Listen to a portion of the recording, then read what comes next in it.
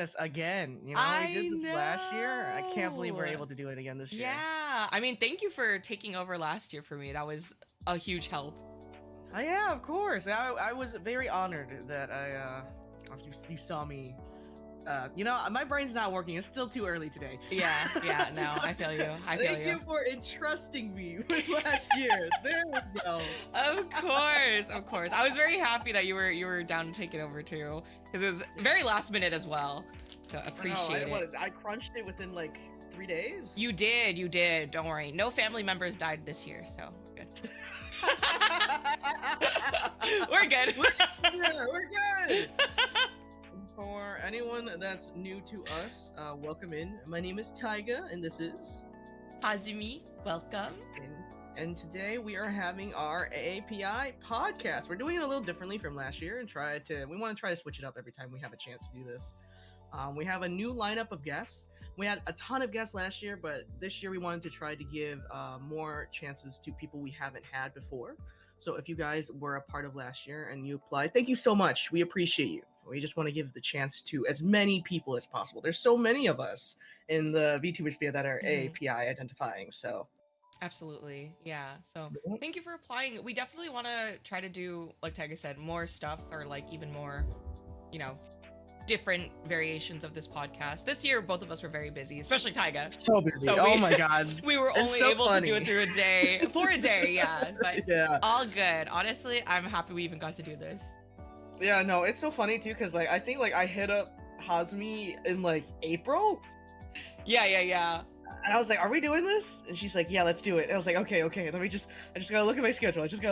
I think May comes around, and I was like, "Hazumi, I'm running out of days." It was really bad timing too, because I had my subathon, so I was like, "Oh my god, like I don't know like what I'm gonna be doing when," because then I had a bunch of like dentist stuff to do too.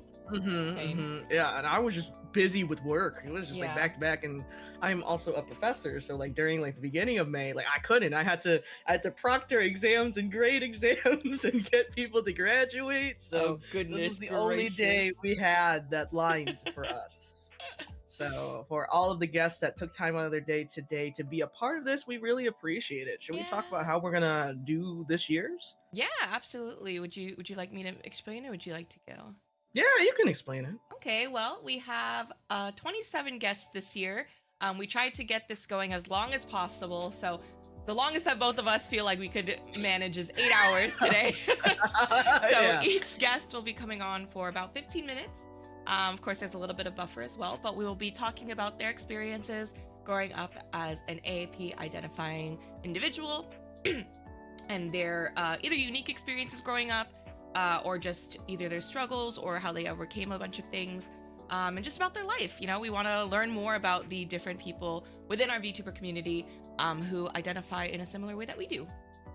Yeah, no, that's gonna be awesome. It's last year was really fun, and we got to hear like a lot of stories from a lot of people, so I'm excited to see what the people got for us this year. Yeah, me too. I remember we were going through all the apps and we're like, oh dang, like this is pretty cool. Y'all like, were interesting, bro. Like, damn. Okay, I see the flavor is in this year. Tell you that. Absolutely. The flavor is in. So I hope you guys are excited. Buckle down, get some snacks. It's gonna be a long day. Yep, I have snacks right now, chat. You should too. I got Mali's coffee. I sent it to Hazumi. This shit has 3 servings. Okay, this shit is crap. Beefy. It actually is. Yeah, 3 servings is basically my like calories for the day. It's crazy. Dear God. In one drink. In one drink, dude. It's so crazy. So if you are also like new to my streams, I have this thing called chat calls it Timer Coon. His name is also Taylor, but it's my timer. So, Timer if you hear this, it's my timer. So oh my God, this is probably so professor coded. Leave me alone! Oh man, listen, I gotta manage my time. What is it the students do now? They call it the Pomodoro method. Oh yeah, Pomodoro clock or something? Yeah, I saw that too. Yeah, one of my students was trying to explain it to me. And I was like, what is that? They're like, yeah, we like time ourselves and then take a break, and then time ourselves and then take a break. There was a teacher in my high school that used to do that. And I never knew like the benefits of it until, well, I never did it actually, but I know he encouraged it a lot. And apparently it really worked because he would do like 30 minutes of like lectures and then like a 10-minute break where he would just like yap about whatever. So I was like, oh, okay. Wow, yeah, no. So I'm one of those sneaky bastards that doesn't need to study. Never studied in my life. You bitch. I know. I have hyper recall, so if I just cram before the test, I'm usually fine. Damn, me when I forget 5 seconds ago.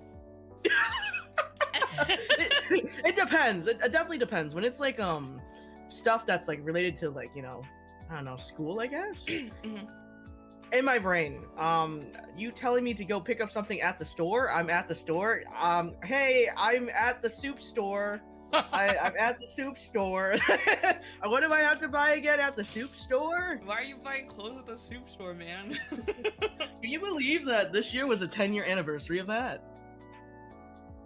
Oh my god. That I know, dude. It made me feel so old, and I still quote that to this day. It's been 10 years. So funny. Damn. I know. Dude, I feel this coffee in my guts. Wait, like in a bad, like you have to shit way? I don't know. We'll find out when we get to our break. Okay, bet. Oh goodness. I'm sorry if you hear me munching. Tag it in chat. I'm hungry. Yeah, I told Hazumi to eat because we're gonna be here for a hot minute. I had some soup before stream, but I mean, like everyone also knows that I always eat during my streams. Hazumi has seen it. Oh, I have, yeah. I don't. You got like the cam going on. My chat just hears me like munching. Yeah, you know, for the longest time, I think like the first or second year of streaming, like I didn't have the camera, but then they just kept demanding to see the food, and I was like, okay, well, time to install a camera, I guess. Brain. Yeah, they just wanted to see me eat. Yeah, honestly, so that's crazy. I know. Hold on, I'm setting it to 15 minutes. Timer Kun. Timer Kun. I haven't heard him in a hot minute. I had to clean his screen up a little. Okay. All right. So our first guest for today is, I believe, Odo Bear. I'm looking at the schedule again. Let me see. You know, I probably should have made the pronoun tag. I fucking forgot to do it again this year. Oh no, I forgot about that too. That's okay. We were speed running this, to be honest. We really were. Yeah, that's okay. Well, we'll ask their pronouns when they come in. Yeah. Oh yeah, thank you so much for the follows, guys. From Althemia, Donnie, and Heavenly Father. Welcome in, guys. Oh my god, Heavenly. Heavenly. I know Heavenly. I think I do too. I feel like I've seen. No, wait. There was this one collab I was with Heavenly. It was like a crab game. It was funny as fuck, actually. Oh yeah, that would make sense. That would make sense. That was crazy. That was a crazy stream. I was so overstimulated, dude. Hiding in the corner. That's me every. Oh my god, every time there's a crab game collab. Yeah. Crab game stresses me out, man.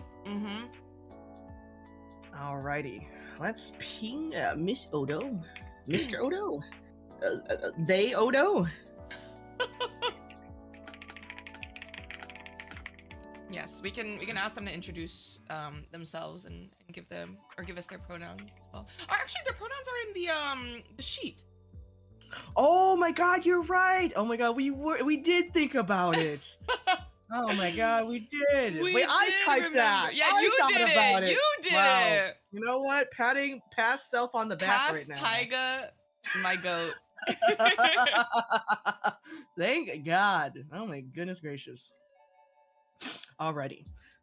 Thanks, Past Tyga. Yo, Past Tyga has been doing a lot of solids lately. Dude, for real, yesterday night, like... Yes. She's like, I gotta do the schedule. And I was like, I already did that. Dude, I did that before stream. Oh my god, my goat. Alrighty, we're gonna drag Odo in. And yeah, let's get this show started. Yay! Alright. Okay, you can jump in.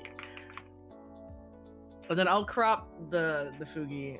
We're in the voice channel, so you see each other's Fugis right now. Hello! Good morning, everyone. Good morning! Good morning. Okay, I must eradicate I must. Oh wait, hold on. I Huh? must eradicate Hazumi on the Fugi for a second. Instantly killed. That's Literally. crazy. I know. In front of me Welcome. too. Goodbye. Listen. I'm working on it. All right, perfect. Okay. All right, thank you so much, Odo Bear. Welcome in. Yeah. Hi guys. What is Hello. up? Thanks for having me. Yeah. Would Of you like to course. introduce yourself and give a little bit of a an explanation about your background or whatever you're Yeah. comfortable sharing? Whatever you are. Yeah, of course. So I'm Odo Bear. I'm a digital illustrator, webtoon artist. I do a bunch of shit. I just came back from ASUN Artist Alley, so I'm recouping from that and just Wait, working on, you like, were at funny stuff. ASUN? Yes, I was at the Artist Alley, just kind of like in a I corner. was It was so also busy at though. ASUN. You were at ASUN too. Oh my god. Wait, did I buy your stuff? That's crazy. I don't I'm know. so curious. No, I want like something from like every table. Maybe I drew a lot of men, so I guess like I don't maybe. know. Do you remember a really tall guy? I don't know. There's probably That a could lot be of tall guys, anyone. right? That's true. Hmm. Tall Asian guys? I don't know. Okay, that's a little bit more rare. Police report be like, Tall Asian man at ASIN buying degenerate things. Did you see this man? Oh yeah, I think I saw like 500 of them. Ah, day. man. Oh God. Okay, So- I'm gonna start the timer. Oh, okay, yay. Yeah, I heard you guys talking about Pomodoro a little bit. Oh And yeah. I like live by that. I live by Really? that with my Oh my work. God. Yes. Okay. Yeah. You would say it's like pretty easy or good for you to Yes, be productive? Okay. It's very healthy for your mental. Even if Ooh. it's 5-10 minutes, yeah. You'll be surprised. I really like it. Yeah. Yeah. Okay. Say Maybe that. one day I'll try it. I don't think I've ever needed to, but I'll try it just for you. Oh, thanks. let's see how you'll be like, I fucking hate it. Why would you Okay. do that? Why would you take a break if you could just do the whole thing in one go? Like, why would you do that? Okay, I have your application open. Okay. I see that you're Midwest born. My Midwest people. Honestly, Oh, I saw yeah. your application. It said Midwest. I was like, that's my people. I gotta have them. That's me. There's not I'm many right of here. us. Not many. There is yeehaw not. No, Asians, not be a lot at honest. all. Mm-hmm. Let's see. Sino-Chinese refugees of Vietnam grew up on Vietnamese food. Native tongue is Cantonese and learn English through media. It's so relatable. It sounds like me. Is this me? Is this your alt Yeah. account? Am I also a sexy lady when I close my eyes? I don't know. You can be whatever you want. It's true. It's true. But- It's true. Yeah, but yeah, just like I have mine pulled out too because I'm like, wait, what the fuck did I type? Because I was like, okay, I just need to So get like, valid. how do I like describe myself and get like the vibe right? So literally, like I was like, yeehaw, Midwest born. You already know there are like no Asians here. None. None. We're like the two here. Is that real? Oh my god. Population is I'm too. West Coast Asian. I'm spoiled. I Yeah, did not there's, like, know no what life was. Asians here. You are one of millions. Yo, Literally. I was the one Asian at my high school and middle school and elementary school. Yeah, and like looking back, okay, did you ever buy yearbooks and then everyone's like, oh my god, Asian persuasion, and then you realize you were just the token Asian friend? Yes! And you're like, Yes. wait a minute, these are microaggressions. Yo, they, I they was actually don't. invited Oh to the my Science God. Olympiad Oh thing. my god. Oh no. And you want to know why they wanted me to be invited? They were like, oh, it's because you're Asian, so you're automatically smart. I looked at them, I was like, what if I was fucking stupid? What would happen then? me. That's Oh what my I mean. god. Yeah, people are like, why are you so bad at math? I'm like, okay, bro. All right, man. Oh my god. Mhm. Stereotypes destroyed all of us in every way. Yeah, for sure. Actually, though. So do you only know Cantonese then? You don't know like Vietnamese or anything like that? It's like I know like Vietnamese food, and like most of my favorite food is Vietnamese food. I really like bun xào, which is a savory Bánh xèo crepe. ngon lắm ạ. Yeah, I gotta like drown Yeah. it in fish sauce too. So Yeah, but then in maybe I am you. Oh yeah? Maybe I am you. Hiểu một tí thôi hả? Whoa. Whoa. So yeah, so I only speak Cantonese. I didn't learn how to read or write it. I took Mandarin Chinese in high Oh. school, and I learned that they had the same written language.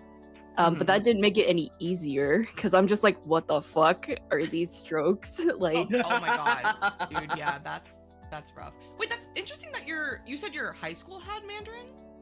yes, yeah. Oh, mine didn't have that shit. I had Spanish, French, and German. I was gonna say, I feel like that's very interesting for like a Midwest school. Yeah, it really is. Yeah.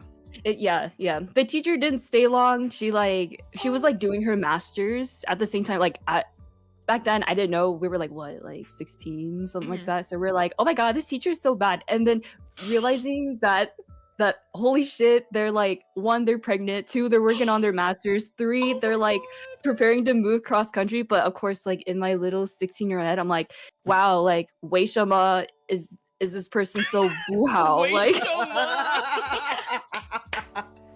oh man. Oh my goodness. No, I feel like that is when you get older, you start to realize like, damn, like I probably should have thought more highly of said teacher. I think it's just the rite of passage. The frontal lobe just isn't there, and it's true. You know, you're stuck in your high school clique of seeking validation and like trying to figure out like who you are, because it's like there's only like 2 other people that look like me, and everyone likes me, but does everyone actually like me? Yeah. Kind of thing. Like, is it because you're like unique, or is it because like they actually exotic? Oh god. Oh my god, you're so exotic. That is so cool. Bitch, I am Han Chinese. That's like 95% of the whole Chinese blood. The amount of times I was told, hey, are you Asian or Chinese? I'll be looking at them like, y'all know Asia's a continent, right?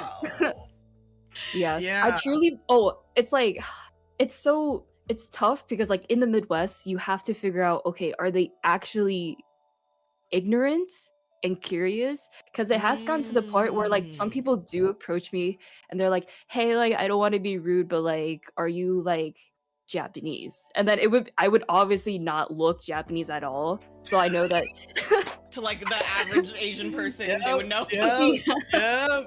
So it's like I've learned a lot from like, okay, this person, okay, high schoolers, like they're just dicks. Like everyone's a dick in high school.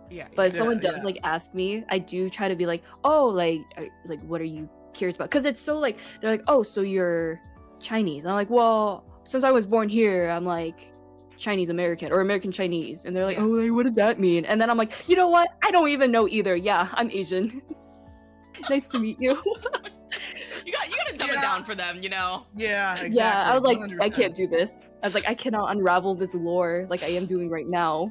You've been there for like half an hour for this random person. Exactly. And I only have 15 minutes out. I only have 15 minutes, so. It's real. Yeah, but is there anything that you like have as like that you've experienced, I guess you would like think is like a bit more like unique than to like yeah, for sure. I think, and this will play into like navigating stereotypes as like a kid, but like my parents who were immigrants of Vietnam, you know, a lot of immigrants would like their child to succeed, you know, with that generational trauma, generational guilt, you should succeed. But hey, because but because they were so uneducated, they like didn't finish high school, they really didn't know like what like you should do except to do your best. The rest was kind of up to me. But of course, when your parents are like, yeah, we don't really know anything, yeah, you had to learn everything by yourself and navigate, you find out the hard way on like how to ask questions and how to get to like, what do I need to do to make them proud, make their sacrifices worth it. And usually they're like, oh, doctor, lawyer, engineer. But my parents were actually not like that. But I still went into that route because I was so pressured by stereotypes around, you know, with like Hazumi, like, why aren't you good at math? Be like, what the fuck? So I have to be good at math? So there's a lot of stuff like that. Like, oh, I have to be good at math. Oh, I have to be good at science. And I took that with me throughout high school and college until my 3rd year, because I was doing 3 years of like software engineering. I was like, okay, I'm going to be that eldest daughter, STEM legend, you know, for this family. And I just like burnt out. It just wasn't what I wanted. I went after this like false narrative that stereotypes have placed on me when my parents have not really been like that. But I know that might not be the case for a lot of people in the community. I know we're relatable by like wanting to make our parents proud, and I know there are some parents out there who may have put a lot more pressure on their kids to pick that route, but Yeah. I hope that by hearing everyone else's stories here and seeing like what they're doing, it inspires and motivates all of us to continue to do our own best and to prove ourselves to ourselves. Yeah, I think it's really cool Mhm. that you decided to kind of like step away from like these stereotypes or that pressure and do something that you wanted to do. Because in your application, it says that you went, yeah, from STEM to what you do now, designing and art. So I think that's Mhm. really cool. I feel like that's very, very commendable. Even like, you know, I don't know like if you feel this way, but I have like a very similar feeling where it's like eldest daughter having to navigate things on her own. Yeah. And I feel like Yeah. making my own decisions is always very pressuring, and I sometimes like may or may not regret or be worried about regretting it, but I hope that you do not feel that same worry. For sure. Getting over the Mhm. guilt is the hardest part, honestly. That's the Yes, first step, absolutely. And you start to Yeah. learn that you have to live for yourself. Mhm. That's But super you're not awesome, alone. though. That's the Yeah. biggest thing is you have to remind yourself that you really are not alone. You are surrounded by people who may not have the parallel experience, Yeah. but they know the feeling of isolation. They know the feeling of the language barrier, not being able to communicate with their family Yeah. and having to grow up in the melting pot. If you're from America, in the melting pot of the world, it's very confusing. So in these times, it's best that we give grace and we give our support. Yeah, absolutely. I think that was like a big thing when we were making this podcast and like looking for people. See, we really wanted to find people that had like kind of what you said, like not completely parallel, but kind of like tangential like experiences, like, you know, Yeah. like all of us having that same like eldest child needing to navigate, but we all come from like different backgrounds kind of Mhm, thing. So mhm. it's Eldest child yeah. syndrome. Yeah. Eldest Wow, Yeah. feel it. Oh, yeah. So I feel like that's really nice. I hope that you are able to also like find some people that you can relate to as well during this podcast. Yeah, I'm really looking forward to like chilling and just listening to everyone share their stories, because I definitely do feel I feel so heard like already, just being able to share just a little bit about myself and having you guys go like, yeah, I get it. Yeah, I'm also in the Midwest, one of two. Yeah, baby. Let's go. I am also eldest daughter, bad at math, you know. Yeah. Oh my gosh. No, that I completely agree. Like I feel the same exact sentiment where it's like, damn, like that What the hell? that is exactly how I oh hello. Apologies. What is that? That's His my phone. cellular device. I was like, is that timer? Hello? That's cute. Cute timer cooing stings. But yeah, no, I'm so happy that you can feel like, you know, heard and seen. Is there anything else that you wanted to share with us as well? Let's see. Yeah. We want to give you time to be in the spotlight. Oh, I like ran out of things to say. But I can relate to Taiga. I know that you cook a My lot. apologies. Yes, Um, I love cooking. Yeah, I see like all this good food, and I'm like the same way, Yummy. and I'm like, this is a motherfucking love language, and I think that it's important to also find ways to take care of yourself too. Oh yeah. If you're away from, and a lot of immigrant families, or AAPI, they usually show love through food. You know, a lot of people probably also say like, yeah, I don't remember the last time my parents said I love you, but they give me cut fruit. Yeah, like when you have a fight and they don't say I'm sorry, they just give you fruit. Yeah, Oh and my it's God, yeah. So true. It's so true. it's always so nicely peeled too, and so even that is so like, it's so confusing. It's so confusing. What is like, how do you receive love? My parents are working hard. It's so confusing. So it'll always be a ongoing like self-improvement journey, finding ways to serve yourself. Yeah. And I am trying to put a lot of that into practice as well. What else? We need What to else break to the share? cycle. You got 2 minutes, my friend. I got 2 minutes. Okay, perfect. All right, thank you everybody for coming. I got one more question. Yeah. What did you feel like it felt? No. How did it feel like navigating the waters of switching to STEM to a creative journey instead?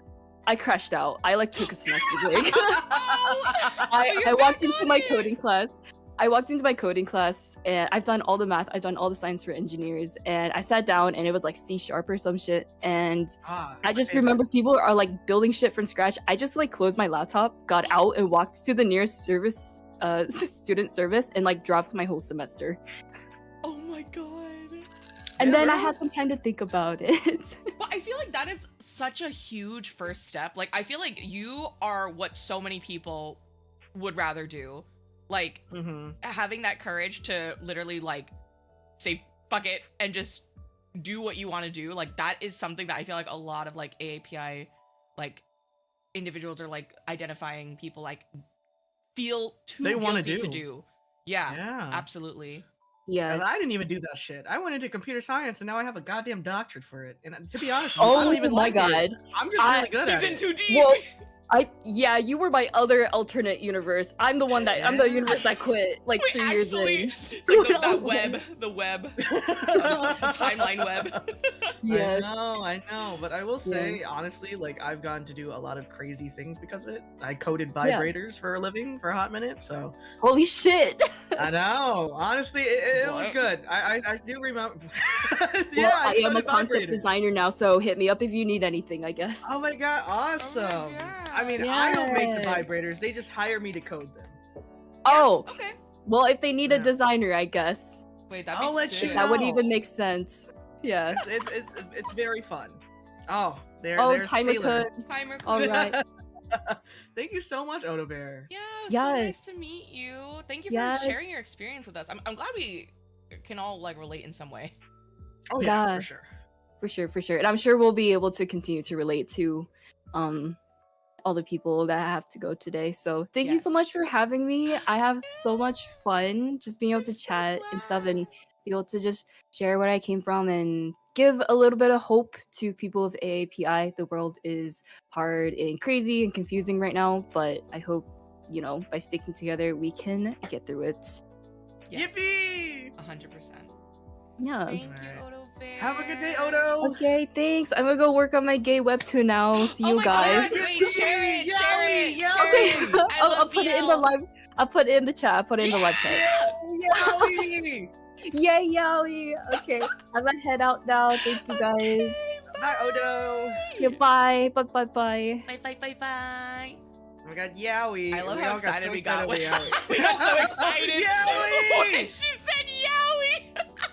Oh man. All right, let's have our next guest in. Yowie sweep. Yowie sweep. Okay, let's see. Marine Park?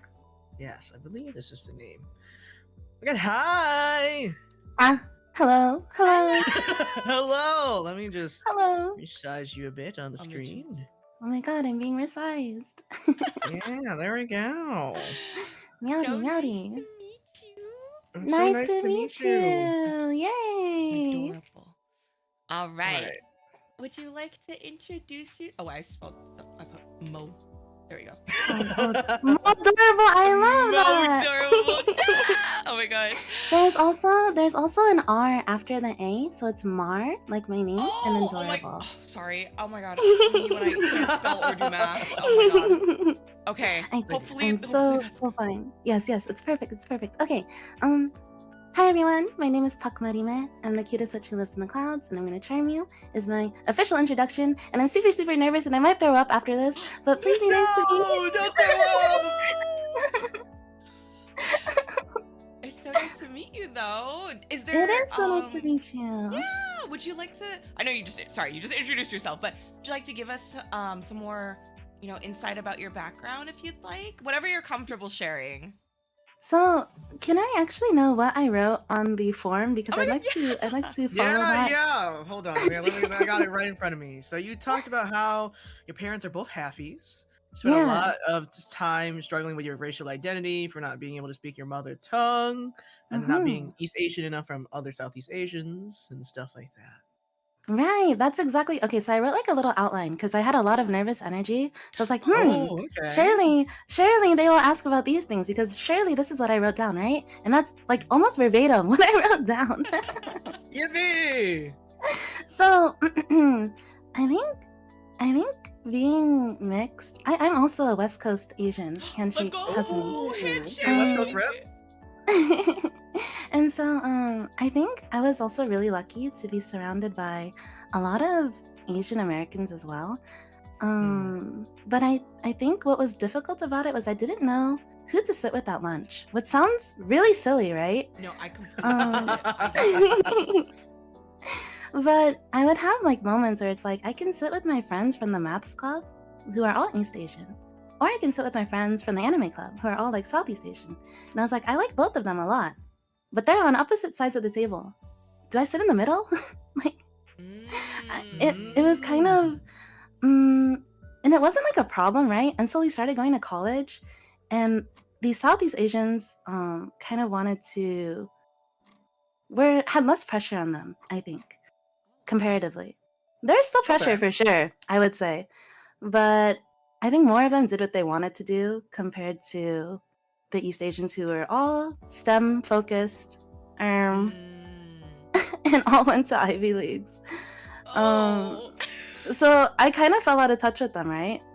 Mm-hmm. But Yeah.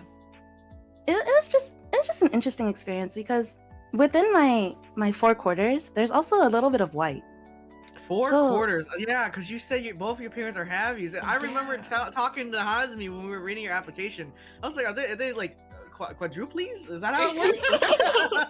They call us 4 quarters, yeah. So my father's side of the family and my mom's side of the family, they just refer to us as like, I don't know if this is really mean or not, but they just refer to us as the mutts.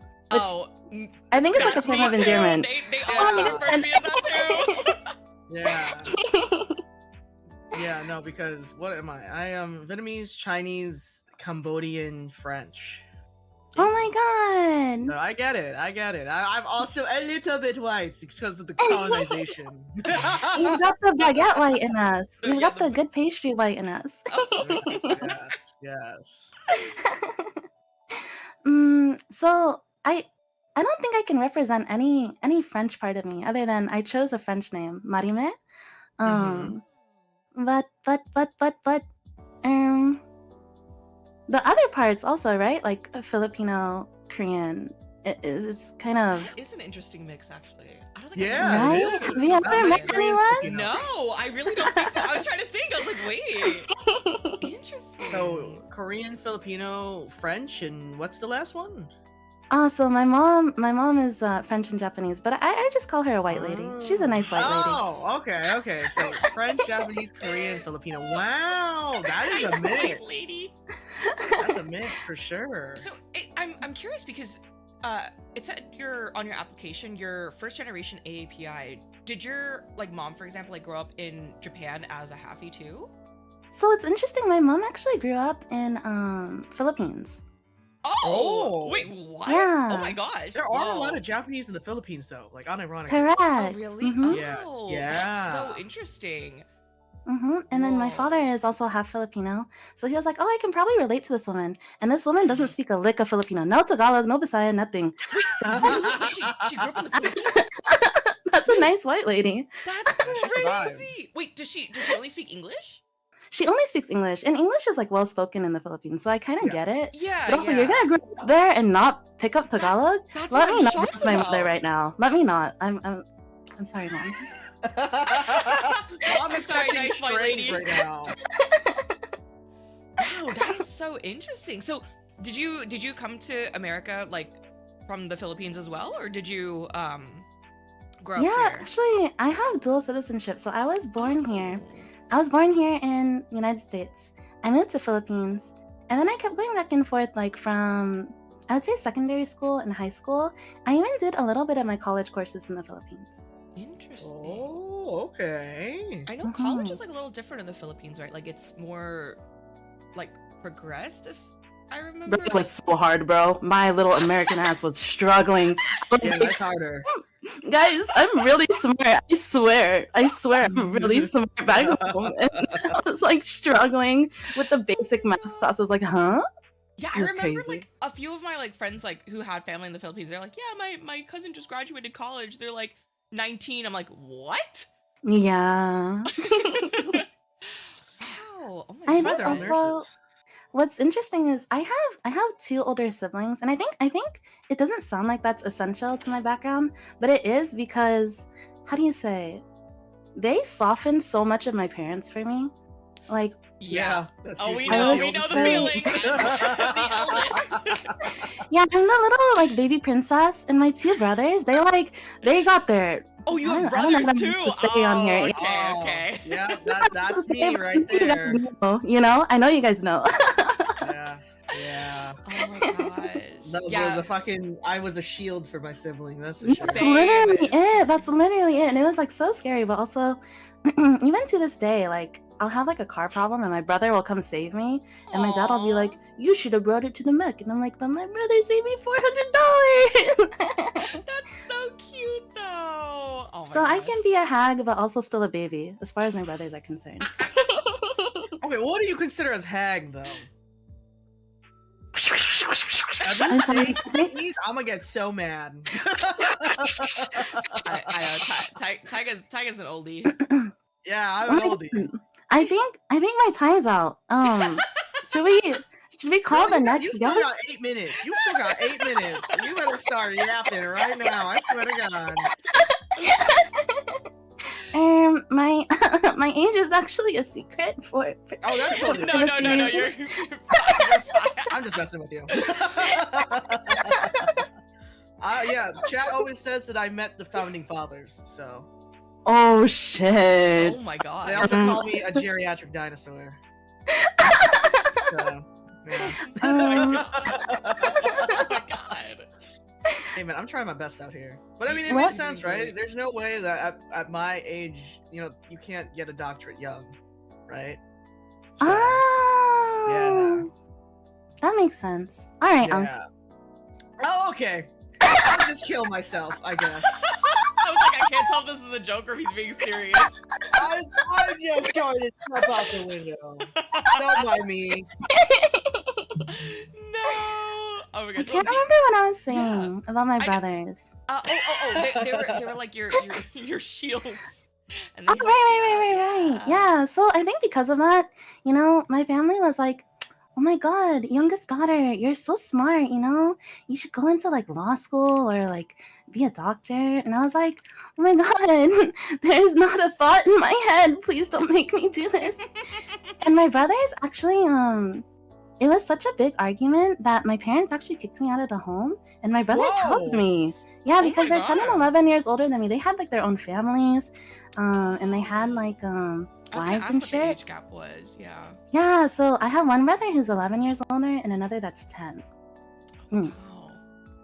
Wow. Dang. I mean, I'm really glad that they like took care of you. I feel like that's something that like I feel like it is, but also isn't very common in like Asian households where it's like the sibling feels like they have to take care of you or not. I definitely feel like that. Really? Yeah. Yeah. Like I always like maybe not as much. Like definitely more now than when my sister and I were growing up because we only had a two-year age gap. So I think when you have that like larger age gap or like as you get older, you tend to be Yeah. more like protective of your sibling. Yeah. Yeah, my age gap with my siblings is very large, and I'm basically their parent. Like I raised them. so I forged my yeah. mom's signature on all the parent Oh, permission slips. and- Okay, well, They did You know, that took 'em to school and too. stuff. Yeah, Yeah. yeah. My brothers are so cool. They drove like a lowered Supra and they like blasted music out the cars. And I West was- Coast Asians. West Yeah. Coast. West Coast Yeah, Asians. I would pick up my siblings like on my motorcycle all the time, and it was really fun. Yeah. Oh my god. All the memories. I think I Yeah. should call my brother. Aw. Do you get to see them often at least? So I've since moved out of the home for like 8 years now, Mhm. but I go back and visit very often. And sometimes Okay. they fake family emergencies to get me to come home, which I think is really funny. Wow.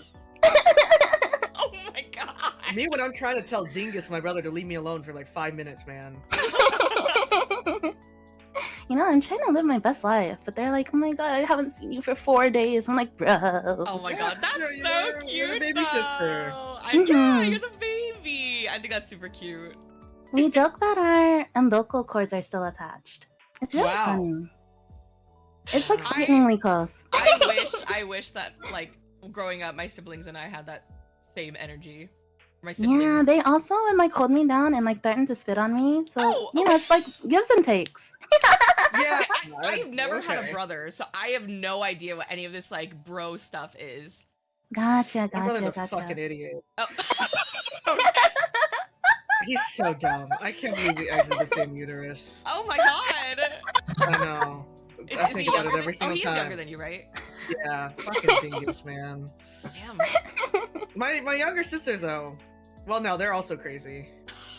Okay. Satan. They're twins. Twins. The younger so- sisters are always like that. Yeah. Hey, Yeah. Taiga, can I have a time check? You got 3 minutes and 40 seconds. Oh, I wanted to drop one more really interesting piece of lore. Oh, was yes, that please, Yeah, please. go I'm ahead. actually not the baby princess anymore. I have a younger Oh. sister who's 13 years younger. What? Yo, your parents are getting busy. I'm so sorry, but they really are getting busy at at decades. 4 kids. It makes my brain fucking hurt. But yeah, I think it's crazier that they have them so far apart. I Yeah. know. My mom is a specimen. Sorry, mom. I'm sorry. Yeah, Lovely it's white odd. lady. She's a kind white lady. Holy guacamole. Oh my goodness. I mean, So good from my for oldest her, brother to yeah. youngest sister is 24 years. Isn't that crazy? Yeah, Matters. that's That is- a big Oh my God. gap. Okay, You know what? I say that, but I also have siblings with very big age gaps, but they're from different parents, so that makes more sense. Yeah, we got Ah. the same parents. Wow. They just crazy, yo. Dude, I mean, good for your mom for having like healthy pregnancies. Yeah, Yeah. good for her, I guess. Yeah. I like being the baby princess. Good for her. Oh my Oh God. man. Wow. Oh my gosh. Dang. I hope, well, now you can spoil your baby sister. She's so spoiled. I let her pull on her Genshin account until she got Vente, bro. Like, bro, that was so many dollars. I'm so mad. I'm so Oh my mad. God, She's wait. so unlucky. My, How is she so the way unlucky? I thought she was like 2 or something. I was like, damn, pulling What on she is. Genshin? She's old enough to enjoy Genshin Impact. Oh my god, that's so funny. Wow. Old enough okay. to enjoy Genshin Impact. You know, I never thought I'd ever hear that in my entire life. I know. Dude, Dang. that really shows our generations. Oh, I'm sick. Absolutely, My absolutely. tummy hurts. I think that's Elise coffee, dude.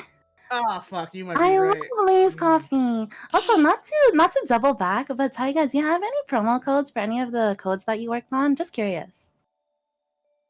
The My hand is vibrators? out. My hand is open. Wait, the Like the sex toys? I do. I was like, what actually do. codes?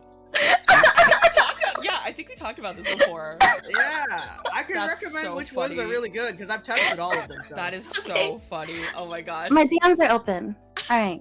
I'll drop them for the whole class later. I was like, codes? I was about to say, like, are we talking about like my Vite Ramen code? I know what I was thinking too. I was Like, no. which code are we talking about? The sex Oh my toys? Okay, I God. get it. That is I am so for the funny. people. Yeah. I'm the Okay. people. I'm the people. It's me. Yeah, if It's me. you had a good goon to a vibrator, you should thank me. I did that for you. Nice. I coded that. Holy shit. All right. I'm gonna throw up. Thank you so much for having me. I'm leaving. I'm ditching myself. How do you say it? Okay. Goodbye, everyone. Thank you so 29, much for 28, joining us 27. today. Hey, thank you for being here. Thank you. So nice to meet you guys. Have a really nice rest of the day. Make sure you eat something, okay? And drink something. You got like Yeah. hours. Yeah. We have I'm like hours. slowly snacking on crackers and drinking energy drinks. Yeah, I got cool feet. Yahoo! Yeah. Okay, good work. Good work. I look forward to hearing everyone else. Have a wonderful day. Bye, Bye, Melty Mint. All right. Oh, you're big on my screen now. Oh yeah, same. Oh, there's wow. Taylor. Perfect timing. Good job, Taylor. I know she prepared for that one. I know. Man, am I actually gonna have to put my codes out now? Why not? I don't know. I think everyone I'm not a not safe for work creator. I'm a safe for work one. Which is always shocking. I think everyone's always surprised. And like, you don't live for the Gooners? Well, I did this before VTubing, so. But I mean, putting codes out, I feel like that's not weird. Maybe I'll have to ask them to update it as my VTuber. They're all like personal codes. Oh! So. Yeah. Then they also like, send me like the toy stuff for free because I coded it, so. Yeah, so I just have boxes and boxes of vibrators everywhere. Wow. I know. Dildos. Right. We must get civil in. It's true. We must move on from the vibrators. Yes, yes. All right, civil. What did I join in on? My Apollo cheese. It's just Apollo cheese. Just getting people a good goon.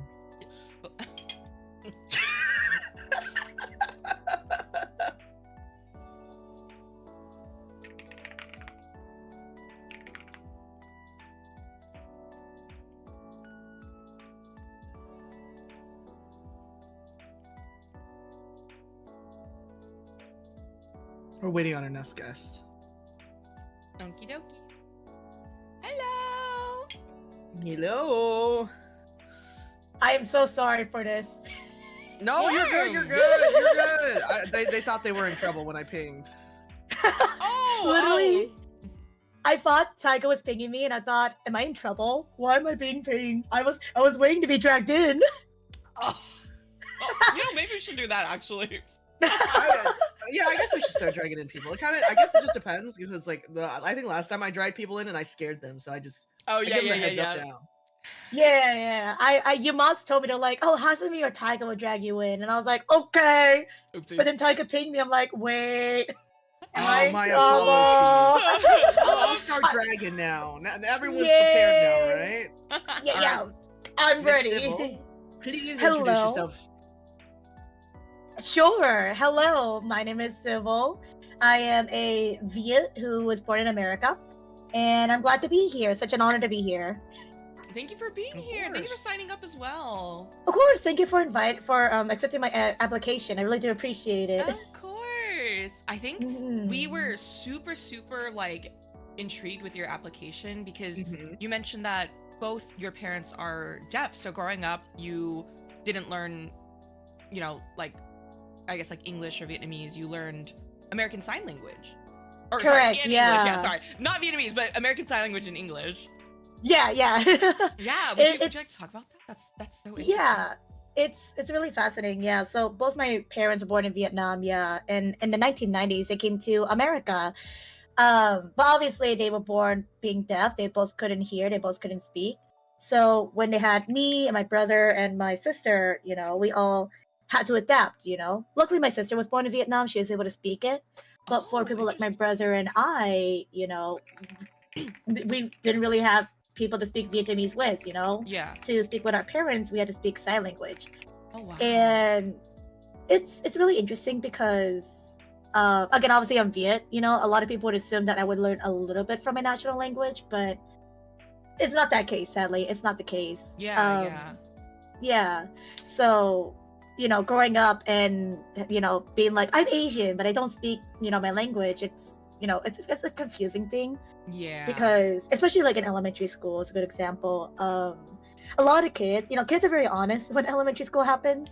Yep. Oh, yeah. And they are brutally honest. And I remember times when I would just be in the playground to come up and be like, oh, like, why don't you speak to your parents? Or like, why don't you speak your own language? And I would just sit there being like, because I can't. I didn't really have the ability to do so, Yeah. It's kind of hard, yeah. And it didn't help that later on, the more just, go through the years, I just eventually just never learned it. Yeah. Just because, like, I never had a point to use it. Especially, like, Hazumi, you said you're from the West Coast, have a lot of Asians nearby you. Yeah.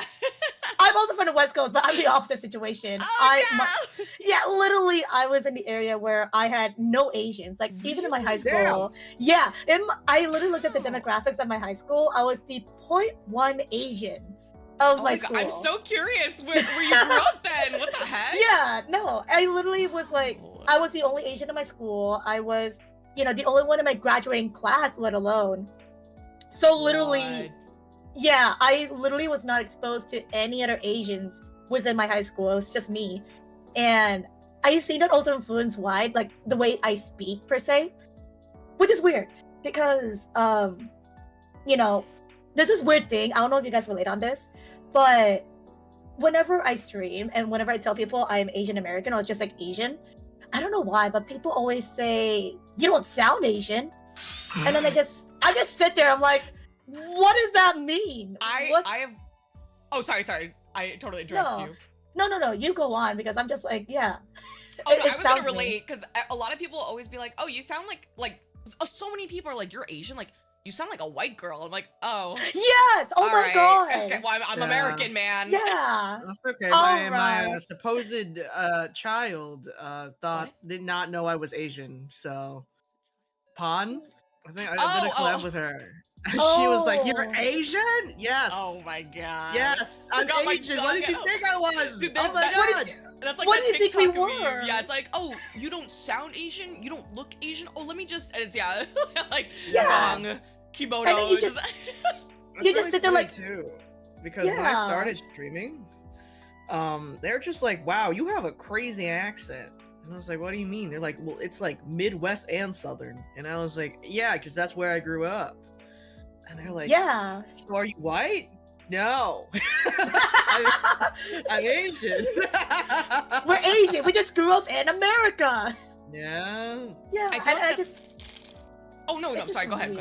No. It's just weird because they like, what is an Asian supposed to even sound like? I don't get it. Whenever people say that, yeah, it's like, I don't know. Like, did they want it to sound like a Jackie Chan? Did it want it to sound like a Michelle Yeoh? Like, do you want it to sound like that? I don't know. Like, what did he mean by? When it means by you don't sound Asian. I feel like that's genuinely what they think because they're not exposed to like a younger Asian generation that like actually grew up in America. You know? Yeah. I actually used to have a heavy accent. I wasn't born here, so my accent was quite strong, but then I adapted and now I sound like this. I don't know if it's worse or not, to be honest. No, like honestly, I feel like at least from Taiga, at least can tell. I don't know, maybe for me, but like I think because you always say that you're Asian, that's why I can tell. But I think for real. Yeah, I think for me, it's just like it's kind of hard for me to say that I'm Asian, especially when I'm Viet, because it's just scary to say like I'm Viet, and I summon all the Viets and they speak Vietnamese to me, and I'm like, frick. It's always that hard situation, especially like on streaming. Yeah, like at least for me, I've seen a lot more Vietnamese people on streaming than I have my entire life. There is, and it just gets... I'll be honest with you. Even though I've seen a lot of Vietnamese streamers, they don't know how to speak Vietnamese. So really, I've actually been teaching a lot of streamers Vietnamese. They've been asking me to teach them because I'm so glad. I think that makes me feel a lot better because, I'll be honest, I get really scared to speak Vietnamese in streams and just in general. Because I have been judged for it. Not gonna lie, I have been judged because I sound not Asian. Whenever I try to speak Vietnamese words, a lot of Vietnamese people look at me and they go, huh? They go like, huh? Because I don't pronounce it right or something. And I do feel guilty about it. That I don't have the accent or I don't pronounce it. And I can't really do much about it. It's just a thing really where... funny though? If you went to Vietnam, they would probably call you Viet Kieu, which is like American Vietnamese. And they love the American Vietnamese accent because they think it's so cute. Do they?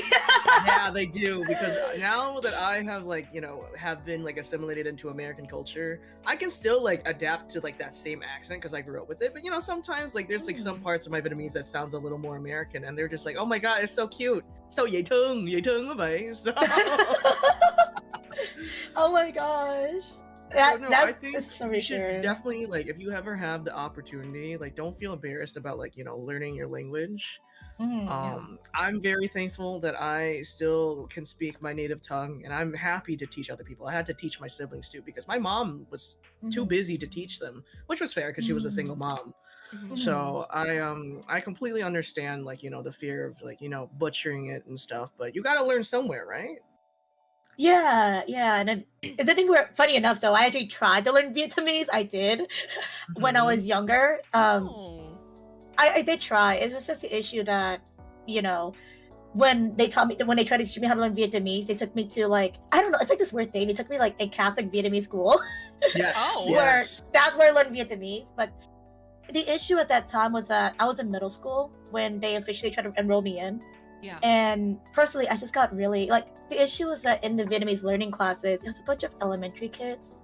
And as a middle schooler, you feel that, like, self-ashamed and like you feel like embarrassed that you have to be put in this class with kids. And at one point too, they put me in, like, the level 2 Vietnamese class, and they're like, oh, you're not doing that well, we're gonna put you in the level 1 class, which was for the even younger kids. And I just felt really embarrassed, I just feeling older than them and not knowing Vietnamese, and half these kids can even speak a little bit of Vietnamese. I just felt really awkward, and I just felt ashamed that I just eventually just pulled out of it. I didn't even get anything out of it. I just didn't want to do it. Because my self-esteem. It just I wanted to learn. I really wanted to, but to stand across these kids being taught by people the same age as me, let alone like a few years older.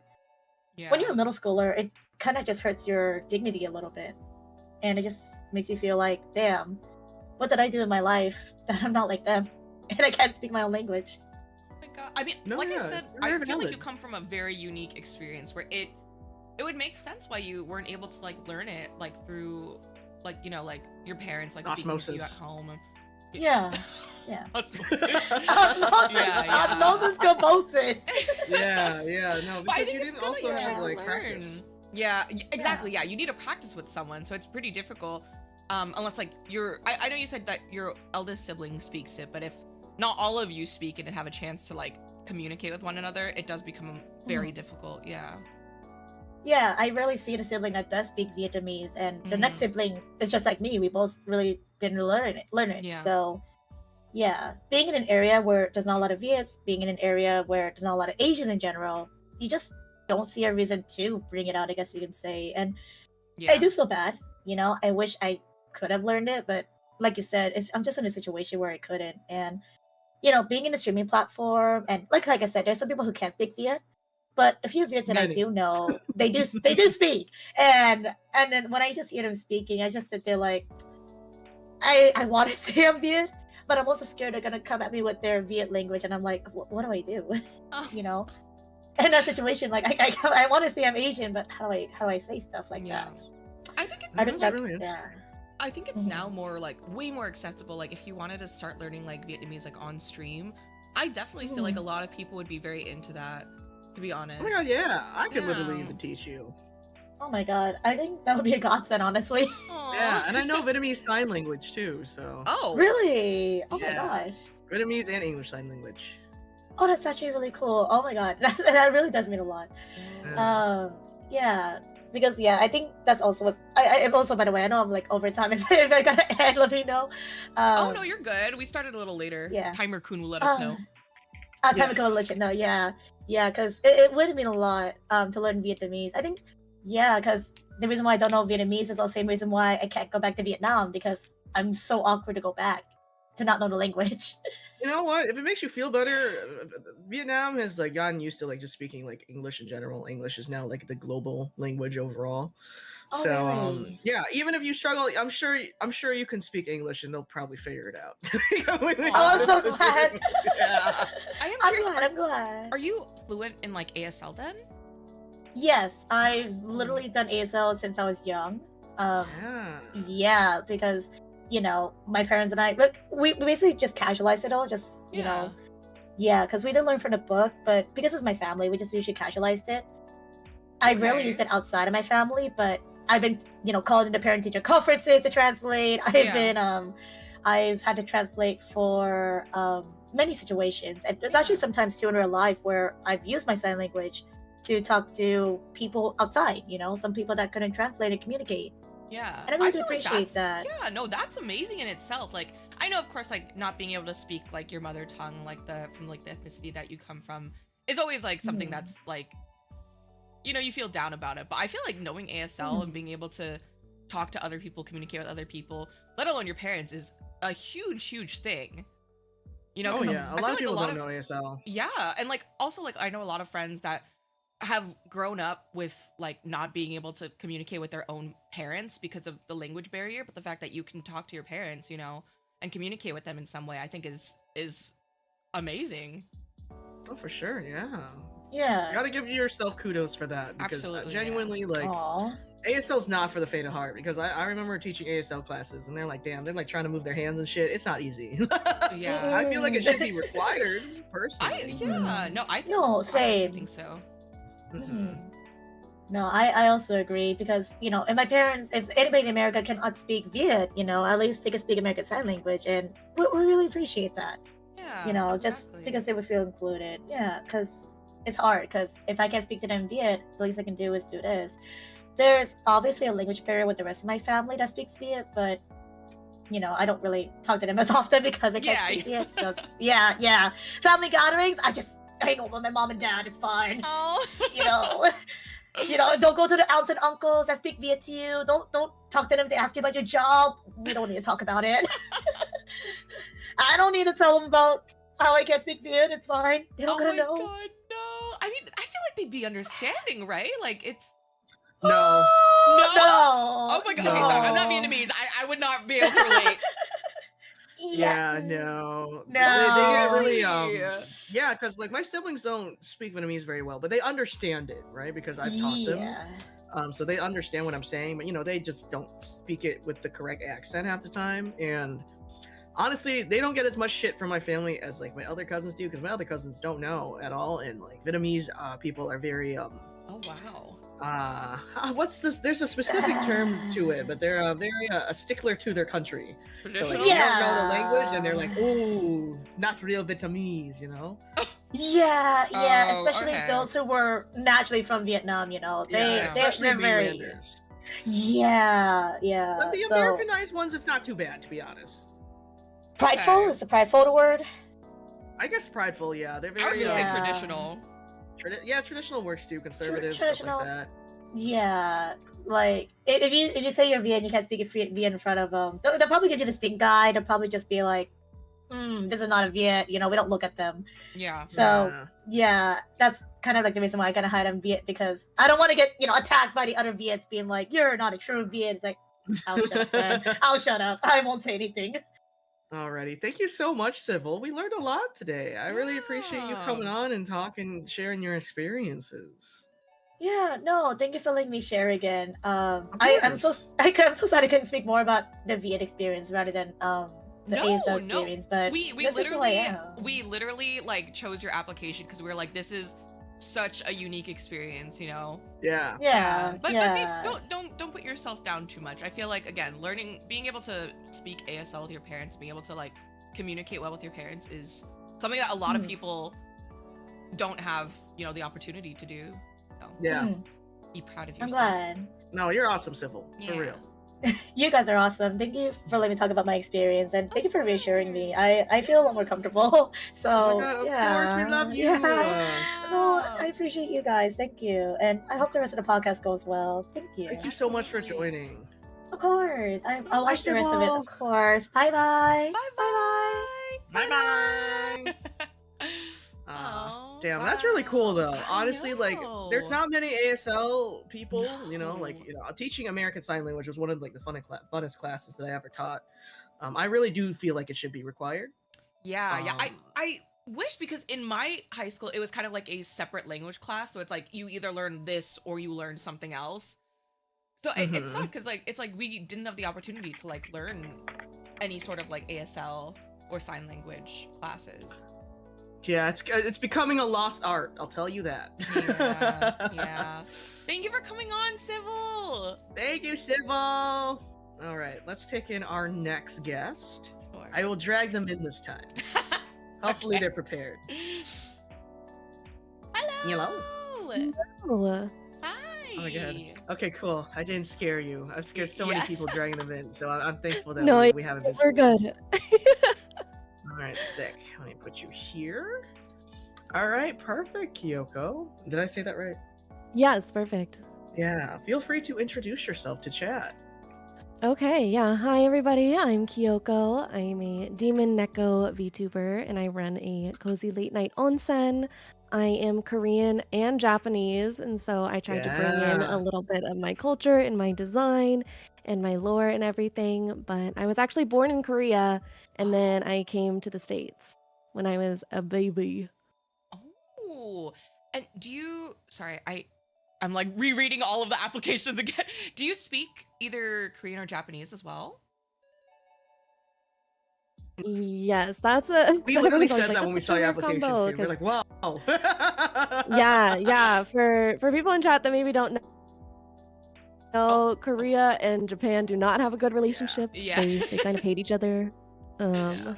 So That's why we were so Yeah. sure. Some We're of like, my friends wow, too. Korean Japanese. Yeah, I have a few Korean Japanese friends, and I was like, that's crazy. That's a Yeah. crazy yeah, combo.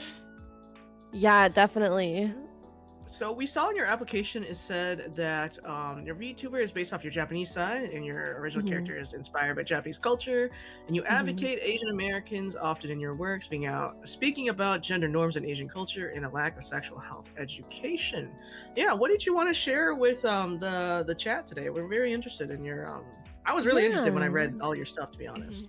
Yeah, so a little bit more about my background is I was actually adopted by a white family in the States. And Oh, so I was okay. raised in white culture as an Asian American on the West Coast. And so oftentimes it was very difficult to figure out my identity because I was too Asian to hang out with the white kids, but I was too white to hang out with the Asian kids.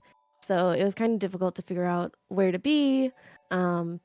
People would see my white parents and be like, who are these your parents? Like, people often thought that maybe there was some sort of like weird situation going on with them. And so it was a difficult time. I was lucky because there are adoptee groups that you can join, and so I got to share that experience with other people.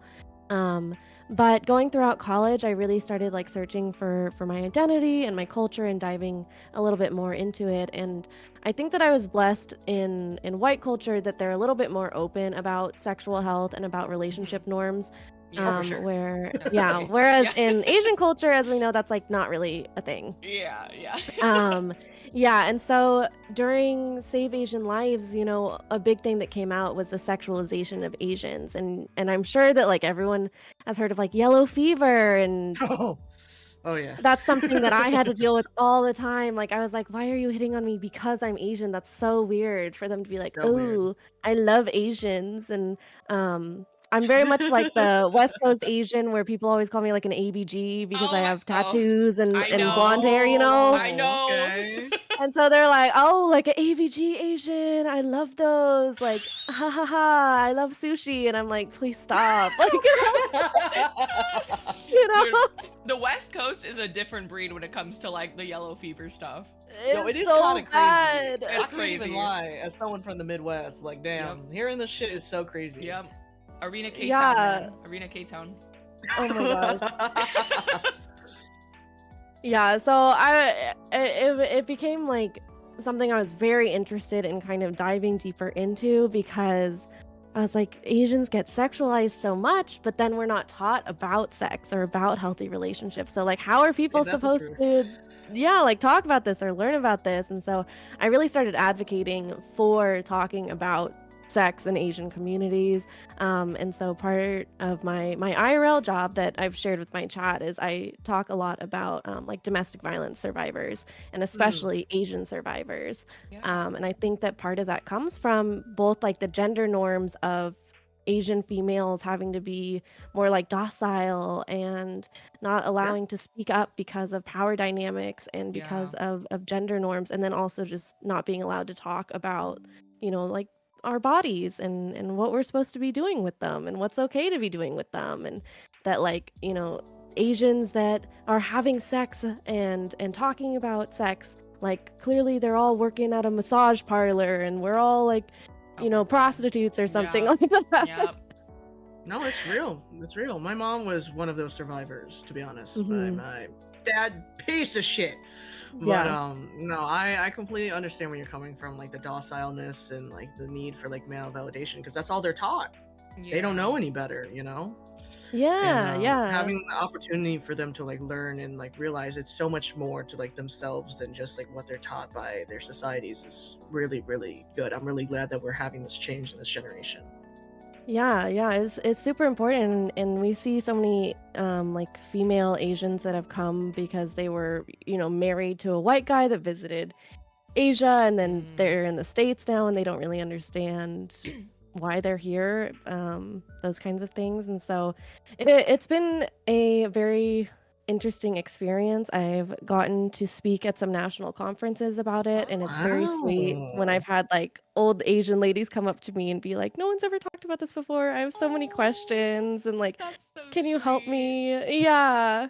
And so I always say that like in my stream, one of the reasons it's 18 plus is not for like lewd senses necessarily, but just so people can talk about sex and they can ask questions about it, and it's like a safe place to mature explore topics and that. stuff like that. Yeah, because there's so many like places where you're not allowed to have that as an outlet, where it's like not okay to talk about it, especially as Asians. Yeah. Oh, yeah. Definitely. I feel like it's nice because like I guess like with the old lady as an example, like like so many Asians are very, I guess to themselves, are very closed off about that kind of topic. So like when you bring up like mental health or sexual health, it's kind of like like a taboo to them. So I think being able to like open up, the floor for like questions and encouraging them, like it's not like a weird topic or it's not like something that should be looked down upon. I think that's really good, especially for the older generation as well. Because I feel like now, for sure. Yeah, with us, like we kind of understand like, okay, no, like mental health is not just like doesn't exist and it's just something we're making up, kind of thing, yeah. So I think it's nice, that you can teach that to like every age. Right, yeah, it's like you're never too old to learn and explore those things. Absolutely, yeah. That's awesome, Yeah. though. That's really cool that you're doing that. Yeah, it is really cool. I don't know many people that are doing that, so that's sick as fuck. Exactly. Thank you. Yeah, it's been an interesting journey. I definitely have learned a lot about like other cultures, which has been interesting just to see how relationship norms show up in different Asian communities. Like just looking at Japan versus Korea, and then talking to my friends that are like Viet or Chinese or Filipino. Like every place is so different about their dynamics. That's true. I was curious actually, because I had no idea you were adopted. That's crazy too. Like that's a whole other layer of stuff. I know, that's like a whole that's a whole other ball game. I was so like, curious, what do I talk about? Yeah, like so how did you start to like get into like wanting to learn about like your background and like the ethnicities that you from, like like the places that you come from, basically? Like what got you into that? And, like how did you kind of start to like dive into that those topics? Yeah, well, so my brother is also adopted, and funny enough, blood related, we're technically cousins, but like Wow! Wait, that's Dude, the layers to this crazy. onion is crazy. Oh my god! yeah, blood related, we're cousins, but Wait, like was that like intentional? Like, did they know that, or? They didn't know that originally, but yeah, there's like we just happened, it's like a small town where we were adopted from, it, so it just happened to be that when we did like blood testing and all that kind of stuff, so that was like really interesting to find out. But yeah, growing up, he went about his identity very differently. He was like, be as white as you can, don't talk about being Asian, don't make Asian jokes, like we just need to blend in, that's the safest way to go about it. And so he's 4 years older than me. So I really looked up to him and I was like, okay, like that's how I survive. And so that's kind of what I did throughout high school. And then when I went to college, I was like, oh, like it's okay to be Asian, like I want to look more into this. And so we had like an Asian cultural center.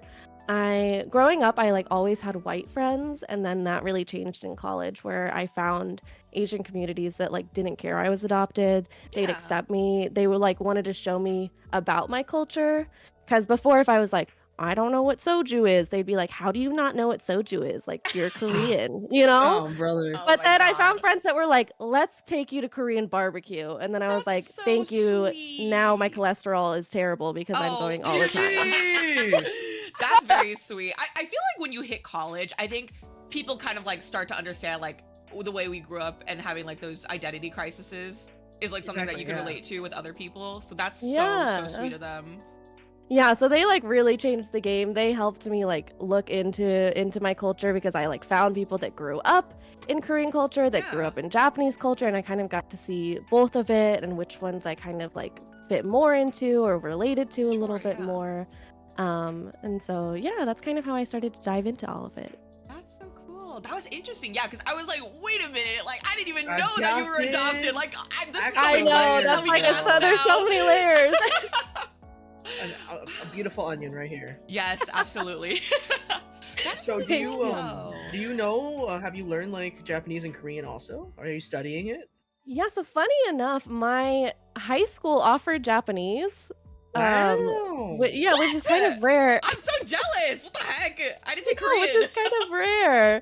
Yeah, so I took a little bit of Japanese through high school, but it was still kind of during the time where I was like, is it okay I'm taking Japanese? Like, aren't people going to think that I'm weird that this like Korean Japanese girl who's raised by white people is taking Japanese? Like, there were so many issues with that.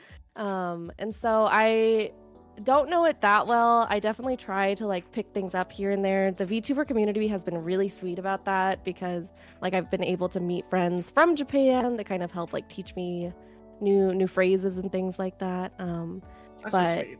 That's sweet. Yeah, they've been, everyone's so kind. Dang, I can't get over the Japanese in high school. There was only like a little bit of an area I knew that did that. Not mine. I'm so not jealous. mine either. What the heck? Trust and believe, not mine either. I was crazy. So yeah, it was really random. We had like Spanish, Japanese, and Arabic. I don't know why those are the languages that they chose. What the heck? They were just like, we'll take a little of everything. I don't know. Pick your choice. Oh my god. They just got a little bit of every continent here. Yeah.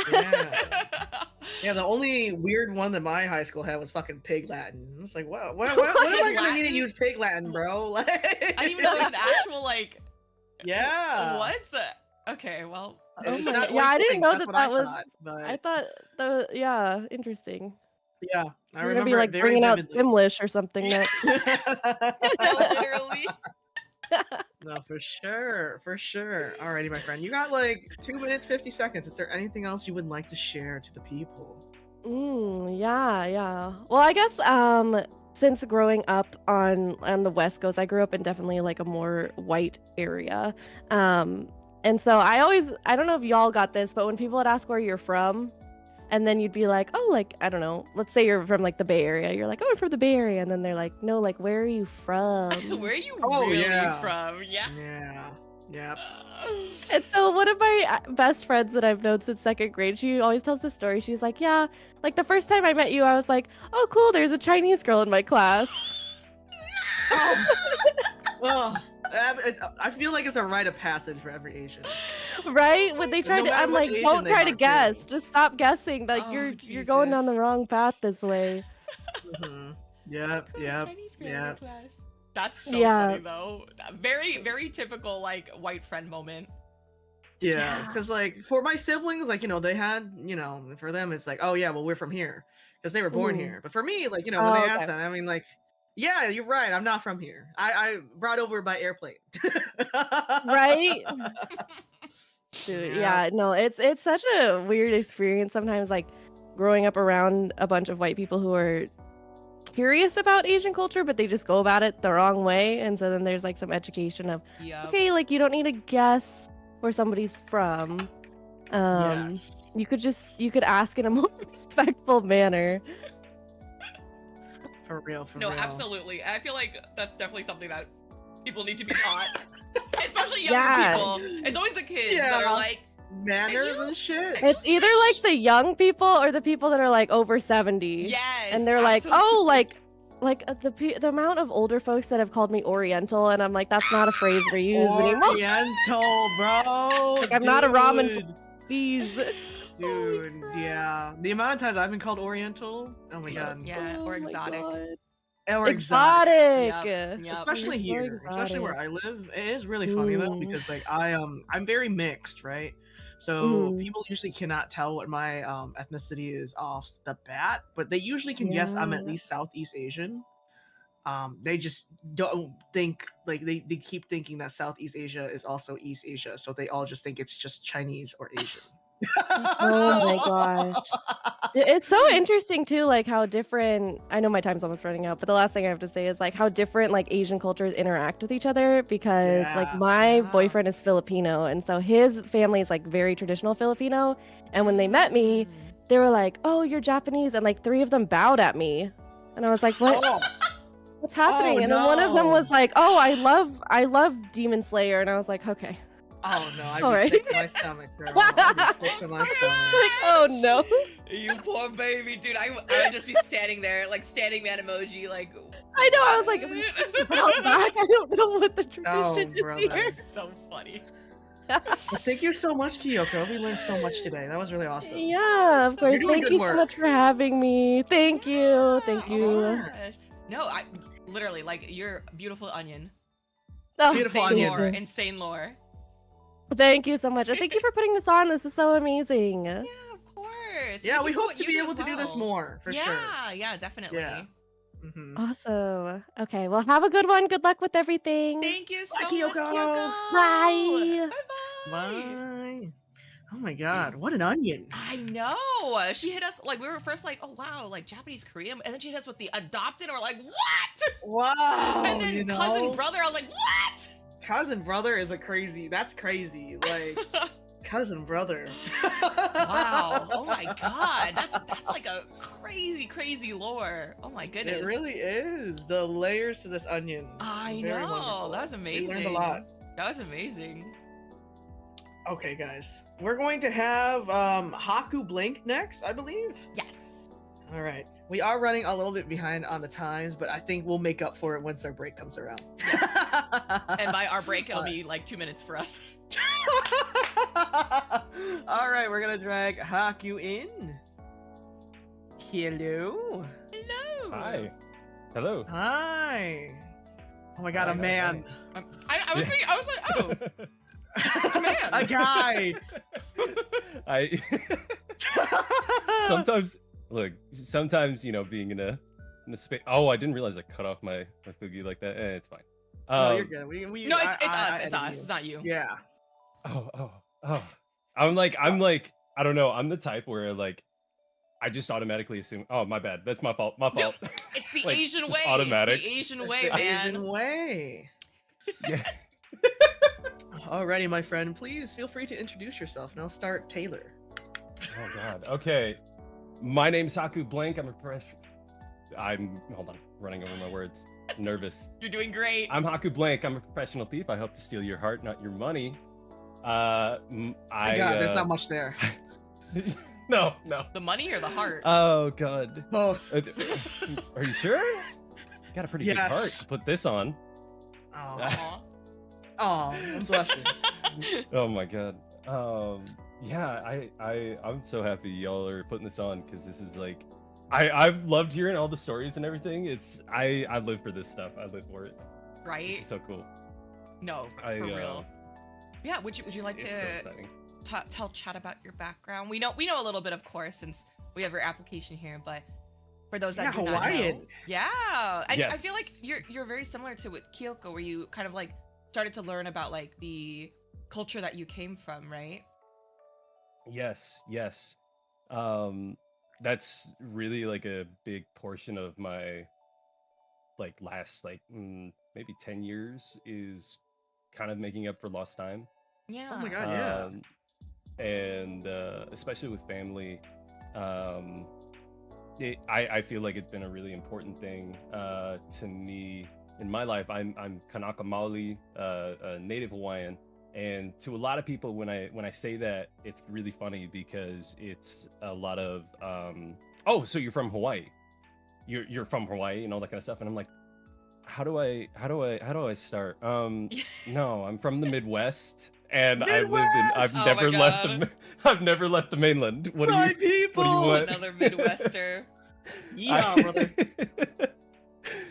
Yeah, yeehaw and oops, excuse me. Bit of Yeah. both. And it's explaining that to people after, you know, like being like, oh no, I'm native Hawaiian, and they're like, how are you Hawaiian if you're not, you don't live in Hawaii?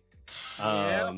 Another And it's one. a lot exactly and it's a lot easier to just say like, you know, native Hawaiian than even just saying native Polynesian, which is more accurate to me. Yeah. Okay, makes sense. Makes Um, sense. And because when I say native Polynesian, you know, if I say, oh dude, I'm poly, bro, you know, half the time people are like, I have no idea what that means, and the other half people are like, huh, My what did you bad. say? I went to the degenerate route immediately. Yeah, Exactly. Exactly. My Apollo cheese. Yeah, poly cheese, huh? Poly cheese. Ollie cheese. But it's a lot of teaching in order to even like say where I'm from or part of who I am, because growing up I didn't know who I was, you know. So I would love to go hear ahead. about like how like you thought like you were Latin American and then you found like your distant family through the DNA website stuff. I gotta hear about Yeah, this. It's so that is interesting. crazy. And even with the Latin American thing, we weren't obviously sure at all, because that was just We an were assumption. something. It's a long story. My grandpa, man, got around. Mine too. Mine too. God dang. My grandpa was a Um, slut. Dude, That's probably where it got from. real grandpa and his uncle, all his brothers. God damn. The whole family, man. It was. And so we grew up not really knowing who my grandparents were at all. And so we I wasn't obviously white, and I wasn't obviously, you know, like yeah, too I guess other skin tone to be fit in with either group. So I just got put in with the other people, like the other folks who were othered. And I was like, all right, I don't know where I belong at all.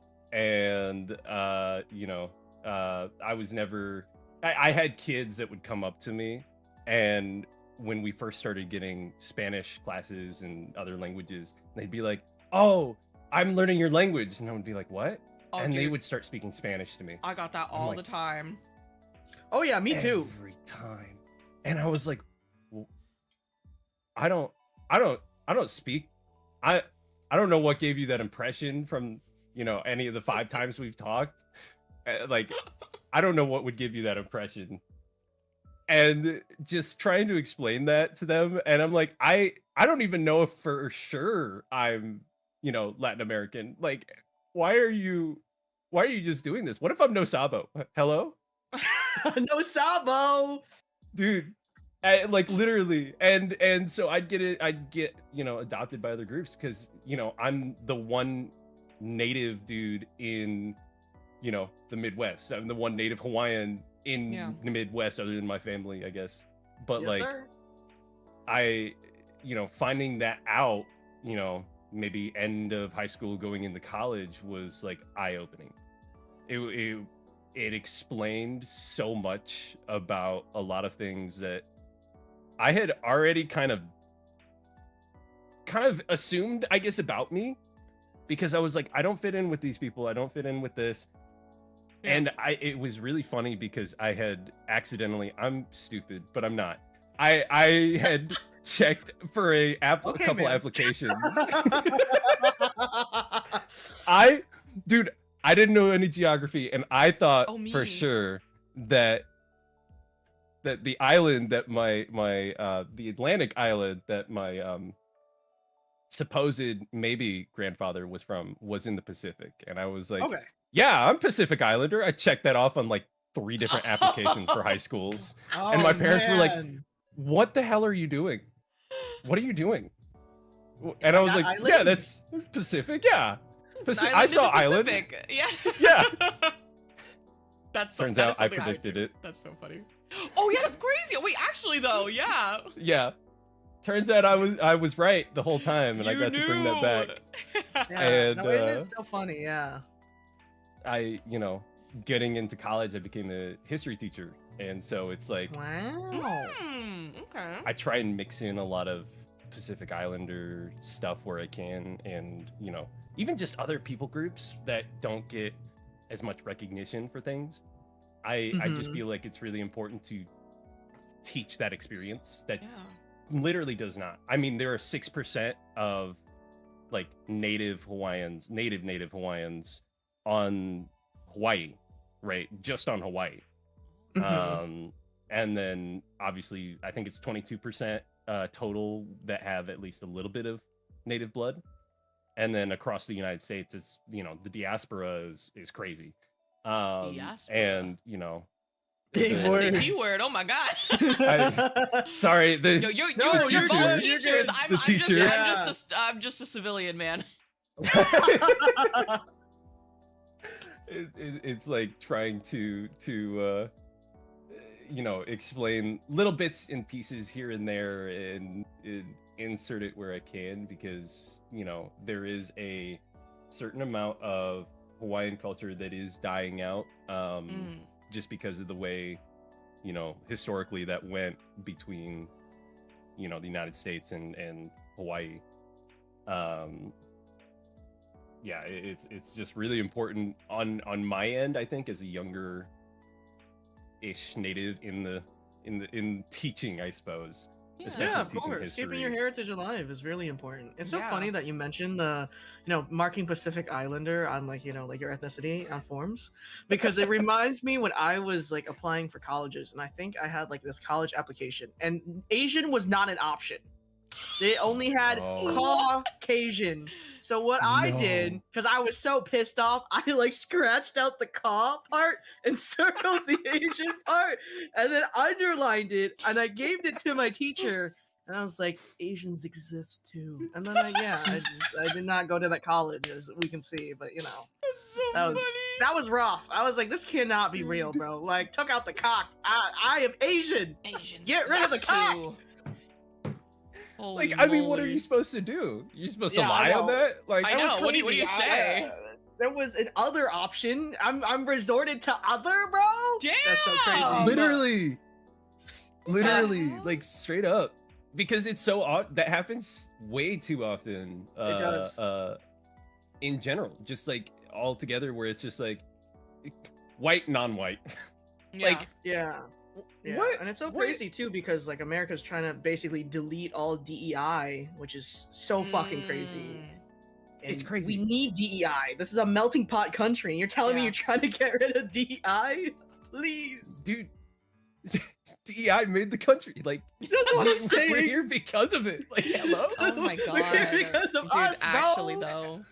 And it's just wild to me, because it's like, you know, there is like a sense of like urgency and maybe like, I don't know, like weight on my shoulders, not like specifically trying to like main character or anything, but it's like No, again, no. this like younger Yeah, of native course, because you Yeah. know you don't have many like other people around you that are like the same. So I completely understand the Yeah. responsibility you feel for sure. Exactly. And I feel like you It- being a teacher is also like a very huge like, you know, responsibility. And it's Oh yeah, really good too, because it's like you have the power to, you know, keep your like culture alive.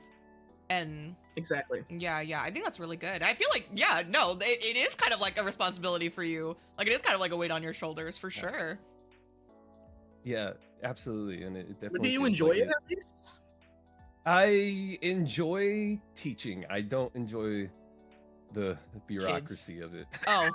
No, no. Of course. Actually, funnily enough, you know, the kids are both the best and the worst part sometimes, but Aw. the bureaucracy behind the scenes is always the Yeah. worst. Do you are Always you the comfortable worst. saying what like grade you teach? Yeah, so actually right now I teach 6th grade world history. Oh, that was actually one of Um, my favorite classes growing up. Yeah. Yeah, that's what I specialized in going through college was Europe and Asian, and then I was like, please get the United States history. I'm so done taking that class. Take it away from me, please. Every year another US history class rehashing the same stuff, and I'm like, Oh, "God, Another one. Yeah. Oh my god. and so I couldn't That's stand it valid. anymore. That's so And valid. I feel it. That's actually why I refuse to teach anything under college level. So I Mhm. get it. I refused. Yeah. Yeah, that's why I I- don't teach. It's like, I guess it's kind of in my blood because my aunt she taught as well, and she taught in a school that I can't name because I'm gonna dox myself. No, Don't please, dox it's okay. yourself. Do not dox yourself. Yeah, you're good, man. You're good. But she taught in a school, and she after we had figured out and everything, and we've really bonded over that, Aw. because she was a history teacher as well, and just going over a lot of information, sharing certain books and all that kind of stuff with her has been such a godsend of like reclaiming, I guess, my culture in a lot of ways. Yeah. Is this aunt also Native Hawaiian as well, or is this from a different? Yes. Okay. Wow. Yes. That's Oh, awesome. really Though. That's really cool. sweet. So Like- did you guys find out like at a similar time? Yeah, so it was really funny the way we figured out. I'm still pissed because my dad called my grandma, who is white, and she was like, "Oh, wait, hold on, there was another man." Oh That my week. god!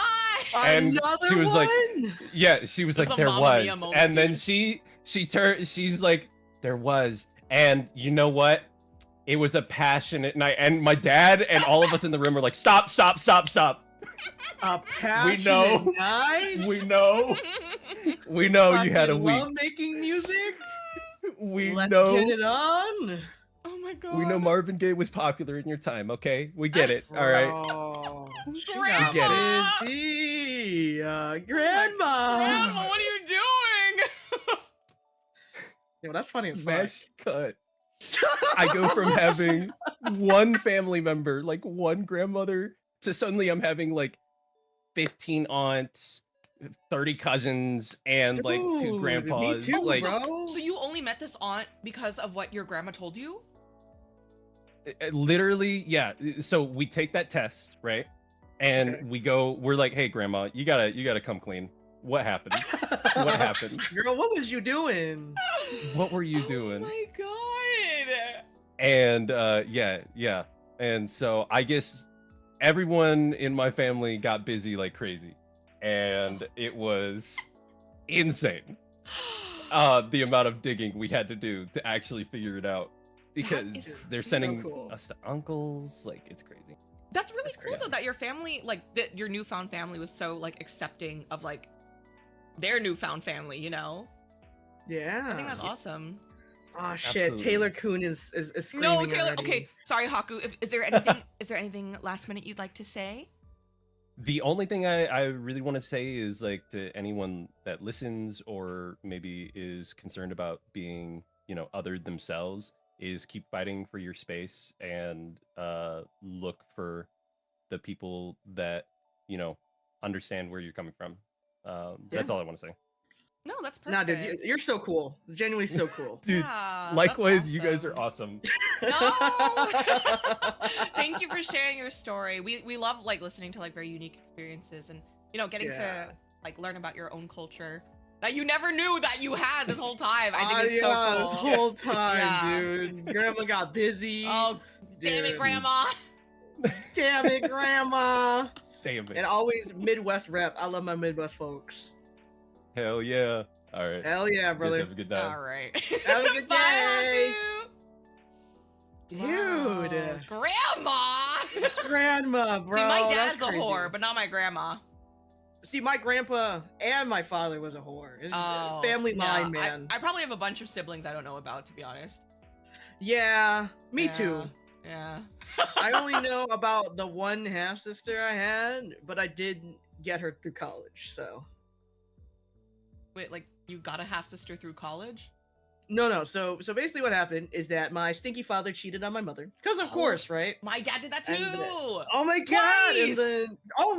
And then like he fathered a half sister I had in Vietnam, and she found me and then we connected, and then yeah, I got her through college. I got all my siblings through college, so Aw, that's sweet. yeah, I still talk to her. Oh, that's So. nice. Same age as Dingus, so I felt like the Dingus. obligation to take care of her too. Alrighty, let's get our man Oh Tim. my god, the Tim It's JJ! Tim! It's Tim! Okay, let's bring Tim in here. The man, the myth, the legend, the White Ramen It's King! Tim! What's up? Oh my god, what? What? Your What? straps change color. I know, yeah, What? wait. Why do your straps change color? Yo, I'm strapped up. That's why. Oh, okay. Alright, Yeah, good to know. don't worry about Good it. to know. Don't worry about it. Okay. Let me fix your thingy and then put your name up there. Am I putting Tim and then put Tim. Bite Ramen? Oh. I don't know. White Robin. Okay, it's not centered. It's fine. People know. People know. Good enough. All right, Mr. Tim, introduce yourself. Hi, so I'm Tim. I'm the founder and CEO of White Ramen, but overall, I use the title because it's funnier when I do stupid shit. Yeah, like asking Yeah. about my cock. Oh no, that was a totally Or legitimate my question. cock. It was, yeah. Oh, your cock The- too, man. These are legitimate questions required for business. Okay, you wouldn't understand. You're not a CEO. All right. It's true. I'm a You're business right. student. We're just civilians. Yeah. Oh, okay, yeah. Yeah, I'm just a civilian. Yeah, I'm just a normal guy. But yeah, Tim, please tell us about your background. We'd love to know whatever you're comfortable with to share with chat. Oh God, where do I begin? So I'm actually made in China, and that means I came here when I was 3. However, one of the yeah, and the thing is, when I came over to the United States, my mom describes it as my brother and I would come home crying every day because we couldn't speak English and we couldn't make any friends. Oh, So Oh. we drilled really hard at English, and now I can't speak Chinese very well or read it, write it. dude, that is actually like the hardest part about like growing up as an Asian and losing your language. Mm-hmm. Insane. Oh, and as a bonus, because if you did not know I was Asian American, most people, when they hear my voice, would assume I'm white, which has Oh, happened welcome to the club. many This is times. just what we were talking about earlier. Yeah. Yeah. Do you guys, Oh. have you guys got canceled for it yet? What? Not sounding Asian Wait, enough. what? For Have you? appropriating? Yeah, like twice. Really? Canceled? Like on the internet? Yeah, How yeah. do you get canceled for something that's not true? Well, okay, I shouldn't Oh. say that. That always happens. Yeah, I was all right. So when we were in the Overwatch tier 2 scene, right? This was back when I was not super comfortable being on camera or Okay. talking in public, and so I just didn't appear anywhere. I know this is very difficult to believe now, but because of all this stupid shit I do. But back then, my face was just not super visible on anything. We didn't like taking pictures of ourselves and things like that. So, Okay. but sometimes I would appear on like, just interviews like this one where it would just be a voice. And so we had gajinkas at one point, right? And when our Sichuan flavor was coming out, partnered with Fly by Jing, which is another Asian American business, Yeah. they canceled me for being white. They're like, that design is cultural appropriation, and I can't believe you're sexualizing Asian women. You gave her such a short dress. I'm like, that's a shirt. That's a long shirt. She has shorts on. Oh my Come on, God. man.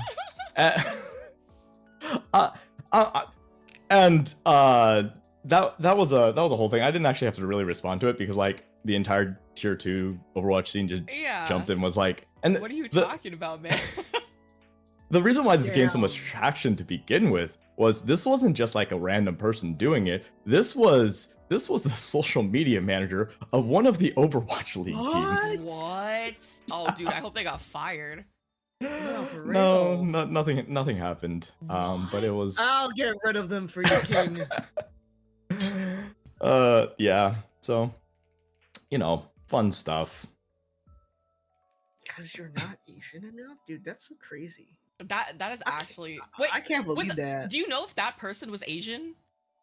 No, as far as I It's know, always they like were that. Mexican. It's always like And- that. Yeah. When it's not like an Asian person defending Asian people. Yeah, every time. Every time. Damn. The crazy thing is, there's actually been multiple moments too, and this actually plays into the entire concept of if you are Asian making Asian product and have a lot of pride in your heritage, then they expect you to sound a certain way. And Oh yeah. literally on the sword video and the Catboy video, I have had comments going, is this guy a white guy cosplaying as an Asian dude? Stop. What? Yeah, I have and I have all of these screenshotted too because they're so funny.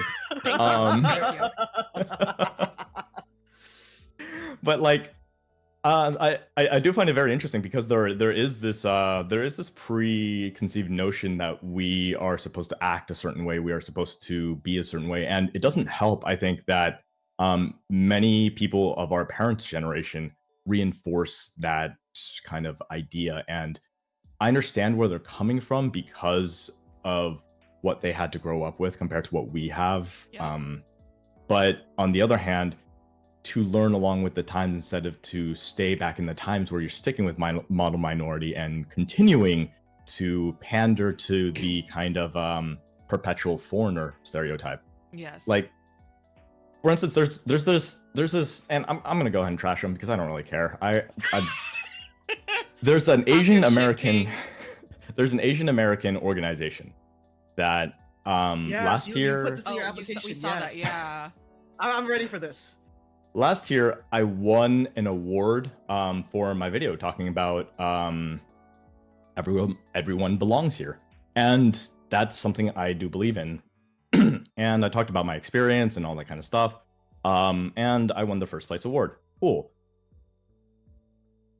I'm not gonna get into how poorly the organization was run during the events. That's a whole other thing. But one of the things that bothered me the most about this organization when we were there is that the entire thing ended up not being about really celebrating Asian Americans, but about fundraising for themselves. And not only that, I shit you not, at the end of everything, half of it was themselves giving themselves awards. Oh. What? That's weird. Yeah. I went in a hanfu, which is a traditional, a traditional Chinese outfit, and Yeah. I shit you not, one of the organizers or one of the like city, I don't know exactly. She was one of the people in the important row. She comes up to me and she starts petting my outfit and starts going, There's no I shot. love your costume. Costumes? Oh. Culture is not your Oh. costume. And I'm I just love like, it. oh my god. And the worst part is, I found out later that they actually released they released a thing called their own video called My Gift to, or like their own video, which was Everyone Belongs Here, and the lines in it were so bad. It was like they had all of these racist stereotypes, and then they're like, ah yes, when it gets to Chinese people, what are we going to talk about? We built the railroads, let's go! Oh my What? god. Yo, how did this go through like quality check? Like who I- checked this, bro? Like Wait, can That- you repeat what this organization like was in the first Yeah, place? it's just called the Asian American Stories. And it's this year was, oh yeah, and then they also auctioned off a tour to a winery. what? The hang on, wait a minute, it's about to get worse because I'm scared. why was this winery connected to Asian American culture that they were auctioning off the tour? Oh well, they brought over 100 Chinese people and they built it.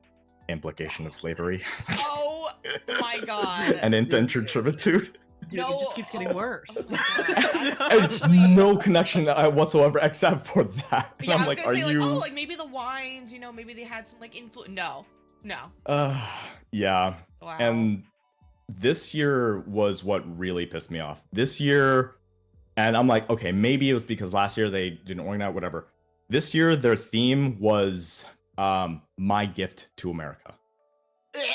Okay. Like, we gotta, if you're Asian, remember, everyone who's watching this, who's Asian, remember, if you want to be accepted in America, you gotta get down on your knees. You gotta suck that big, fat American cock because you don't fucking belong here. Last year, we all belong here? Nah.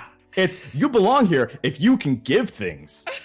You're born here? Fuck you, give things. Be useful. Holy shit. Always cock. Holy shit. Yeah, it always comes back to cock. Always comes back to cock every time. Yeah, so this year's contest, what I did, I submitted a diss track.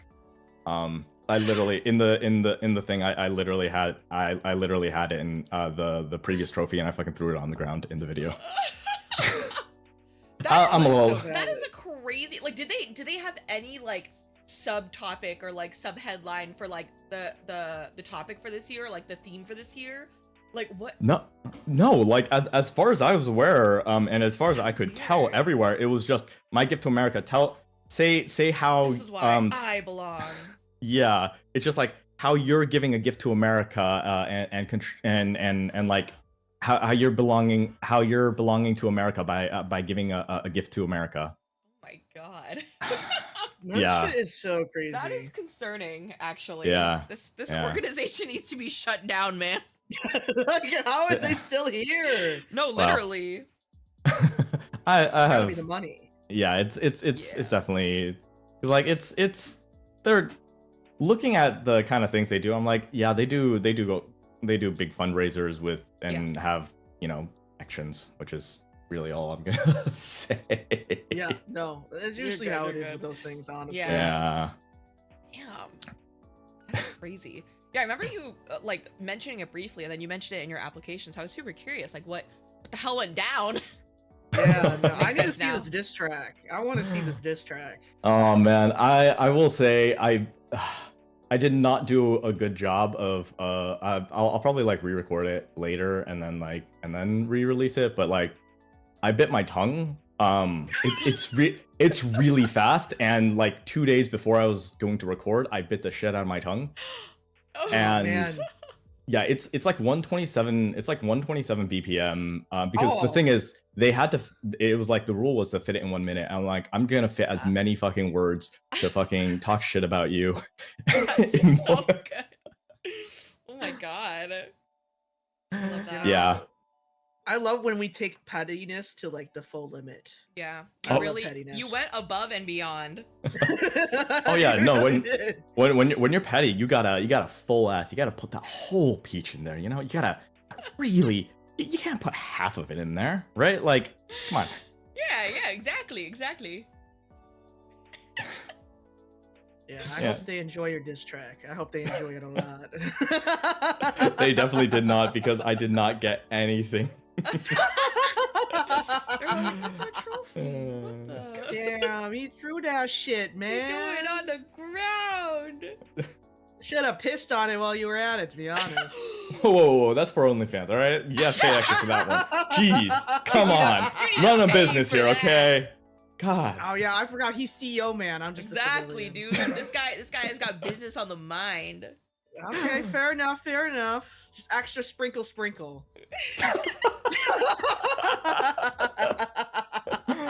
Oh man. My bad, gamer. All right, you got 2 minutes left. What else do you got for us? What else you got for the people? Yeah, I think one of the things I do want to talk about that I am very happy with is, for instance, the things I've been able to do with Hazumi. And then I don't know if we should talk about stuff that we'll be doing. Okay, and then stuff we'll be doing with Taiga later as well. Hi. Yeah. He Because sent me a big box of goodies. Because Hazumi's cock, which I'm sure everyone's fairly familiar with, was actually developed. One of the things that we talked about during it was the shared, Asian American heritage that we have with Coca Blanc coming from the Italian side of Hazumi, as well as fun fact, by the way, I didn't learn how to cook Chinese cuisine until I was 3 years out of the culinary thing. Really? Yeah, I didn't Dang. start learning how to cook like real Chinese cuisine until after Vite started. Oh wow. Wow. Because every time I tried to cook it, it felt so foreign. It felt like I wasn't doing it good enough. That like people did make fun of me, right? Like family make fun of you for not knowing how to cook the traditional stuff, right?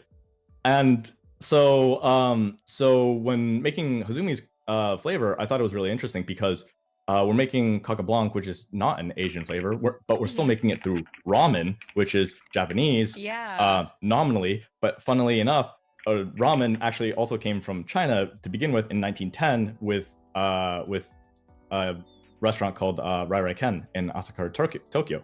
And so it's this whole big melting pot where I do find it very interesting how Asian Americans in general, we occupy this third culture where I'll get along better with Hazumi and Taiga and other Asian Americans who don't necessarily share my Chinese heritage, but because we have the shared diaspora being part of this third culture, we all have this relation that we get along really well, and it kind of feels like we've formed our own culture, and thus things like Hazumi's flavor and Hazumi's flavor with Vite Ramen is one of the things that comes up from being able to use both the Asian side and the American side. So. Yeah, and it's very Heck good. yeah. It is genuinely very good. I like it a lot. Cock! Okay, all right, calm down. Eat her cock! Oh god. My Those chat cocks is from always back like, in the days. they're like, can you ask them to bring it back? I'm like, you ask them. We're working on You it. ask them. Beg for cock. All right. Well, thank you so much for joining us, Tim. Mm-hmm. Thanks for having me today. Oh my god, yeah, of course. It was so funny when you reached out and asked if you could play, and I was like, oh my god, of You asked course. both of us. That's so I funny. know. You're so cute. One Thank you so day much I'll for joining us. one day I'll debut. One day. One day we'll be there. Just let us know if you need help. Absolutely. All right. Thank you so much. Thank you, All right. Tim. Bye. Bye, Tim. Bye. Oh, Okay. God. So we actually perfect timing because now we're back on time. We But are. I need a pee. I also need a pee. Oh my god, pee Perfect time. timing. Okay, We're gonna pee, chat. We're gonna pee, and then we're gonna bring on Mel. Okay. BRB. BRB. Go pee, chat. Go piss, girl. All right, BRB.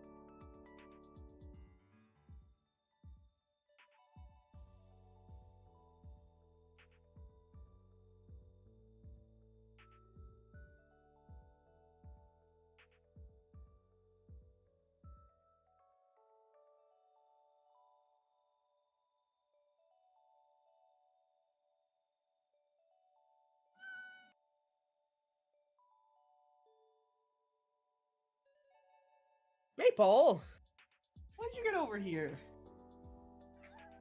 What? What? Wait, can the iPhone track cat faces? Hold on. Oh my god, Miss Maple! You were Hello. so E! Sorry, my cat is here. Maple! Maple! Say hi to the class, Maple. Meow! Oh, she spoke. Yeah, she's very loud. Meow. Meow. Okay, all right, I'll let you go, Miss Maple. That's baby. Alrighty, we're back on time. All right, let's get Yeah. Melty. Wait, Melty hold on, my in here. headphones. All Oh, right. There my goes. Apple earbuds. They're tangled. Oh goodness. Oh goodness me. Alrighty, let's get her in here. Okay. I'm good. Hello. Hello. Hi. Okay, Let me turn put this you down. here, and then Melty Mint, Mel- right? Melon Mint? Melon Melon, minty. Mint? Yeah, something like that. I'm so sorry. You feel Just a free to mix shoot of me. all of the names. It's been a long day. It's okay. It's okay. Welcome Hi, in. how are you Thank guys? so much for applying. Yeah, it's like anything has once done, man. I'll join it. Oh my god, the girlies. Feel free to introduce Yeah. yourself to chat. Oh yeah. Hi, I'm Mel, or Melon Minty, and I'm a Japanese Canadian melon VTuber / VTuber model mama. That's what I do full time. Wow. Have you birthed a lot of VTuber children over the years? Oh yeah, I've been pregnant so many times. Oh, Back to back to back. back to Yeah, back? literally, sometimes 2 at a breaks? time. No, Damn! No breaks. No breaks. nah. That's so funny. Would you like to share a little bit more about your background with chat? I know there's a lot of people that do know who you are, but just for those that Yeah, that do not. I was gonna say like I've known Haz since like forever ago when Wow. A very long This Like, is my first meeting in the with Mel. flesh. Yeah, nice to Mhm. meet you. Like in the cosplay scene. Yeah, we known each other before Ah. VTubing. Yeah, but we like related on being half Japanese and Mhm. stuff. So it's cool. All these halfies. I understand. Yeah. I'm a Yeah, quadruply, so You know. Oh shit. I know. I'm sure They my have white white- side is like a million different white Dude, people. that's so. me. Yeah. I have like Japanese Yeah. and then like a rainbow. Japanese and I just say white. I'm white, man. Although like I always thought I was like my grandma was always like, you're Ukrainian, like we eat Oh. Ukrainian food and stuff. But then like I found out recently that we're actually mostly British. Oh, Dude, that's I was like, why does Grandma, this what the always fuck? happen? Yeah, it's always grandma, man. It's always I feel like grandma. it's like- Grandma. It's like, oh well, they don't have culture, so we're gonna take up most of the Ukrainian side, I guess. I don't know. Crazy. I'm so upset that I'm British. Honestly, So yeah, upset. it's okay. It's okay. I thought I was British, but then apparently my 23andMe updated again, and I'm 4% Irish actually instead. Wow. updates? Yeah, How it does it up- updates. What does that mean? So, basically, it's more like when more data gets collected from like different people, it like can update the system more, Oh. so that it gets like I more thought your accurate. DNA was like evolving or something. No, it's just that the system gets more accurate. Because like before it said like Oh. British Irish, and then now it says just I Irish. have never done one of those tests. You I should. think I should. Yeah, I've always wanted. They're fucking See, expensive, I aren't never they? did because I didn't want to $99. give my DNA to the government. You know, the government has so Ooh. much stuff. I don't care anymore. You're so Yeah. right. Maybe it's time. I'm like- they already have everything I'm else just in mind, a right? small ant to them. Like they don't care about me, you know. Yeah. I don't know. What do I even talk about? I was actually born in Japan. Ooh, okay. My mom is Japanese, and then my dad is white AF, and he AF. he moved there because he liked the culture, and then he became an English teacher, as do all the white men that go there. And yep. then he met my mom there, and now I'm here. So Wow. yeah, but we moved back to Canada when I was like 6 years old for schooling purposes Oh, because that's actually like later than I thought. yeah, so that's why I'm like still fluent is because like I was there for like a decent amount of my brain being developed. Got it. I was gonna ask because yeah, like you know like so much, like you're fluent in it. I'm technically fluent, but like I would say like I couldn't get like a corporate job or anything, or maybe even Okay, yeah, that's like a fair. regular customer service job. Like there's a lot of like formal Japanese I don't know Yeah. because I just talk to my mom and then my friends, right? Yeah, So Oh, I feel that. I speak Yeah. a little broken Vietnamese, even though I'm technically fluent.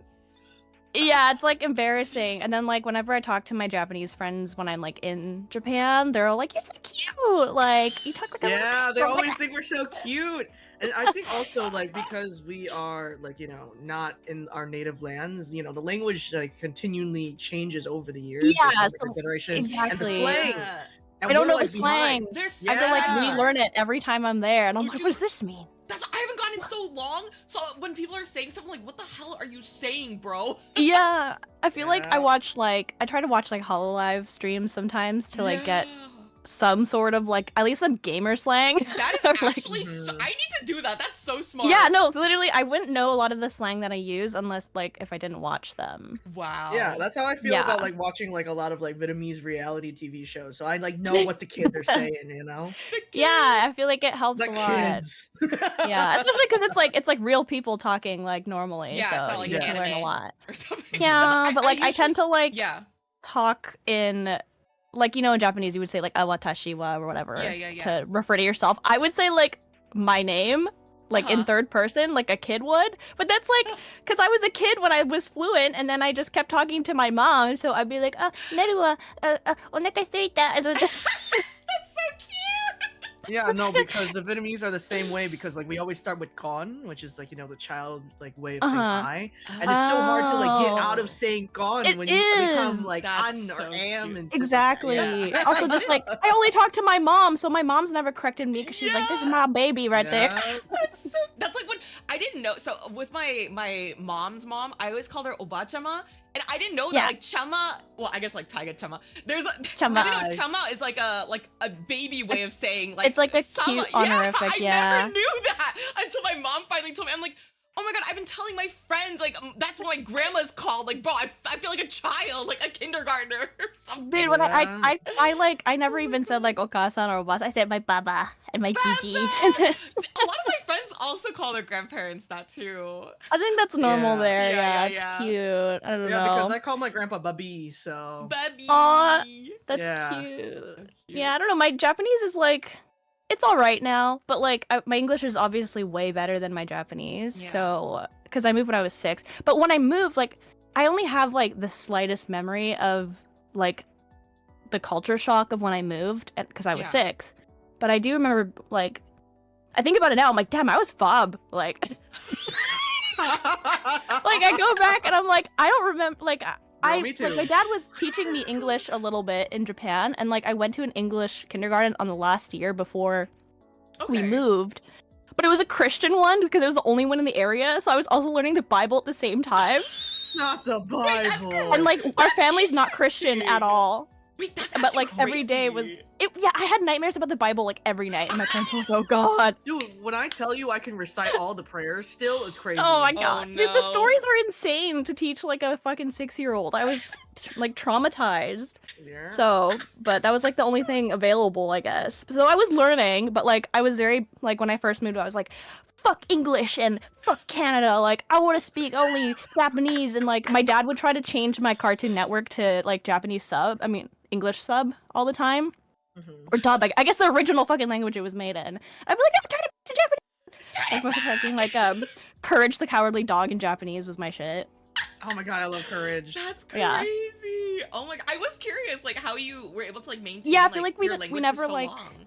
Got in Yeah. depth about that. Yeah. I know, yeah, it's true. Cause I guess like with my mom, like I get well, my dad wasn't around, but I feel like with my mom, like because my dad wasn't around, like she wanted to really learn English. So for us, like Oh, yeah. she really tried hard not to speak Japanese with us, Yeah. which sucked. And I'm like, bro, Yeah. hello. It was like that for a while here because my mom, like, as soon as we moved, went to English school and stuff. yeah, okay.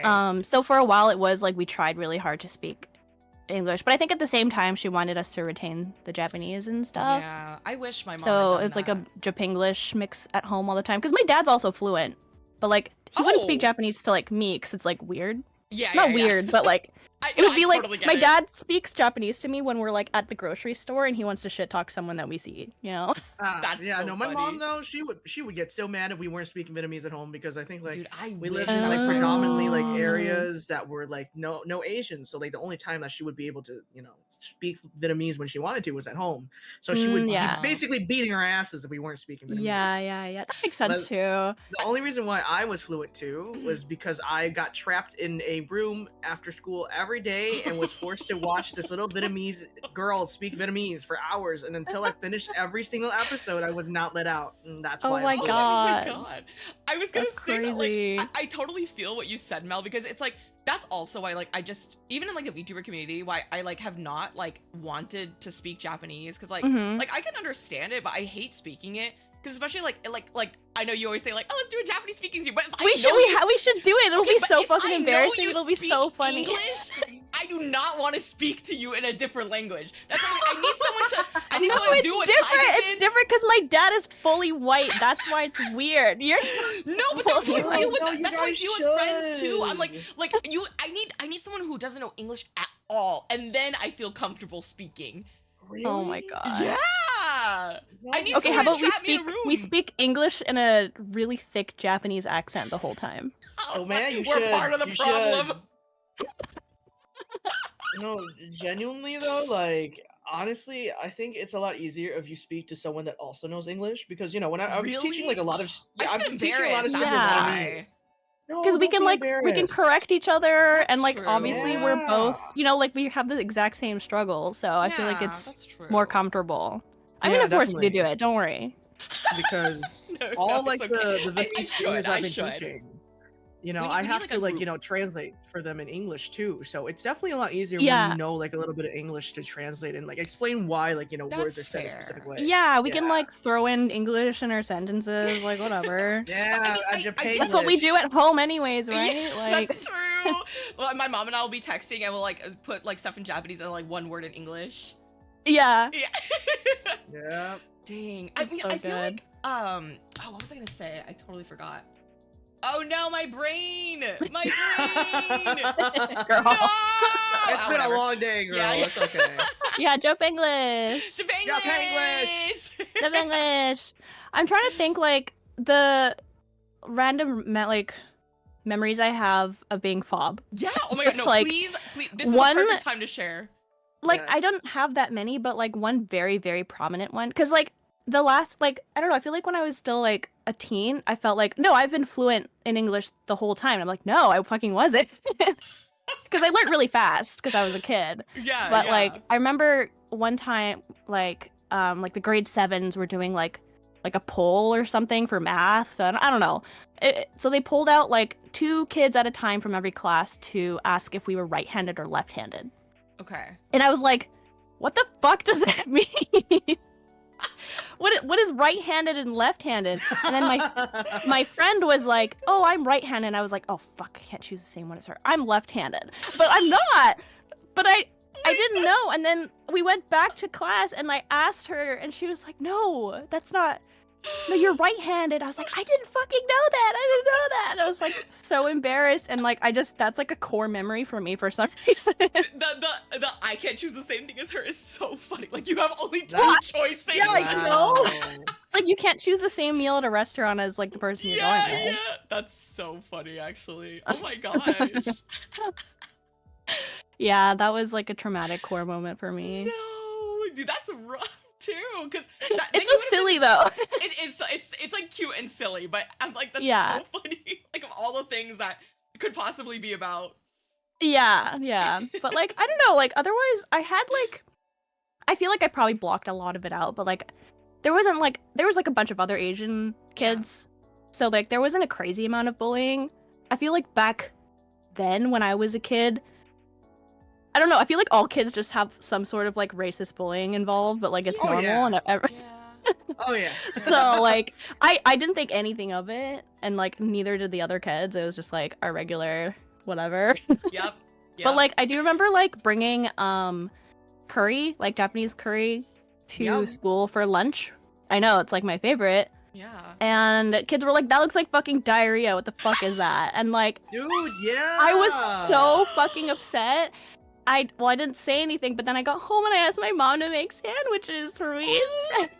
Dude, that is the Dude, no, I that think is this like yeah. This happens to like And every little Asian kid. Asian moment. Oh my god. Makes me so sad because that's like my favorite meal, and like my mom probably was like shocked and like, I brought it up it's to so her again funny. recently. It's so funny. Yeah. Because I had like rice and like Chinese sausage and egg for like lunch one Mhm. day, and like these kids were like, "What the fuck is that? You're poor? You can only eat hot dogs?" I was like, "Bitch, you think this is a hot dog? It's better than a goddamn hot dog." Oh my I think I gave God. one of the kids one, and they're like, "Wait a fucking minute, this shit is fucking good.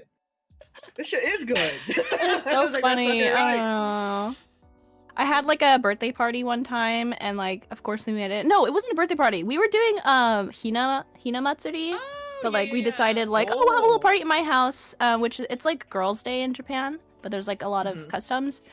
But I guess like we wanted to share the culture with like our friends and stuff, so That's we so had like a sweet. little Japanese themed party or whatever, and then we were serving like my mom made the little like octopus sausages and Yum. onigiri, like a bunch of onigiri. But like the kids were like, "What is this, like ball of rice?" And it had like Ugh. it had shiso flakes in it. It was like Oh. purple. So they're like, "Why is the rice purple?" Oh. They all ate it, but like it was just so funny thinking about like it's so normal for us, but then like someone that's never had it before. Yeah. They're like, It's "What the crazy. hell Especially is kids, right? this?" Kids Yeah. are so vocal, so I was gonna say, yeah, like Yeah. nowadays, like people love that shit. And I'm like, wow. I know there's Where- like white people opening up fucking like onigiri stands, like Dude, I know, right? They love yeah. us, bro. They love us. Insane. they want to be us so insane. bad. There was the one British couple that I think they tried to copyright the word pho in. Oh, I I saw saw UK. that. That I shit was saw that. crazy. I That's was like, "Domana? insane. What the hell, man?" That is actually Yeah. wild. Thank you It's so so much, funny. Melon. Yeah, thanks for went through having the whole section. me. That was really Yes. awesome. Yeah, it went by really fast. I know. I Oh my gosh. know. Do you have any last things to say?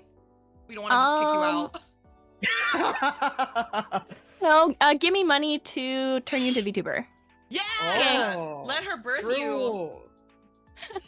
Yeah, she needs more children.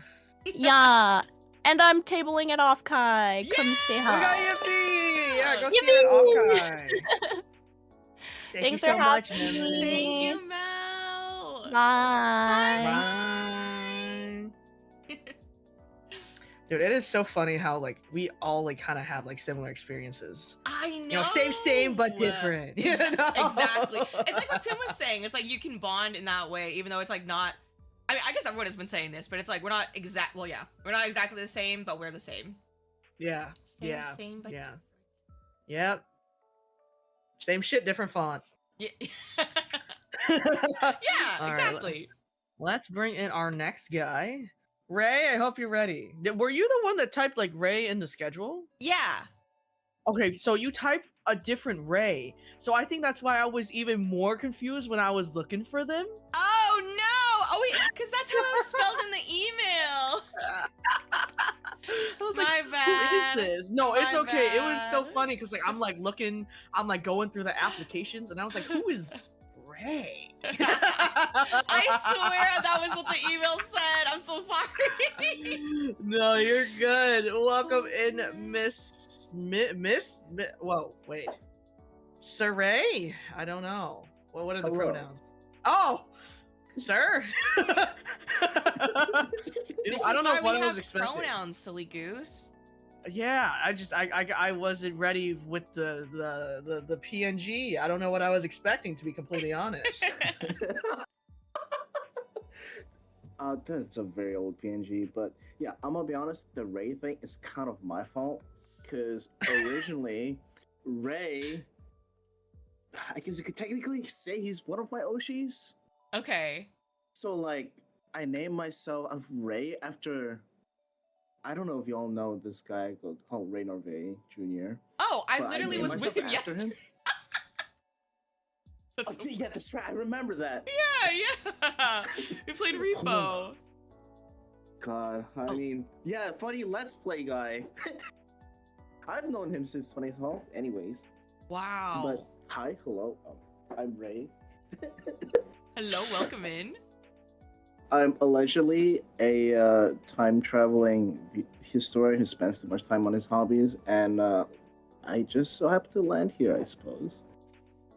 It's 4:30 in the morning. Good morning. Good Oh my God. Oh, morning. yeah, that's right. You did mention that it was going to be really early. Well, thank you for stopping by. Yeah, I'm sorry we yeah, didn't have a lot of man. times left, so thank I'm you. so sorry. Good morning, man. Thank you so much for applying and also joining. Yeah. Let me Yeah. look at your application again. I had it in front of me. I switched tabs. Hold on. There we Nice. go. There we go. Let's see. We got you're a second generation.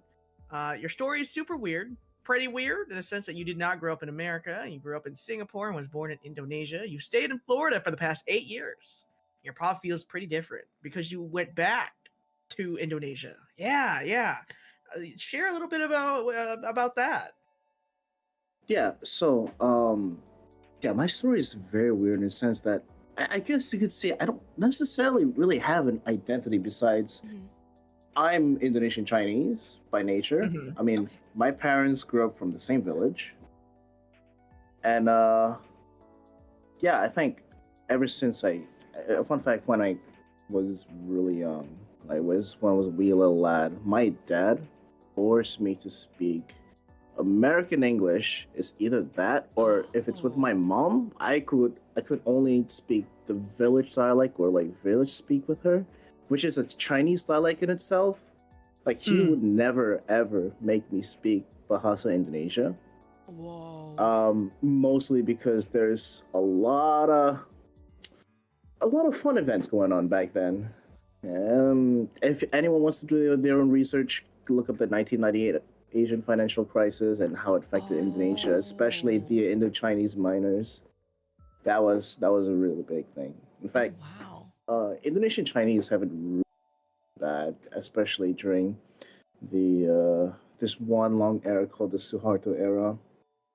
And there's put it simply, there's a lot of discrimination going on thanks to the Cold War and the fact that there's during the Cold War you have the Russians, the Chinese, and the Americans doing their own thing, and Yeah. because the guy who was dictating Indonesia at the time, he does not like the Chinese, so in turn the Indo-Chinese were the ones taking the backlash in the most part of it.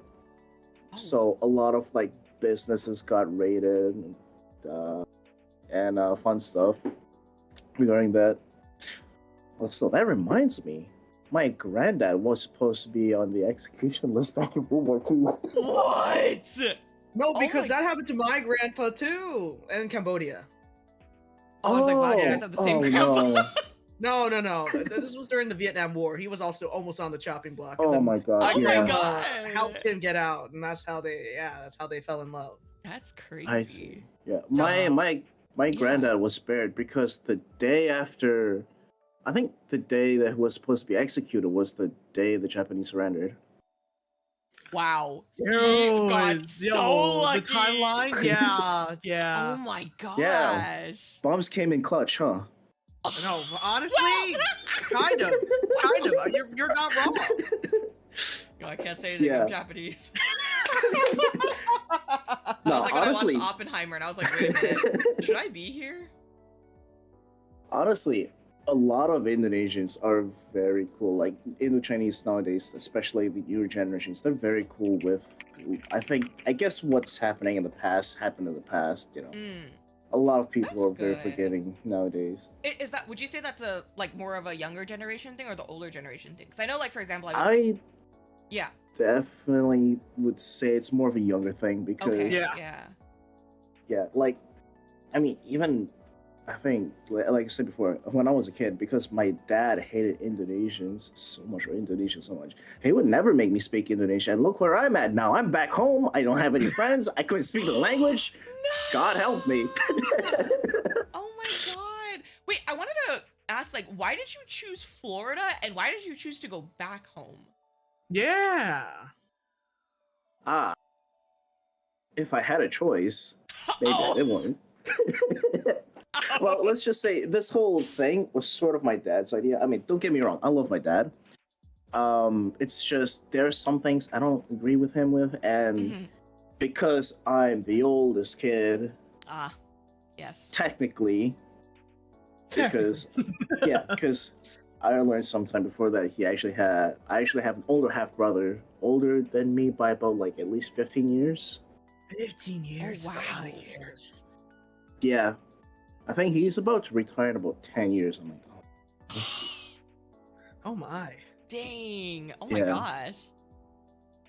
yeah. So, it was my dad's idea. I think when I was still studying in Singapore, when I was finishing what's basically high school over there, Mhm. I wanted to continue my school at like at a specialized school. They call it Polytechnic. Mm-hmm. Yeah, But yeah. my dad did not like the idea because it basically did not look elite enough to be normal in Singapore to go towards basically the college over there. So Wow. initially he wanted to send me to Hawaii. Oh, okay. And then but instead of that, I followed my half brother to Texas for a couple of months where he wasn't there, and I was sort of abused by my half sister in law. But Oh my Jesus. there's that fun stuff. So That's I came back. horrible. It's coming. horrible. Yeah, because there's a couple of things that was going on. One, she was cheating on my half brother, and two, she thought tiger moms or like tiger Asians were the norm. So I think it was more of a shock to both me and her. It was just weird. Like that was the first time I've seen like my room without a door. What is this? Oh my god. Oh, so she basically treated you as like her son kind of thing. Yeah. But in like a bad tiger mommy way. Yeah, I mean, she thought it was normal just have the doors removed. I could not have access to my phone. I could only God. call my mom like once a week-ish, or like barely. Oh But my even if I speak to her, I have to use like village speak because she does not understand English. I could not use English. Oh. I could not speak the Bahasa Indonesia as well, which is the other language my mom knows. So I have to Yeah. use, the Hakka Chinese, though, like so. And that didn't help Oh. because my sister-in-law, because she was cheating on my half-brother at the time, she couldn't trust me when I speak to my mom. There was just so much trust issues going Oh on. my Everything went downhill within 3 God. months. That is crazy. You know, if you sold this Yeah. to Netflix, you'd make big bucks. Yeah. I'd watch this. I'd watch this. Like this is drama. Did you move Yeah. to Florida like by yourself then to like escape that? No, I actually went back to Singapore because Oh. half a year later, I had to serve the military. Oh, you yeah. have a mandatory military duty? Yeah, I have mandatory military duty, even though I'm not a citizen of Singapore. I'm a second-generation green card holder, a permanent resident, but that's the rules over there, which is Wow. weird. I didn't know even a green card holder had Yeah. that obligation. Yeah, they have to. I actually know a lot of Singaporeans that had to do military service, even though they're not. Like, Whoa. yeah, it's crazy. Oh, wow. Yeah.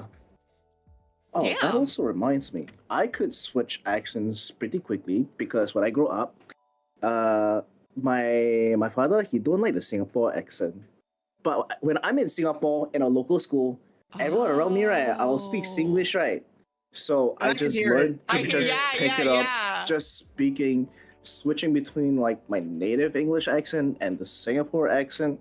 And because it's Singapore, I have so many like friends from everywhere. I have Cambodian, Myanmar, Philippines, and like I just slowly pick up everyone's like little accent here and there. Little polyglot we have on our hands. I know. That's really cool though. Damn. Yeah, it's so weird just thinking back, cause like, yeah, what was it? I don't know why, but I studied Japanese for the fun of it, Nice. Okay, all right. and that was Actual before polyglot. yeah, that was before I became a weeb. No, you just did it just for the Just love for of the the game. yeah, exactly. Yeah, sorta. I mean, I think I picked it up for fun, and after that, I realized this whole world called visual novels, Yeah. and I'm like, What was your first visual novel? my childhood friend is the president. Oh, okay. No idea what that is. No, I think I've heard of that one. See, my first one was fucking Higurashi and like Umineko. Oh, that's Oh, bigger. yeah. Those are good Yeah. stuff. Yeah. Yeah, so a lot of my visual novels, because I have older friends who deep dive into a bunch of Japanese novels. They just, I don't know, they taught me the ways of torrenting, and Yeah, Nice. sail on the seven seas, baby. Yeah. and I mean, 20 years ago was like the age of piracy. I hated to admit it, but hey, you know what? We had to do Hey, what we man, gotta do. we're going back. We're honestly going Yeah. back. I mean, I it ain't is what it ashamed. is, and that. But I think, yeah, moving forward. Oh God, where was I? keep sidetracking. You're good. No, You're good. I good. You're swear to totally God, fine. I'm growing And you old. just woke up too. Yeah, so you're totally yeah, good. literally. I was like, it's 4 a.m. You're fine. Where was I? Right, about my dad. Then I was serving the military. Right, I Yes, came over to yes. Florida after that, and well, it didn't help that my dad was sort of dying by then, because I think halfway through Oh. my military service, we found out he had stage 4 non-smoking lung cancer. Sounds like my grandpa. Oh. Yep. Mine too. So Oh my god. We're all trauma bonding already. Yeah, I know. Literally. Sorry, But- continue. yeah. Sorry, I blanked out a little bit as well. Yeah, so I guess he wanted to see me as the ideal son and just, go back to Florida where he initially studied at, where he initially ran away to, and just study at basically around the same school. So that was pretty much why I was in Florida. But I mean, Huh. Do you miss Well, it? Do you miss Florida? God, I love Florida. Really? Sorry. I mean, yes, unironically, I love Florida. I love the Gators. They're so adorable. Dude, the Gators are so cute. I fucking love Gatorland. Oh One of my my favorite places in God. Florida. I fucking love Yeah. Gators. Gatorland! I Gatorland, love bro! Gatorland. I fucking love Gatorland. The Gators, right, they're just all little right. ocean puppies. I love them. I know. And live gator riding. Or and like you just like touch the gators and all that. You can hold the little baby gators. They're Yeah. fucking cute as fuck, bro. But I think most of all, I miss hurricane parties. I mean, yeah, I get it. We have tornado parties here. We just pull out our lawn chairs and watch the twisters above our houses. Sometimes I just when it's close to the eye of the storm, I just go out there and just You just have a watch, little you fun in the know? yeah. Just No, watch. I I mean, get what are it. you gonna do when the hurricane comes? Not do anything. You might as well just pick up some booze and then I don't know what goes from there. Yeah. No, I unironically love Florida. I can't Yeah. even lie. Wow. I love Florida. Wow. And we haven't even touched Disney World or Universal yet. So Oh my god, Universal, yeah. I've Oh been my to Disney God. World, but I like Universal more, I will say. annual pass, baby. Oh my god. But out of all of them, Gatorland tops for me. I love the Gators. Is Gatorland like a Universal but alligators? Sorta, yeah. You could put Yeah, it there's that way. like It's a- just a there's a bunch theme of park animals filled and with stuff, too. alligators. Yeah. The swamp puppies think are it- so cute. Whoa. Yeah, I think originally it was supposed to be some kind of actual attraction, but there was when back in the mid 1900s where they were still pretty much caged up and all, and treated in a bad way. But that was before gators are technically considered a protected species in Florida. Yeah, I think they're protected now. Interesting. Yeah, now they're Oh, okay. protected. Now they're a conservation, and I think they hold.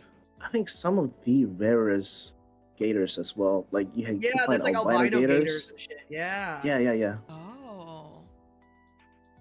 I love gators. They're so cute. Wow. They're so cute. That reminds me of this one clip of I think some guy pouring hot water or a teapot of water on a baby gator, Oh and my it just God. looks so chill and relaxed. Oh, it's happy. God Oh, bless oh, I the thought it was gator. abusing Oh, it. yeah. Oh my god. No. They love the hot water and stuff. Yeah. Oh, thank God. I was like, oh. Alrighty, Ray. Thank you so much for waking up for us. Yeah. I appreciate you so much, man. Yeah. I hope you had a good time here too. You know, sharing your story and stuff. You weren't kidding. It was weird, but it was good. Yeah, I just realized. I just looked at the time and I realized I'm not even like halfway through. Oh my That's God. usually how Yeah. it goes. But yeah, okay. thank you so much for Yeah. you know, just creating the time slot and just having me here. Absolutely. Yeah. Thank Of you for making course, of time for course. us. I know it's very early, so Yeah, we definitely really get some appreciate sleep. it. Yeah. Yeah, I'm go back probably to gonna bed. crash out again as soon as yeah. Because Have a unfortunately, good I'm a night, working man Ray. now. Oh, All right, good no. night. Good Good night, night. Ray. Thank you. Damn, it's always the grandparents, huh? I know, always. Why is it always the grandparents, dude? That's always the grandparents. All right, let's invite our next person. Okay, did I spell that right? I hope I spelled it right. Today has been a lot of like, can I spell? That's truly the name of the game today. All right. Hello. Hey there, how's it going? Good, how are Hi. you? Hold on, We're I'm adding, gonna we're show adding you your on the names. screen. Yes. Don't worry, I've got you. It's awesome. Oh, thank you. Oh. That I got you, that no problem. helps. I've had everything from Asim to Asim. I have a person that screams my name out all the way across. So it's been a fun 2.5 years of YouTubing. Oh my God. So it's awesome. It's that's the other joke my chat has. They just call me awesome.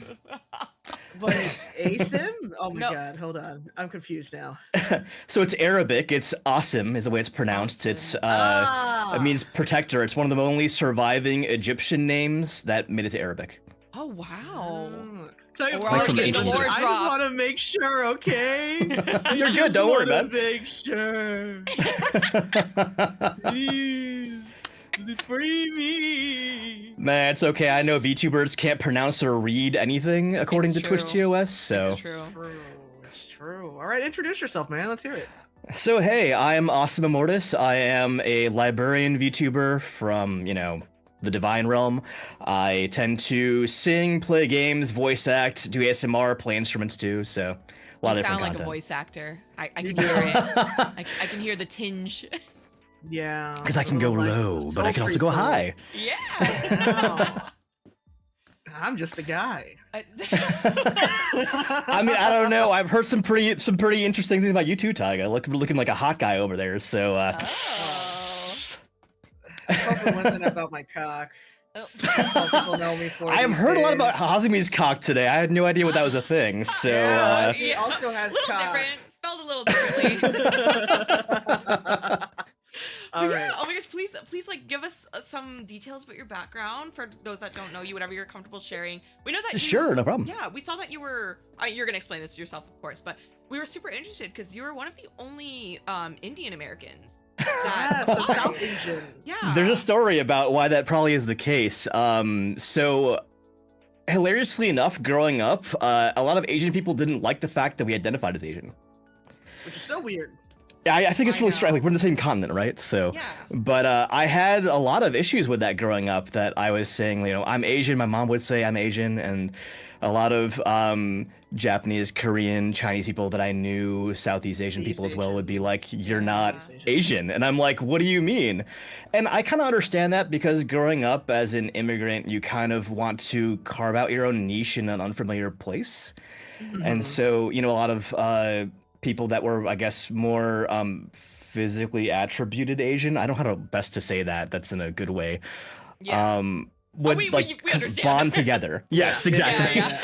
Would bond together because they were in an area that was, full of people that were trying to not be nice to them. Yeah.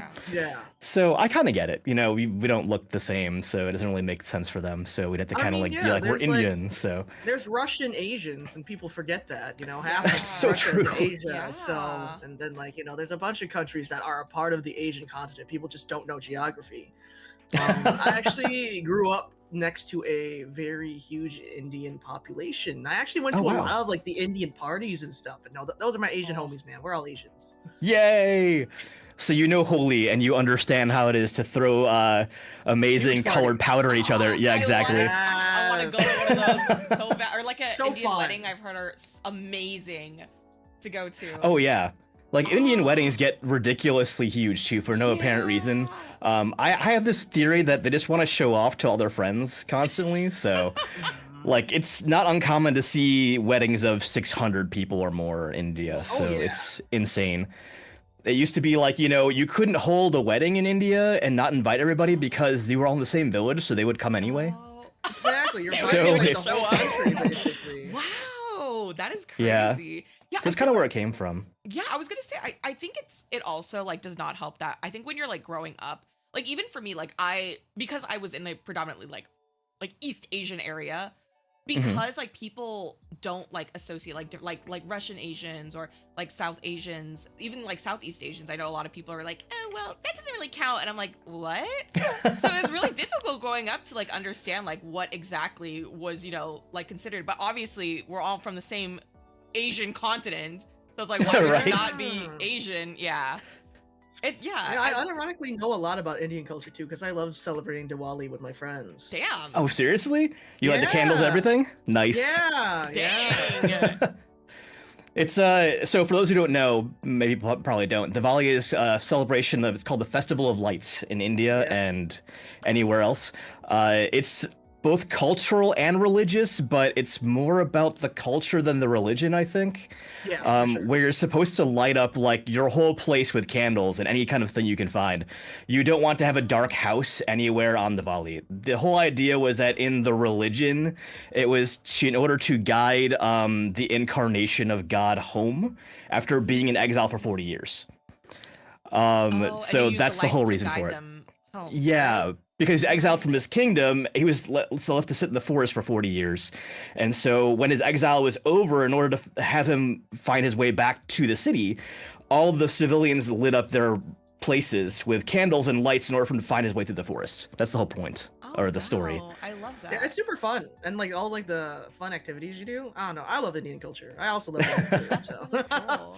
I mean, I can't blame you. I love Indian food too, so... I'm very curious. You said that your parents are Indians from 2 different countries? Yes, it's significantly different too. So Okay. my father is actually Indian from Africa.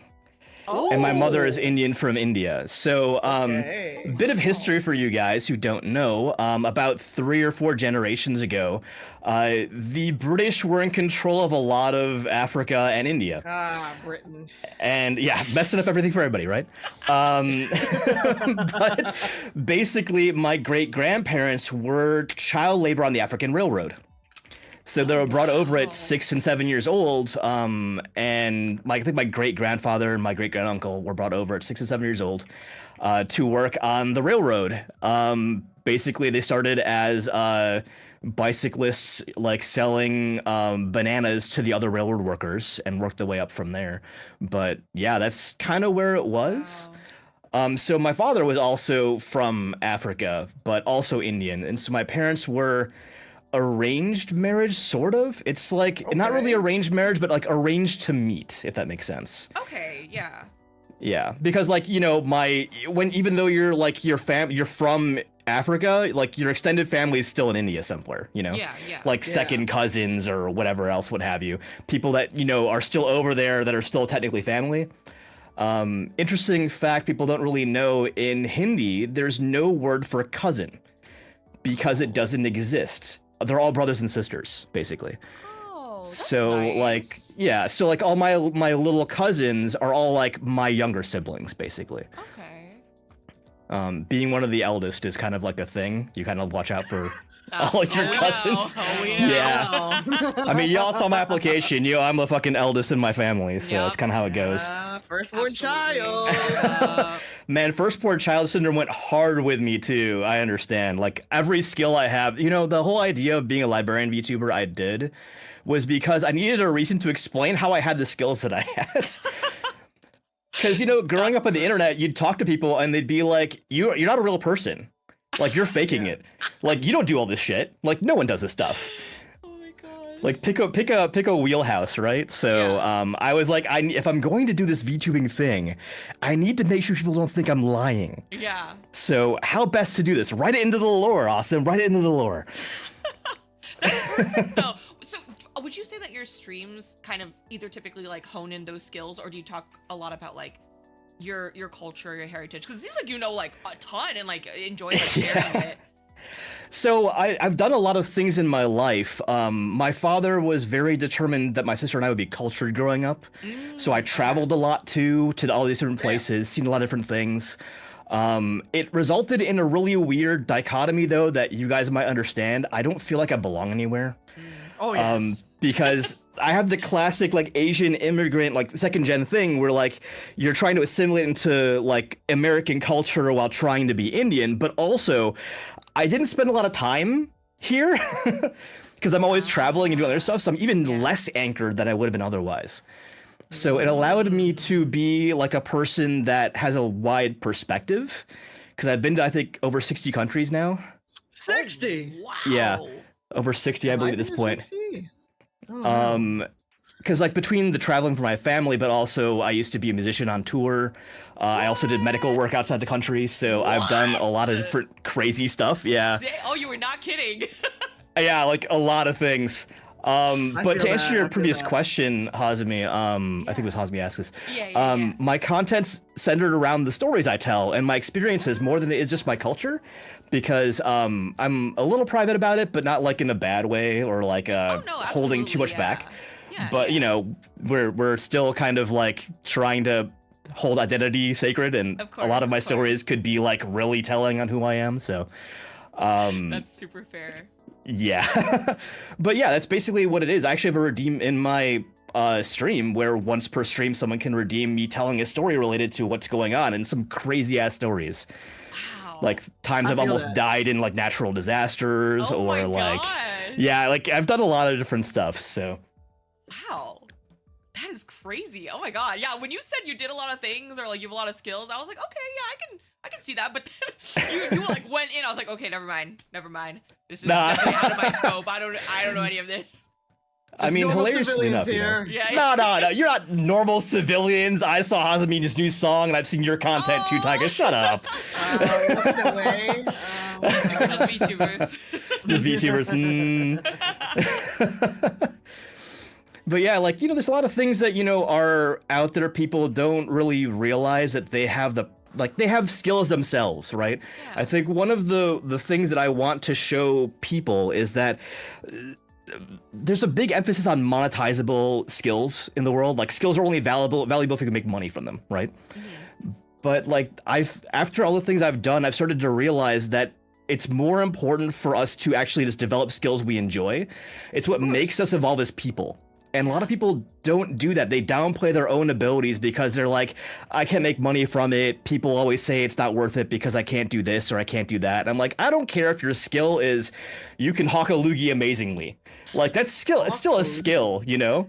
Or like, you know, spit really far. Yeah. It's still a oh my god, right?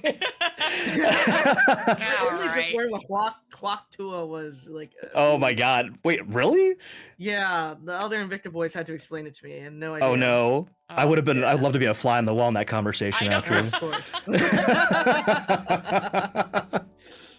That's really good though. I think that's a very good mentality to have. That I feel like, especially like growing up, being the eldest child as well, like I feel like that's not something that we're like wired to think about when we hone in skills. It's kind of just like either like a fight or flight thing or like a necessary thing to survive kind of thing where we learn a skill or use a skill because we have to. Or we're made to. Like, I remember being a musician at 3 years old. Like, oh my god!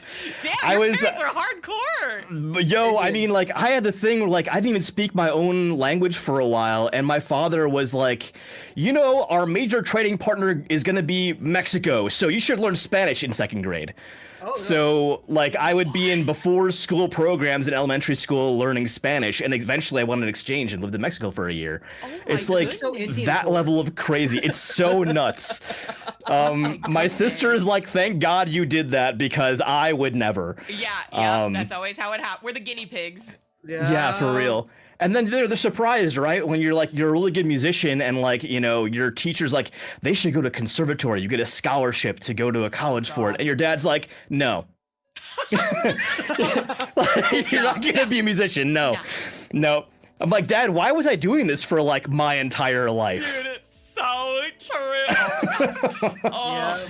I broke my teacher's heart. I felt so bad. no! She's like, "You'd be a shoo-in for this conservatory," and she was like a really good flute player. She's like, "You could do this." And I was like, I really want to. I used to be, I think I was one point I was on a magazine cover for, I was like one of those really little like musician kids, you know? Wow. And like, so I had a scholarship already set up, and my dad's like, nah, go do engineering or medicine or, you know. Doesn't make money. Very typical. Yeah, response. literally would not make money. God. Oh, my mod's in the chat. Joke's on your dad, you're still a musician. Yeah, I came back to music afterward. Yeah, exactly. I was gonna ask, you're second gen Indian. So your parents came to America and then you were born here as well. Yes, I was born at the hospital where my father was doing medicine. Wow! Oh my god! That's literally how hardcore into it I got. Yeah. Oh my god! It's crazy too because I've heard like so many stories like this specifically with Indians. I don't know why. I have a lot of Indian a big friends. thing. It's very similar. Yeah. Like my father actually like didn't want to do medicine in the first place. He was it was second choice. He wanted to be a pilot. Oh. And actually, he got into flight school in Africa and everything. And then the week before he was due to go in, he got glasses. And back then, that was a death sentence to being a pilot, so he never was able to do so. And so, luckily for him, my uncle was already studying for med school, and he was like, "I can help you. I'll help you study it right now. You can go into it. You'll be fine. There's still a way out of the country, basically." Oh, okay. So it was a way to get him to go to the U.S. Yeah. Well, because, you know, my family, my grandfather's generation had made enough money to live in Africa comfortably. But if you guys are familiar with apartheid in Africa? Yes. So after the British left, the African people looked at Indian people as remnants of the British. So reverse racism was going to happen to the Indian people. They were making all the schools black only. So if I was born in Africa at that point, I would not have been able to go to the good schools, because they were trying to like make sure, you know, it was only for black people at that point, which was interesting. So my dad was like, when I left the country because of you guys, I would have been fine in Africa. But he left the country for, you know, me and my sister before we were born, so that's why. Yeah. Wow. Damn.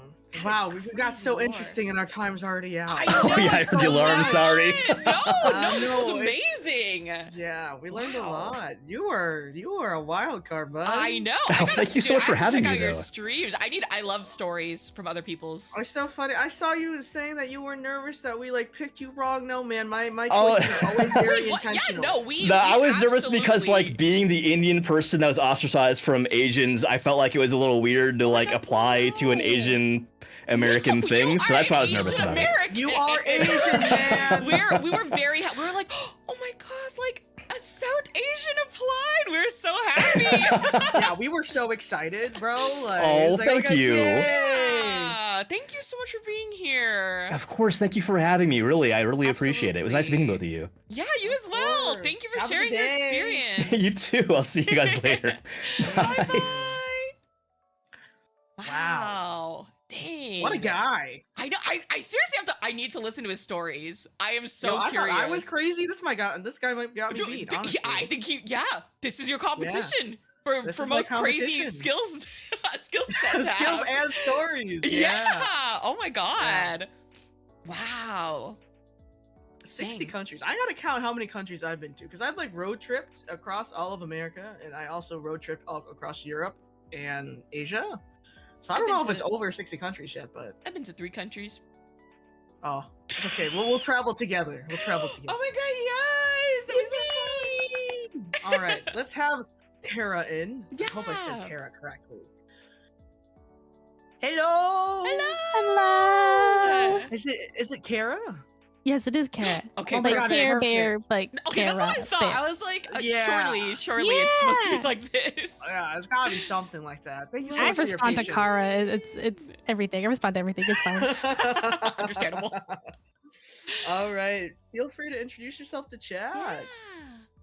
Well, hi everyone. My name is Care Bear. I go by Care for short. I'm a 4th generation Japanese, so I'm half Japanese actually.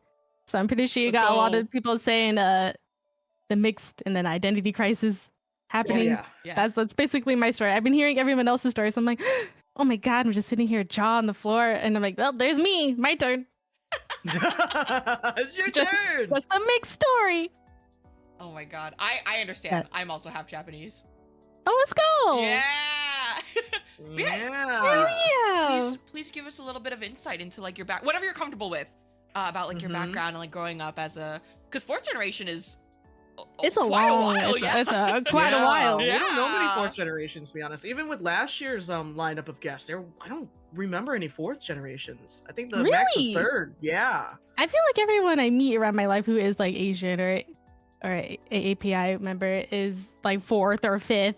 I never met like anyone who's like second or first or really third, so it's kind of crazy. Really? And I'm an immigrant. I'm not even any of the generations. I came here by airplane, bro. You're the first, man. That's interesting because I guess similar to Kara, because I'm second generation, but a lot of the people growing up in my area who were Japanese were like fourth, fifth. Like there was barely anyone that were below that. Yeah, it's crazy. And I'm a West Coast Asian too, so you think you know a lot more instead of fourth and fifth. So yeah, I got that around here. I did grow up in an area where there's like not too many Asian Americans or like a large JA population. We've been hearing that a lot today. Yeah, I'm so confused. Okay, where I grew up, it was mostly like Korean Filipino, so there was like no Japanese. Okay. So I get that. Yeah. Yeah, same here. It's more like Filipino or Korean too. Okay. Yeah. I can see all the churches. I'm like, I want to go, but like, ooh, I don't think I don't think I can go to those. But I have no idea. Oh my god. So like, did any of your family then grow up speaking Japanese at all? Since no, not at all. I think the like assimilation was the goal back then, like during of course that whole World War II era. So like they didn't pass down the language at all. They never wanted to talk about it. They didn't really speak it. They only passed down swear words, insults, and like some foods and like household items. That's about it. I'm like, thanks, Grandpa. They didn't talk about it at all. Like nothing. They spoke it sometimes, but that's about it. They didn't translate or try to teach us anything. So it's your grandparents that immigrated, right? Great grandparents. Oh, great grandparents. Oh my grandparents. Oh wow. Great grandparents. Oh my gosh. Dang. Yeah, they were first cousins too. Fun fact. Oh. Yeah. Yeehaw! It's weird. I tell people. It's interesting. I tell people that all the time, and my non-Asian friends are like, "What? Oh my god, this is so disgusting." Yada yada yada. And then I tell some of my Asian friends, they're like, "Yeah, sounds about right." I'm like, "Oh, okay." Yeah, sounds about right. Honestly, I'm like, "Okay." Yeah. So you get a mixture of reactions. I'm like, well, I'll just say it. Yeah. No, it makes sense because it's like, great grandparents. That was a long fucking time ago. It's a long time ago. I didn't even meet them. Yeah. I'm like, okay, that's cool. Oh my gosh. So then what was it like for you growing up? Because like Tyga said, we don't have a lot of people that are like fourth, fifth generation Asian Americans. Yeah. It was interesting. It's like, how do I explain it?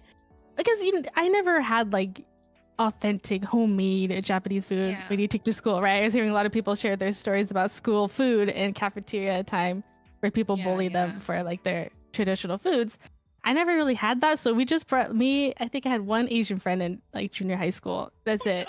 And I think we brought like ramen noodles, and everyone made fun of us. That was the time when we got into K-pop, J-pop, all that stuff. Oh yeah. And we got made fun of it because of that. But we're like, we're the only Asian kids, and we don't know who to talk to about this. But there was a lot of like making fun of, but like passive aggressively. Yeah, because you're the only Asian kids, so they like walk by the halls and say something, or like we're learning in history class and they like say something. They like look right at like you. Slur. And I'm like, dude, yeah. Don't look at me. Oh my god, dude, that's so true. That's so true. They're like, oh yeah, Pearl Harbor, and they like look back. Exactly. They just all turn their heads and like make eye contact. I'm like, okay. Literally. Girl, it's okay. No, as a Vietnamese, I remember when I was in high school, I think it was U.S. history class, and we were learning about like the Vietnam War. And the Vietnam War was still pretty recent. Like it's still technically pretty fresh. I remember the kid next to me, he looked at me, he's like, "We saved your country." I looked at him, I was like, "You do know y'all were kicked out, right? Y'all like just because the history book said that you try to help, you did not win." like what is wrong? Yeah, but no, it's way more common than people think. No, it was crazy. Mind blown. It was interesting because it's like my dad, he's the white one. I don't know if I could say it say that you're good. any You're way good. differently, but and my mom's the Japanese one. Okay. So like if Mhm. I'm like so mixed as like if I'm standing next to my dad, I look like him. But if I'm standing Mhm. next to my mom, I look like her. Yeah. So it's a lot of like I have a coworker who's from Mongolia. She comes up to she's like, "Are you Asian?" I'm like, "Yeah." She's like, "You don't look it." I'm like, "Well, okay. Then why'd you ask me?" Yeah, literally. Okay. What am I supposed to look like? Goddamn it! I'm like, "Okay, then why'd you ask if I was Asian if I don't look Asian?" But I was so confused. So weird. You get a lot of Yeah. those comments though. Like I work in healthcare, so a lot of patients they come up Okay. to you We and love they're our like, healthcare Yes. professionals. "Oh, thank you." Of course, I tried to go to medical school and I couldn't do it. So big It's- props to everyone in medical school. Oh yeah. Yes, there kudos. My knowledge is Grey's Anatomy. So Oh my god, same! No, same. Me too. Oh my god, twinsies. Twinsies. Yeah. That's oh my my research gosh. material. Oh my god. Wait, like the book or the show? Yeah. Ah, yeah. Okay. Oh, first yeah. off, I didn't know there was a book about Grey's Anatomy. Yeah. Yeah, That's there so is. funny. Yeah. I've read it. Oh, I have Oh. not. Mhm. So wait, so patients ask you if you're Asian? No, it's like they don't say hi. They don't say, "How are you?" Or like, "Oh, can you help me with this?" It's more like a, "Where are your grandparents from?" I'm like, Whoa! like Washington? I don't know. Oh my god. Wait, that's so And funny they're like, because "Oh, you're from the oh." West Coast, so it's like they just like that's so interesting. I feel like the West Coast usually doesn't get people like that, but that's wild. It's- Oh, no, It's yeah. it's so crazy because then they're like, "I could tell you're mixed. I just don't know with what." I'm like, "Oh, Oh, Yeah. okay. I don't know Yeah. how to respond to that." So I'm like, Yeah. "Oh, okay, move along. Let me just direct you to somewhere else." Dude, that's so crazy. Oh my goodness. Dang. I don't know if we asked, but do you know Japanese? Are you studying Japanese? I think I know enough to get by, but then I stand in a Okay. group with like Japanese people. Like here in my city, I'm like a part of these other JA groups, and they're all speaking Japanese, and I'm just standing there. I think I'm like preschool level. I'm like, Man I standing. feel so like imposter syndrome right now.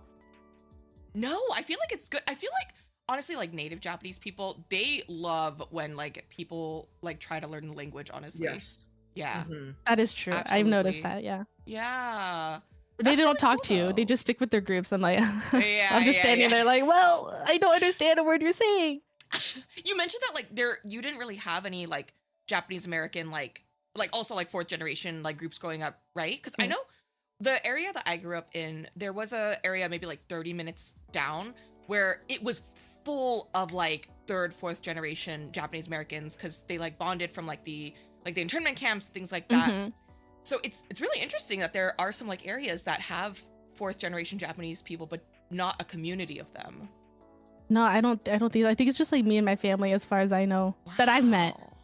Wow. I feel like we're all just so trying to fit in elsewhere that we don't Yeah. try to like bond together as like a fourth or fifth Interesting. generation. You know what I mean? Yeah, that's Mhm. super interesting. I guess like it depends like how other communities take it because I guess like where I had grown up, that area, they kind of all grew up together, so I guess that makes a little more sense. But Mhm. that is super interesting. So your family kind of just like kept to themselves, and like other Japanese American families around you also did the same.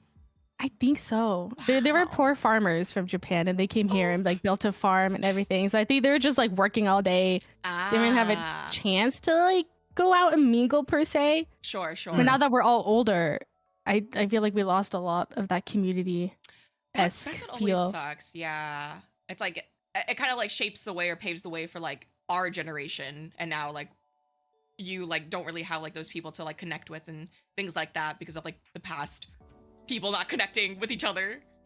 I think, a lot of my friends, I mean, they were like part Korean or like half Thai. I worked with some people like that. Sure. But they never really talked about it either. So I'm like, okay, I don't know who to talk to about all this stuff. Oh no. It's just very interesting. I don't know. That is very interesting. I feel like it totally. I mean, I don't know. I'm like shocked because where I grew up, I feel like it was. It was like what if you found someone that was also like half Asian? It's like you kind of like cling to them as like your brethren. No, Yeah, for real. like please, like help me. I don't care if you're like half like something else. Like I just want like, a I friend. just want to be your friend. Yeah. Exactly. Like, Like I'm shaking your hand please. so hard right now. It's so interesting too, because like when I was in school, like I was like the only like oh man, I don't want to say like I was the only actual Asian because like all the other like Asians that were there were adopted. So even if I like tried to like connect with them, they were oh my god no. This reminds me when I was in middle school. Okay. And I remember it was like my English class, and my English teacher like pulls me over, and they're like, "Do you know how to speak Chinese?" And I was like, "No." Like, well, we got a new Chinese student. I'm like, "Okay, but I still don't know Chinese." So then they bring this girl, okay, and they're like, "Oh, so she speaks Chinese. Can you speak Chinese there?" I can't speak Chinese. So then I like look at this girl, and I was like, I don't speak Chinese. And she's looking at me, it's like, I don't even speak Chinese. I'm adopted. No. I was like, so you speak fluent English? And she's like, yeah, I was raised here. And I was like, bro, there's no fucking shot right now. And I looked at the teachers like, did you seriously just like assume this shit? Oh my god, I got so bad. Went to the principal and everything. Oh my god, she did not know a lick of Chinese, okay? That is actually we're just standing there like, bro. English? Yeah, she's speaking fluent English, bro. I was like, there's no fucking shot right now. That is actually so funny. That is so funny. Yep. Wow. Yep. Oh no. Well. I know. So I get it. You know? Dang. Yeah. I was curious, like, what made you want to, like, pursue like learning the language and learning about the culture? Since, I'm assuming like your parents, like, well, you said already, like your parents don't speak it either. I think it's just to feel more closer with that part of me. Sure, It's like I went to Japan and they just it was half and half. Either they speak Japanese to you or they just immediately speak English. And I'm like, no, I'm trying to practice this. And then they're trying to practice this. And I'm like, we're getting nowhere here, but we're kind of understanding each other, but not in the way we want. Right. And so it's like you get told your whole life as a mixed kid, you're too Asian to be white or whatever, but then you're too white to be Asian. So I'm like, I think I don't know. I feel like the older I get, the more I'm like, I'm going to embrace who I am. And so I feel close to both sides of who I am. But yeah, that's I don't know, good, to though. speak. I still have family over there. So I think it's just nice to know the language. Oh, wait, that's really good that you still The like keep level in touch through with your that, yeah. family from there. I feel like a lot of like people like past like the second or third generation like have no connection to their family in Japan. So that's really good. Yeah. Yeah, I don't know how we did it, but we did it. I mean, hey, that I'm like, it works. Like, okay, I'll take it. Like, I'm not gonna complain. That's good. Do Yeah, you we go wanna back to keep our visit? heritage alive. Oh, sorry. Do you go back to visit often, or have you seen your family No. there? No, I don't think I've only been one time. Like, Do you want to go back? like, oh yeah, oh hell yeah! I wanted to move hell there, yeah. and then the pandemic happened, and I was like, Oh well, my Darn, it's always the Well, pandemic. okay. God. no, seriously. Oh, shaking your hand for real, for real. I might be a little clammy. I'm sorry. Me No, too. you're good. I'm like sweating. After that story Tygo told, I was like starting to sweat because I could Dude. relate to that story. I in middle school. know. Chinese. Yeah, no, Chinese, no, because like I Oh, said, I seriously. grew up in the South and the Midwest, so it's the Chinese. So, maybe Vietnamese, Asian, yeah, man, that's what I grew up with. So, Wow. I would like to. I mean, no, never mind. I was like, I would like to grow up with that, but then, I'm good, I think it's feel really that. interesting that I feel like there's different like, you get that where it's like people assume that you could speak Chinese, and then you also get Oh, the yeah. are you white or Asian? What are you? I'm like, Yeah. are you big dog? No, Oh. I get it. I had a do. dime for every time I got that. What are you? I would be so rich. Yep, every time it's where are you actually from? My mother's Oh, fucking really? uterus, man. What do you want me to say? So I get it. All right, And we then got you like say that, 20 though, seconds but- left. Do you have Okay.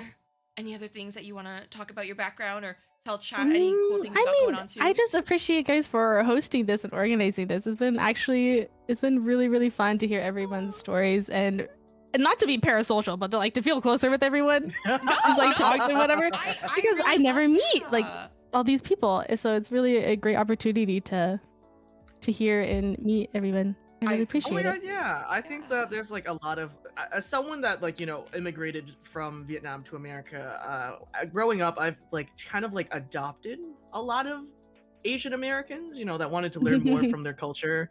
And I'm really happy that Hazumi had this idea last year to have like a panel like this and meet other people that have similar experiences. So we're glad that we were able to do it again this year.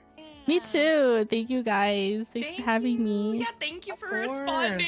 I'm so sorry. Everything was so last minute. I know. No, it's okay. I left work early and I was like, guys, I gotta go. And they're like, what? I'm like, don't worry about it. It's just my Hannah Montana life, all right? But no, seriously, I wouldn't have missed this for the world. Oh, thank you so much, Kara. So lovely Thank to meet you. You too. Have a good day. You too. Bye-bye. Bye. Oh my god, all of us with our Hannah Montana lives, honestly. Real shit. Yeah. Wow. I always have a soft spot for like half Japanese people because there's not many. Yeah, that's how I feel with my Vietnamese folks, my Midwestern or Asians too. I get it. I get your Vietnamese. Yeah, my Vietnamese babes. I get it. I really do. And sometimes I like forget. Like usually, like for like streams, it's so funny. People have like clocked like my accent. My accent used to be like way more southern. Like that's how I used to sound, and then I moved up to the Midwest, and then my accent changed more because I started living here longer. But yeah, I used to sound like that all the time. This is really how I talked. Yeah, that reminds me of the what was it? The Delta. Fuck. Do you know what I'm talking about? Like the Southern Chinese like. Population? Yeah. Very yeehaw. Yeah, it's so cool. All right, let's bring in our next guest. There we go. Vespi, hello. Hello. Oh shoot! Sorry, I need to change the Fuki. You're the first person with the name after T. You're good. Okay, let me put you here, and then I'm gonna change this to Vespi. Oh my god, thank you so much for your patience. It's so hard to like keep on track because like everyone's so interesting. So honestly, I really appreciate I get it. I've been sitting here and listening. I almost forgot it was my turn, but then I got paid, so look at me! Yippee! Yippee! Thank you so much for hosting all of us! Of course, thank you for joining. Yeah. Yeah, feel free to introduce yourself to chat. Right. Okay. Hi, I'm Vespi. I am a Hmong American. On my app I said I was a first gen. I didn't actually understand what that was. I'm actually second gen now. You're good. Yeah, I'm so sorry. No, don't apologize. Yeah. Don't apologize. Okay. Oh, yeah. So my parents immigrated from Hmong people don't really have a country, but they kind of occupy several, such as Thailand, Laos, and Vietnam. So after the Vietnam War, my family, well, my mom's and my father's family immigrated to the U.S. in kind of like the northern states. And so now I occupy the Midwest. Oh, Midwesterners! Excuse me, I dropped my. But oh my god, so many of my people today. Wow, it's crazy how many Asians occupy the Bible Belt. I'm like, whoa, oh my god, ain't no way. Dang. So it's a lot of shared experiences that I've come across. So I think I'll try to talk more about Hmong people in general. I think what's kind of interesting is our Hmong wedding traditions, in which that to propose, it's tradition for the woman to run away with her betrothed and leave behind a messenger to let her parents know that she's been wedded off. So wow, it's like a surprise. It's a surprise. Your daughter's been married. Oh damn, for real? That's crazy. It is. So for instance, my brother, he kidnapped his wife basically, and I remember being a kid when this happened. Like it was a huge deal. He abducted his wife? Yeah, he abducted his fiance, and my dad was aware of this, and he took a raw chicken and started swinging it around my brother, because apparently this is tradition. I have no idea why. So Hmong people are what we call shamanists, or so our main religion and our prayers are going to our ancestors and spirits. So I don't really know why or what spirit this kind of compels, but yeah, there was a raw chicken swinging around my brother and his soon-to-be wife, and I remember hearing like, such an awful, nasty call from the wife's mother saying, "How could you do this so early?" and whatever. But it all proceeded smoothly, and my mom said that this will happen to you one day, and I was like, Yeah, "What?" this is where the chicken farm comes in. Yeah. Wow. Wait, All right. is your brother's wife also Hmong, or is? Yes. Okay, So, good. I was gonna say, like, yeah. if she was not, I feel like that would Yeah, be a this very wa- big jump scare. oh, this is why it also gets so dicey if you were to marry outside of the culture, and that's why I was always raised to be like, oh, you have to find a Hmong boyfriend, find a Hmong family. Wow. Yeah, Oh my so God. it was quite a very strict cultural upbringing. We have so many traditions, so I don't come across many other Hmong people. I know there are Hmong VTubers in this space, Yeah, but a few. I would love to just talk about Hmong people because I don't know how many. Did you guys know?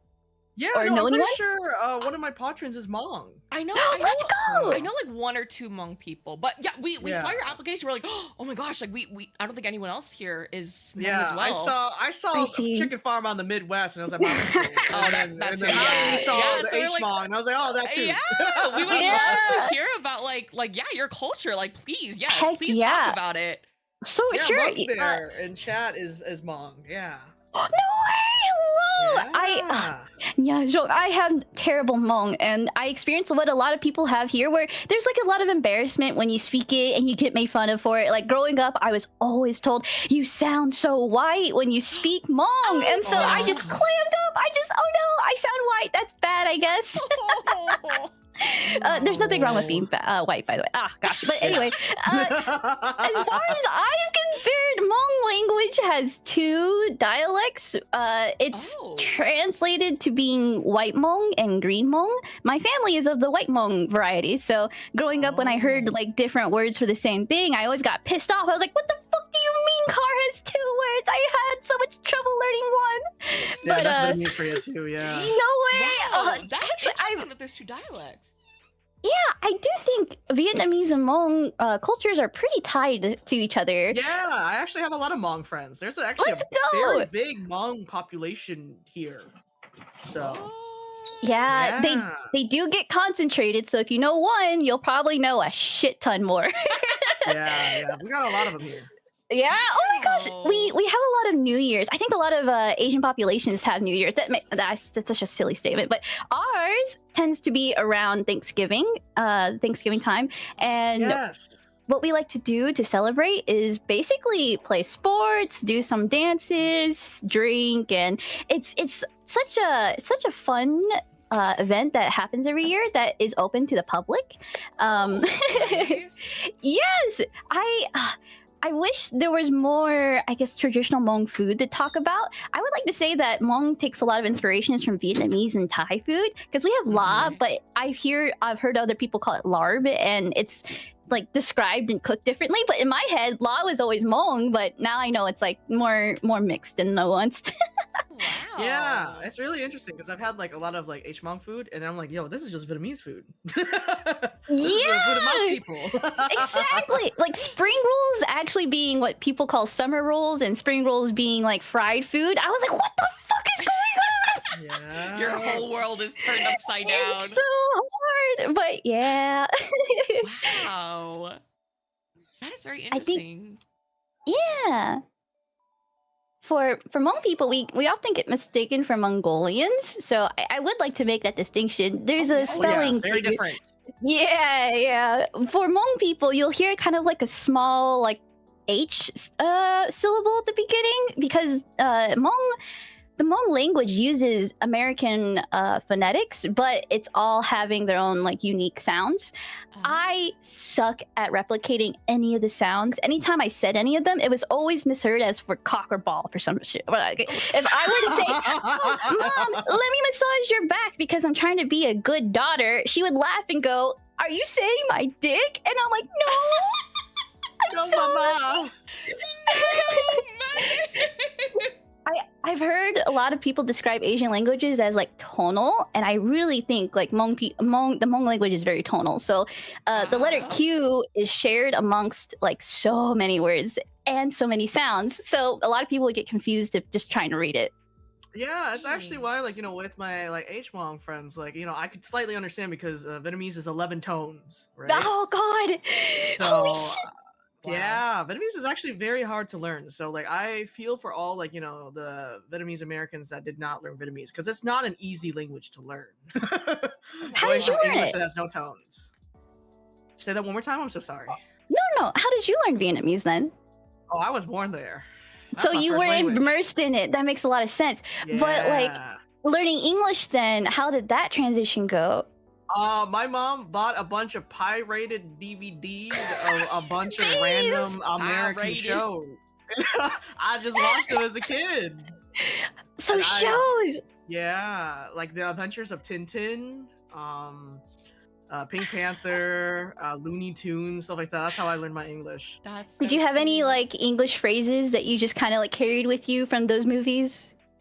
I don't remember, to be honest. I think the accent. I would keep like adopting the accents, especially from Tintin, because that's one of my all-time favorite cartoons. I see. But yeah, I just kept copying what I heard in the media, and then once I started like moving around, because I moved around a lot as a kid too, so like I started adopting the accents, and that's why like my accent is like in the weird middle of like Southern and Midwestern, because I can switch between both. Oh my god, that's powerful. That could really Yeah. throw someone in for a loop. Yeah, because I can switch accents for Vietnamese too, because there's like technically 4 dialects, but there's 3 main ones. Because my dad is from the north and my mom is from the south. But if you were to like explain this to the blind layman, they'll be like, they all sound the same, even if it's a you different would think, language. right? But you can tell that it sounds extremely different because we can't even understand each other because it sounds that different. Yeah. That's so Do you have? interesting. Do you know? Like, can you speak some examples? Yeah, so like Southern Vietnamese is the most common dialect in America because Southern Vietnamese people escaped Vietnam during the Vietnam War to America. So that's why Ooh. many Southern Vietnamese are here. For the Northern dialect, they mostly stayed back there. Northern dialect sounds more French. That's what it is. Oh. So a good example is they say for the y sound in the Southern, they say a V sound. So our Southern accent is considered like the country slang accent in Vietnam. Wow. So I would be saying like Mao Vang, right? That's north, but then Mao Yang is south. Oh. That But is that so. means that's the color yellow, yeah. Mm-hmm. Is there like a? I feel like in Hmong culture there was no like, oh, white Hmong is better than green Hmong, but I'm kind of curious with so many like regions, does Vietnamese language kind of experience that too? Like one language is for sure. superior. Oh gosh. Yeah, that northern dialect is considered superior, and like and that's why a lot of Asian Vietnamese Americans struggle so badly, is if they try to learn Vietnamese, it's only taught in the northern dialect. Ah, okay. Yeah. So that's why I've been teaching a lot of Vietnamese streamers, because most of them are Southern Vietnamese. Okay. It's because they try to learn on their own, like use like fucking Duolingo and shit, and it's northern. So you know, one of my close friends is Vietnamese. Do you know any rizzing words I can say to her to steal her from her husband? oh shit, okay. Rizzing words? You wanna Yes. okay. Oh god, I don't know. There's gotta be there's some things that we could say. It's true, but obviously I gotta know the level of like how close you are to this person. Bestie. We are besties. She knows I can never steal her away, but I won't stop. Oh, I see. Are you older or She's older. okay? So you would say, because like it depends. You would probably say mu bang or MUM. yeah. Can you So type this to me? I'm so is sorry. super cute. So you say yay tun. Oh yeah, stuff like that. A2. Yay tun, yeah. A2. Oh, she's gonna be so ready. Thank you. Oh yeah, A2. That's so funny. Head on with the yay tun, baby. A2. Okay. See, you already got the pronunciation on there. I see the H mark. You got it. You got Yay! it. Thank you. It's because I had such a good teacher. It Ah. shows. Thank you. Un-U-M. M-U-N. I have no idea what that means. So un is a term like for like males. That would be like older brother, older. So you would say an am is usually the younger, but because I'm assuming both female presenting, you would probably say, because you want to steal her from her husband, right? So you want to Yes. say am, because am is closer Am. than saying bang. Bang means friend. So Okay, okay. bang is, but am. You're, So I'm you're going through levels there. Got it. baby. I'm asserting my dominance. Exactly. You got nothing on me, Craig. You can also call her Yeah, T Craig. too. Craig. Oh yeah, fuck Craig, bro. I'm so sorry, Craig. I don't know you, Craig. I'm so sorry. That's so funny. God damn it, Craig. Fucking Craig. Ew. Okay, I'm good. You're good. You're good. Yeah. But yeah, thank you so much for teaching us about H1 culture. I love H1 food because it's so similar to Vietnamese food. I love my H1 Yeah. culture. Me too. Most Papaya of- salad. Oh gosh. Yes, most H1 people, I believe, migrated to northern parts of Vietnam. So most Oh. of the H1 people I do know, like, only know the northern dialect. So I see. mhm. Did you well, yeah, never mind. I'm kind of curious though with your experience with Hmong people. I'm so our last names are very limited, and so I'm always been curious, like Just on. like Vietnam. Oh, okay. Just like So, Vietnam. feel free to decline, but can I know some of the last names of the people you know? Oh my God, hold on. Let me go into my contact list right now because a lot of them are my friends. Oh gosh, if it's too much, don't worry. This is such a fun question for me because I always have theorized that for my people or people with my last name, we are in like two specific very states. And I've always been curious, like for people with other last names, like where do they mainly like gravitate? Because when we all came over to the US, it was under my impression like our clans more or less stuck together. Yeah, okay, so here I got some. We got Chang, we have Oh. Fang, we have Tao, and we have Xiong. I never know if I'm pronouncing that one right. I've always heard it as Shong. Yeah, something like that. And then we also have Fa. So those are the Okay, ones I okay. know. I see. That is it spelled like VAJ? PHA. Oh, okay. I see. Pa. Okay. Wow, thank you so much. That's Yeah. a huge variety, actually. You know so many. I know. Do you Damn. get, Like wow, I do you said, get I live invited to next the a village. gatherings? Oh my God, yeah. I love to party. Oh gosh, the Hmong party. I feel like Hmong people know how to party. But they do know how to party. They know how to drink too. That's why I love them. All right. Oh. Thank you so much, Vespi. Thank you. Yeah, thank you for teaching us. Good luck with the rest of the stream endurances. Thank you. so H-Mong rep. H-Mong rep. H-Mong rep, Hmong rep. Have a good day. Bye-bye. Bye-bye. Oh man, I'm glad we took Vespi. Not I enough know. H-Mong in the world. Oh my God, that's so cool. Yeah, I feel like there's not. I mean, I think on the West Coast, like I rarely see Hmong people. Honestly, I mostly the most H-Mong people I've met is in the Midwest. Really? I don't know why they came Oh. here. I ain't gonna lie, but that's how I know most Why of them. so- here?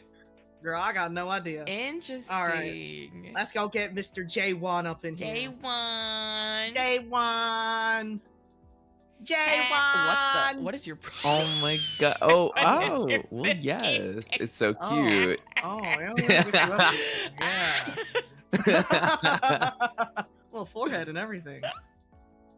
Well, yes. The Alright. fact that you guys were talking about drinking right before I came, I know that's right. Oh no! Oh no! We know you're a little drinker. Yeah, but my two favorite Asian people. Oh my god, I don't say that to every other Asian person this month at all. No, I my was about two to say, favorite I was Asian like, people. I feel like you know a lot of Asian people. Okay, Mr. J1, introduce yourself to chat. Yeah. Hello everyone, I'm Daewon. I am a nine-tailed fox shaman VTuber. Gumyo Mudang if you're spicy, Oh. or if you're Korean. I'm a former camtuber, former local, very new to being chronically online and very new to VTubing.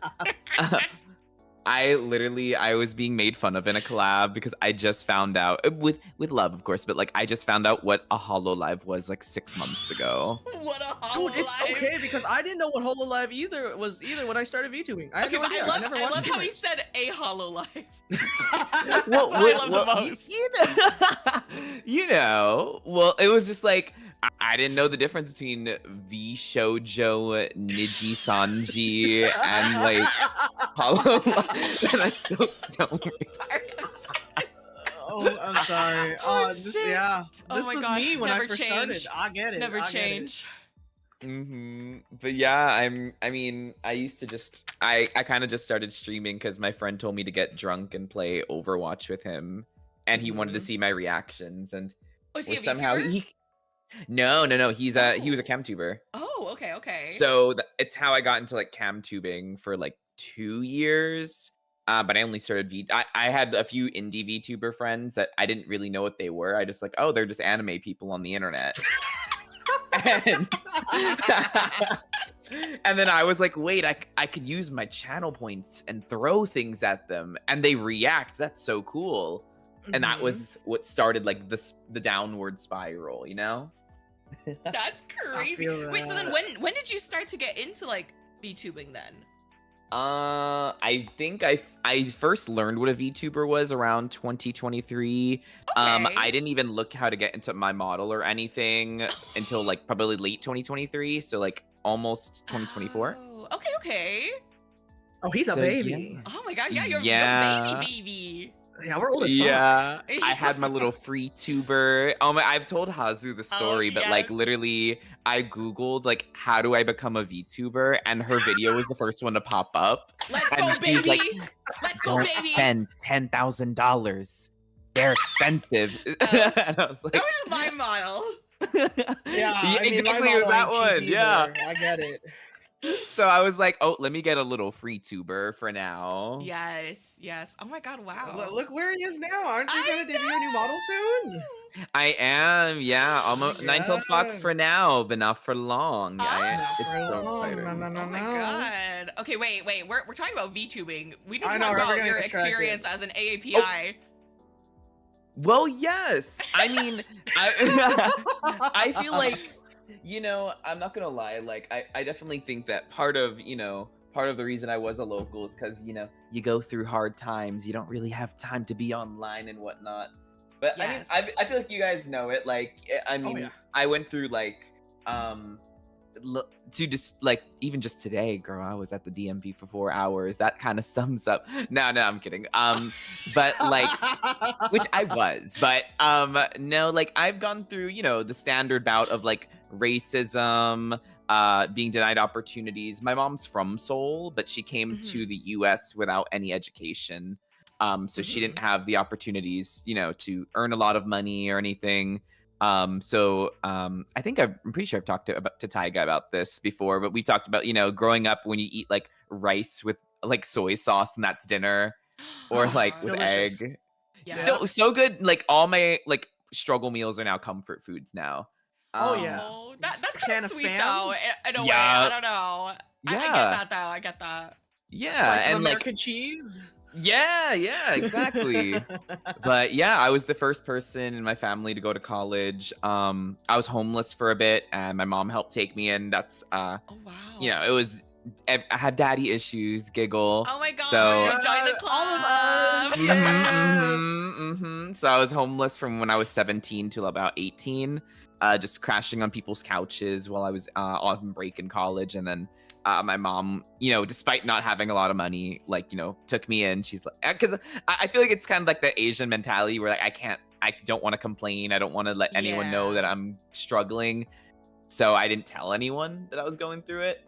And then she didn't realize until like she was asking me, what am I doing for like, where are you going for college break for the winter? And I was like, good question.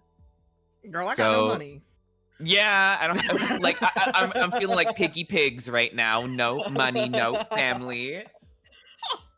So, but so were you living with your dad at the time then? And then I was, yeah. Okay. And it's kind of like the classic story of like the American dad who has like the family here, everything here, makes more money, but we don't really have a relationship. Yeah. Partially I think Yes. because I'm gay. But you know, that was around the time I came out. That was the time I was finding myself. So Yeah. but my mom, like, you know, I mean, her best friend for like 10 years was a doll. So she's always just been willing to the girls don't know, a doll. She's her best friend was a trans woman. So like I forgot I have to give explanations. So so yeah, no. So my mom took me in, and like it was I didn't want to trouble her for a long time, but no, she's good. She opened up her first business at 40 and 41, and now she owns a few little stores. She owns a restaurant as well. Okay. Damn. Yeah. She's the mom. Wait, so I know. Think. did she move from Seoul to America recently, or was it when you were younger? When I was young, it was actually when when she was pregnant. So she had me here in America. She did the housewife thing for like 10 years, and then she kind of like crashed out after she's like, oh my god, my 20s are gone. Which it's just young mom things. Yeah. When she had me, like I was just telling her the other day, I was like, girl, the way I can barely take care of this dog, how are you taking care of a kid? Ooh. But yeah, I mean, I will say that like even to this day, like I feel like I didn't experience so much Asian racism myself because I grew up in New York City until like after COVID or during like COVID. Oh yeah. Because you got I got a lot of microaggressions because back in the day before the girls knew what K-pop was and whatnot, I always got the you're Korean, North or South. Oh my god. Same thing from that. You're Vietnamese? You escaped the war? Yeah. Christ. Or some. Oh, my great grandfather fought in Korea, started with a lot of Koreans. Yes. I'm like, okay. Oh my god, the Vietnam War vets. Oh yeah, I fought in your country. Okay, I didn't ask you to, bro. Oh my god! In New York, there's a boulevard called Korean War Memorial Boulevard. People are like, you ever been there? You need to go. I'm just like, girl. I mean, insane. My bus doesn't go there. I fear, so I'm not really planning it. Oh man, that's so real though. That's so real. Wow. Yeah. But yeah, I mean, listen, I mean, I was trying to think back, like before coming, I'm like, what kind of happened when I was younger? I was telling my friends too before in a call like yesterday because I was reminiscing. I was like, so I was the one. I lived in New York City, but for a time I lived in Atlanta for like 4 years, which I live in Atlanta now. But this is like when I was really young, and I was the only person of color in the class. And for Thanksgiving, my mom came in to like help with the cooking and the prep and stuff. And girl, the way they made us the two Native Americans of the class. Oh. Like I was just thinking back, like, ooh. We really went through it a little bit, dude. You never like think about it until later on, right? Mm-hmm. Like it's like you never realize like the microaggressions and like the passive aggressive like comments that people have made or people have done to you. You never realize until you're older and you're like, wait a minute, that was kind of racist. Yeah, you get a perspective. You're like, what the fuck? Yeah. Yep. And like even like right now, like I was talking with I mean, obviously you guys know Kaio. We were talking about it, and I was like, the way that people, even as an adult, people use words and they don't know what they mean, but they'll use it because of how they perceive you. So like, for example, I got a little bit of a vocal fry, but I gym. Like, I might be Asian and cute, but I gym. I try to bulk, but they're femboy. And I'm like, oh, well, see that I support my sisters, but that's not my story. Like, in the same way they call Kaio a twink, I'm like, we're using words, but we don't know what they mean. Yep. But that is pretty true. I feel like that happens for like every group too. Like when just people are like, I don't want to say ignorant, but just they don't know, and they think like, I can get away with this, or I can call you Oriental, and they're like, well, no. Oh my god, the shivers that just went down my spine. Since I was in college, my immediate thing to say to that was, I'm not a rug. Take that back. Yeah, I'm not a decoration, baby. Dude, the amount of times I've been called like exotic is actually like, I just have to like crazy. stand there. I'm like, well, okay. Sure. No, literally. No, it's crazy because I've gotten that too. It's crazy when you're just sitting there like I'm in sweats from Old Navy and like an H&M, a Zara t-shirt, like exotic. What do we mean?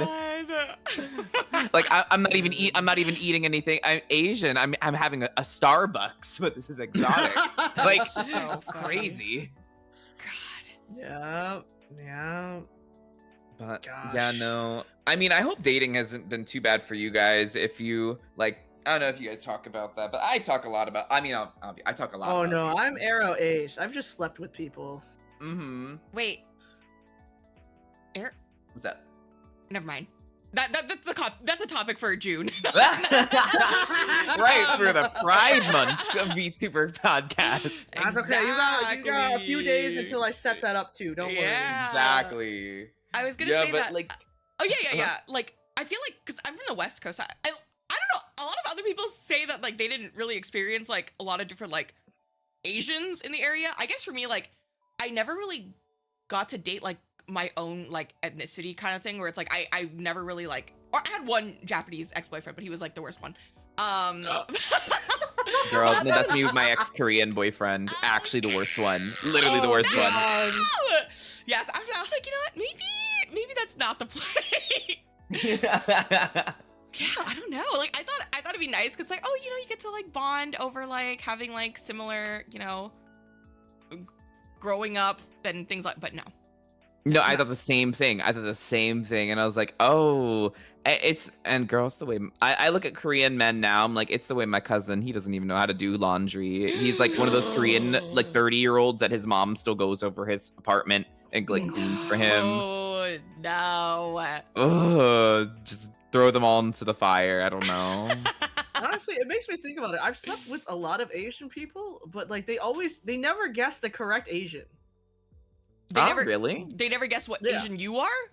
Yeah, so I think I slept with this Japanese guy, and he thought I was Japanese the whole time. So like, you know, while we're doing it, he just keeps trying to speak Japanese, and I'm like, bro, all I know are the weeb terms for anime. I have no idea what you're talking about. I'm dead. I'm just trying to get this over with, okay? Once we're done, I'm out of here. Fuck. But yeah, it happened many times because I guess like it's I feel like I look Southeast Asian, but I don't know. I got. Oh, I get the same thing. I get so many. Yeah, I get Filipino all the time. Really? All the time. Mm-hmm. Yeah, I get Japanese a lot actually. It's mostly though, I will say the East Asians like trying to clock me. And yes, and I'm like, oh no, baby, yeah. I'm one of you. I'm one of you. You're Korean, right? No, I am mixed. Oh, you are. Oh, I didn't know that actually. Oh. From pictures or from in person, I feel like only the East Asians clock it. Everybody else gets surprised when I tell them. But I will say that like they are like, oh, you're mixed with Filipino. I'm like, no, baby, I'm one of you. Pass the sesame oil. Oh my gosh. Wait, so are you comfortable sharing like your mix, or you totally don't? Yeah. No, my dad is, he's not even just he's white, but he's like literally like my grandparents like came over the boat from Italy. Whoa! Oh my god, wait, I'm also part Italian. Oh my, wait, we ate that. Wow. Wait, Oh my god. do you know what If only region? Harmony was here too, because they're he's from Asian Naples. Italian too. I'm from Sicily. Oh, okay. Mhm. Wow. So like Italianos. Okay, now I see why you get Filipino, because I also get Filipino because I'm Italian, Puerto Rican, and then Japanese. And oh, I hear it. Nope. I was Keep going. It's okay. It's okay. I was just say it's the name too. That's not gonna lie. Like my English name, my Korean name, which if you ever add me on Discord, it's just my Korean name, which me doxing myself as a I figured that dumb. out too when we added each other on Discord. Yeah. But my English name, which I don't usually share, is very like Italian. So it's like that's probably also why I'm getting the Filipino Me with my clocking middle thing. name. Oh my god, we gotta talk more about this.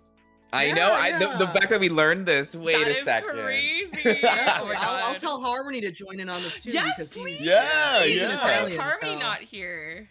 Oh, Harmony's at work. Right, and then when we say July is Asian Italian mixed month. Thank you so much, D1. Thank you, Yeah, Jaewon, thanks for for being hosting. here. Of course. I'm excited to see Thank- you next month. Yes, I'm gonna make us drink. I'm Okay. excited. Good luck to y'all's liver. No. Yes. Good luck for the rest of the thing. Thanks again for your energy, your labor putting this Thank together. It's much you. appreciated. No, absolutely. Have a good one. Thank you for being here. Yeah. Bye, Jaewon. We love you. Bye-bye. Love you. Bye. Bye. I couldn't get over his foodie the Alrighty. whole time. It's so cute. So cute. So Just kissing the microphone.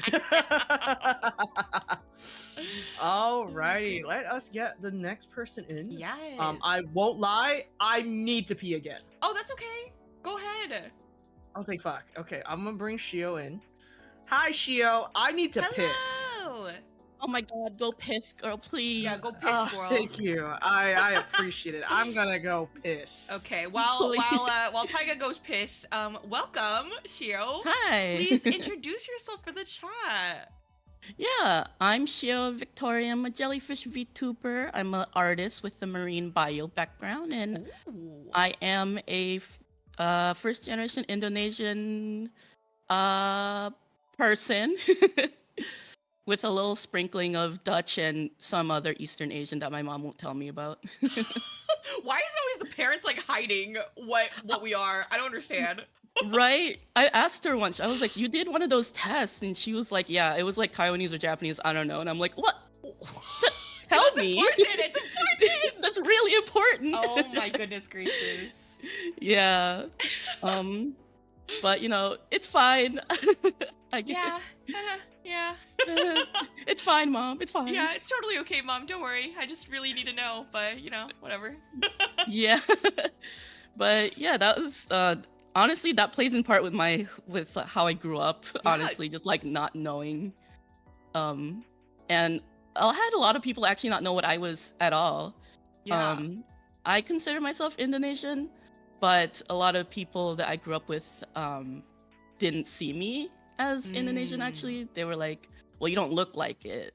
Yeah. And but Eastern Asians were like, "You don't look Eastern Asians," and Southeast Asians were like, "Well, you don't look Southeast Asian." I'm like, well, But you're predominantly Indonesian too. I am, yeah. That's so I'm predominantly interesting. Indonesian. Yeah. But no one has ever spoken Indonesian with me. Wow. Do you know the language? I know how to understand it, but Okay. I'm too embarrassed about my American accent. to I ever understand speak it. completely. I understand. Please don't feel embarrassed of someone that's very fluent in their language. Don't be embarrassed of your American accents. I promise you, like, they really do think it's cute. You know, it's someone that was immigrated. They think it's the cutest shit ever. And I feel like a lot of people from, like, you know, your like home country want you to carry on the language. So I don't ever want anyone to feel embarrassed because it's gotta continue somewhere, right? We gotta keep our languages alive. Yeah, and I feel like I'm trying to connect more recently because when you're young and you're in college and you're working, you just don't have time to like set aside time to learn about yourself. Yeah. But now I have a little bit more time and I'm like, okay, Mom, gotta first off tell me what we are, and secondly, please speak in like Indonesian with me. That's so true. Yeah. I feel like I had a really interesting upbringing though, because my parents were extremely young when they had me and my siblings. I'm the eldest child. Let's go. Yeah, guinea pigs, let's go. Yeah. And they actually came to the US when they were barely 25. Three kids, 25 to America. Oh wow. Yeah. Wow. So they were kind of too busy to really teach us anything. So they kind of threw us in the water deep end and said, "Okay, good luck." Oh my god! Like learning about like America and like American culture. Yeah. Oh, wow. Yeah. My parents though, they're kind of interesting. They're artists, they're rockers, they were clubbers. What? That's so cool. Yeah, and even now they're in their 40s and they still go to like raves and stuff. So they're so cool. I never had like the traditional like you gotta be a doctor and engineer. Yeah. But I still chose science because I would say I'm fueled by spite. Dude, We love me that. too. Me too. Yeah. Wow. So your parents have always been pretty, like, I guess, accepting of like your choices, and I guess like what kind of like career you want to pursue, and like your hobbies and interests and things like that. Yeah, they're almost a little too hands off, I would say. Oh, that's very interesting. I feel like that is a very not normal like Asian upbringing, especially that your parents are like from Indonesia as well. That's really interesting. Yeah, it was really funny because like in trying to connect with other people in like the Asian community, they'll be like, oh, my parents, they want me to be this and they want me to be that, and I'm like, I wish I know what my parents want because I'm kind of lost here. Oh my god! So you would say that you felt like you had like no direction then? Yeah, it was I chose to go to college, but my mom was like, you should be an artist. You're good at art. I'm like, okay. I didn't get into that major, but I got into marine biology, and now she makes fun of me for being a nerd. Oh, okay. Your mom? That's crazy. Oh my god. Dude, I feel like this is more like a friend than a mom. Like, not in a bad way, like kind of like a cool, like, yeah. Yeah, No, you're totally right. Because growing up, I would get bullied a lot because people didn't think I had a mom. They thought I had a sister. Oh. They were like, she must have loved that. Oh yeah, she did. And I was just like, Mom, I'm getting bullied here. My mom too. Yeah. Wow. Actually, they texted me. They were like, hey, we saw your Twitter. We're gonna listen to the podcast. So hi, Mom. Oh. Well, hello, parents. Hi, parents. We think you're really cool. Wow, dude. Sometimes, like, I wish that my family was like that. Like, I would love to have seen what it's like for your mom to be like a friend, basically, than like a parent. Which is good and bad, because yeah, like you mentioned, like you didn't have a lot of direction growing up, so there's the grass is always greener on the other side, type of thing. Of course, yeah. Yeah, for sure. I appreciate it now because as an adult, you're friends with your mom. That's pretty cool. But yeah, as like a kid, I'm like, bro, I need a mom. Embarrassing. Yeah. Mom. No, that's so true. I definitely feel like it plays out, like it's nice to have like the person like you could talk to like now instead of like yeah. That's so cool, actually. Wow. I'm still so in shock from like I guess like a third, fourth generation parent. I could see that more. I'm like, wow, a first generation parent? Like they broke that mold. Like that is what I really wish more first Asian generations did. Because like for like my mother, for example, like she has the very like typical mindset of, oh well, I was treated like this, so you're getting treated like this kind of thing. Yep. But with your family, it seems like it was like, oh, I was treated like this, so we're gonna make sure not to treat you like that. That is honestly like amazing to me. Yeah, I consider myself pretty lucky in that aspect, actually, that my mom was the one that broke the generational curse, and I'm not having kids. I don't need to, so. You don't need to break the mold. It's okay. She already did that. Yeah, my cats can deal. That is so interesting, though. Wow. So what would you say, like, I guess you kind of touched upon this, but like, what would you say is like more of your struggles growing up then? Since this is a very unique upbringing from like the typical Asian American. Yeah, I feel like the struggle was really that I just didn't like the very stand. Like I didn't know where I fit in. Sure. And it was especially hard because I don't physically look. I look like a mix because I wouldn't say I'm mixed, but I don't look Indonesian enough. And when I was in Indonesia, no one would speak to me in Indonesian. That is so interesting. But when I was in Japan, people would speak to me in Japanese. Oh. Yeah. Wow. Would you say you even look like Japanese at all? Like in the slightest to them? No, I don't think so. That's so funny. Wow. Yeah. That's interesting. So it was kind of hard finding people to relate to and finding anyone that even like looked like me in media and anyone near me. Just like absolutely, it was just like I appreciate it now because now I can like kind of explore myself more, but it was a little isolating growing up, Yeah. not knowing who to sit with at the table. Yeah, definitely. I feel Oh, like for that's sure, an analogy yeah. that everyone loves using, but it's so true. It's like it's so fitting. Did you have a lot of like 100%. Indonesian communities growing up near you, or? I did not. I was in a predominantly immigrant neighborhood, but Okay. there wasn't a lot of Indonesian people. Okay. And then my parents actually got remarried, and now I have a white family that we're with, and it's culture shock really Oh growing up. wow. Oh, I'm sure. Yeah. They're all farmers, so they're a little bit yeehaw, and I now I say, "Oh, excuse me, I'm gonna squeeze right behind you." My people, tears coming out of my eyes right now. Oh, excuse me, Oh, let me sweetie. squeeze behind you, Just darling. gotta squeeze behind you. Oh my god. That's That's crazy. right. And it says in your application that you were about 12 when that happened. Yeah, so Okay. I was 12 years old, and at that point I still understood Indonesian, but once we got my dad in, he only spoke English. Got And it. we exclusively speak English at home. Oh my gosh. Yeah. So That's crazy. honestly, he's better at Indonesian than I am because he gets to live with my mom. Oh my god, your white shit. dad? Yeah. Damn, he's assimilated. Yeah, yeah. Yeah, he wears batik around the house. He's Whoa, really? Yeah. Wait, that's so cool though. That's really cute. Oh my gosh. Yeah. That's He's- so interesting. Hold on, I might be fans of your parents. Hi, mom and dad. Hi, mom and dad. That's good though. So would you say like I know like getting remarried is like no easy thing, especially when like you have a younger child. But would you say you were assimilated into the family pretty well? Like everyone kind of got along, like in a good way, or?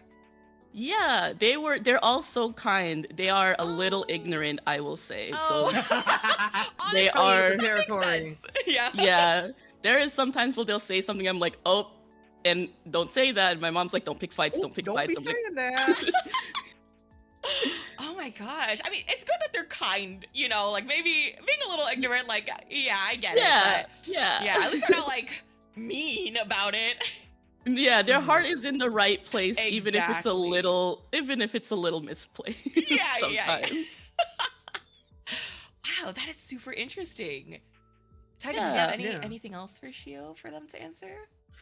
I don't know. Honestly, it's been very interesting listening to all of this. I'm glad I know. peeked fast enough and washed my hands. Yeah, I was trying to stall as much as possible, and I was like, nah, let's get into it. Bro, I needed to pee. Holy fuck. Oh It's yeah, coffee, man. please It was the pee fucking when you coffee. need to. But yeah, no, that's really awesome. That's awesome. Yeah. Did you have any other things about your background that you wanted to share, like any experiences growing up? Yeah, I think that it wasn't until college that I got to meet with like other Asian like Americans, but most of them are Korean. So I feel it's Korean and Chinese, so I feel like lately I have been really wanting to connect with more Indonesian side of me because I'm going around saying yo wei shema and and I'm like, okay, we gotta dial it back. We gotta go back to the roots. So I've been learning how to cook Indonesian food recently. Oh, that's a good Indonesian start, food's of course. delicious. Yeah, so that's been a challenge because my mom's like, Indonesian food is such a hassle. Don't even try. I'm like, Really? What? Wait, why is that?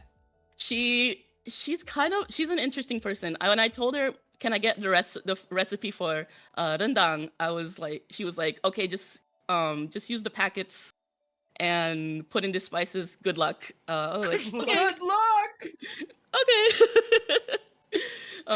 So even now I'm kind of like shooting in the dark, kind of wondering what I have to do to kind of Time to YouTube reconnect. it.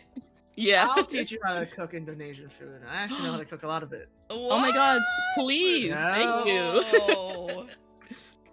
I'm an love awful food. cook. I'm an awful cook. Please tell me the ways. Oh my god. Luckily for you, I am classically trained. So Dang, this guy does everything. I Yeah. do. You wear so many hats. I do. Hats on my big fat head. All right, we got about a minute left. Is there anything else you would like to share? Any Indonesian VTubers want to adopt me, please? I'm a good student. Oh my god. This is why we wanted to do this podcast too, to like have people like meet people that are similar to them or have similar backgrounds or upbringings as them. So any Indonesian VTubers in chat? Hi. Raise your hands. Yeah. Hi. Raise your hands. We love Indonesia. Yes. But yeah, thank you so much for having me. It's been a fun time listening to you guys. Oh, Of thank you for course. being Thank you here, for taking Shio. time, yeah. Thank you so much. Have a good rest of your podcast. Don't forget to drink water. I have an energy drink. Oh yeah. We need Not water, water. too, Hazumi. Not water. All right. Thank you so much. Thank you, Shio. Have a wonderful rest of your day. You too. Bye. Bye, Shio. Girl, you don't have to pee. Mm-mm. Yeah, you stronger than me. My bladder tiny as fuck. No, mine is 2. I just don't drink a what the lot fuck? of liquids. No. Oh, I drink water all the time. I'm always pissing. Oh. Like, sorry, Chad, I gotta piss. Okay, I'll grab my water. I'll be good. You can bring in the next person. Okay, all right. Meow, meow. Wait, actually, I lied. I meow. stood up and now I have to pee. Okay, you can start. Yo, I'm gonna go pee. Go pee. All right, start it up. Oh man. Okay, I'm gonna Mayu Larkspur. Okay. Oh my god, is it Mayu? Mayu? Hello? Oh my god, your Hello. PNG is so cute! Thank you. I was decided if you want to like use my cat PNG or use this one. I love it. I love it. Hey. Now, before we start, how do I pronounce your name? Mayu? Mayu. Okay, I didn't know if Yes. it was Mayu or Mayu. All right, sicko mode. Well, Hazumi's pissing. Feel free to introduce yourself to chat. Hi, my name is Mayu Larkspur. I'm a May VTuber. I am a Chinese. I'm a first-gen immigrant. I born and raised in Hong Kong. I came here when I was like middle school age. I forgot like how I was. Oh my god, same. I'm a West Coast. I like all my time is just in West Coast. Oh, West Coast. If Hazumi was here, she'd be cheering right now. It's really different. It's really different than like what my other friend would say. Oh no, I get it because I actually came to America on the West Coast first. But then my family moved to the South, and then I moved to the Pacific Northwest, and then I moved to the East Coast, and then I ended up staying forever in the Midwest. So I get it, I really do. It's Alright, like let me everywhere. find- You experience everything. Yeah, exactly. All right, let's see. I have your application in front of me. Yeah. Welcome back, Haz. Oh, sheesh. Hello. How was your piss? I'm scared. Oh, good. You got water? Yes. Good. We were here with Mayu. Hello, They are a West Coast Chinese American. Sorry, see, I told you. Let's go. And they immigrated from Hong Kong. Oh. Yeah, let's see. So you said that you've been an ESL student all middle school and high school, and never felt related to your Chinese side, but can't relate Yeah. to America either. As you can tell, my English is still very poor, and I have an accent when I speak. I don't feel like I belong anywhere. I don't follow Chinese trend. I am more into anime and K-pop. Yeah, there's some time I was thinking like, what if when I first land here, it's not in West Coast, but it's somewhere else. That's like very little Asian people, like at least like very little Chinese people. So that so that I can like just soak in the environment and just only like force myself to speak in English. Yeah. But like because I'm in West Coast, but also in like very Asian area, it's like everyone around me is pretty much just like immigrant. So I never really like I really like I think only until I go to college then I actually like could speak English in my daily life. Otherwise, like back to home is like Chinese, and go to school is like mostly is like Cantonese, Mandarin and stuff. Oh wow. So you never really got to Yeah. assimilate properly because you have been surrounded by Yeah. like Asians. Yeah, maybe go to Wow, class. Maybe go to classes like maybe history or other class that not ESL. Then I can speak in like English. Yeah, But yeah. generally, like no, it's always surrounded by that. It's interesting too. Like in high school, we all even the Asian, we would just group into like different country. Like the Vietnamese would hang out with Vietnamese. Like the Chinese would hang out with Chinese, and then like even Chinese they were separate to be like, oh, Mandarin would be like hang out with the Mandarin speaker. Oh wow. Yeah, it's really interesting. And then I was trying to like meet other people that's like not speaking Cantonese, but like they're like they would give you a look. They would be like, "Why are you here?" kind of look. That's so horrible. I'm like, Oh my okay, I got you. Okay, bye. You know. I get it. Yeah. Yeah. So it's kind of tough. Wow. So sorry, you're from Hong Kong, so you speak Canto? Yeah, I speak Cantonese. Okay. Wow. Dang, that's crazy that people just like they literally They do not. would give a look. Yeah, that's crazy. That definitely sucks though, because then you can't like learn the language or learn. It's like the transfer student experience where you get in your homeroom and then you're like everyone just look at you. It's like you want to sit here, but like you're not my people. Like and then you try to find a spot that's like no one sit there. You know, find a corner or something. It's really weird. God dang. So then you said you started to learn like more English or talk more English in college. Then like how did that start to happen? Because I purposely not pick the same dorm with my friend. I was like, okay, let's pick someone that is like the name doesn't look Chinese. I will pick that to be roommate. Imagine if they were actually Chinese. Oh, it was crazy. I'm so happy though. It's interesting too. Like from even in college, when I meet anyone that's like Chinese, they will. I thought even though they're born here, they would try to speak Chinese with me. Oh. But when I try to learn English, right, so I would keep speaking English, and then they constantly trying to speak Cantonese with me. I'm like, no, please don't. Oh wow! I feel like that's what you were doing is literally like what I was saying earlier. How like I hate speaking Japanese with like people that can speak English. I'm like I want to learn it from like like someone who doesn't know the language or someone who doesn't know English rather. Yeah. Yeah. It's really interesting. Wow. It's like totally different. Dang. So then And also, sorry, go ahead.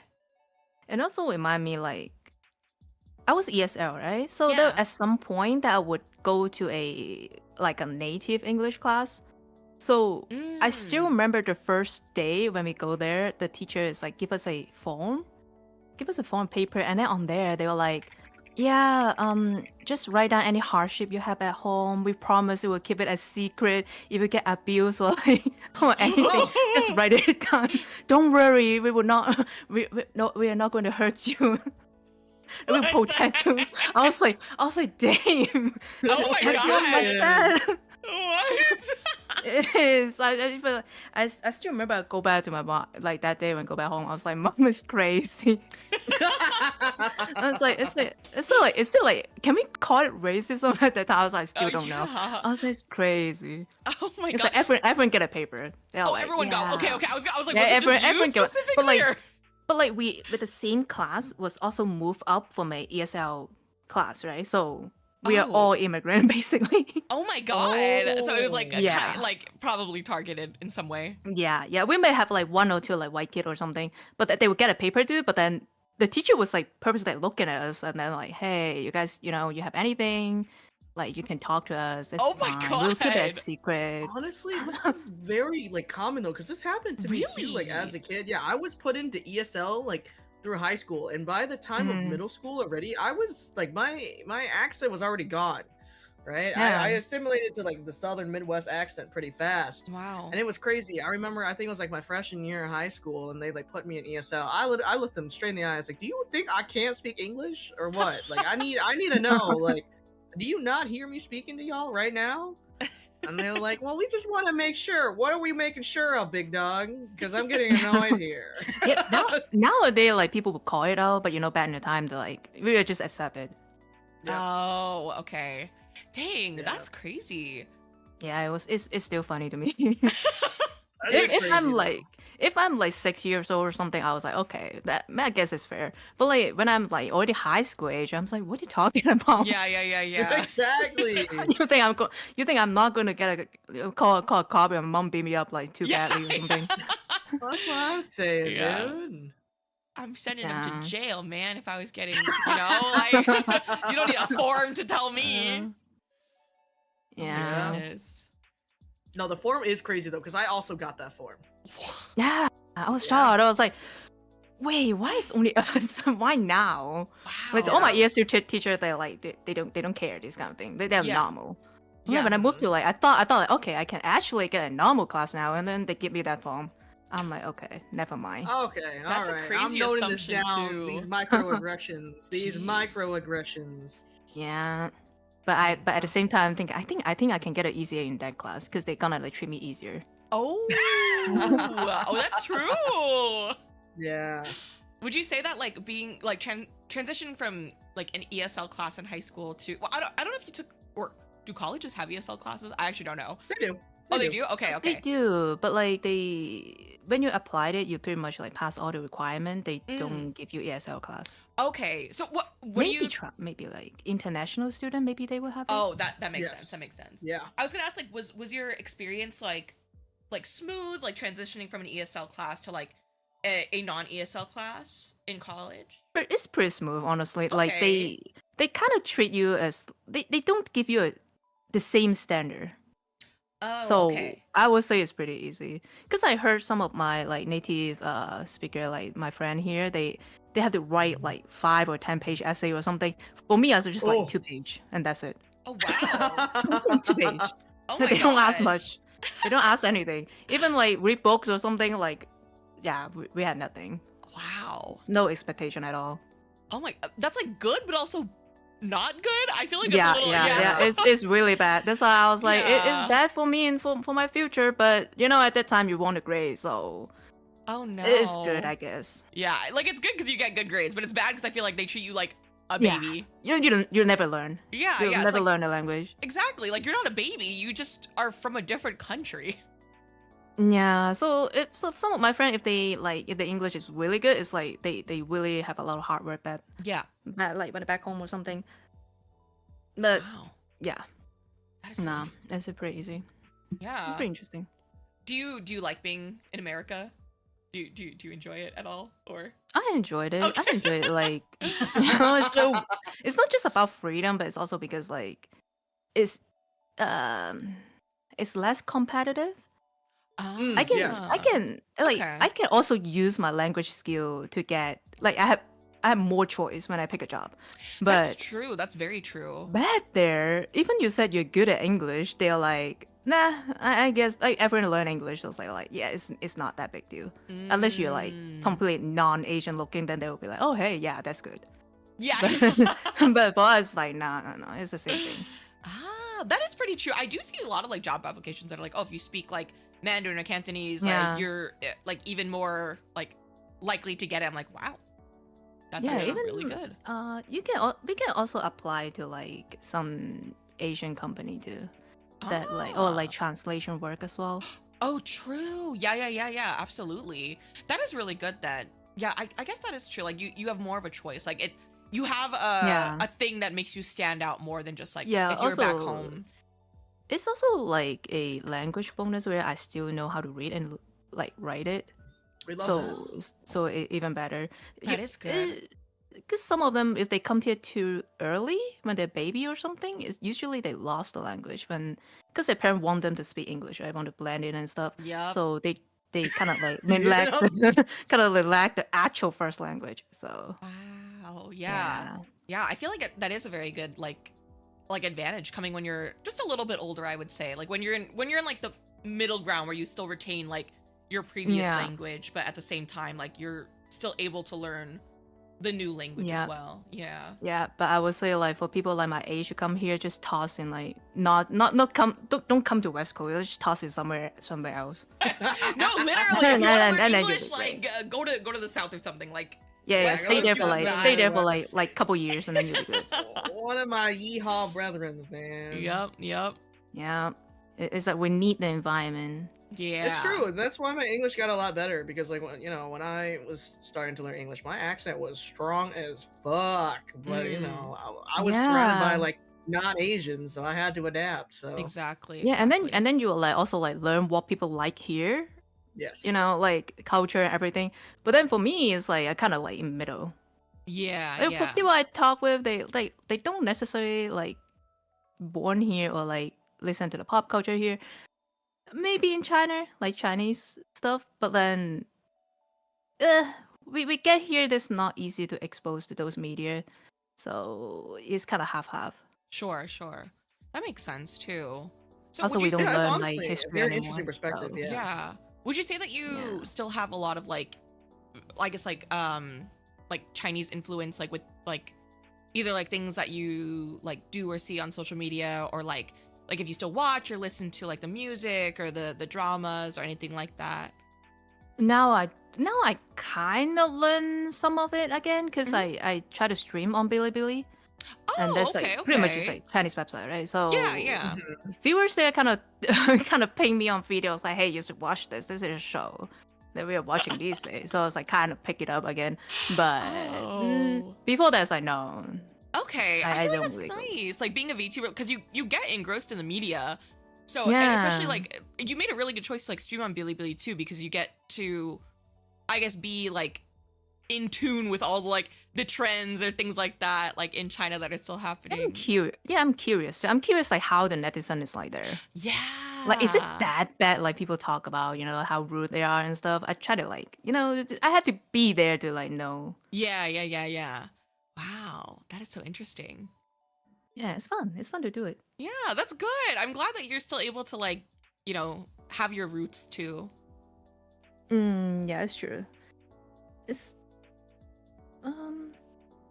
it kind of helped me a bit too for like streaming and like expanding the community.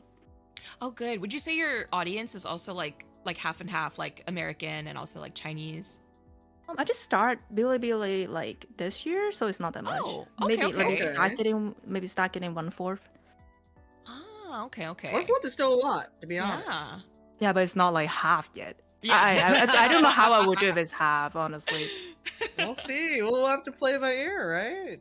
Yeah, and then people would demand you like, hey, can you speak Chinese? I cannot understand English. I was like, no, let's just read the subtitle, please. Today's English. So funny. Yeah. Oh man, thank you so much, Mayu. Thank you. Yeah. Did you have any other things that you wanted to say or share with everyone? No, but you guys should stretch. Drink water, please. Thank you.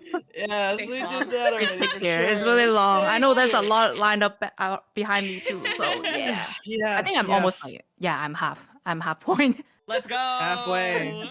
You guys got I think this. it's been going really well though. Thank you. Have a good day. Have a good day, Bye. Mayu. Thank you. Bye. Wow, so interesting. This is definitely a very new perspective for today, for sure. I know. Like, I feel like we have like people that like, I guess, like with perspectives, yeah, like that we've never even, or even I like would not have imagined people having. Yeah, because honestly, she's right. Like, if you actually like want to learn English and you're like coming from a different country, you gotta be somewhere that they don't speak your language. Absolutely. Yeah, it's so real because that was me. Like, I was definitely in that position. Yeah. So... It helps a ton. Yeah, for sure. That's why like screwed me over because there was no Japanese people near me. Yeah, the grass is always greener on the other side. Yep.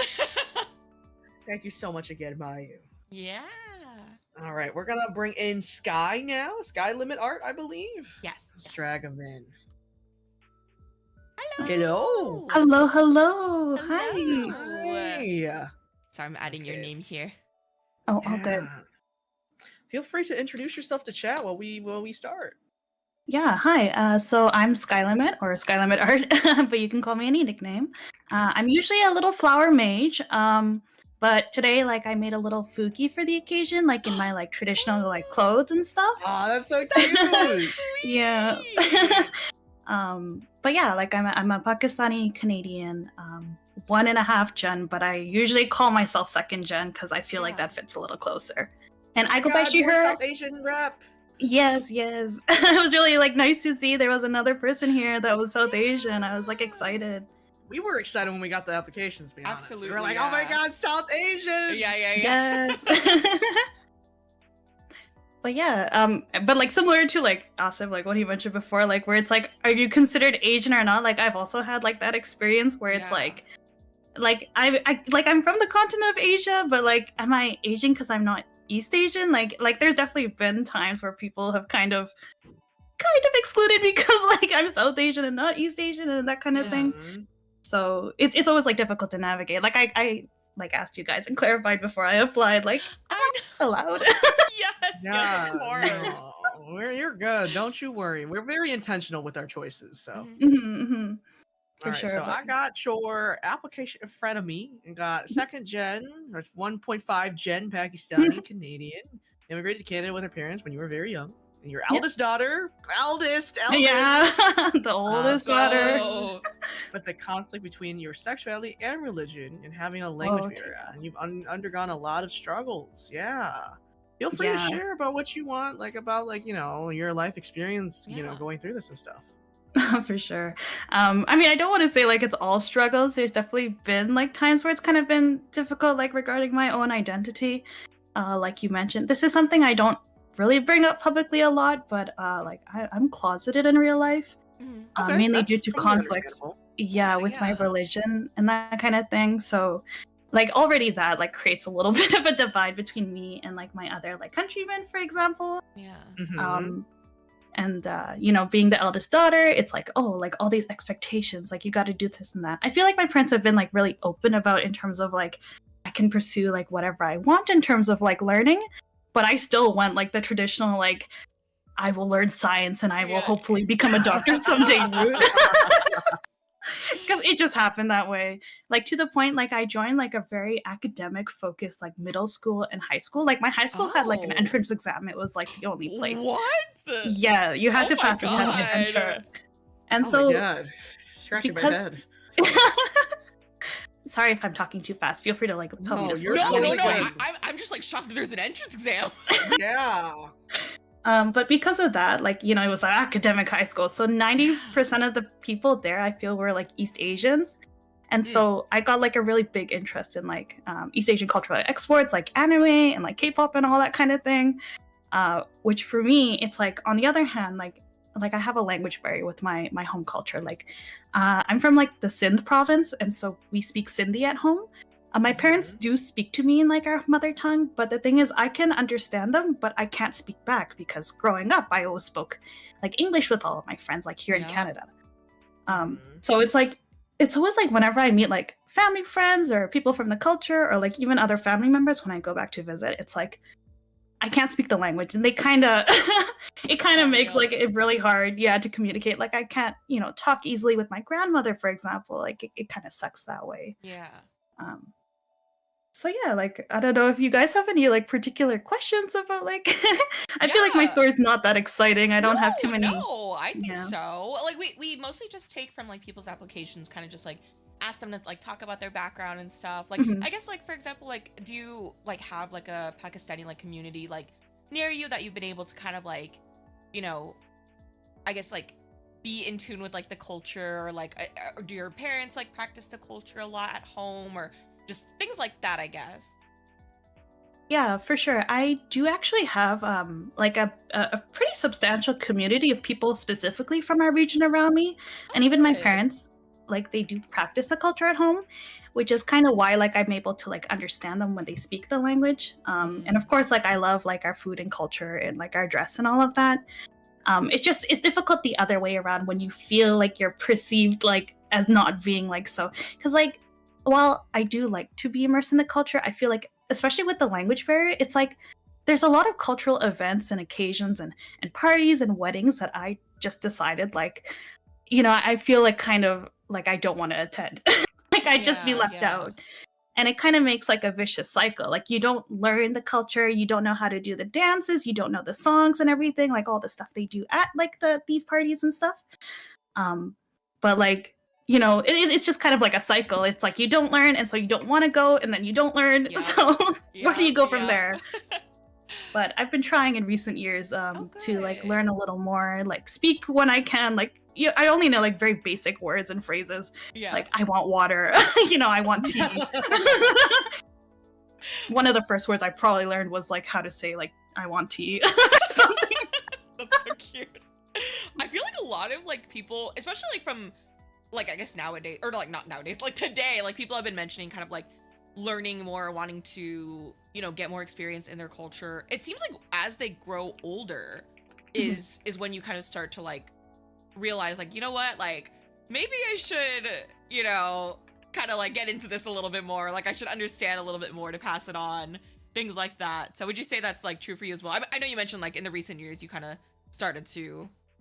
Yeah, for sure. Because it's like, it's something important. Like when I was growing up, like as a kid, you don't really care.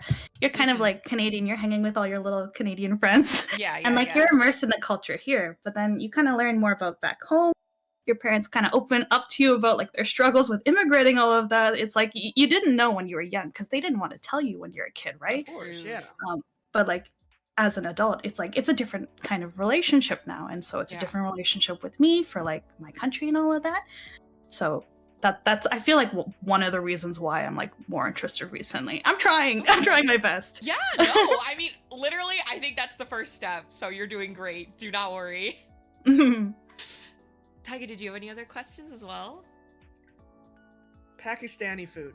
I fucking love Pakistani food. Can you cook it? I love food. I was thinking about all the Pakistani food I've had over the years. You have a lot of experience with like the food culture?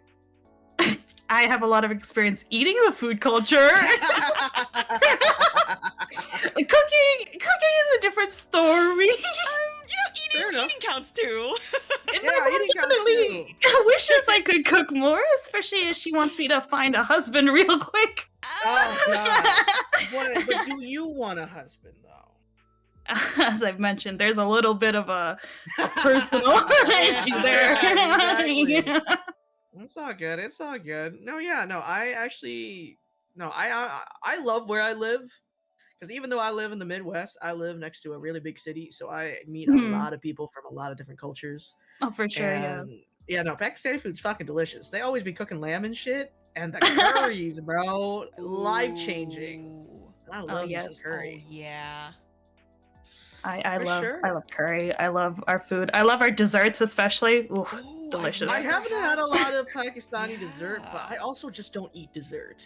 There's like a lot of overlap, I feel, in terms of cuisine with like Indian like food and stuff too, for sure. So it's a little wishy-washy there. I like all of it. Yeah, no, it's good stuff. Yeah, because I know like you guys have like biryani too, right? And yes, then, like, biryani. the breads like roti and paratha, stuff like that. Yep. So in my language, we call like the bread like mani. That also means like dinner or whatever. It's like a slightly different word, but yeah. Ooh, oh my god, I'm getting hungry. My bad. I'm also getting hungry again. We can switch topics if you want. No, it's okay. I mean, I guess like what are some things like about like your culture that you like enjoy the most, I guess, or things that either you've learned in the recent years or things that you grew up with? Like what are some of your favorites? Because I'm not super like knowledgeable about like Pakistani culture, food, so I would really love to know. Yeah. What is your favorite things like about like Pakistani culture? Well, I don't want to harp on food, but that is one of them. I'm telling you, it's fucking amazing. Go ahead. I can't help it, okay? But like, I like our music. I like a lot of our cultural exports. Like the dramas and everything, the movies. I watch like some Bollywood. But like with Sindhi specifically, because it's such a small, like almost dying language, you don't get a lot of English translations, and that's my problem. I need those subtitles. Yeah. Okay. Oh wow. So it's like if it was like a big number of people translating, that'd be awesome. I feel like I'd learn it in no time flat. Yeah. That makes more sense than why it's a little bit harder to learn, because you can't really get immersed in it as much. And I prefer like a very formal education. I like courses. I like teachers. You don't get that with my language. Yeah. Well, I'm like the opposite with mine. I'm like, I can't learn in a teaching setting. I need to just like watch something. Oh, wow. That's so interesting. Oh, man. I kind of want food. Yeah. I mean, I got a bag of shrimp chips right next to me. Oh, man. They've been looking at me. I ain't gonna lie. Go get those shrimp chips. Yeah, right. Go ahead. I'm looking. Oh, no. I was just talking about the chips. Oh, no. No, you're good. We still got about 4 minutes. Yeah. I was going to ask, is there anything that you wanted to share? Like, other experiences you had, either like something that you wrote in the application or something that you didn't. It's completely whatever you're comfortable with. Oh, good question. I know like me talking real fast like means I burn through all the content or whatever, but No, It's you were good. okay. You were good. Yeah, you're fine. I think all VTubers talk pretty fast. We talk Yeah, I at was the gonna say- I was automatic like- 2x speed. Yeah, I was like, oh, I feel like you're not talking fast at all. Like, I feel like this is Yeah, normal. that's pretty normal.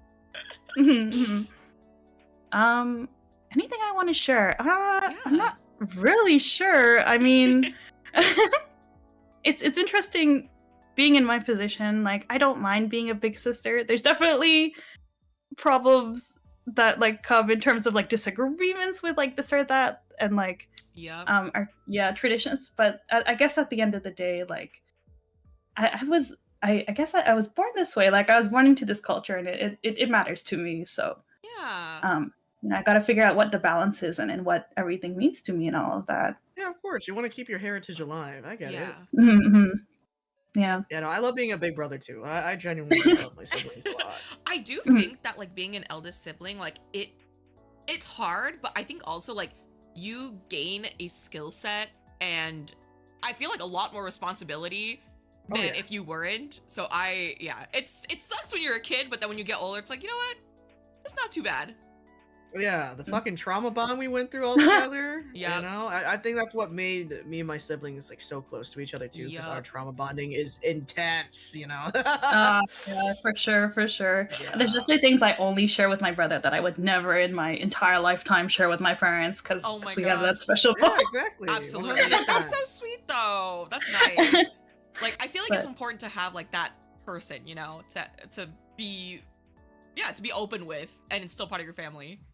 Do your siblings speak Sindhi at all, or? He's in the same boat. Like I have just one younger brother, and so he is a little better than me at speaking actually because he actually has a lot of friends that are South Asian. Really? So yes. Wow. So he went to a totally different like schools and stuff that I did, and so he made a lot of like South Asian friends, and they talk to each other about everything. Yeah. So he's been getting really into like repeating words to my parents, like trying to say like phrases and stuff here and there. That's sweet though. And it's like, but I'm the older one. I should know. It should be me. I gotta work harder. I gotta lock in. Oh my gosh. So does he speak Sindhi? Because you said that one is a pretty rare language then, right? Yes, so that's our mother tongue. My parents speak like a lot of languages in general. They're like multilingual. So they know like Sindhi, they know Urdu, they know a little bit of Punjabi, Hindi, they speak English. My parents are a bit of everything. But we're just like we're English mainly. Understandable. I barely know English. Oh my gosh. So is that a fucking mood?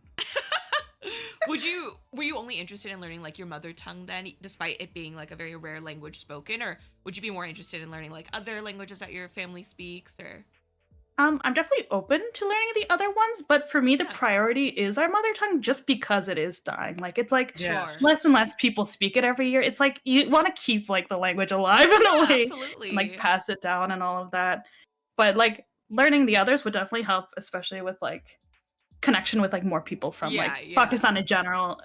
So, of course. Wow.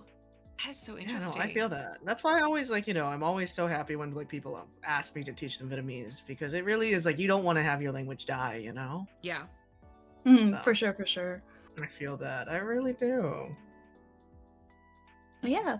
Yeah. It's sorry. like really our time's about to end, so like you're solid. Is there anything else you wanted to say?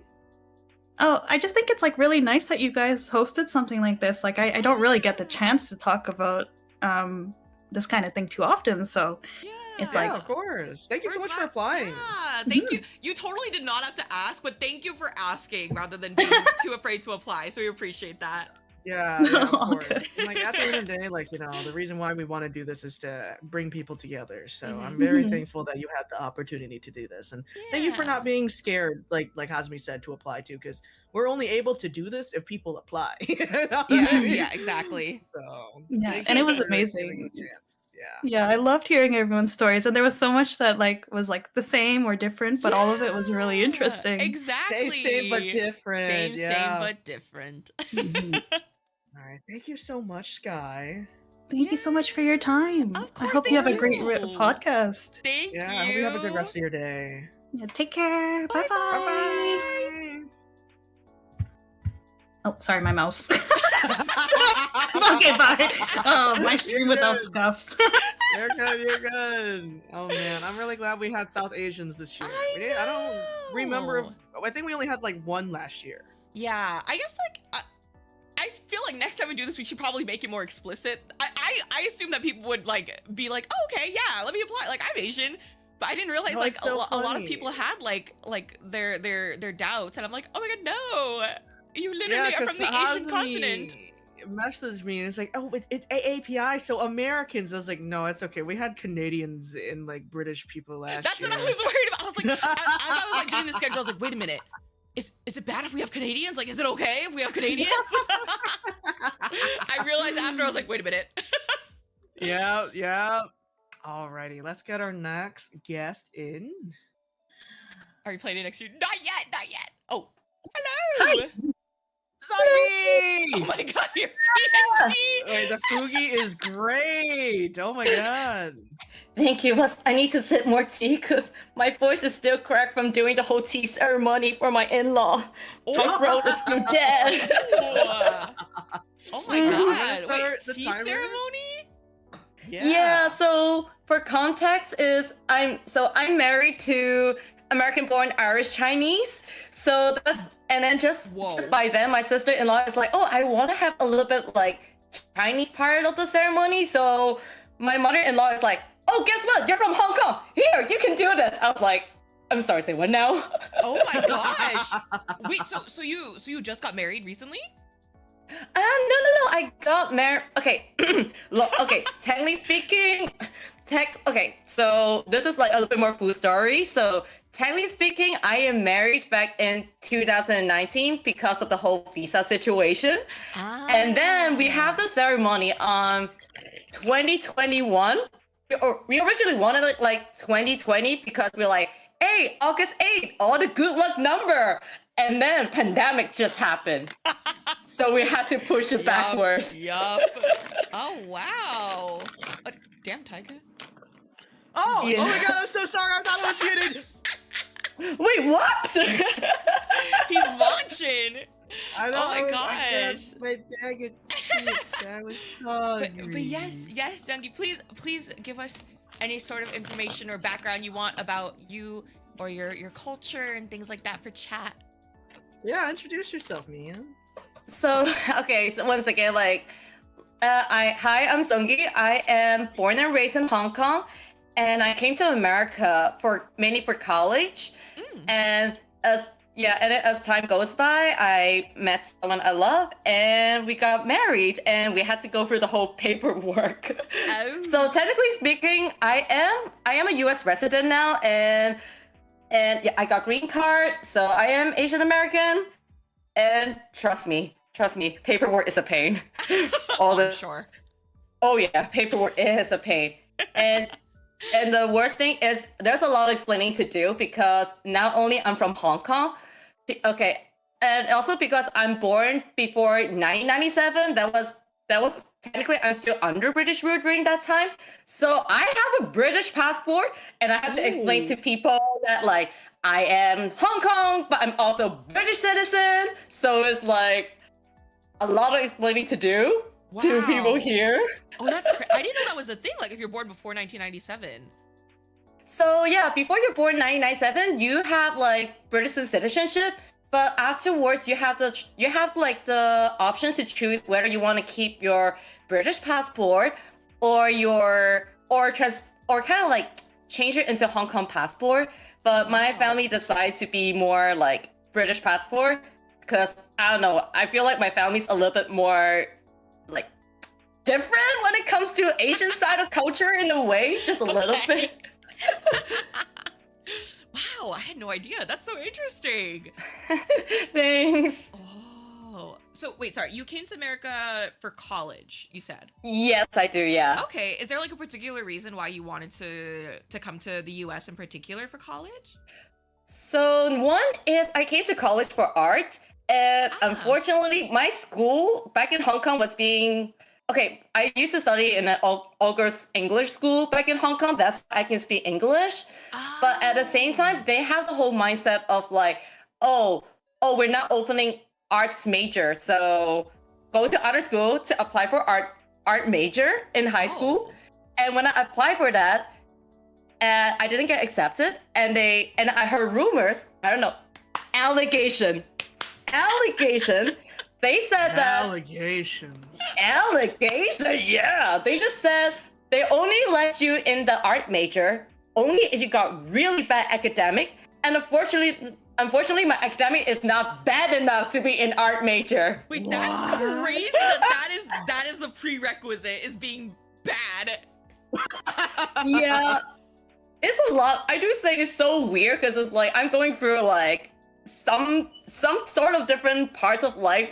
Like even back at home, because I study English school, I got told that like, oh, are you ABC? I was like, ABC. I still haven't studied abroad yet.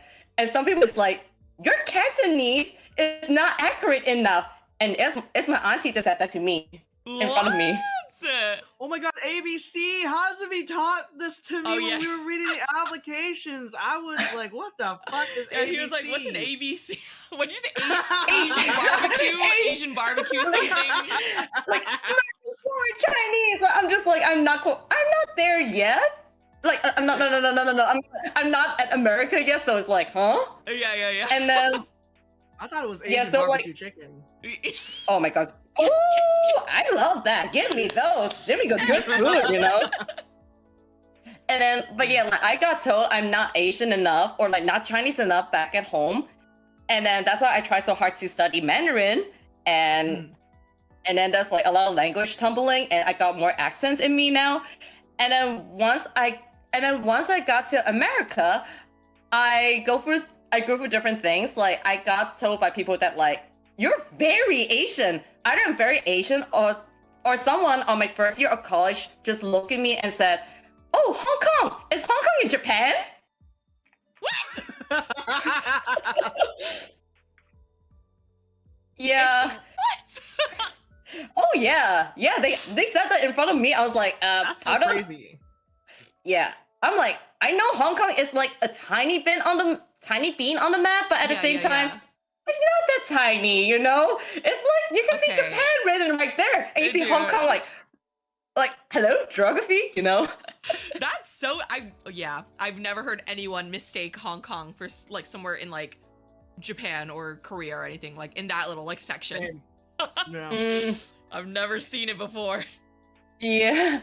And then I can tell you one funny story with the first year of college at least. So like, because I used to be an animation major, and then I tried to show my teacher my art, and then my professor just looked at me and be like, oh, your art is not bad, but it looks so Asian, looks so Japanese.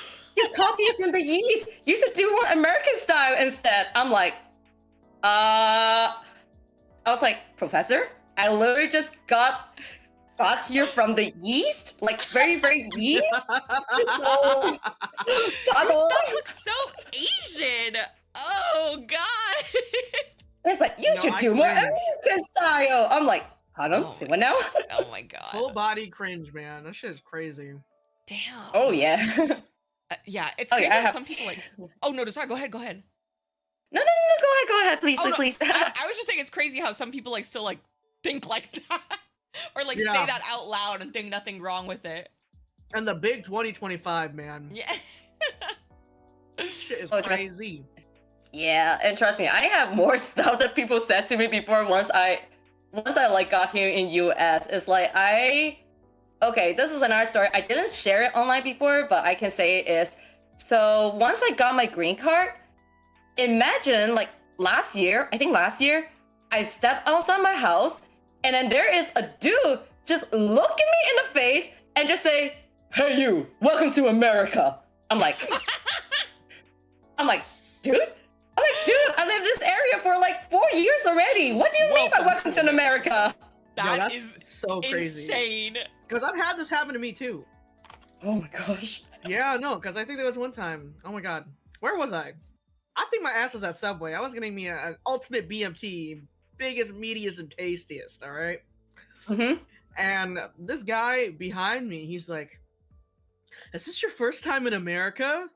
What? I look at this man. I was like, "Man, what are you talking about?" And he's like, I know a lot of Asians love Subway. It's always the first thing they go to. What are you talking about, big dog? He just keeps going. First of all, I'm that's looking at definitely him. not true. I was about to say, if we're going anywhere, it's probably going to be fucking Panda Express. I love Panda Express.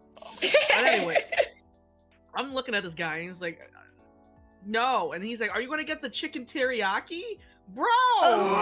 He just keeps going. God, man. He just keeps going. I'm like, chicken He needs teriyaki, to learn when to man? stop.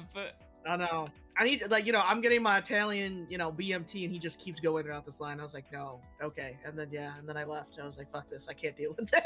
So I understand. No. Yeah, or, if it's not like food Subway, New York Subway. Ooh. I have people screaming at me at New York Subway at one point. Yeah, I don't know, that dude just looked at me and just like, listen, do you have money? Call your dad. I don't care what you are. You know what? I don't care if you know Kung Fu or not. I'm gonna fight you. And I'm just like, don't look. Yeah, that's New York. Don't look. I was about to say, That's New York. That seems very New Yorky. People Yeah. yelling at you randomly. Mm-hmm. So I do say, as like an immigrant here, it does take some time to get used to like American, like kind of like the culture is like in America. Because I don't know, it's like maybe my family is internationally enough in a way. Like both me and my sister go for art. My parents did not stop us. And then now my sister is married. My sister's married in Paris and about to have kids soon, Oh, dang. Yeah. Okay. Yeah, yeah. Wait, did you say your sister was here as well? No, my sister is in Paris now. Oh, it's in Paris? Sorry. I didn't hear Paris. I don't know why. My brain turned off Paris. Nah, you're fine. I mean, she's there and she's gonna enjoy some fresh croissant, you may say. Croissant! Wow, that's crazy. Mm-hmm. So she decided to go to Paris while you decided to go to the US. Stay in America, yeah. Wow, that's crazy. Yeah, and I think I'm very fortunate enough because it's like I said earlier, my husband is Irish Chinese, so his mom is the Chinese side, so I was able to speak Cantonese with his mom and his grandma. Oh, that's good. Yeah, which is good because it means that I could communicate with the grandma, even though my Cantonese sucks. Hi, husband, if you're there. Is husband here? I don't know if he's watching or not, but hey there, I love you, dear. Okay, we're good. Oh my god. Yeah. Husband is here. Wait, is that? Yeah, that's him. That's my hubby there. Oh my god, I was like, Tiger, that could be anyone. Hey man, listen, partners gotta support partners, right? Yeah. Yeah. Yes, sir. I'm fortunate to know him because I also took some time to have to like translate it, kind of like translate between like British English to American English.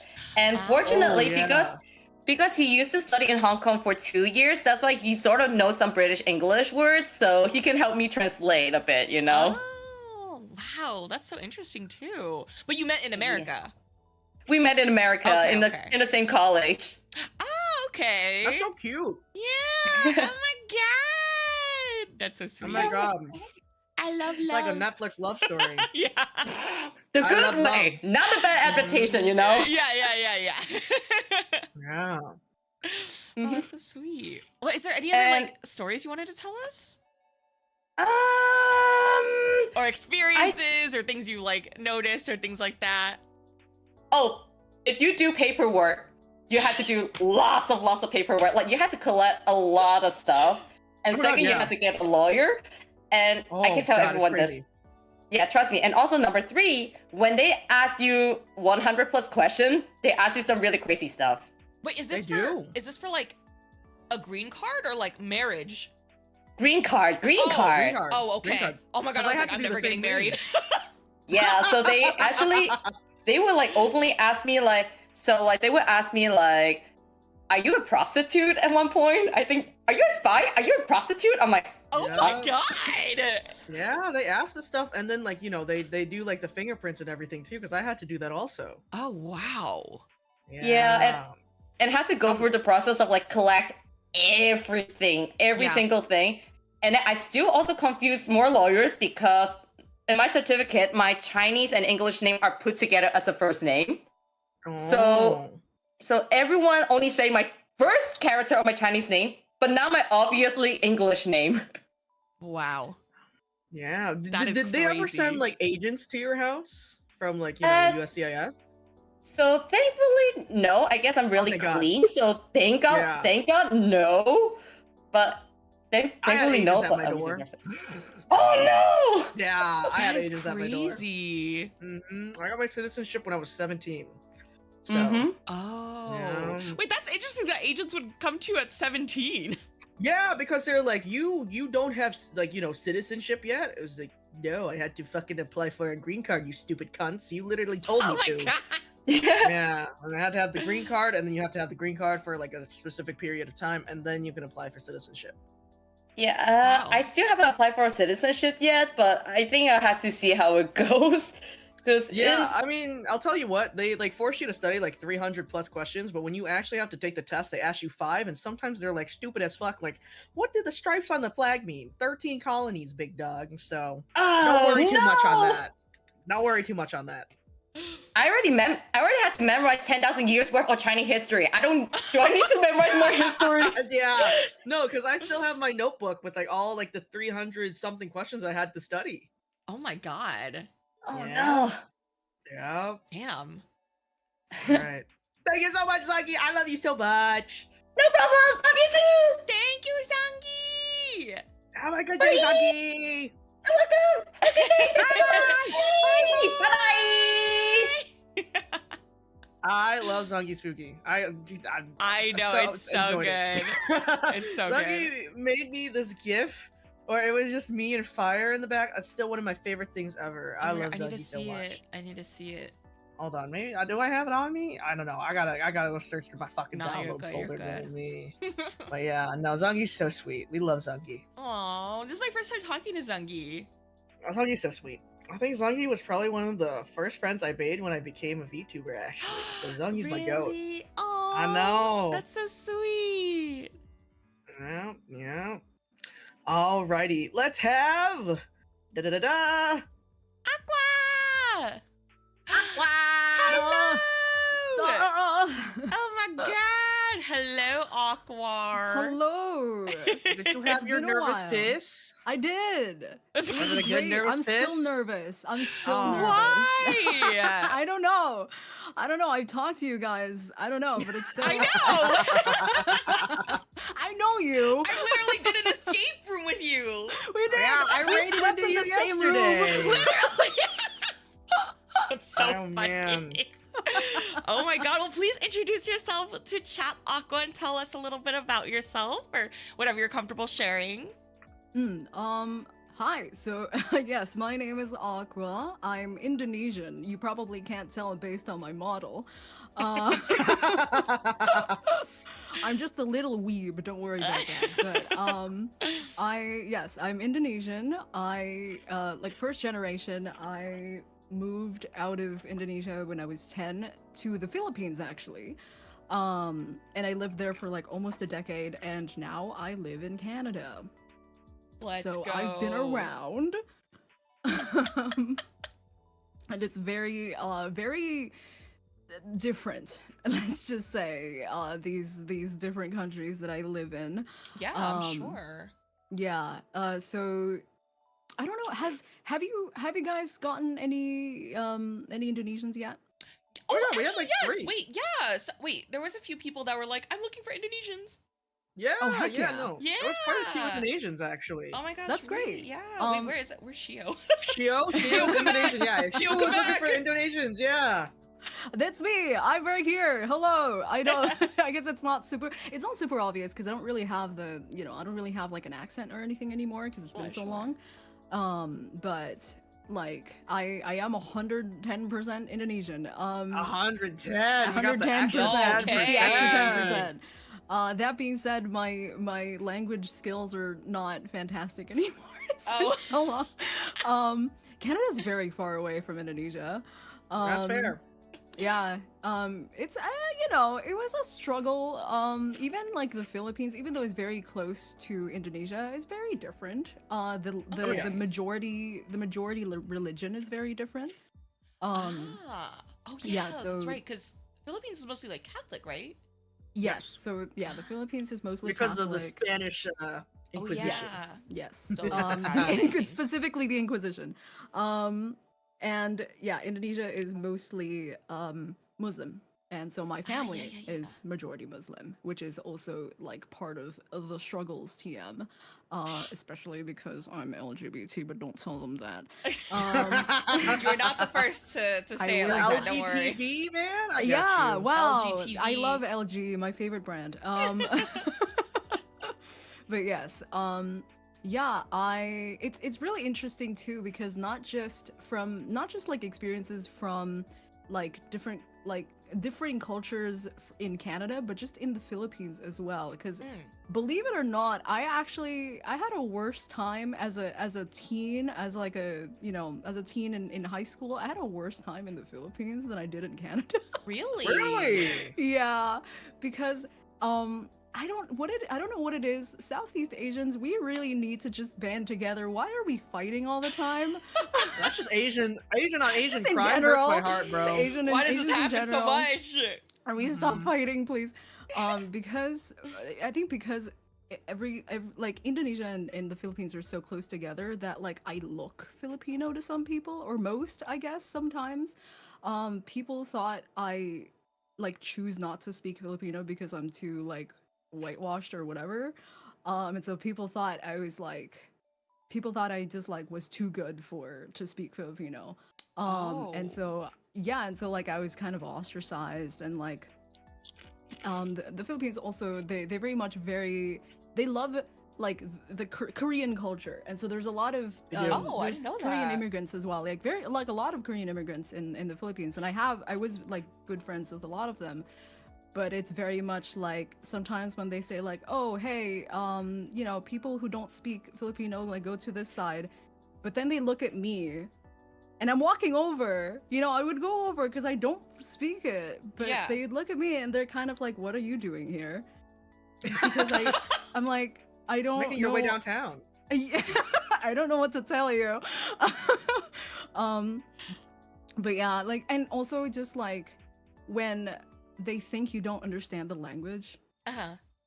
But when you live there, you kind of catch context clues, especially when they're talking about you. Oh yeah. There's a lot of that, and it's very like it's very high school. I think it's less of the country and more of a high school. You know, high schoolers being high schoolers. It's always the younger people. Yes, it's always the younger people. So I don't necessarily fault it on the country itself, because I loved my time there. I had many great friends there, but good. Boy, yeah. Canada, it's like, I think the weather gobsmacked me the first time I was here. We had a gigantic snowstorm. Oh, that's the right. first year I was here, and I was like, if this is how it's gonna be every year, I might die. Yeah, I don't think it is like that every year. Well, I'm pretty good sure luck. if I'm thinking the correct timeline, I know which winter storm we're talking about.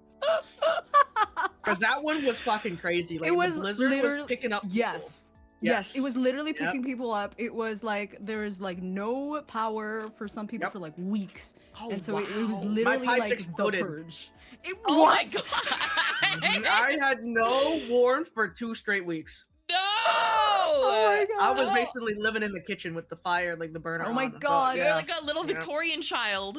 The candle. The candle is warm. It was so funny. Like it was dark because there's no like electricity. There's no like heating. There was no like humidity, like humidifier, right? Because it's very dry. Yeah. So there's no humidifier, there's no anything. I had one night, when I was just like in the bathroom, with my pajamas, and you can see the static because it's so dark and it's so dry. There's static on my pajamas. You could see it like sparks. It was so crazy. That's crazy, dude. What the heck? Why are we here? This sounds about right. Why though. did you make me come here? I know. I was actually so pissed. The first few, it took me a while to really, get into living in Canada, but the first 2 years, I hated it here. Yeah. Do you like it now? Yeah, no, I love it. I don't think there's very few countries I would move to instead of just staying here. So I honestly think I would stay here. I think it's just well, I have asthma. Oh man, me too. Me too. Yeah, Shakes hands. I had crazy asthma. Three-way handshake. I had crazy asthma, and it almost instantly got better when I went to Canada because the air quality is so much don't come to better here. America. You're cooked. say. You're cooked. Yeah, you're fucking cooked here. You step foot here, you're cooked. Oh, I mean, I'm going to AAPI, so I might be cooked. No. As long as it's not LA. LA's worse. Oh, okay. Yeah. NorCal's a little bit better. Yeah. Yeah, it's the air quality in Indonesia was really, really bad. Wow. Yeah, but it took me a while to just not just for weather, but it took me a while to get used to this day. There's still those times when people would talk about things that are quote unquote common sense, but it's literally just things that you saw as a kid, in general when you live in Canada or Western sort of areas, where it's you haven't heard of Friends, you haven't watched this, and it's no. The pop culture. Yes, pop culture, and got just it. not just that, but so Indonesia, you eat a lot with your hands.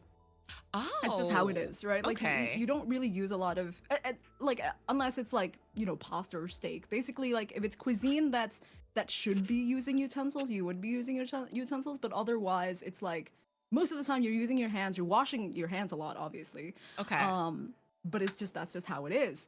I remember the first few times I sort of had to learn it kind of the hard way, because when I eat chicken, my brain is just use your hands, stupid. Just use your hands. This is so fucking hard. It pisses me off. It's so hard to eat with What's that, spoon and fork. Jollibee? Yeah. Oh my god, I love Jollibee. Me too. But yeah, I remember in high school in Canada, I just ended up like using my hands. I'm just gonna wash my hands later, and like classmates would just be like, "You're using your hands?" Like, what are you Really? doing? Oh my god. I'm like, sorry, Jesus. My God. My bad, bro. Let My me bad, live. Jesus. I know. That's so funny. But yeah, like I mean, at least it's not super different in the Philippines. But yeah, when I went to Canada, it was really like, okay, things are different here. So Oh like boy. the culture shock, you would say, is a lot more from moving to Canada than moving to the Philippines. Yeah, yeah, Okay. definitely. Well, because it was close enough to Indonesia and Philippines is That's close pretty enough. true. But yeah, it was very much like once I moved here, it was like everyone's talking about different things. There's a lot of pop culture things that I don't understand, and like, oh boy, it was hard to make friends at first because I was genuinely like, what do I even talk about? Yeah. Oh my god, that's fair. That's fair. Wait, sorry. Remind me. Which language do you know? My Indonesia? my native language is Bahasa Indonesia. Okay. I speak English. I also know Japanese. Oh yeah, that part I knew. That's the only part I knew. Very good Japanese. That's the one. That's the one part I knew. Yeah, because you're so good at it. Yeah, very good. I'm not that good. You're just gassing me out. No, you're pretty good. You're pretty good. Yeah. No, don't sell yourself short here. No, for real. Oh, Wait, boy. are you fluent in Indonesian then, or? I still use it at home. I'm not okay. as fluent as I was before, but yeah. Yeah, it's just what that always happens. happens. Yeah, it's just what happens. Yeah. Yep. Oh, man, for I real. know how that feels. Yeah. It is also really interesting just like how some people like look how some people view Southeast Asia in general here. I mean, to be fair, I do live in a city that's very kind of melting pot. There's a lot of people of different cultures, which is great. I love this place. Like I love this area. It's a great area to be in when you are like a fresh immigrant. But it's also like I used to work at a white suburban neighborhood. And the amount of like, it's not outwardly malicious, but some of the comments are, I'm just looking around like, microaggressions, baby. Yeah, like is this racism? I had a guy, oh my god, like I was just like doing cashier stuff and he leaned into the counter. He's just like, I've never seen a face like you before. I'm sorry. No, that is so fucking crazy, dude. I'm a zoo animal. Literally, I've never seen your kind before. Yeah, I was like, what? He's like, where are you from? I'm like, no. Okay. The amount of stories we've got like that today is it's damning. It's damning. Yeah, it's crazy. I had once. It was more funny than anything. I was hanging out with a friend of mine who is Taiwanese, and we were both like, we both have like whatever like Japanese like weeb, sweaters sometimes. Sure. And there's some lady passed by and was like, "안녕하세요." And they were like, no. Dude, my dad would do shit like that. My dad is the white Hispanic side, and he would go up to like anyone and be like, "Oh, like 안녕하세요," or like I'm like, "Dad, please," or like, oh my god, I can't even talk about it. He's like literally like the epitome of microaggressions. Like, yeah. Oh my god. This happened to me recently, actually. This guy, I think I was like, I don't know. Well, I was buying something. I think at like the grocery store. And he's like, "Shisha," and I think that's like thank you in like Chinese. I'm looking at him like, what the fuck? Excuse me. Right. And I was like, you speak Chinese, what? right? Yeah, no, exactly. And then the guy's You like, yeah, speak Chinese, you're right? Chinese, right? And I was like, no. Oh my god. No. And he's like, oh, and then I think he said like thank you in like a different Asian language. I don't even remember which one he said. He's trying to guess. Yeah, Oh my he's trying to guess. God. I'm looking at him again. I was like, Holy no, shit. try again. Keep going. I'm like standing there. I'm giving him another shot. Speak American, man. The freaking guessing he's games like, is so yeah. funny. Dude. He's like, oh my god. man, I don't know what else you could be. I only know these two. I was like, you only know those two Asian countries.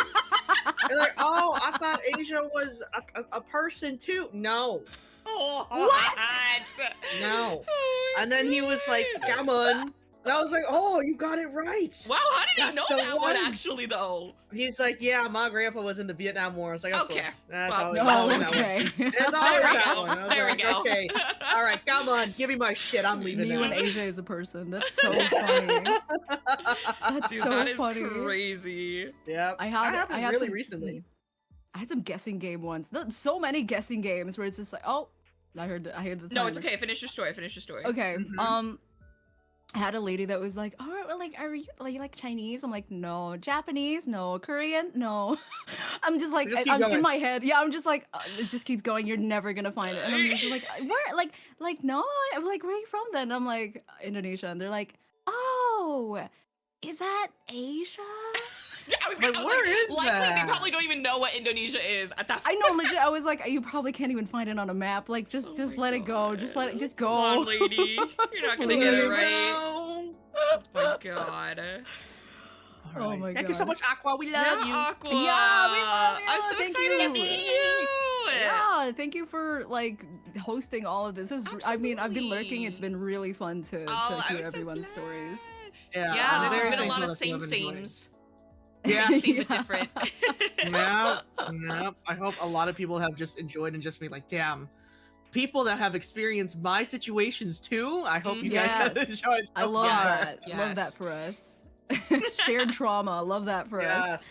Yes. All right. Well, yeah, thank you so much for having me. Thank you, Aqua. Of course, we love you. Have a good day, Aqua. Yeah, see you guys around. Bye-bye. Aqua. Okay, wait. While you bring in the next, I'm gonna grab a snacky snack because I'm like.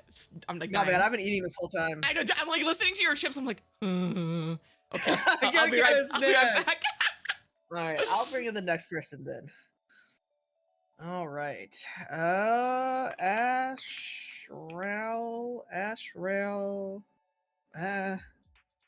Nishimoto. Okay, I just want to make sure I'm spelling this right. Okay. All right, let me pull our next person in.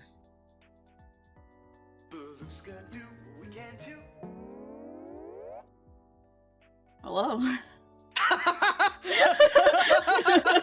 Hello. I wasn't expecting the soundbite. I'm not gonna lie.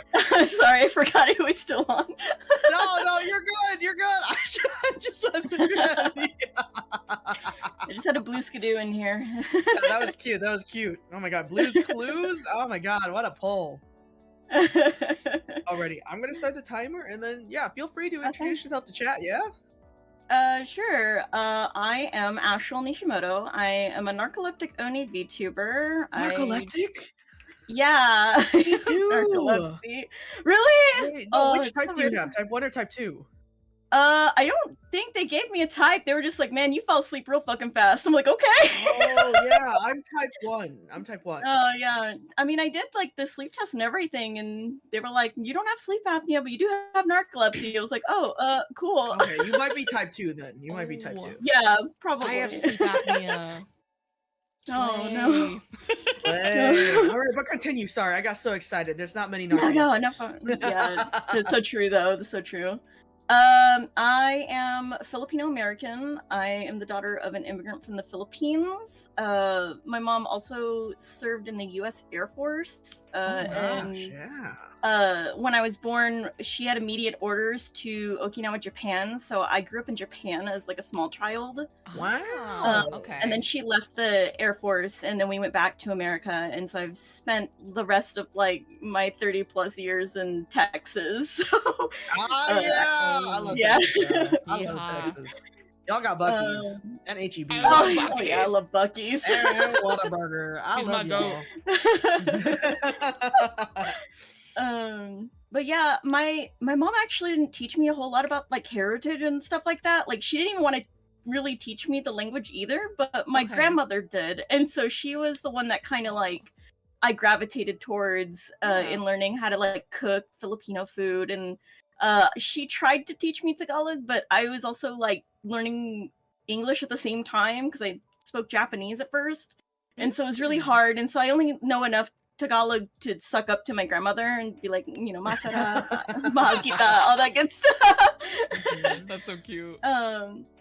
But and she was also really good. She was a seamstress for like I think Levi's for like many years.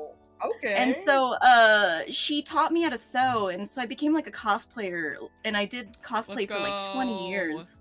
Oh my god. So I picked up a lot of things from her. I picked up a lot from her, like just like cooking, sewing, like taking care of the family and stuff like that. She ended up passing away in like 2015. But my aunt, she's half Filipino, half African American, and she took up the mantle of like pretty much teaching me the culture, like different like things of the heritage. And she even paid for me to go to see my family in the Philippines this past November. And so like she's, oh my god, she's so amazing. That is so sweet. But yeah, I had never been to the Philippines before, so it's just like, oh my god. So it wasn't too much of a culture shock though, because like she'd already kind of prepped me for it. So, Okay. It was really nice. Yeah. Okay. So then, you mentioned when you were growing up, your mom was stationed in Okinawa. So, do you still speak Japanese, or would you say that you're more proficient at like Tagalog or English? I'm more English now. I don't have a lot of friends to speak Japanese with until like more recently, so I'm relearning it again. Real. Apparently when I'm drunk, I can speak pretty good Okinawan. Confuse everybody. Yeah, Okinawan is a pretty specific accent too, right? It is. So I had like one friend that did speak some Japanese, but that was the time when I got drunk and I was speaking Okinawan, and they're like, I don't even know what she's saying at No, this point. literally, you could not speak to me with an Okinawan dialect because I would not know what you're saying. Oh damn, what are they saying? Oh my god. Like, what they talking about? What are they talking about? Oh my god. But yeah, I speak English. I only know enough Tagalog to, like I said, to suck it to my grandmother. So yeah. That's really nice that you got to go visit the Philippines, though. Yeah, it was really nice. She was just like, she approached me. She's like, "How do you feel about going to the Philippines?" I was like, "Oh, to see family? I would love to, but I can't afford that." And she was like, "Don't worry about it." I was like, "Oh my god." Did she go with you? Yeah. What? Oh, did she go with you? Yes, she did. Oh, She went okay. with me. I didn't go by myself. I was like, did she literally just like send you off and be like, okay, have fun? No, Yeah, she good luck. mailed me off in a box. Literally. No, she went with me, and she had been to the Philippines previously, so she was able to like kind of guide me around and like show me around and stuff. So that was really good. I don't think I would have gone if it was by myself, because my mom was like, it can be scary. I'm like, what's scary about it? But she wouldn't specify why. I was like, I don't know. That's concerning. I was like, why is it so ominous? Oh my god. Wow. Wait, but so yeah. you're half Filipino? Yes, I'm half Filipino. My other half is Irish. Oh, okay. Okay. Ooh. Lots So of I half have Irish that. today, actually. Oh, yeah, now that you mention it. But I didn't know my father growing up, so like I just know that I'm Irish, but I don't know anything about that side of the family. Okay. That's totally fine too. I feel like that tends to happen a lot when you don't have like, the connection. for sure. Yeah. Yeah, it happens. But yeah. I don't know what else to talk about. Taiga, do you have I any can kind of like breeze through it. No, yeah, you're Do good. I I came in a have little bit any later, so I was like, questions? oh no. I don't know what I missed or didn't miss. No, you're good. Yeah, We were bonding over narcolepsy. Oh, right. Yeah, because I haven't passed out on stream in a while, but I did like pretty recently with like the boys, like Invicta. Oh my god. I didn't even realize I fucking passed out. I was like, I almost did last night. Night on stream. I was just like, what if I just closed my eyes for just like 5 minutes and just passed out on stream? And they were like, don't do that. Don't do that. do it, man. Don't do it, man. Go lay yeah, down. it kind of just like comes in waves, you know? Yeah, it does. Yeah. Like I'll feel fine, and then all of a sudden I'm just like, oh, I need a bed in like the next like 2 minutes, or I'm gonna have a bad time. Oh no. Well, let's think. Do I have any other questions? Where you are in Texas, is there like a big like Filipino community? I know there's a lot of Vietnamese in Texas, but no, I'm not sure about the Filipinos. No, not really. Not in my area.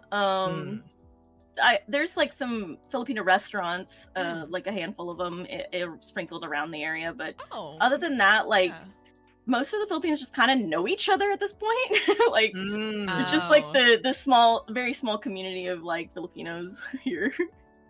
I see. Okay. Well, let's see. What was your favorite memory for the first time you went to the Philippines? Let me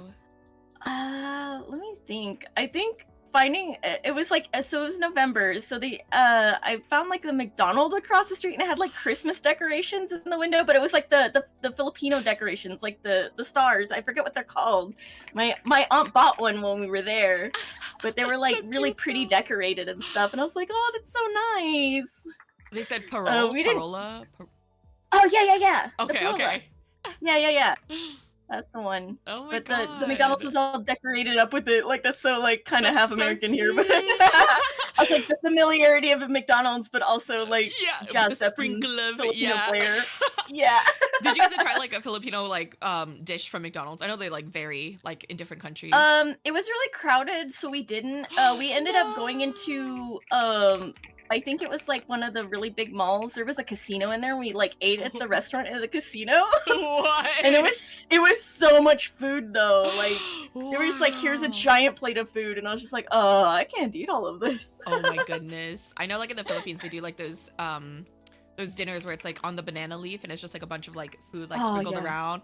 That Mhm. amazing, amazing. Love it. I'm a big foodie. I'm very food motivated. Oh yeah. so- I What can would do you say- anything when I'm convinced of food. Oh my god, real. Would you say like you have a favorite Filipino dish? Oh, for sure. Tocino or tosalog with the egg. Yeah. With the egg? I actually don't know that one. What is that one? Yeah, it's just tocino but with an egg. Oh, okay. Tosalog.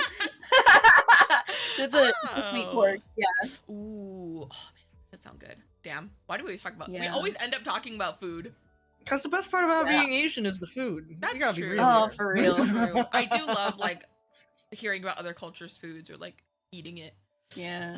I also like dinaguan, and it's always funny when I order it at like Filipino restaurants, like if they don't recognize me at first, like they're like, "Do you know what it is?" And I'm like, yeah, I do. I like it." Are you sure you want this?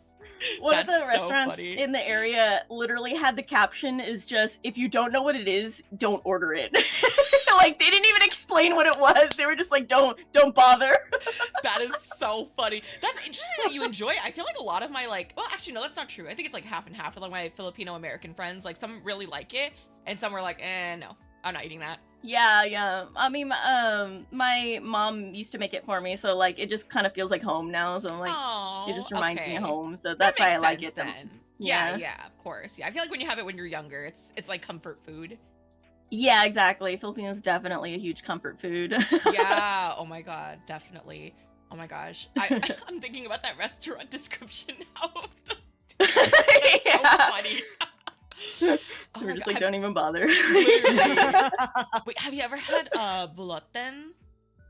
Oh, balut? Uh, yeah. Balut? Yeah, Oh balut. no, I Yeah, haven't yeah. had balut. Dude, That's the not one for the thing faint of heart. I don't think I could. Yeah, that's the one Yeah. thing I don't think I could. Yeah, I eat. was like, I think you have to think like, it's delicious, but yeah, like you like have to have it when you're like kind of younger to like be used to it. Yeah. Yeah, because Vietnamese people eat balut all the time. Hot vịt lộn. Oh wait. Oh So- really? Oh, I didn't know. I yeah. didn't know you had a version of that. Yeah, trứng vịt lộn or hot vịt lộn depends on like which Oh. side of Vietnam you're from. But yeah, no, we eat it a lot too. Oh. Yeah, like I Yeah, hear it's that's- not bad. Like I would probably try it if it was like actually offered to me, but I've never Yeah. been offered it before, so like I just know Yeah, about no, it. I'm just the like, broth is fucking amazing. I don't know what it Yeah. is about those fucking duck juices, but they're fucking fantastic. they just hit different. Yeah. Like the little fetus, I know, like sometimes it gets feathers. You just gotta like get it before it gets the feathers. And then, sometimes you'll taste the bones, just get them a little before the bones appear. So Just a little crunchy. It's all good. yeah. I couldn't do it. I couldn't do it. Yeah, I get my friend was like, I taste the beak. I'm like, ugh. Yeah. Yeah. Oh my Oh my gosh. God. I think like That's the crazy. most crazy stuff in Japan is like turtle ball soup or something, or like something with like Turtle turtle soup. dick. Yeah, or turtle something. soup is. I don't like turtle soup. I've had turtle. Not a Oh, yeah. fan. I haven't had that. I've had a lot of weirder things because my stepdad is Cajun. He's like he grew up in Virginia, but like he also grew up in Louisiana, so he's like he likes I frog also lived in legs and like cow Louisiana. tongue and stuff. Yeah. And he'd be like, I'll try it. Oh my god, it's cow tongue. I'm like, I'm not even bothered by it. Like I'm just I like, love that tastes cow good. tongue. Cow tongue is good. Yeah, right? Yeah, I feel like it's been more popular nowadays, like in like Korean barbecue and stuff like that. Oh yeah, for real. Yeah. Oh, yummy. Oh my god. Now I'm hungry. Oh my god, we're such foodies. I know. Oh god. All right, we got 2 minutes left, gamers. Okay. Yeah. Do you have anything else, Ashel? Like any other experiences or stuff that you wanted to talk about with chat or us? I think my earliest experience in Japan. I mean yeah. I was like almost like toddler level, but the first memory I've ever had was my mother bought me these little squeaky Hello Kitty shoes. And they were like pink and they were so cute and I Aw. wanted them. I wanted them so bad. And I remember my mom like pulling out like the book to like try to ask how much it was in Japanese because she doesn't know Japanese. And she bought them for me and I was so happy. And it was just like, my mom was like, you know what? I will be able to track where she is now. So I'm okay with this too. That's so cute. I know exactly the type of shoes you're talking about. I love Yeah. those. You know the so one. so cute. Yeah. But yeah, that's like my earliest memory in my life.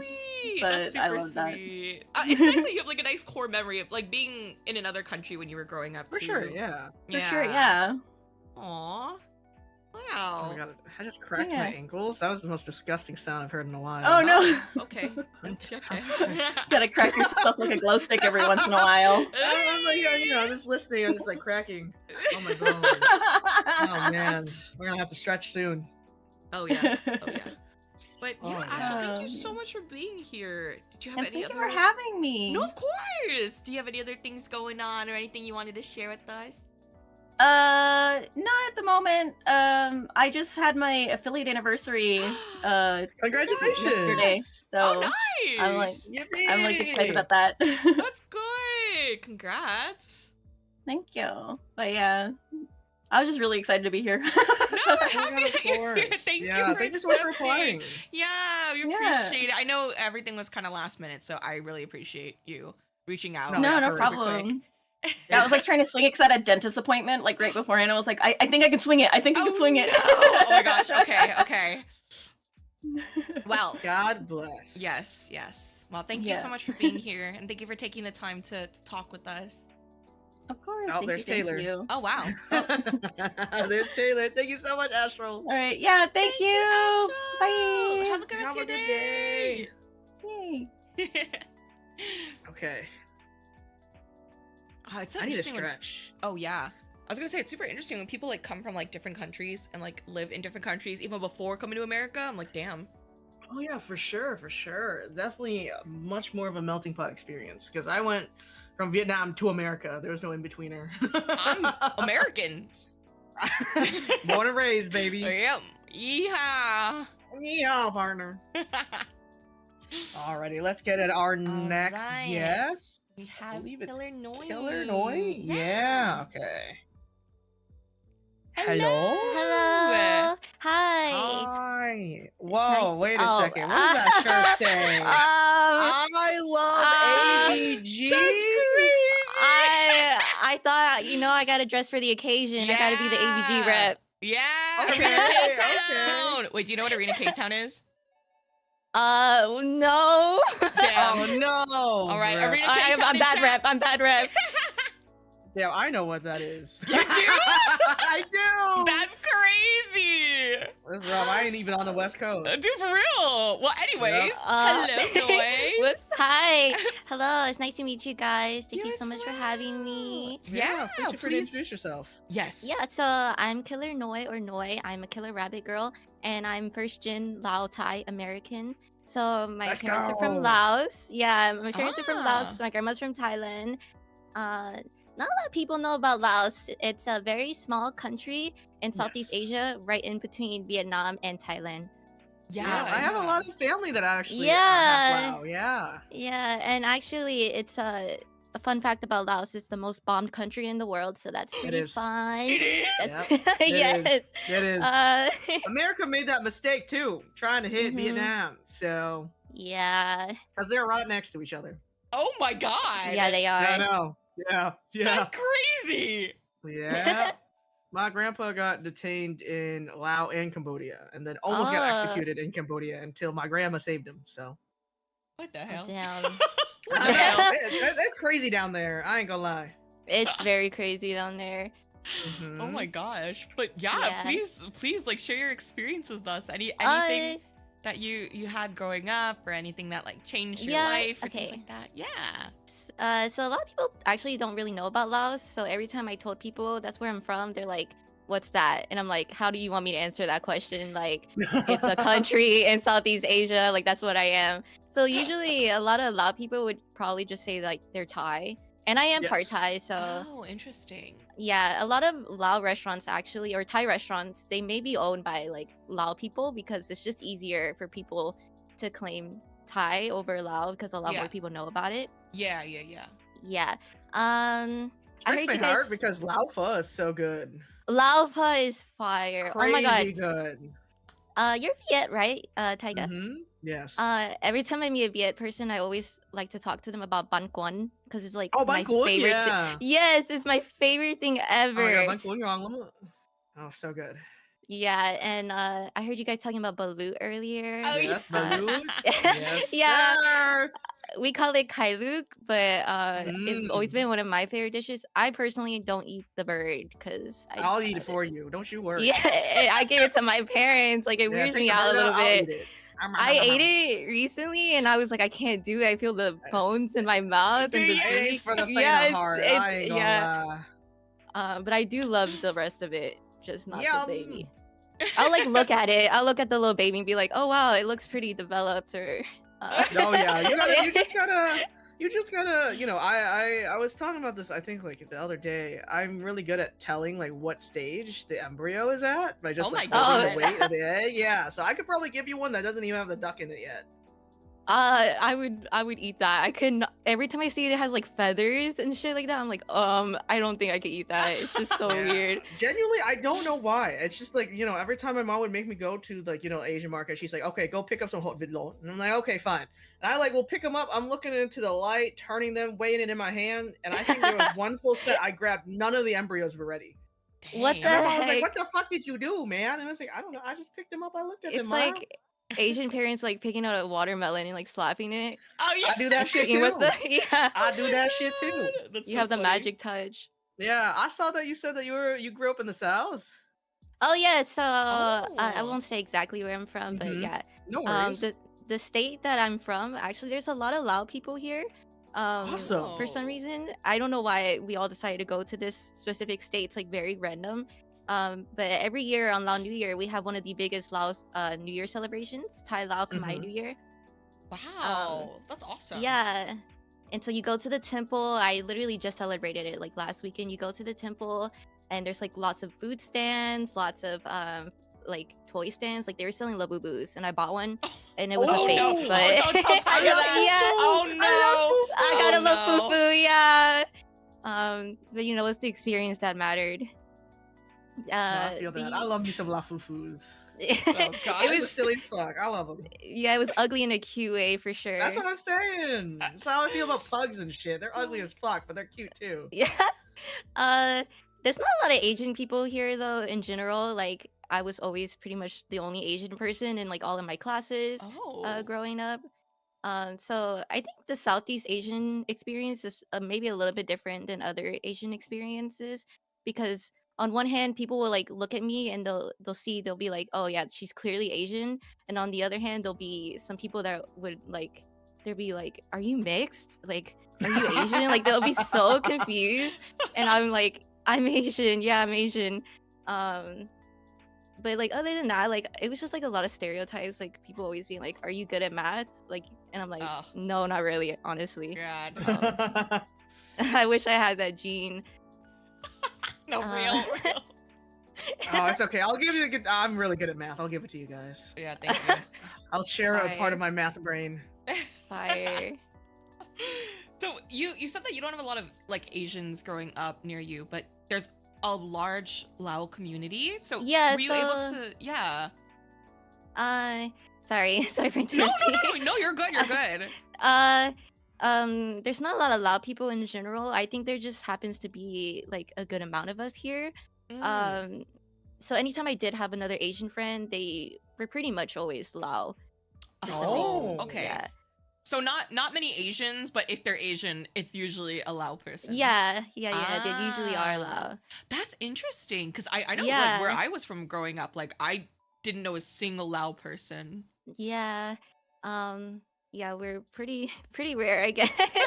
Yeah, there's Pretty not a lot weird. of Lao where I'm at too, but Oh, I know a lot of really? Lao because I'm related to a lot of Lao. Mhm. so- Okay, well that makes sense. Yeah. yeah.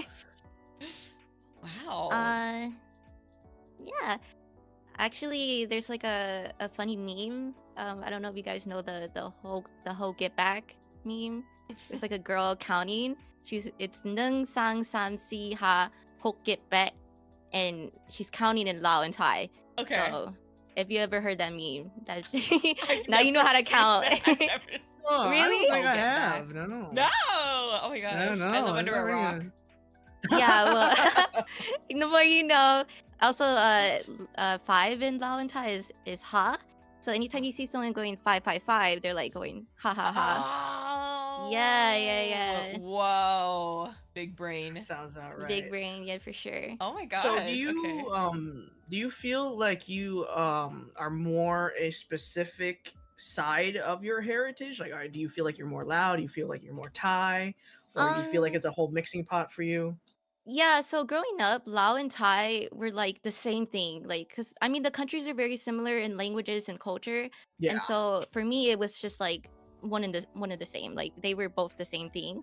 Um, I would say definitely like I think I resonate more with Lao and Laos in general. Just Mhm. because my grandma is the only one from Thailand, and she learned Lao to speak to the rest of my family. Um, and I think I just look more Lao. I think so. I feel that. I feel that. Yeah.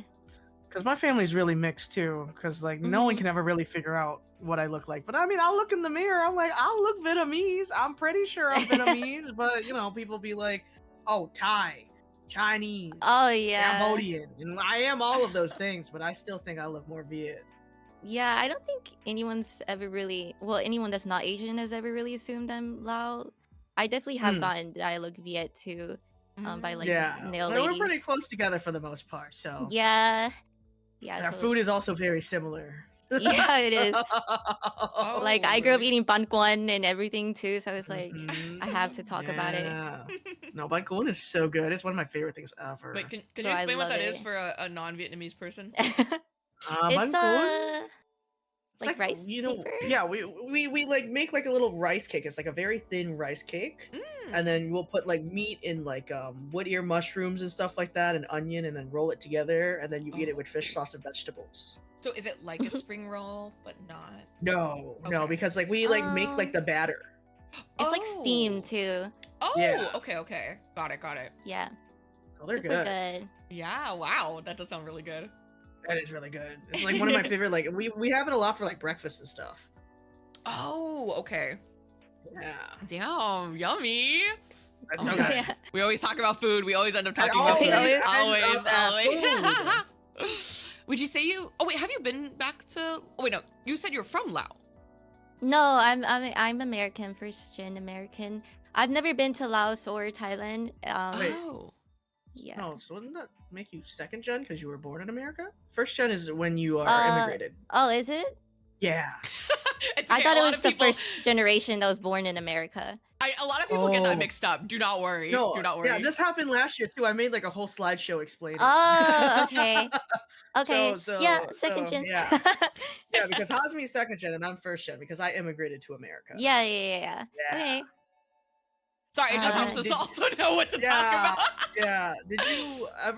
Have you had a chance to go back to like Lao or Thai land? No. Yeah, there you go. So like, my family was very poor in Laos, and they're still pretty poor in Laos, and so it's not really like we have any opportunities to go and visit anyone. I think if we did go, I would probably visit my grandma's family in Thailand more. Oh, okay. Yeah, I think there's a lot of things you have to prep to do before you go to Laos, since it's it's a very poor country.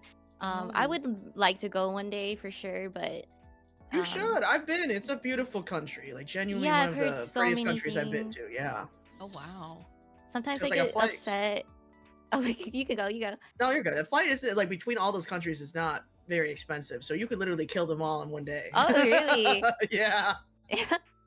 But go ahead. Yeah, I'm sorry. I was just gonna say that sometimes I get pretty upset when I see like there'll be like random white men like going there and speaking loud, and I'm like, how can they do that before me? You just don't want to be there, man. I want to be where the people Like, are. yeah, they're living my dream. I'm literally loud and I can't even go, and they're over there living their best life.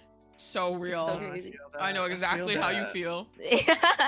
So many Americans in Vietnam now that are like content creators and just like for Vietnam, and I'm just like, damn, what am I doing? Dude, What that's am how I I feel doing? Why when, am I like, profiting off my people? I see so many VTubers, like a lot of VTubers, like just going to Japan just to like fuck around or like make content. I'm like, what the hell, man? Like, yeah, I have they family do there and I haven't gone interviews. back in a while. That's what I'm The saying. pot. Where's the money coming from? Help! Help! Gosh. For Yeah. sure. Yeah, for sure would want to go one day. I don't even like talk to my family at all over there because like there's the language barrier. Like my parents and my grandma, they probably do. But I wouldn't even know what to say to them. Are Be you like, studying on it right now? Like, are you practicing the language yourself? I would love to learn Lao or Thai, but the thing is that they're tonal languages. So even though I Yeah. heard them all the time growing up, it's like there's still so many things I don't understand or can't even comprehend because it's like I don't know how to learn a tonal language. Like it's not easy at all. I really Yeah. wish I did know though. I guess I've told people. Yeah. Yeah, Oh, no, sorry, go ahead. exactly. Like, no, you're good. It's if you learn like a tonal language first, learning like a non-tonal what I was is gonna say, easy, yeah. right? But if you learn Yeah. like a non-tonal and then learn tonal, so much harder. Yeah, I really wish my parents taught me, but I think they were just trying to make sure that we could speak English most of Yeah. all. So I would love to study it, but there's like nothing really. Like there's like nothing on Lao, yeah, Duolingo. there's not a lot, Yeah, there's not like there's like YouTube videos I think and Oh, whatnot. Yeah. I think the best part about this generation now is that like, a lot of people are stepping up and being teachers and like making online classes. I know that there's a lot of that for like Vietnamese and Thai now. I'm sure like, sure if we did some digging, we could find a teacher. But that's at least that's the good part about 2025 now. That is true. We have That's that very option. true. Yeah. I don't know. Maybe I still feel like there is a couple of people teaching it, yeah, for sure. Oh yeah, I wanted to keep like my language skills really sharp. When I came to America too, like my mom like learned English enough to like survive, but where we kept moving had no fucking Asians, so the only other person my mom could talk to was me because my siblings weren't like keeping up on the Vietnamese either. So okay. yeah, Gotta keep learning the language culture and alive. keeping it, is very, very important to me. And I really am so happy to see that a lot of people are trying to learn. It's not easy, but I support you. Thank you. Of course. Hazumi, do you know how to speak Japanese? Yeah, well, my mom grew up with my mom, and my mom is from Japan, but she really wanted to only speak English, so I didn't have much of a chance to. So I started learning it more when I was growing up, and then my mom still doesn't want to speak Japanese that much. We do a little bit. I know. And I guess since I've like lived away from her for a while, I really haven't had a lot of a chance to. So I understand everything. I just am too shy to speak. So I just kind of stand That's down. better than me, so it's good. It's good. I guess so. I guess. Yeah. Thank you so much, Noi. Yeah. Did Thank you have so much for anything having me. else that you wanted to talk Yeah. about really quick? I don't think so. I think I talked about everything I wanted to do. But thank you again for doing this. This is really cool, and it was a very nice opportunity. I appreciate it. Yeah, we're glad you Yes, could of come course. on. We appreciate Yeah. you. Yes, thank you Hope so you much guys- for applying. There's not a lot of Yeah. Lao reps, so if there's any Lao people out there, I Yes. hope you guys enjoyed this. Shout out to Moki. She'll be on later. Yeah, I was gonna say, I'm pretty sure Come on. Monkey is like. Oh no, The other Monkey's- There's one more before Monkey, but yeah. Yeah, they're the other one when we were looking at the form. I was like, oh my god, Lao! We were picking our people, so. Yeah, thank you Thank so you, much. thank you so Thank you, much. thank you. Have a good day. Yeah, you too. Bye bye. Thank you. Bye. Bye. All right. Oh, we're about to go on hour 6, girl. I know. Do I pour myself another cup of coffee? I was like trying to get another energy drink. Okay, I let's mean- get Oz in, and then I'll think about that extra cup of Yeah. coffee. All right. Mr. Oh, wow, man. what a I heard- PNG. Oh, God. Okay, I gotta. I heard Taiga said that he was tired, but right before me, I was like, oh man, hopefully I don't make you guys fall asleep. Why would you make us fall asleep? No, I'm hyped. I was at work. I was writing down notes because I was like, oh man, I've been in this dream. Oh my god, perfect. Well, because I was like, I don't know what people are gonna talk about, and like, what if I'm talking about something different, you know? Okay, well, we I was want, kinda we want nervous. different. All right. Yeah, we want different. Hello everyone. My name is Osner. That's my nickname backwards. So Osner is Renzo. backwards, which is kind of like a lore related thing that I never really integrated. So now I'm stuck with it. I ain't gonna lie, I Well, you thought it always was like could. Oz, You but it always wasn't could. Oz, so. Yeah. I'm first generation Filipino. Okay, so when I was filling out the form, I actually don't know what the difference is. So this Okay, stream yeah, kind of so- educated me with that. All right. Yeah. Um, So you said you were born in the Philippines and you came to the U.S. Yeah, when I was Yep. 12. Yeah. That's first so, gen. so now I live in California. Let's go. So We I actually know each came. other. Yeah, that's Hazumi's in my notes, so I'll talk no. about that soon. Okay, so I came here when I was 12, but before that, there was actually a lot of things going on that I kind of experienced. I guess like so. So when I came here when I was 12, but then there was actually a process before that if you immigrated from a country to another country, there's paperwork. I think someone said that earlier as well. Yeah. But being 12 years old, I didn't know about any of that. I kind of just followed the process from like my relatives that kind of helped out. I immigrated with my brother and only my brother. So my mom actually already came to the US to work. So when I was immigrating, me and my brother were the only ones who were immigrating. So, like the people who were helping us were relatives or family, friends and stuff like that. Oh, that's crazy. Yeah, before that, I guess like 2 years before that, or actually, okay, like a little background. I went to a private school in the Philippines, an all-boys private school. It's called Don Bosco, which I think it's an international school. So I think I found out that there's somewhere in SoCal there's also Don Bosco. Oh, what? Oh, dang. Yeah, so it's a Okay. private school. So I guess in the Philippines, I don't know if this is for a lot of Asian countries, but if Wait, you're someone went to the SoCal one in chat. Oh, really? Yeah. So in the Philippines, if you go to a private school versus a public school, I think there's some hierarchy in here.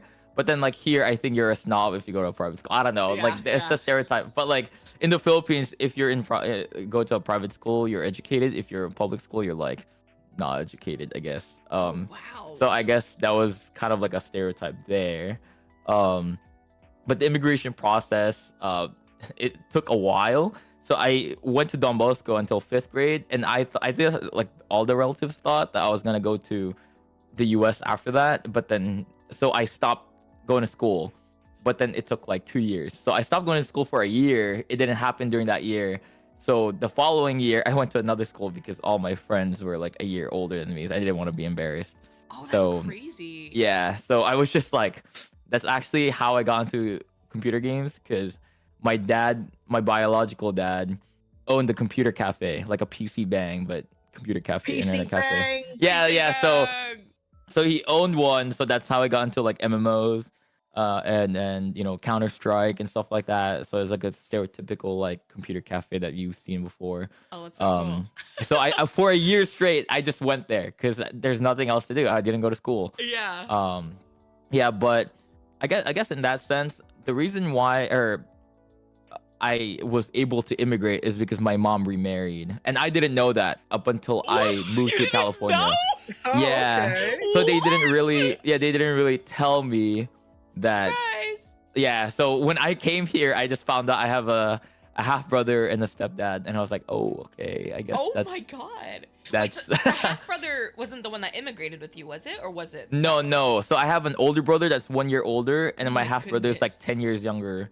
So I think there was someone here that had like someone who's like 10 years older or younger. And I was like, wait, that's exact age difference that I would actually have. Yeah, so I didn't find that out until I immigrated here. So that was, I became like from the youngest child to like someone who has to take care of a 10-year gap younger brother, Oh my god. The fact that you didn't know until you got here is the craziest part. Yeah, I think there was a lot of clues, but I was very oblivious because even when we were packing, they were like, oh yeah, give this to this, like a boy name. So I was like, okay, maybe like a family friend or something, But they didn't bother or like to a tell cousin. you, like They didn't. I think that was the biggest disconnect actually between me and my parents. Both my parents didn't. Actually, that was another story. I don't sorry. Hopefully this is not trauma dumping because No. so wait, when this I is was in literally the what the podcast was about. yeah, so in the Philippines when my mom was already gone, I actually caught my dad cheating in the bathroom. Every So time, man. It's always Yeah. the dads. yeah, It's and then always the like fucking dads. but then okay, so here's the thing. When he was talking to me and my brother about, like talking like doing the talk to me, he was like, Oz, when you grow up, you'll find out why I'm doing this. I'm just like, oh no. I think there was kind of like a hint of my mom already doing it. Like so I don't know, but I guess there was a lot of history that I didn't find out until like I didn't find out about like the story until like 10 years later because my mom gave me the talk after a while. And then I was like, oh, and then obviously they had like their own, like my mom and dad had their own thing previously, so something too graphic and stuff, but it's crazy. But yeah, so that's why. But then I'm surprised because when I'm immigrating as a child, I need both consents, right, from like my dad, mom. I don't know what happened between them. They didn't really tell me why my dad had to let me go because my dad stayed in the Philippines. My biological dad stayed in the Philippines, and then my mom is here, so who I'm staying with. I don't know why my dad eventually let me go. I don't know if that was the real reason why it took 2 years, is because he didn't want to sign the papers and stuff like that. So that was probably the reason why it took a while. But I think eventually, I think it's because maybe education or opportunities here, stuff like that. But yeah, that's one branch of my history. Dang! Wow, but- you came prepared. We haven't noticed to say anything. No, that's great. Honestly, no. Okay, so I'll actually say why I was prepared. But that's later. Hopefully, I don't run out of time. But anyways, We got 8 minutes. oh shoot. Okay, so in 8th grade, I came here when I was in 8th grade, which is actually really difficult to make friends. Middle school is like an awkward time for everyone. So everyone already has their established friends around that time, so it was hard for me to really make friends. So that's actually why I got involved with a lot of other stuff, right? So I was in choir in high school. I was in ASB, which is like a leadership class. I was in volunteering clubs. That's how I met Hazumi. The volunteering club that we don't never speak of anymore. We never speak of anymore because it's traumatic. I guess so and then in college I actually tried to expedite trying to make friends, so that's why I joined the frat in freshman year. I joined the Filipino club because I feel like I was very disconnected with my culture at that point. Like even at home I was kind of like half not speaking Tagalog because my stepdad is black, so he thinks that if I speak Tagalog we're talking shit about him, so What the hell? so he doesn't want us to like speak Tagalog, and then like he also doesn't like the smell of certain Filipino foods. So my mom is kind of like not. So I'm just like, why you marry a cultured Filipina if you're gonna disrespect like the culture is? You know what I mean? I don't know. It's kind of weird. Would you say you don't really have like a good relationship with him then, or is he not as understanding? I think I don't have a good relationship with all of my parents, I guess, because I mean, if anything, they were kind of spoiling my little brother. So at that point, I was kind of just like a caregiver. I don't want to say caregiver. Like what is that? Like a babysitter, I guess. So I was kind of, I don't want to say forgotten. I was a forgotten middle child, I guess. But oh no. Yeah. So So I guess like it's not like not a good relationship. I don't hate them per se, but it's not. We're not close. So a lot of like differences in views and things like that. That makes sense for sure.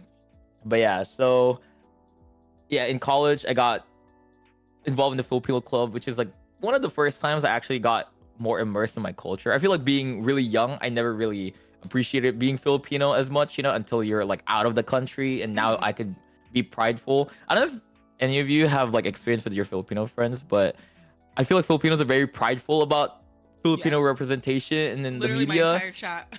Yeah, like Miss Universe, like Manny Pacquiao when he wasn't like like that. Like now he has a really bad representation of Filipinos. But Miss Universe is one of them. Even like Filipinos in like movies or like game shows or whatever, they're like, oh yeah, Pinoy, So that was me. I feel like I am very prideful about my culture, even if I didn't really know a lot about it. So I joined the clubs. Even like I joined, I think in my form I said I was in this resource center. It's called APERC. So it's like Asian American Pacific Island Resource Center. Yeah, yeah. I try to educate myself with as much as I can. You know, that's the first time I found out about microaggressions and all of the other stuff, and you know, putting a home to like Asians and Pacific Islanders that don't really have a home, or you know, like identity. So for me, I was one of those, so I can kind of like relate to a lot of people in that sense. For sure. Yeah, so I try to involve myself with any place I can, because I feel like I was disconnected. My family was kind of more Americanized because my mom was trying to accommodate for my little brother that's half Black, half Filipino as well. Didn't even like bother teaching him Filipino or like Tagalog or Filipino culture or food, even the food, because since my stepdad really didn't like Filipino food, then they didn't like really. That's the biggest sin. Yeah, my mom did not like cook Filipino food for my little brother. Like my little brother was kind of grew up with like the chicken nuggets, the fries, the you know like the Yo, I'm fucking devastated. Filipino the food fast is food. fucking That's gas. what I'm saying. Food. But now he's like 19, right? So now he's more cultured. Like he has like a cultured girlfriend. So now his girlfriend's kind of like having him like try like cultured stuff other than American food. So which is good. I think he had a character development there. That's good. That's good. But yeah, so I think he was telling me I didn't have a really good relationship with my brother as well, because he kind of ruined my childhood.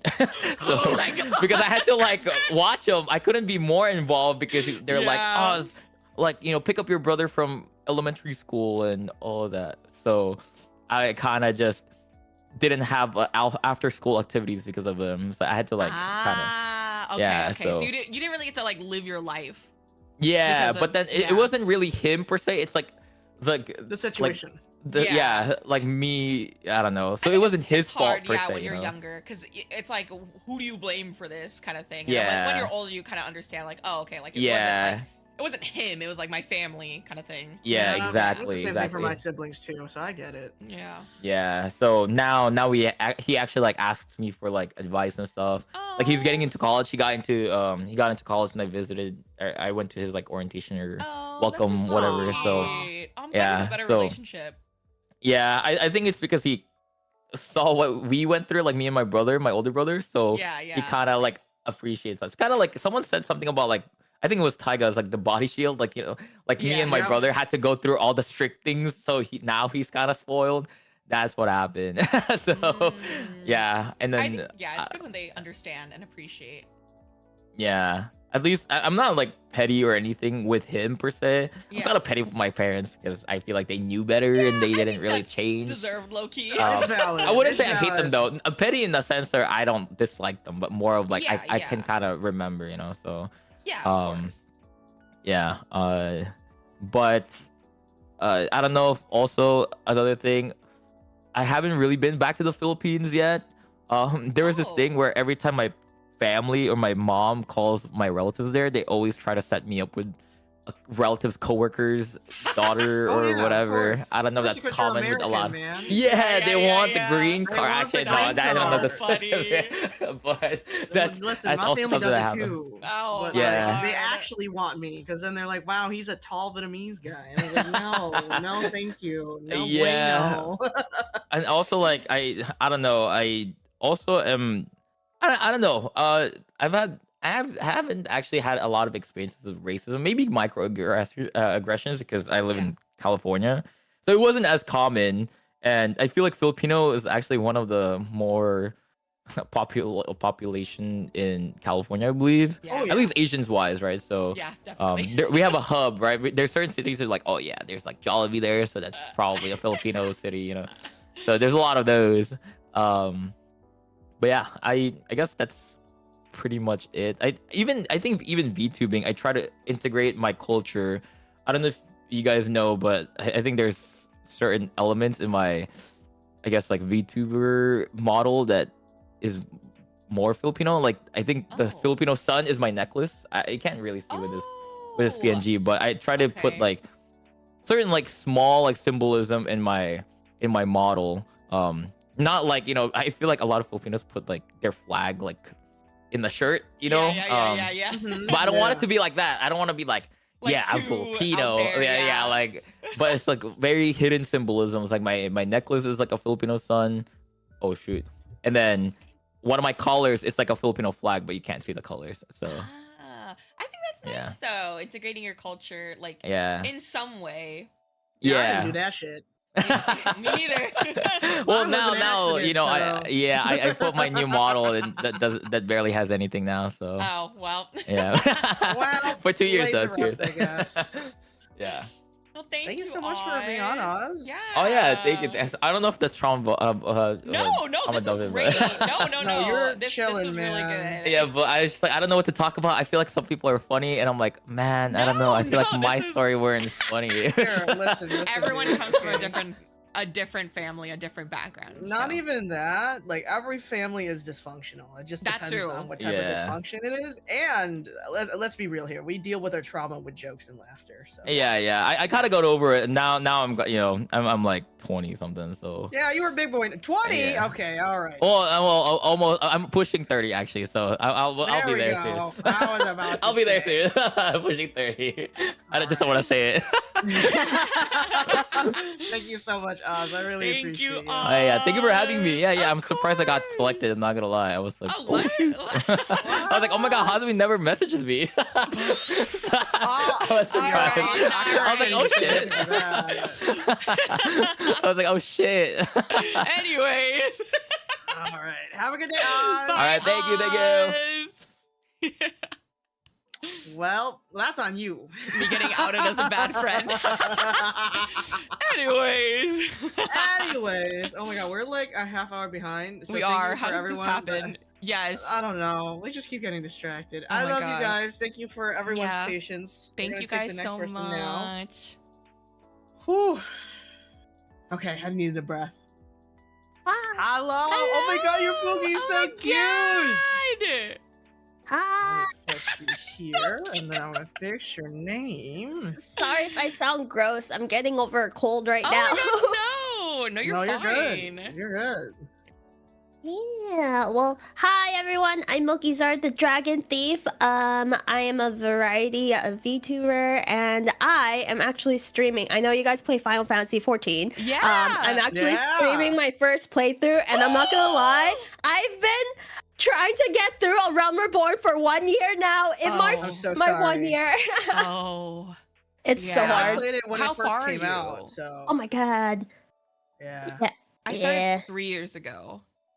Dude, It the took me, like- community is awesome. If it weren't for the community, I don't think I would be able to get through A Realm Reborn. I It's rough. agree. Wait, can I ask like how far are you in A Realm Reborn? Yeah, I'm in post A Realm Reborn now. Oh, you're almost there? My chat You're didn't tell almost me there was there. a huge post A Realm Reborn content afterwards. I was like, Oh. oh my god, I'm done. I did a huge celebration. I even got art Oh. made. Like I finally completed the Realm Reborn. And then boom, they're like, you still have post Realm Reborn stuff. I'm like, okay, I could knock that out in like 2 streams. And then I was like, no. Yeah. And it's like So- been cut down from It because like has. I played 15 years ago. Yes. Oh my god, I'm so sorry. That I'm gonna. It Kill was myself. cut down from when you Yeah. started to when but there's still so much. Yeah, there's It's still so crazy. much. It was Yeah. hell on earth. I'll tell you that. I think it was like It was 140 hell on quests earth. to like 80 quests. Yeah. Oh god. Yeah, other expansions don't have that much. Do not worry. Do not worry. Yeah, so almost done. But yeah, I am also second generation Allow American. Shout out to my girl Noi.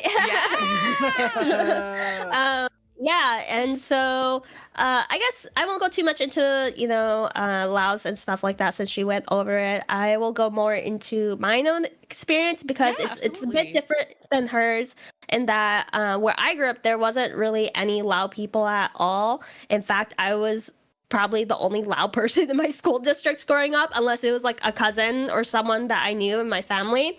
And the reason being is because there's actually a lot of Lao people in like a couple hours from where I am. And for those of you that don't know, statistically, Lao, Cambodians, Hmong, and a lot of these Asian groups in America, statistically, a lot of them live at poverty line or below poverty line. And so my family actually, mostly on my dad's, lived on that poverty line. And my mom's family, when they first immigrated from Laos to America, also was living in poverty. And so when I was born, actually, to leap off of what Oz was saying about cheating dads, I'm gonna jump in here we there. go again. It's always the dads. My mom was pregnant with me, and then she found out my dad was cheating, and so my mom, pregnant as fuck, made my auntie, who was like in high school, drive her ass to his place of work because he was cheating with his Filipino secretary, and so my pregnant mom, you know, got dropped off at his work and then like threw a diaper at the like lady and like had a screaming match and confronted at his workplace. And I was like, dang, mom, I didn't know you were like that. Holy moly. That's a baddie right there. Yeah, Oh, I didn't know any of this. I didn't know any of this until my aunt got like super drunk one year and was like, you know, just laying all this lore. And I was like, whoa. Oh my god. Wait, was this in America or was this? Yeah, it was in America. And it was bad because they were like high school sweethearts. So my mom actually, yeah, she actually immigrated to America quite young. She came here when she was like 11. And so she's quite young. And so, yeah, she met my dad in high school because, you know, when they first immigrated here, they kind of stick to like each other, you know, other Lao Americans or other Lao people that freshly immigrated. And so, you know, it was rough for my mom. It was rough for my mom. But, you know, after being there and just growing up in the bad parts of the neighborhood, when I was born, she actually moved away from family and moved to a place that, and I moved a lot actually, but she wanted me to grow up in, you know, better schools and whatnot. And so she did that. And so it was rough. And I was actually the first person to go to college. I actually wanted to go to art school, but my mom's like, you play too many games. Art school ain't going to be paying for that. And so I did not do that, but went to college. You know, I don't have the best relationship with my mom, but one thing I will always say that she put in a lot of work without me even having to ask, and I'm forever grateful for that. She picked up a second job to help me go through college, even though I was working full time. It was really tough on us, as you know, especially her as a single mom. And you know, she only went through high school as well, and we lived in a pretty expensive place because again, she wanted me to have good education, right? And it was very interesting to me because then my family, you know, on my dad's side is still living in poverty lines, right? And our lives, I think my life would have been very different if my mom didn't move away. Honestly, because a lot of my cousins and stuff that, you know, are on my dad's side, like, a lot of them got pregnant, didn't finish high school. A lot of them, you know, just aren't really doing anything with themselves. So I'm forever grateful for my mom taking that leap because that's hard, especially as a single mom. And then, yeah, she got me, I got through college somehow. And then, college was actually the first place where I got to meet other Lao people that weren't relatives or anything like that or family friends. And so it was crazy. And VTubing as well. You know, I love AAPI Month. Actually, that's how I met Noi like last year or two. I've met quite a few different Lao VTubers through that. So I think it's awesome. And, you know, when other people throw like things like this, I think it's great to be able to meet other people. Because like you guys said, there's not a lot of Lao people out there. Yeah. Yeah, exactly.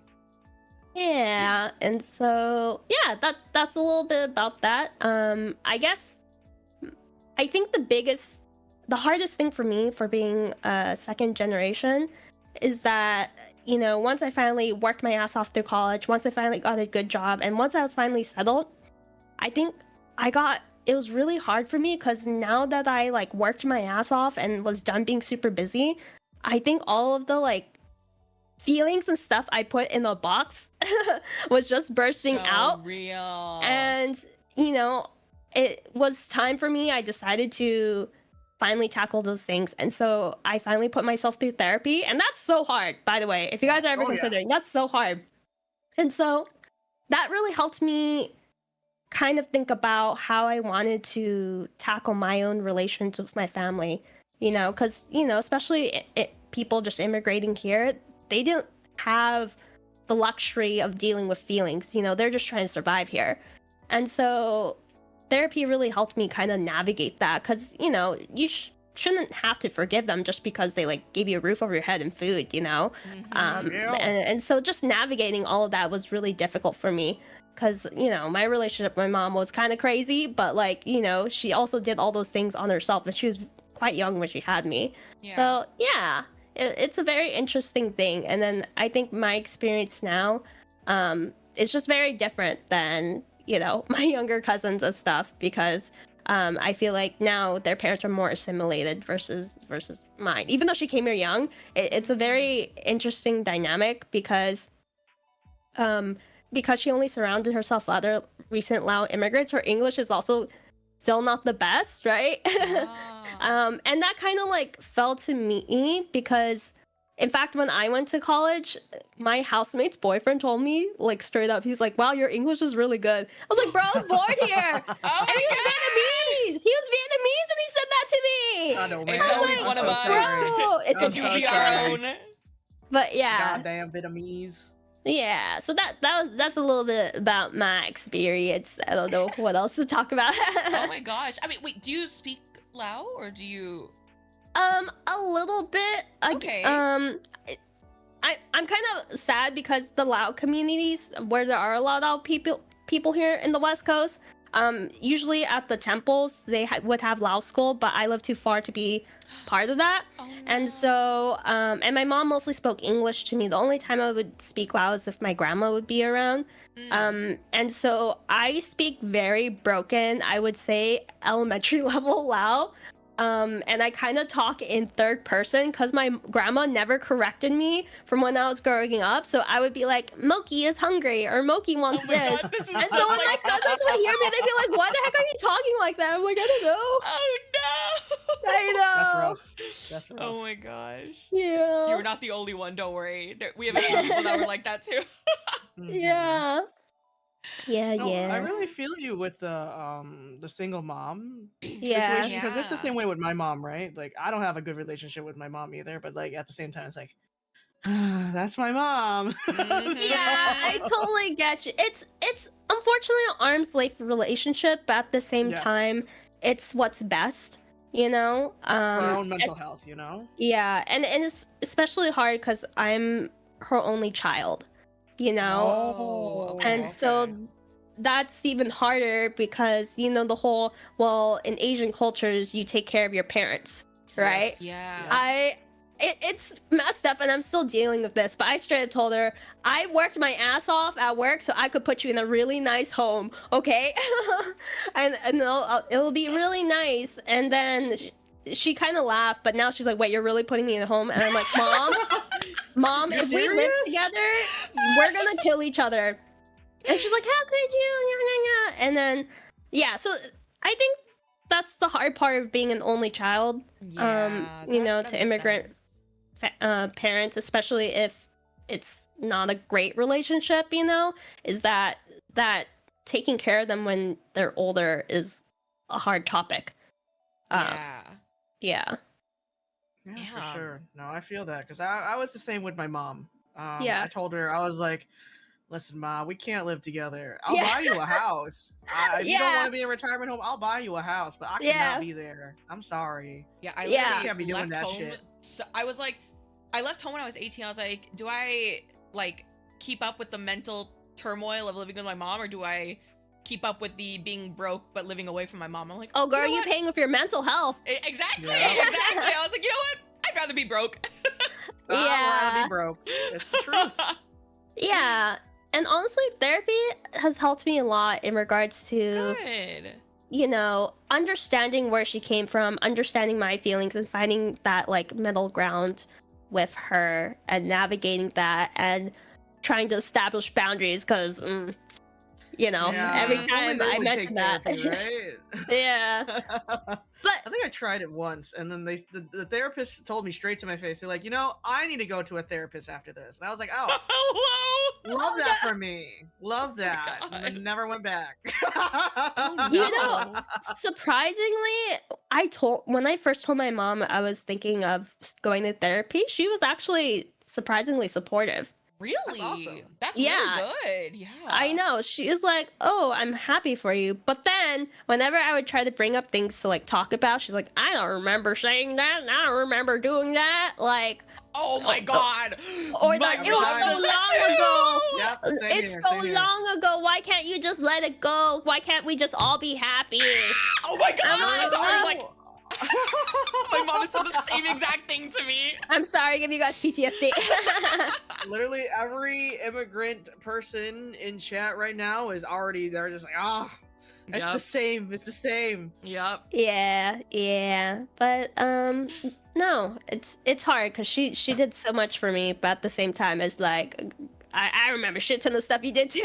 Exactly. Yeah, at the end of the day, it's not an excuse, and that's what's Yeah. something I really had to like really put like through myself. Like, Yeah. it's, I know my mom struggled coming to Vietnam and to give me like, you know, a better future, but like that doesn't excuse the things that she did to me Exactly. as a child. Yeah. Exactly. Takes a long time to come to terms with it too, and I feel like when I was younger, I was so angry as a child. You know? Same here. Same Now here. that I'm older, I've definitely have relaxed a lot more because like I understand where she came from, but it's I gotten to agree. the point where it's like, you know, just because I understand doesn't mean I have to forgive. Yep. Yeah, I absolutely. totally agree. Yeah, Mhm. and I know we only probably have a few minutes left, but the other interesting part is that my partner is actually half Japanese, and me being Southeast Asian and him being half Japanese is very different. In regards to like my God, culture, yeah. the parties. Okay, you know Southeast Asian parties. The Hennessy is flowing, right? The gambling is flowing. baby. Japanese parties are very different, and Yeah. so it's such a different mesh. And so coming to terms with that was also very interesting. That I didn't realize how different it would be. Yeah, I've partying with my Japanese friends. I realized they just do not go as hard as Dude, Southeast no, you Asian. guys scare me. I can't. Yo, we go crazy. Yeah. I didn't see shots for days. Fucking throwing that shit. Dude, back. for real, I'm just like standing man emoji there. I'm like, oh damn, like what the heck? Like I know. My partner would have to like hide whenever the Hennessy like medicine cups would be out. That's me. I can't do this. That's so Sounds funny. all right. Yep, that's ABG right Oh, there, oh, baby. God. And it originated from us. From No us God, Southeast no God. Asians. That's our culture, bro. Our culture That's is the so Henny. Henny. Anything is possible. Anything baby. is possible. Thank you so much, Moki, for coming Of on. I'm course. so sorry again that we're so behind, but I really appreciate you. No Thank you for worries. being so Stopping by and patient. applying. Yeah, thank you Yes. guys so much for setting this up, and I hope you guys have a great and rest of your podcast. Thank Yes, you. Thank you. Thank you, Moki. Bye. Bye, Moki. Bye. Anything is possible. No, she's Lao. I'm Viet, baby. Dude, That's my for people all, right there. all my Viet friends, like they party so hard. I'm like, no, I can't do it, man. I can't do I'm a it. gamer. I can't do it, man. I used to party like crazy, but now that I'm a fucking old man, I don't party that much anymore. But I used to. No man. Okay. Anyways, I need to use the bathroom, but we can bring Symphonia in. Wait, You I need also have to use the bathroom. Fuck. Okay, we have to use the bathroom. Okay. Symphonia, I'm so sorry. Give us like a few minutes. We gotta pee. We're gotta running. pee. We're running. Oh my god, I need a piss. Oh my god, I'm running.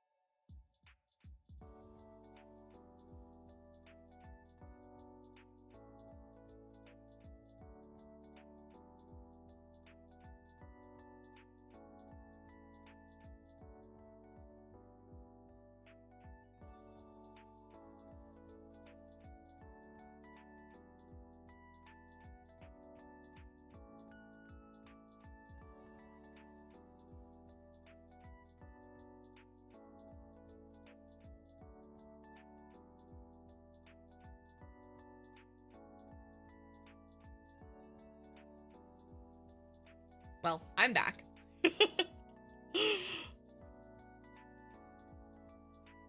All right, let's say. Yeah, Moki, thank you for coming on. Okay, I don't know if Taiga's I don't know if Taiga's coming back yet. Okay. I'll just have a Symphonia come inside. Oink. Hello! Hello! Hi! Oh my gosh. Okay, Taiga is still peeing, I think. he will be back.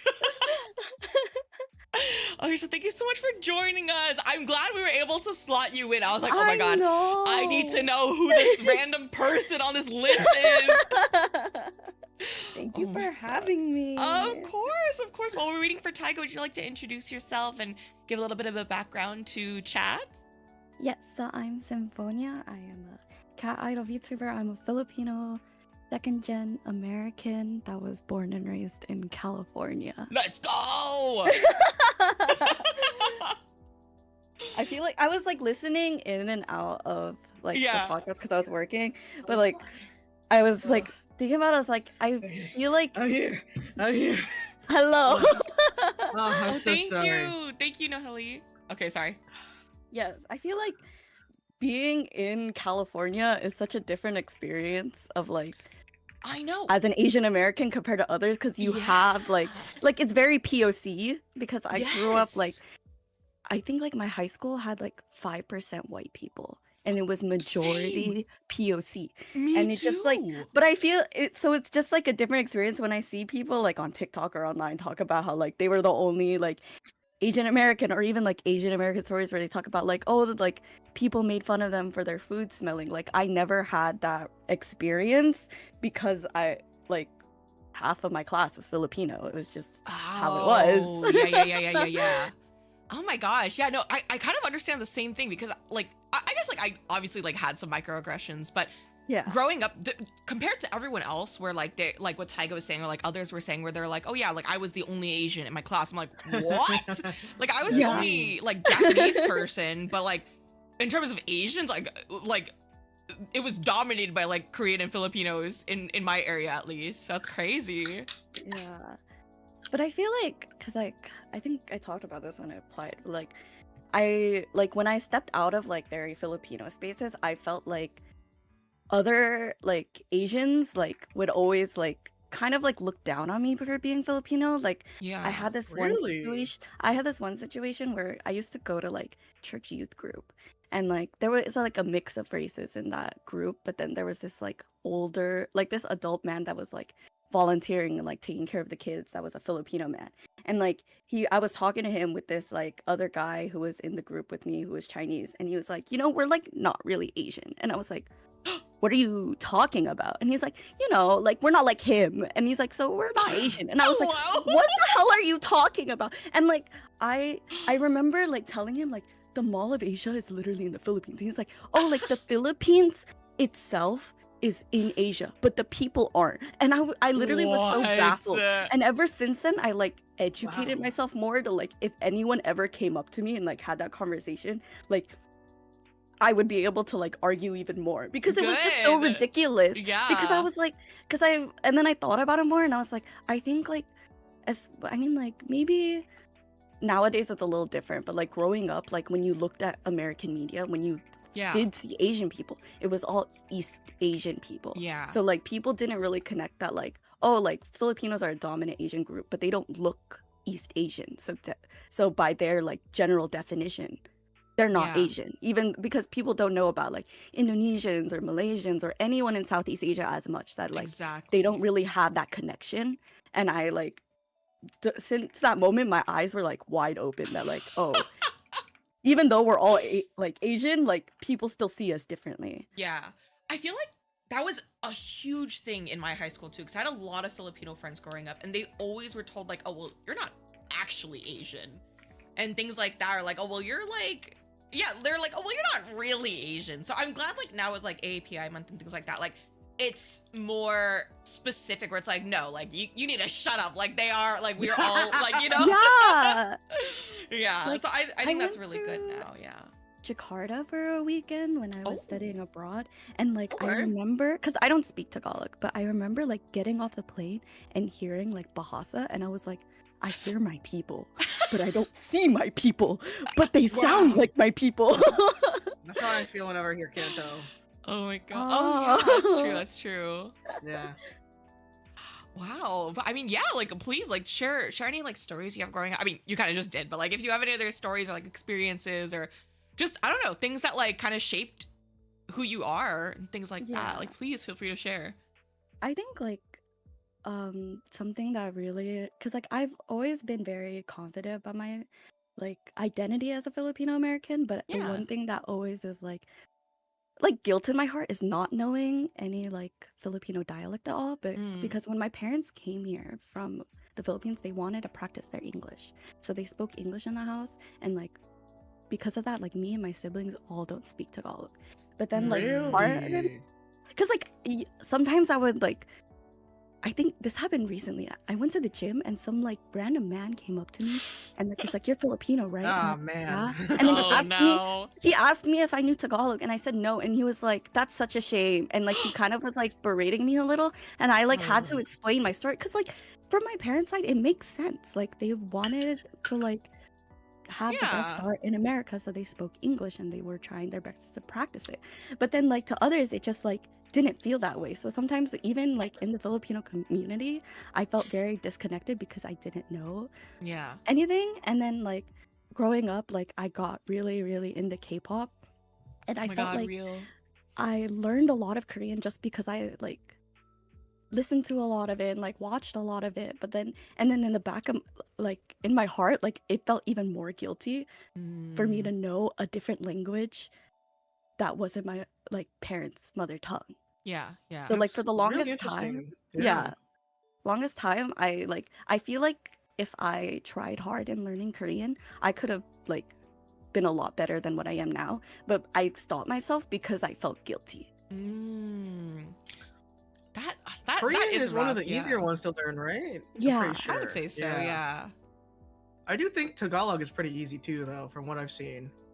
Yeah. But there's just so many different accents. That's what it is. There is. And the I know dialects as like well. household phrases. Household phrases I know, but then also my parents speak different dialects too, and they never told me which one was which. That's welcome to the club. Yeah, so I remember saying a specific word to like my mom's side of the family, and they're like, "What the hell are you saying?" And I was like, am I getting it wrong? Like the one word I know, am I getting it wrong? And then like later they have to be like, no, that's Ilocano, that's not Tagalog. And I was like, oh my god, what do I know and what do I don't know? I don't even know anymore. Oh no.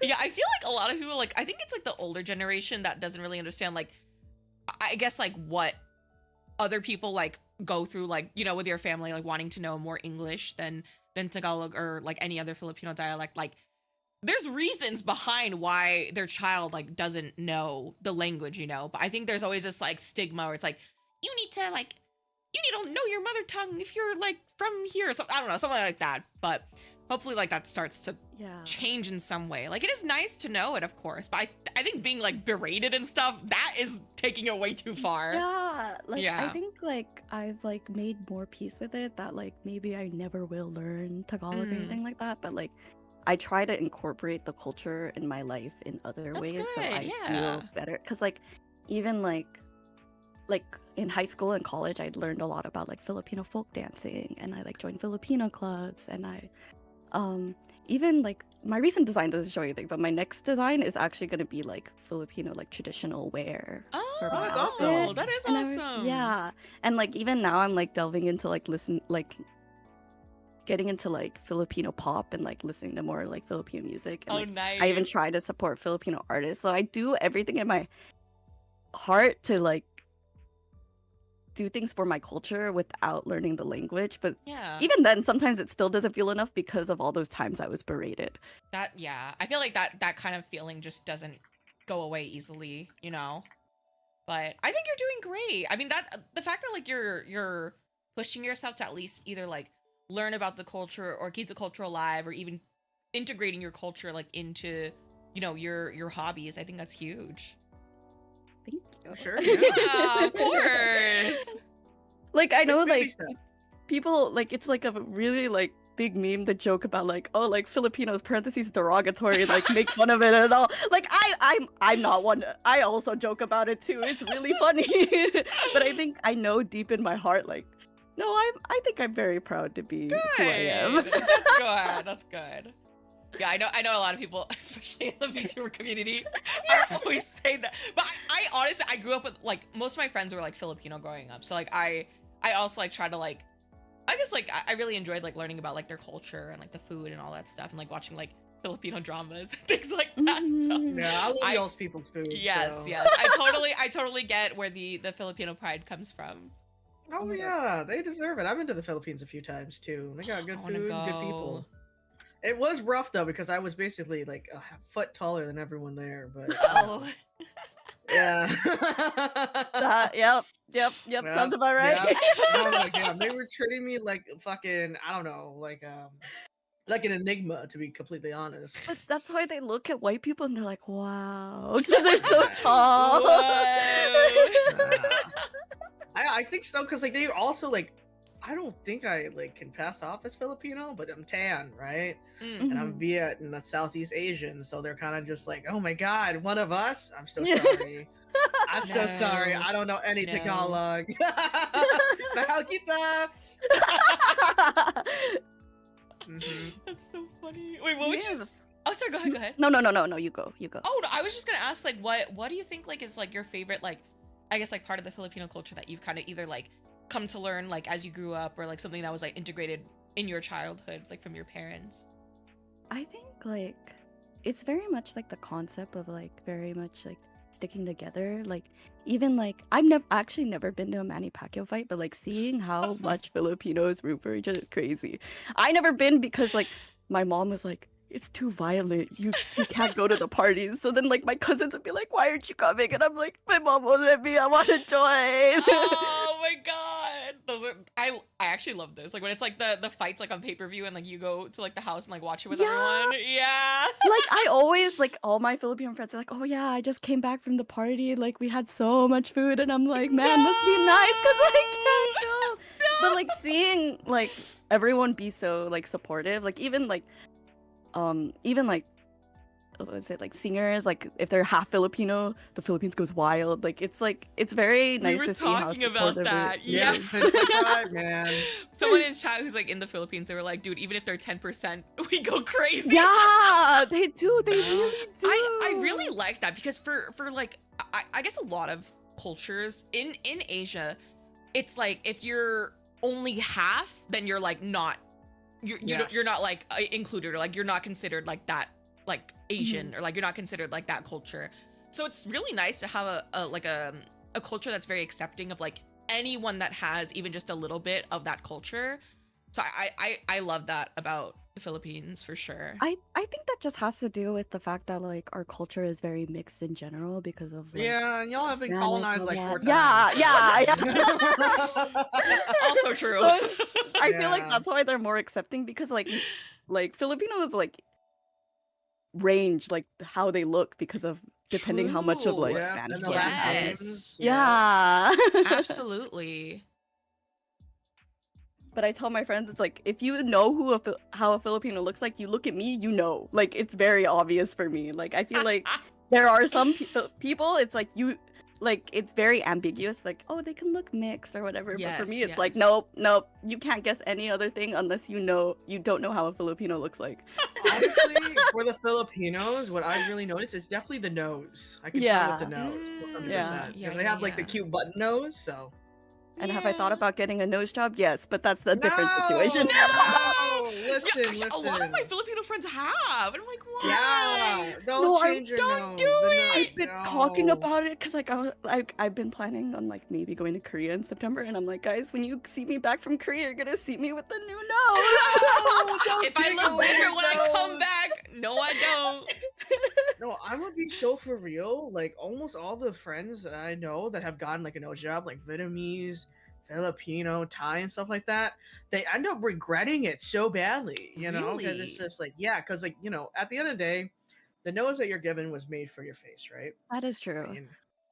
and like changing it to like a more like Eurocentric nose, like Mhm. you might think that it looks better, but then you start realizing that it feels out of place on your face. Yeah. That's happened to a lot of my friends, that they ended up like trying to reverse the rhinoplasty, and once you've done it, you can't turn back the clock.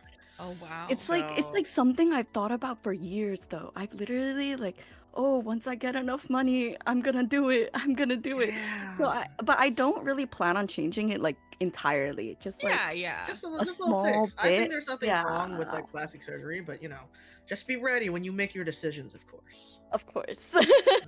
I will be very much like researching it as like, oh well, September's not that far anymore, huh?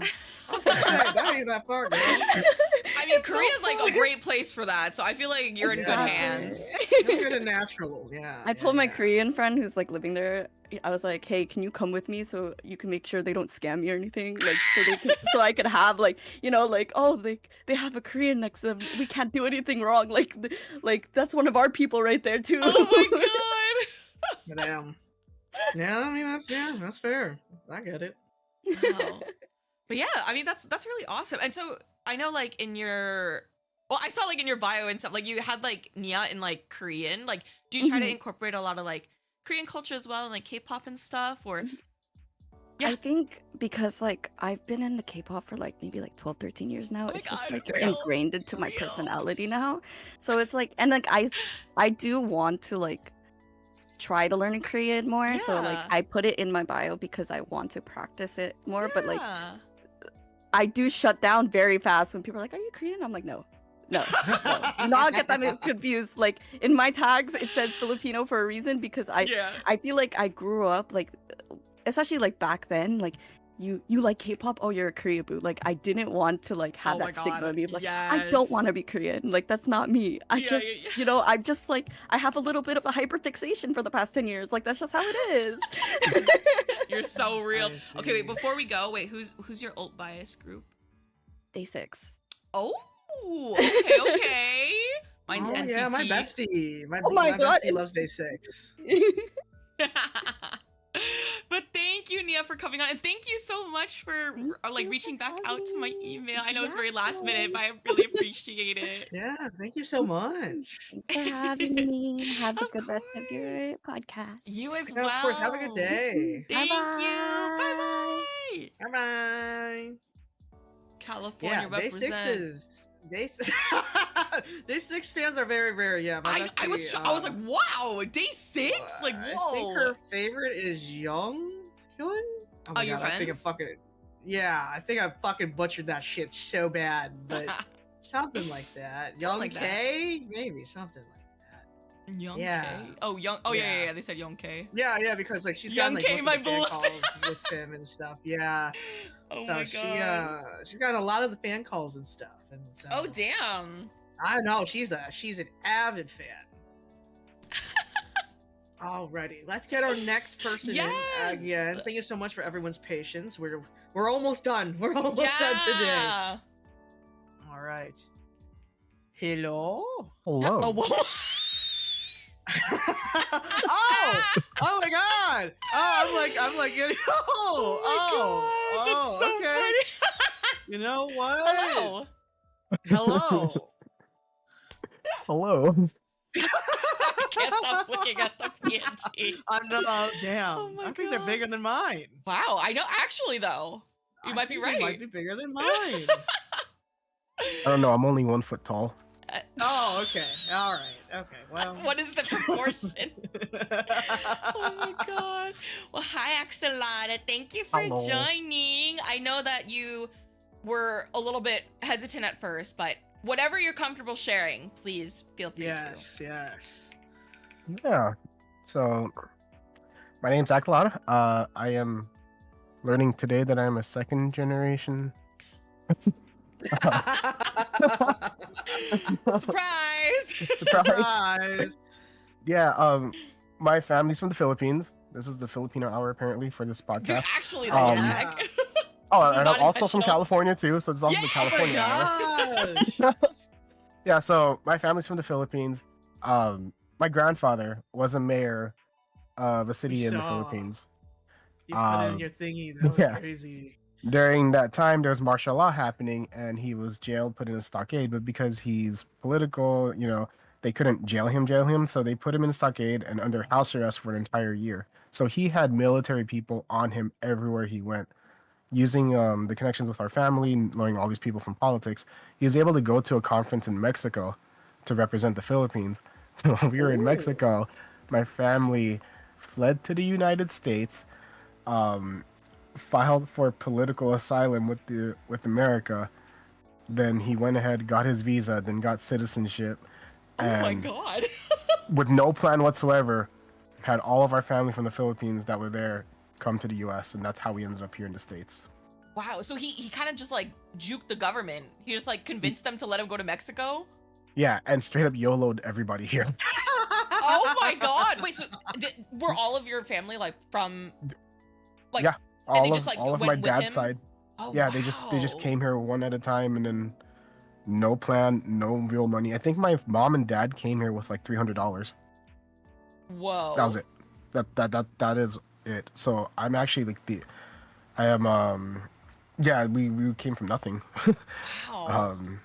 Which is probably I don't know how to yeah, knowing all this is kind of mind blowing for me. Yeah, absolutely. Did you learn this at like a young age, or were you like taught this like when That's you a were a little funny older? story. I know nothing about my culture.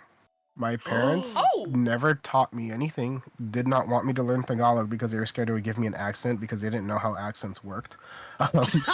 So, funnily enough, they speak to me in Tagalog my whole life. I understand it fluently. I read it fluently. I don't speak it. That's because when I speak it, I got made fun of by every Filipino that I've ever met in my life with an American or Filipino accent. So I pretend that I don't speak it. Oh wow. In fact, I just choose not to, period, because it's just too embarrassing for me. It scarred me for life. Even in college, I was getting made fun of by the Filipino club that when I spoke it. That is Yeah, crazy so- because I feel like that's so rare to like get made fun of for speaking with like Yeah. wow. Oh my Yeah, gosh. Tama in the chat, like she's my girlfriend. She's never heard me speak Tagalog unless I'm cussing and angry, which is how you can tell when I'm actually mad because I literally call it fobbing out. I fob out when I'm angry and I actually start cussing in Tagalog. Fob out. Oh my God. god. I'm gonna call it that now. When I'm fobbing out, do man. Every 5 seconds on screen. Oh my god. I said I would Yeah. never. I was about to say, I don't even like the Filipinos that I know. Like, I never- know, not I'm like, shocked. yeah. It's mind blowing because everyone here that has spoken that from California is talking about how they grew up with a bunch of Asians. I grew up with none. What? Wait, you said you're from SoCal I was too? one of two until high school. I didn't know any. What? So like growing up as a kid, I didn't really have friends because I was the one kid who wasn't white. Wow. That is so interesting. Which is crazy because where I grew up, it's now all Asians. Of course, Of course, right? After you're done growing up. Dang, Yeah. That's so interesting. It's crazy because like I'm also from SoCal, and so when I hear the other people are like maybe if they're like 20-30 minutes away from me and it's a completely different demographic, like that's so crazy. Wow. Yeah. Damn. It's just yeah. Of course, after I leave that city, it just becomes like the one of the cities ever. Oh my god, of course. Of course. Just your luck. Yeah.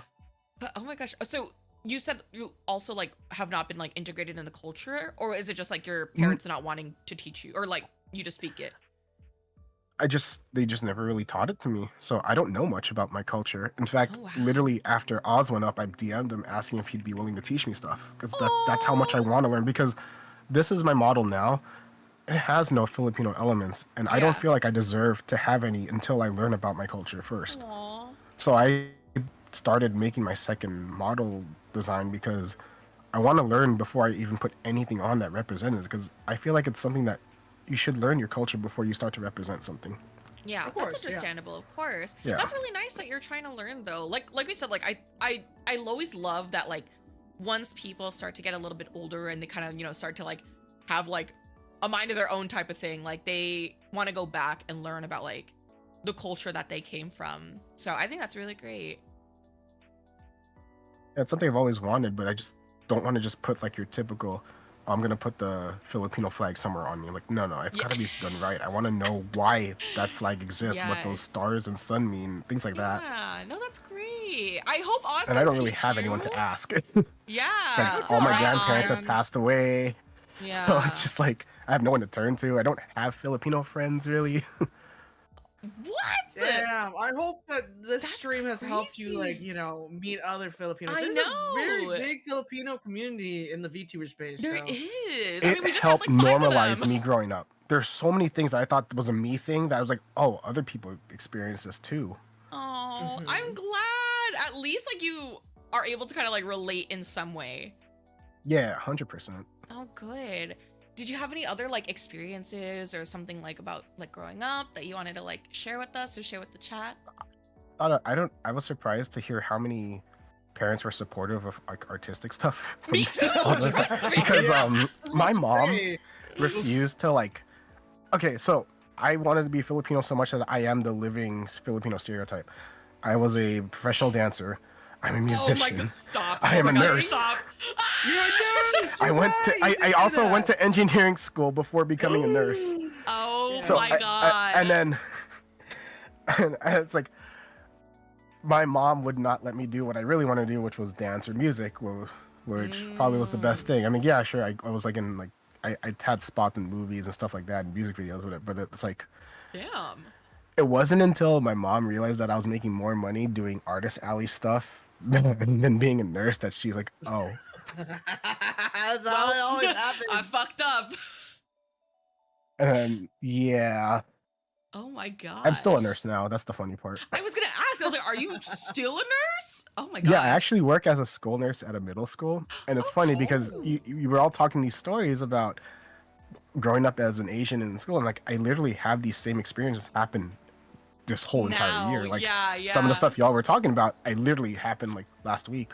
Like the whole story of putting the two Asians together because they think that they both speak Chinese when he actually just spoke perfect English, and I was like, that was literally last week. That is crazy. Dude, that shit was and so I was crazy. just like, I was mind blown. I was like, this actually is this is normal? This is not supposed to be normal. Yeah, it's not supposed to be, but there's not enough DEI fucking. My they just cut favorite. the DEI funding, so. My favorite moment is when someone asks, "Are these chopsticks yours?" Because I'm the only Asian staff on the entire staff. Oh, Jesus love Christ! that. Yeah. Love that. I'm like, I'm Filipino. I hang a fork and spoon on my wall. I was about to say, Filipinos usually eat with fork, spoon, and hand. Literally, yeah. Oh my gosh. The whole fucking spread that Oz put on Twitter, fucking salivating. I wanted all those goddamn eggs so bad. It's crazy. Oh, damn. Good times. Good times. Yeah, you must experience like I guess like I only really experienced a lot of microaggressions like in school. So being a school nurse, I cannot imagine what you like have to go through every day from these kids and these teachers. Oh my, this generation too? Oof. It's crazy too, because it's like not even straight racism. They don't know how to approach it. Yes. So they it's a just lot need to of be ignorance. educated, and it's a lot of me trying to educate a lot of old like people to change a certain way of saying something, and it's made a huge difference in the school because it's become less of an issue. But it's just, I'm shocked that I have to teach like a 60-year-old lady this. You would be surprised. It is really Surprised, crazy yeah. that it's like, even in this day and age, like it's kind of mind blowing that some people don't really know how to act. You know, like they're still very like ignorant and like don't really know how to like approach like asking questions in a very like respectful way. So it totally makes sense. But also it's kind of weird. Yeah. A little bit. Yeah, a little bit. Also, Oz said you're like the Filipino Exodia. It's crazy because I'm like the least Filipino person on this entire list. It's in your blood though. That's why. It's in your blood. Yeah. Like think, all the skill everything's set and there. everything? Yeah. Yeah. The makings are there. Listen, if you have the blood, it could be 1% and they're gonna still say Pinoy pride. Don't you worry. Exactly. You don't even need to speak it. As long as you have that little bit of Filipino blood in you, you get the full support. You know, as long as you're successful, you're like the face of the country. Yeah. That's actually so true. Yeah. Oh my god. Yeah. Dang. Yeah, I am really surprised that you had like gotten made fun of for like trying to speak it, because like I feel like so many people that I grew up with like they would much rather have someone try to speak Tagalog than like not speak it like at all. 100%. Yeah. Yeah. I'm pretty sure it's just because I sound really white when I speak it. Even then, I'm shocked. I'm yeah, shocked. No, because like even with like the Vietnamese people like trying to learn Vietnamese with like the white accent, I still think it's funny as fuck. That's cute. No, Okay, well, don't say funny. I'm sorry. I mean, I find it funny, but not like in a bad way. You know, it's like very cute. So, my bad. My bad. I was like, no, that's gonna make it worse. I'm so sorry. Like at the end of the day, you know, as like a native like speaker, you know, like when I see like people like put in the effort to like, you know, learn the language and stuff like that, you know, it's hard. It's not easy, especially when you've learned something else like for your whole life, and you know, putting in that effort to learn another language is like a labor of love, and I think it's cute as fuck. So, would you? Oh wait, no, but you said even your girlfriend has not heard you speak it. Would you like never try again to kind of like try to learn the language? I would try and learn it, actually. I want to. It's not like I don't want to. It's just... Well, there's a lot of Filipinos here. There's a lot of the trauma. applications had so many Filipinos. It did. It really did. Yeah. I'm surprised. Like the community is like dominated by Filipinos, I feel like. Yes, the most yes, of it anything. Mm-hmm. That's because it's tailored to like everything we love. Yeah, because y'all sing and dance. There it is. You know? When I was in high school, my choir and my dance classes were all Filipino people. I don't Are know. you Filipino any if you don't Filipino sing, that dance, can't or do sing. art? Exactly, and you do all have never three. heard one. Haven't heard a tone deaf Filipino in my entire life. No, because yeah. Actually, though. That's what I'm saying, right? They all know how to sing and dance. Yeah. Yeah. Oh my god. But We yeah, all know how to Tagalog. You got The first thing our parents teach us. How to what? How to curse in Tagalog. Oh. Oh. Yeah, that's the first thing my parents teach us. What was the one I just recently learned? Oh my god, I don't remember what it is off the top of my head though, but they kept saying it and then kept telling me to say it, and I didn't know what it was. It's like a full sentence. Oh my It god, could what be is it? anything. I want to know. Hold on, let me look it up. Filipino curse. Okay, well. Which one is it? Oh, putang ina mo. Wait, you've never That's my heard that favorite before? one. Yo, See, I was had gonna, no I was gonna idea. ask if it was that, but I was like, surely Tyga knows what that is. I say that almost every day. I had no idea. I say it at the school when I want to curse, but no one understands Tagalog, so I can Yeah. say that without getting in trouble. True. I think it's because a lot of people have only said like just like one part of it, or let's say like inamo or like putang, and then like, you know, I've met actual Filipinos that are saying like the full thing, and I'm like, what the fuck does that mean? They're like, well, it has puta in it. Do you not know what that means? Yes, I do, because it's Spanish, but I mean, I don't know if it means the same thing. You know? We have, you know, what's funny is that I work as a nurse before at a facility that was filled with a lot of Hispanic people, and we have this rice cake called puto. Oh, yes. Oh, yes. yeah. I was a new grad out of school, did not know what that meant in Spanish, and I went up to one of the Hispanic ladies, like, "You want some puto?" And I got in so much trouble not realizing what I said, and had to go through this whole explanation. That's the name of the food. You can Google it. Oh my god, I forgot about that. Yeah, and it's good too. It's so good. Oh my god. It's fun as fuck. That's such a like a really poor, I guess, like word to have in common. Oh yeah. Out of everything, yeah. Probably one of the worst ones to use. Literally. All right, thank you so much, Axolotl, for Appreciate it. joining Thank us you for having today. me. Of course. Do you have Yeah, of any last words? That sounds Yeah, ominous. to all of you out there, if you have the chance to spend time with your parents or grandparents, do it. Learn whatever you can, because I didn't get a chance to. Aww. For sure. I hope that today you found a little bit of people that could help you out in that aspect. Absolutely did. Thank you so much for this. It really meant a lot to me. No, of course. course. Thank you for coming on. Have a good day. Bye-bye. Thank you, Axel. Bye. Wow. Pinoy Pride. Pinoy Pride. We're literally not even Filipino. I'm not even like a percentage. Yeah, I don't think I am either, but I am in a agency that is mostly Filipinos, so I love them very much. Alrighty, let's have. Yeah, I am. Yeah, Deja Vu is Filipino. So. Oh, yeah. Okay. Yeah. Sorry, I thought you meant Invicta. No, I mean, well, one of them was until he got legs and, you know. Oh yeah, and then he walked dipped away. out. Yeah. Yeah, that True. son of a bitch. Yeah. Shaking my head. Shaking my head. All right, let's have Miss Dreamja to join. Hello. You're crazy. Oh, my little sound. Oh, I was like, is that you or is that the sound? Yeah, I just my voice just dropped like several octaves. Don't mind me. I was like, oh, okay. Okay, all right, okay. Yeah. Hi, Miss Dream. Oh wow. Oh my God, there we go. And then there we go. All right. Go ahead and introduce yourself, Miss Dream. Yeah. Hello. My name is Dream. I am the embodiment of dreams and nightmares. Take your form as a six-eyed witch here to grant you one wish of your dreams for the small price of your life. I am a Vietnamese American living in the K of KFC. Oh shit. I know she's. I don't know a single person from there except you. It's a good thing. It sucks here. I'm so sorry. Get me out of here. One day. Ooh.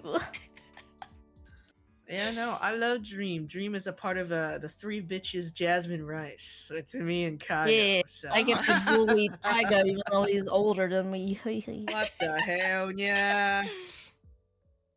No, man. All right, let's look at your application before you start making fun of me. I don't even remember what I sent anymore. You are Mia.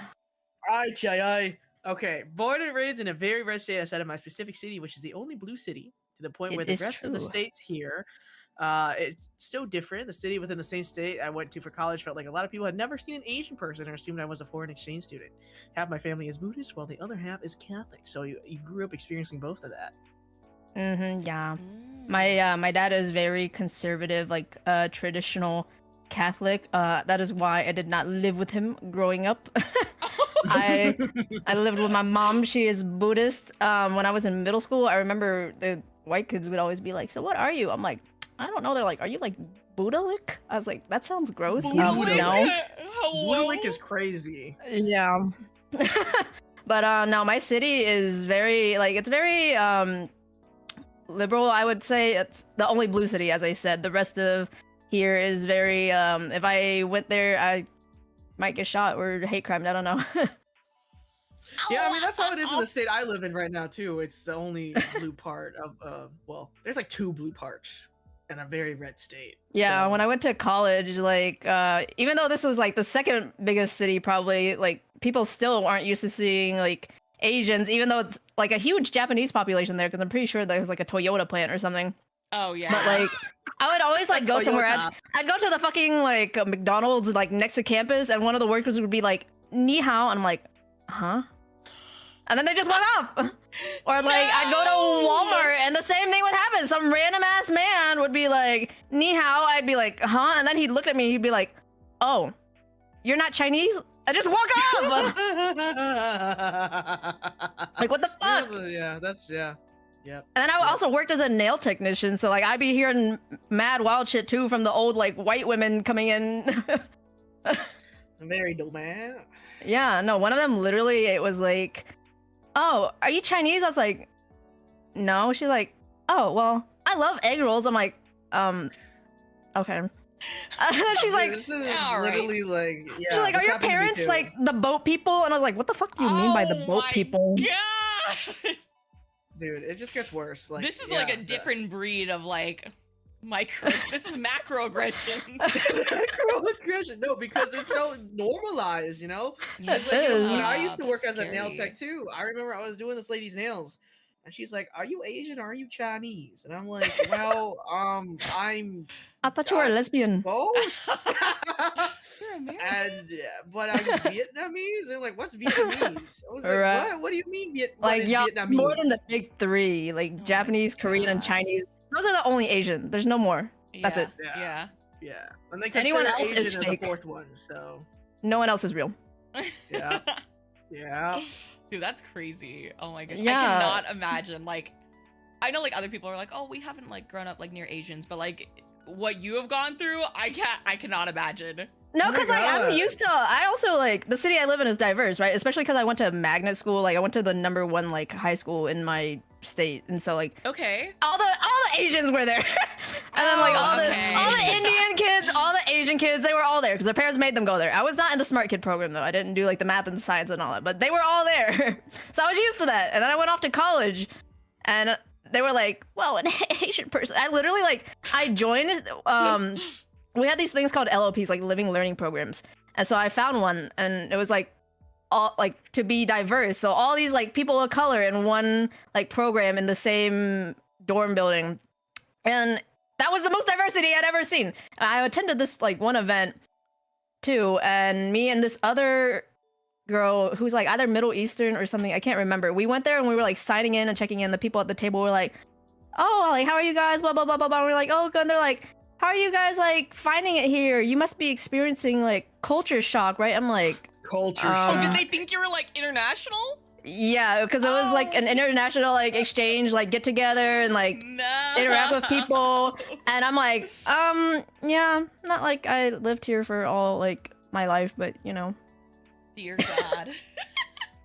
What's even crazier is that even the international exchange students thought I was foreign, because like I was on a bus one time on campus and like I was minding my business, sitting in my seat on my phone. This guy sitting across from me who's like, I'm assuming he was one of the Chinese students from abroad. He waves his hand under my like view so I could see it. I'm like, huh? So I look up. He's like, "Are you Chinese?" I was like, "No." He's like, "Oh, where are you from?" I'm like, "Here."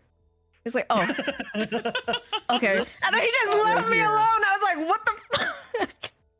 Oh my God. That's crazy though.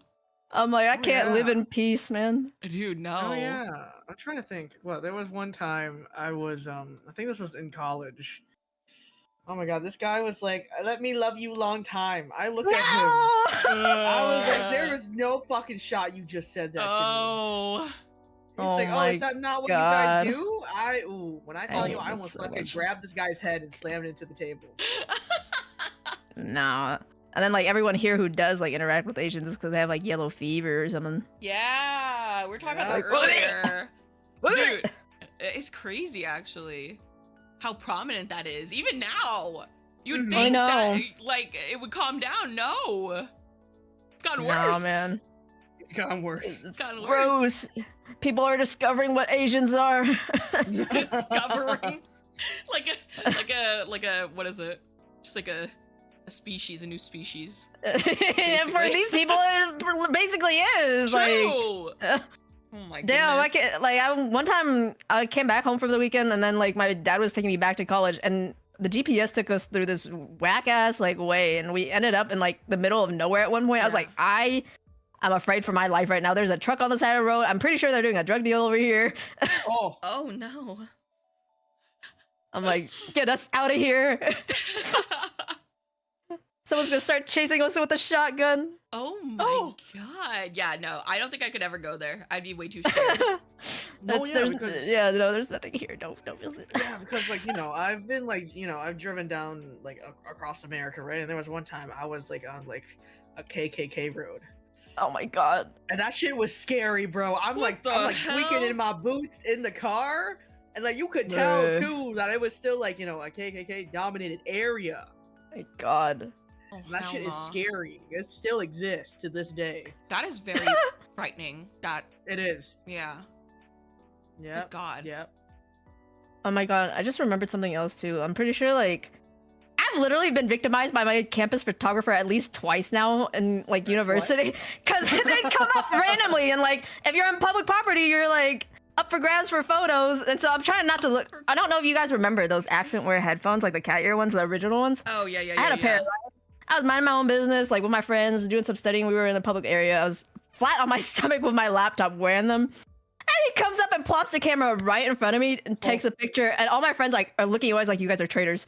And next thing I know, everyone is tagging me in a fucking Instagram post like on this. It's like, oh my God, is that you? I'm like, stop. I'm like, I'm the only Asian person there. I'm like, are you using me as like the token Asian? Is that what this is? And oh my God! Not the token another Asian. time, we were sitting and like trying to make up D&D characters. Oh my God! God! I did the same thing. I took a picture of our whole group again. Dude, I would not want to be there. I was Hell like, nah. please, please.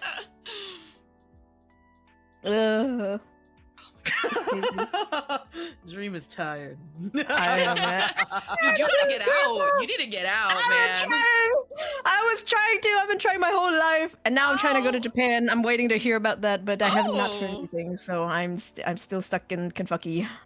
Yeah, from one of your family friends, right? Yeah, my aunt like knows this dude in Japan who owns like a business, and they're trying to like get me a work visa or whatever. But it's been like a month, and I haven't heard shit. So.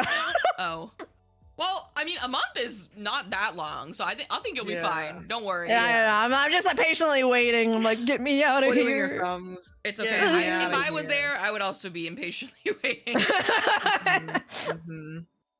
Oh God. You're very brave. Damn. Confucky. Confucky. Yeah. That was so funny. Unaffectionately Kentucky. Unaffectionately Kentucky. Dude, that's actually insane. Like, I feel very blessed to be from the West Coast because No, I have envy every time. I feel talk to so bad. Genuinely. Yeah. They're like, we got all this. I'm like, I don't got shit over here. They're like, we got this. We got like jelly bean. We got this. I'm like, I don't have. What is it?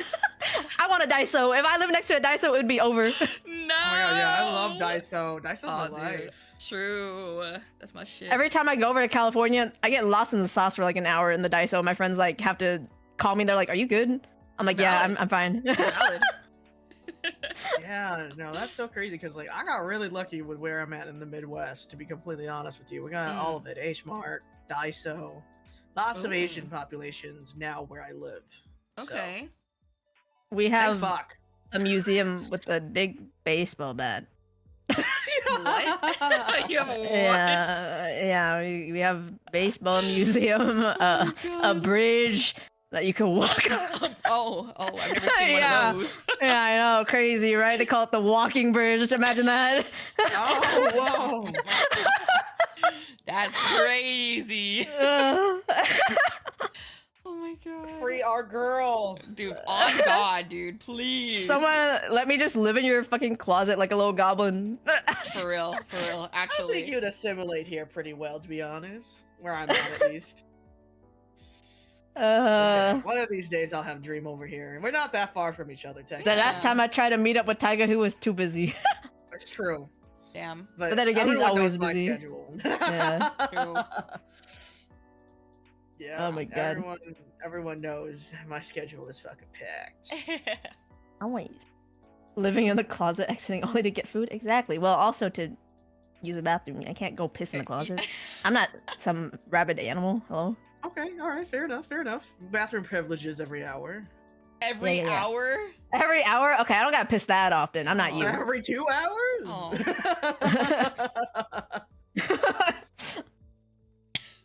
Well, Miss Dream, do you have anything else you wanted to talk about? Nothing in particular, unless you guys have any questions. I guess so. As someone that's also Vietnamese, all right. So like, yes. both my parents are hardcore Catholics. Ooh, Yes. crazy bad. hardcore Catholics. I'm very surprised that your mom and dad got together, especially with like yeah. separate religions, because my mom They used to work in the same restaurant. So. Oh, okay. My mom's first Yeah. love was a Buddhist man. Mhm. And my grandpa refused to let her marry him because he was Buddhist. And then he changed his religion for her. Oh, that's my mom was crazy. already with another man. I know. Oh. Yeah. But my God. my dad ended up cheating on my mom because he's a Oh yeah, fucking no, same. My dad also whore. cheated. Why does this like, always happen, once or guys? twice. Why does this always happen? Always a dad. It's always a dad. And now my mom is back with her first love after going through like 10 different other Wow. men. Oh my God. Yeah, no, I have that's a so sweet. There's a lot of trauma packed behind me that I do not wish to unleash upon everyone else. It's not meant for public discussion. So real. Yeah, no. I'm like, honestly, so real. This is too dark. Oh, so But they that's good, met glad each for your other in mom. like a restaurant and stuff. Yeah, I used to work at like an Asian restaurant. I think it was dead ass called Chopsticks. Yeah. This feels wrong. Oh man. Yeah, my dad like learned fluent Chinese by working in there. Because one day we went to the grocery store and he met his random friend and he starts like conversing. I was like, "What the fuck are you saying?" That's crazy. I'm like, "Damn, I wish that was me with like Japanese media. Hello, I'd be picking up phrases, but not whole ass conversations." No, for real. That's another whole other skill. Yeah, I mean, it kind of just comes with like, you know, when you like end up like having to Mhm. hear it all the time, it's a lot easier to pick it up. 'Cause that's how I felt, Immersion. yeah, being around my grandpa when I used to live in Vietnam, because he would speak like full Chinese, and like I was pretty good at it. And then I left Vietnam, Oh. and now I ain't know a lick of Chinese no more. So I wish I was better at Vietnamese, but like honestly, I'm not gonna lie, like I'm probably better than most of the like newer generations now who can barely read, It's speak, true, or write because it. Dream can understand what I'm saying. So Yes. Oh. and I'm And I fluent, can. so Most people now, like American VX, can't like even read it or like write it. So yeah, I'm good. I've heard that, yeah. every Sunday, like a lot of Vietnamese kids know this experience. There's like Sunday like Vietnamese Sunday school. school. Ooh. Yeah, like at church or in temple. My mom used to teach Vietnamese at the temple, so I'd have to come along with her and like learn it with everyone. Oh my god. Oh gosh, Yeah. it was horrible. sounds about right though. But yeah, no, Alrighty, Miss every like Dream. oh yeah. Oh no, go ahead, finish. No, I was just gonna say like every like like Lunar New Year, like when you have to do the blessings and all that to get your envelopes, my cousins always have to be like force fed like the sayings to say it to the adult. Like their parents have Oh to say my it to them. God, my They're literally a sister's like year that. younger than me. Oh, I'm that's like, so bro. like what is it? Chúc may mắn and Yeah, chúc mừng năm mới, vui vẻ, mạnh khỏe, tiền muôn như nước, làm ăn phát tài. Yep, that's about right. All right, I love you, Dream. Thank you so much for being a part of this. I hope you guys have a good rest of your stream. Thank you for Yeah, having we got like us. three more. We're almost done. We're almost free. Bye, Dream. Oh man, I love Dream. I know. I haven't talked to Dream in so long. Have I talked to Dream recently? I don't remember. I don't know. I don't remember. Honestly, Okay. I don't remember shit lately. I ain't gonna lie. Hey, same. That's me all the It's been a time. blur. All right, let us invite our next person. Yeah. Thank you, Dream. Thank you, Dream. Hello. Hello. Oh my gosh, this PNG is so cute. Oh my god, Kiromi. Yeah, hi. Hi. Let me turn up your volume just a tad. Oh, sorry. I'm a little nervous, so I'm probably a little Oh my God, soft-spoken right now. no. No, you're cool. Totally It's all good. It's all good. fine. Let me put your name here. Yes. All Please right, feel free to perfect. introduce yourself though, while we're Yeah. trying to set up the name and stuff. Oh no, yeah, no worries. Hi, my name is Pikachu, but you guys can call me Pika. I'm actually half white, half Filipina, but I was born and raised in the Philippines. Came here when I was 8. Yeah, but I was separated from my parents for a while because there was some issues with the visas. So I'm older. I'm probably of the older VTubers. I'm 32. I'm in my 30s, and so I was That's in the okay, me era too. where it's like, yeah, like that era of like 90s and early 2000s. So, my dad is like, oh my god, I'm gonna out like every other mixed Filipino kid right now, but the stereotypical military dad that met his wife in the Philippines. Damn. Yeah, and it gets better. They dated for a month and got married right after. 9 months later, I was born. Oh my god! So the inside joke is, you know, because people see my mom and they're like, "Oh, your mom looks so young," but she's not that young, but she's like young for a mom during that time. Yeah, yeah. But they were like, "Oh, so why'd you marry her father?" And she was like, "Oh, green card. Just kidding." And I was like, "Oh my mom, no!" And like, I don't know where your guys' sense of humor is, but like, my mom has like an outrageous sense of humor, and she goes, "I'm just kidding. It was his titi," which is Sorry. Yeah. And I'm like, Mom. And I had her on stream before. She said that before. And I was like, okay, you need to leave. You can go. That is so funny. Um, so technically I'm a first generation just because I like transferred over here. I do have a younger brother and we're actually 4 years apart, but he was born and raised in America because my mom was pregnant when trying to settle in America. So I stayed with my Lola and Lolo. The joke was I was Lolo's girl, so grandpa's girl. Yeah. They had their own little shops, but I was also there with 10 other cousins in the same house. Oh my god. This was in America, right? Or was it still in the Philippines? In the Philippines. Yeah, in the Philippines. Okay. Yeah, and they when our parents finally got settled, that's when they sent us to be with our family. Oh my god. Yeah. Oh, so my brother dang. basically kind of grew up without me, but like I visit like holidays, I would like fly with my Lola there, you know, back and forth. So, but they wanted, you know, what was it? Her saying was like, let's have at least one of the kids, you know, be raised in the Philippines and, you know, keep some tradition. But I say I speak Taglish because when I transferred here, it got really rough when I was here. Like in the Philippines, you do learn English. But when I came here, I had a struggle transferring, like getting used to it.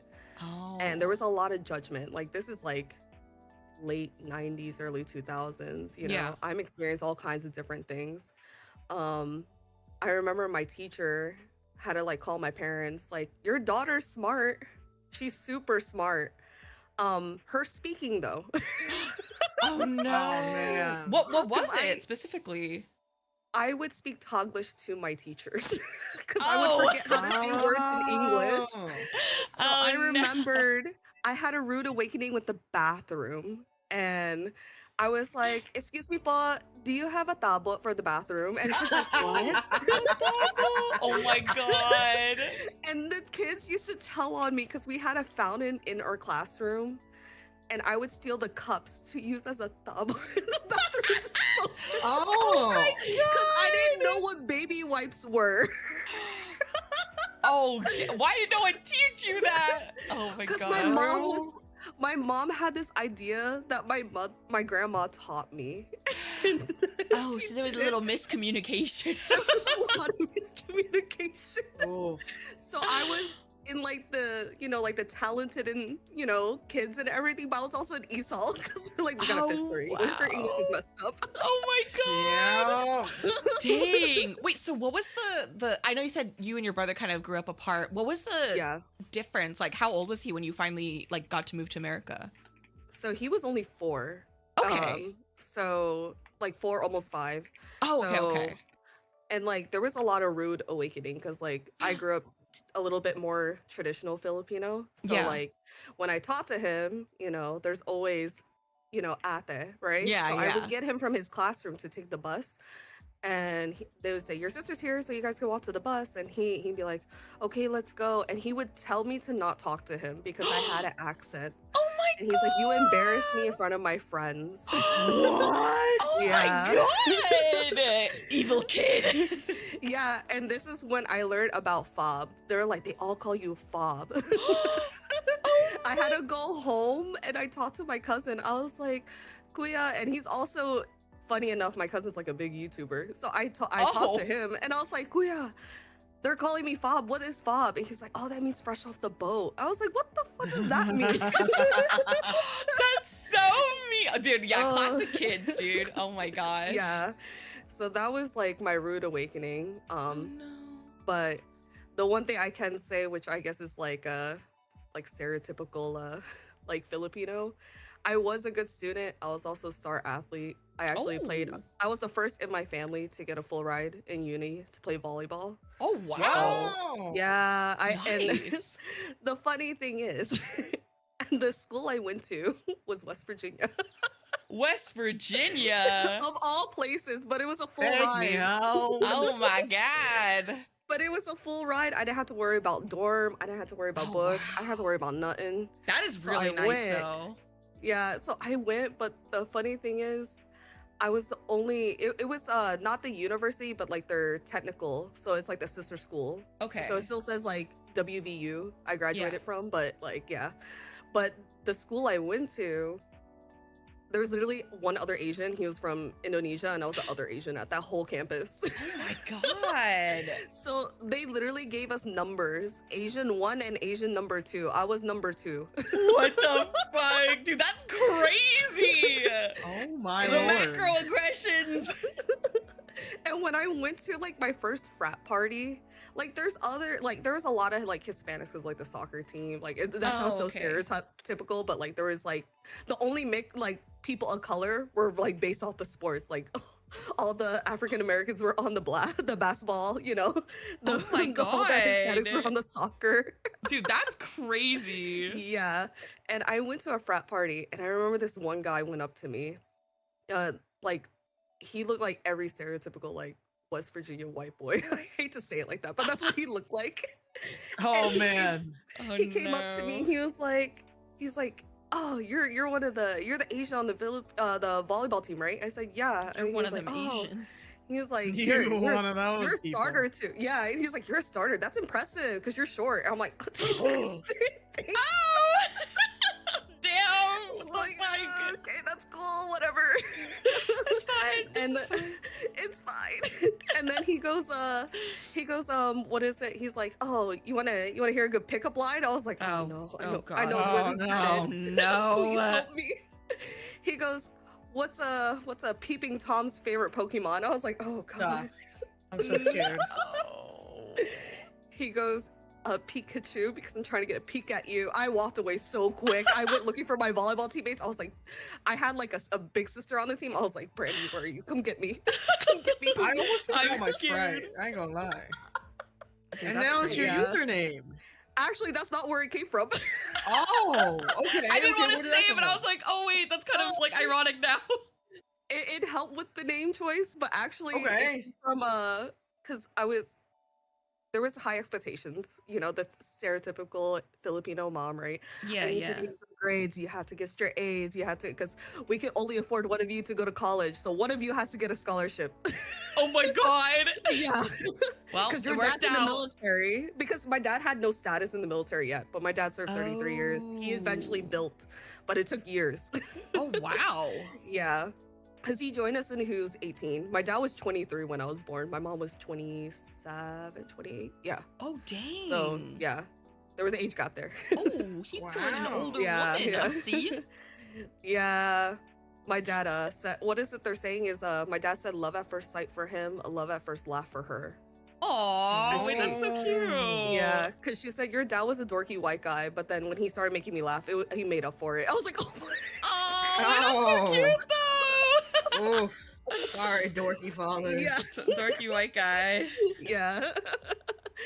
And what was it? So I was on this volleyball team. Ironically, I have a very white generic name, except for my last name that's combined with my mom. Oh, real. Yeah. And on the volleyball team, I was on a travel team. 4 of the other girls, we had the same first and middle name. Oh, really? Whoa. Yeah. So the coach was like, okay, one of you is gonna have the name, one's gonna have the middle name. The others we're gonna think of nicknames. One had a nickname, but we couldn't think of one for me and the other girl. So Yeah. there's one girl that I'm actually still friends with today. I went to her wedding like a year ago. Oh, cute! But it's really funny because it's gonna come out really bad, but she didn't mean anything bad. Because mind you, we're only like 8, 9 years old at this time. Okay, okay. She goes, oh, why don't we call her Pikachu? Because she's always on the Game Boy. She's the only Asian on the team. Oh. And my mom being Filipino and like not aware of like the passive aggressiveness behind that, she goes, that's a cute nickname. So now my family calls me Pika. Oh, so that's where it came Yeah. from. That's cute though. Yeah, it's but cute, the, but it's the really funny. meaning behind it is like very yeah. How it came to be. I have no idea. That's so funny. Oh my I'm goodness. so sorry. My cat keeps meowing. It's okay. Okay, I'm sorry, Miss Maypo. What? She's like, I'm trying to say Okay, something. okay, okay, all right, Miss stop this nonsense. Oh my god. Okay, Mapo Tofu has run away. Oh my goodness. But yeah, I actually had like a slightly different because like a lot of people were saying like in Cali they had like good experience, right? Yeah. But I'm East Coast. I'm from DC. Oh, okay. Yeah, I'm from DC. Still here. I actually moved in with my family about a couple years ago. It's funny because like people were like, "Oh, I moved out." I'm divorced. That's why. That's a whole different story. But like, okay, so then you moved back in. Oh, okay. I moved back in because my grandmother fell ill, and in my perspective, you know, my mom also like lost her job and fell ill for a little bit, but she's better now. I was like, I don't want to leave everything to my dad, so I came back and now I just help out. And now we're renovating the whole house, and somehow I'm a part of this. That's exciting though. Yeah, but it's just really funny how it turned out. Like I was going to help for a little bit, then moved out, and they were like, "Don't leave, come stay here." Oh, that's cute though. I feel like it's nice because when you get older, I feel like most of the time your relationship becomes better with your family because you've been away for so long. So I feel like that's kind of nice to like come back and it's good times. If it's good times. Sure. Yeah, my family is probably, or like not family. My family still follows some of like the stereotypical like judgment, because in high school and I just growing up in general, I was never white enough. I was never Filipino enough. You know, because based off my looks, like you guys mentioned the nose, I don't have a Filipino nose. I took after my dad on my nose, so I have like the white American nose. But my brother has the Filipino nose. But we both look Filipino when you look at us. But the difference is the nose, though. Yep. Oh wow. And I remember my cousin, the one that I mentioned, he's a YouTuber. He was actually president of our Filipino club in our high school, and he was trying to get me in it. But when I tried to join, they're like, "Oh, but she's not. She's only half. Why is she here?" What? That's crazy. Damn, that's literally the opposite of what I just said about like, wow, all the Filipinos are so accepting. Yeah, and the funniest part was she like, you know how like some people were like, "Oh, they judge you for not speaking Tagalog." She didn't even speak Tagalog. I did. Oh my god, stop. That is literally I was shunned. Dude, that was me growing up. Like I'm half Japanese, but I'm second generation. But a lot of like the third and fourth generations that I grew up with, like they didn't speak any Japanese, but they were full Japanese. And they're like, "Oh, well, you're not Japanese enough." I was like, "What? I literally like speak more. I know more about the culture. Like, what are you saying, bro?" It's crazy. Yeah. It was, and like during that time too, I got bullied a lot because I dressed like a boy, like literally God, dressed like a boy, tomboy. I'm shaking your hand, dude. Oh and this is like when I say it like I'm so old. Like I know I'm not that old, but like it was such a different time versus now. Yes. Like back then it was just LGBT, right? That's it. That's all there was.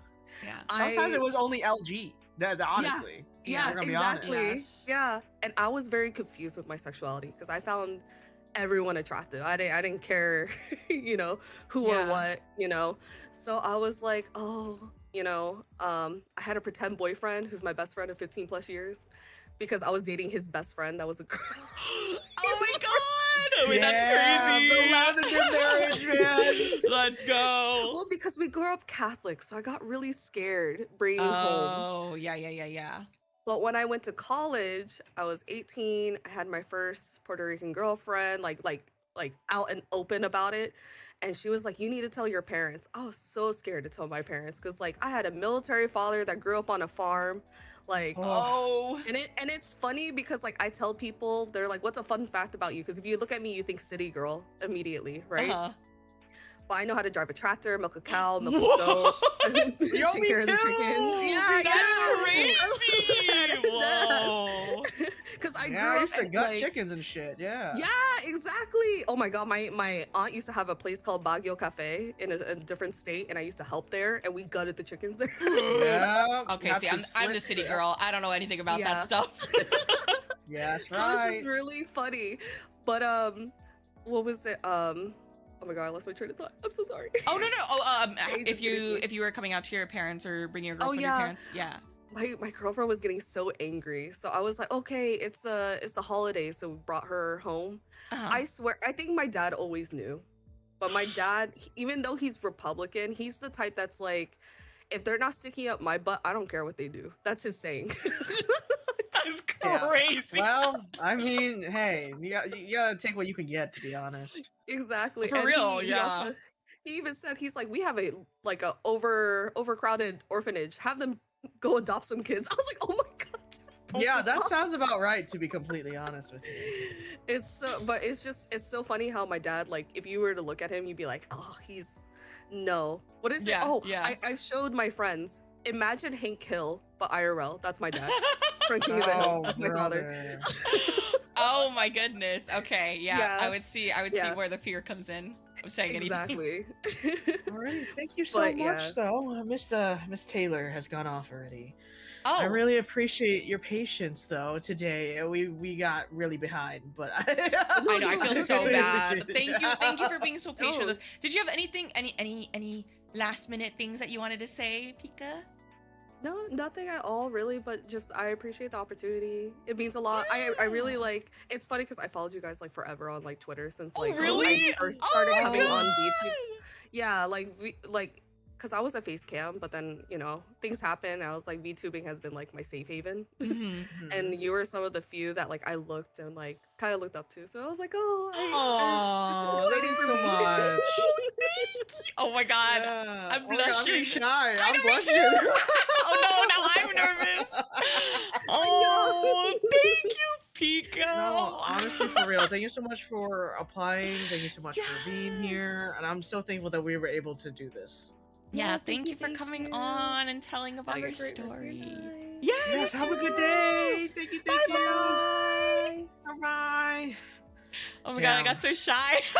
I was like, Dude, wait, honestly, what? Isn't it crazy? Because like we're considered one of like the older indie VTubers. now, I and we're, like getting know. interviewed a lot, and they're like, "Yeah, you've just been on the scene for a long time." I know. I'm like, Puked in my ugh. mouth. I was Dude, like, "Oh, literally. They're like, God." yeah, so you're like one of the only people that's still here. I'm like, ugh. I know, it's so crazy. Good God. I know. Okay.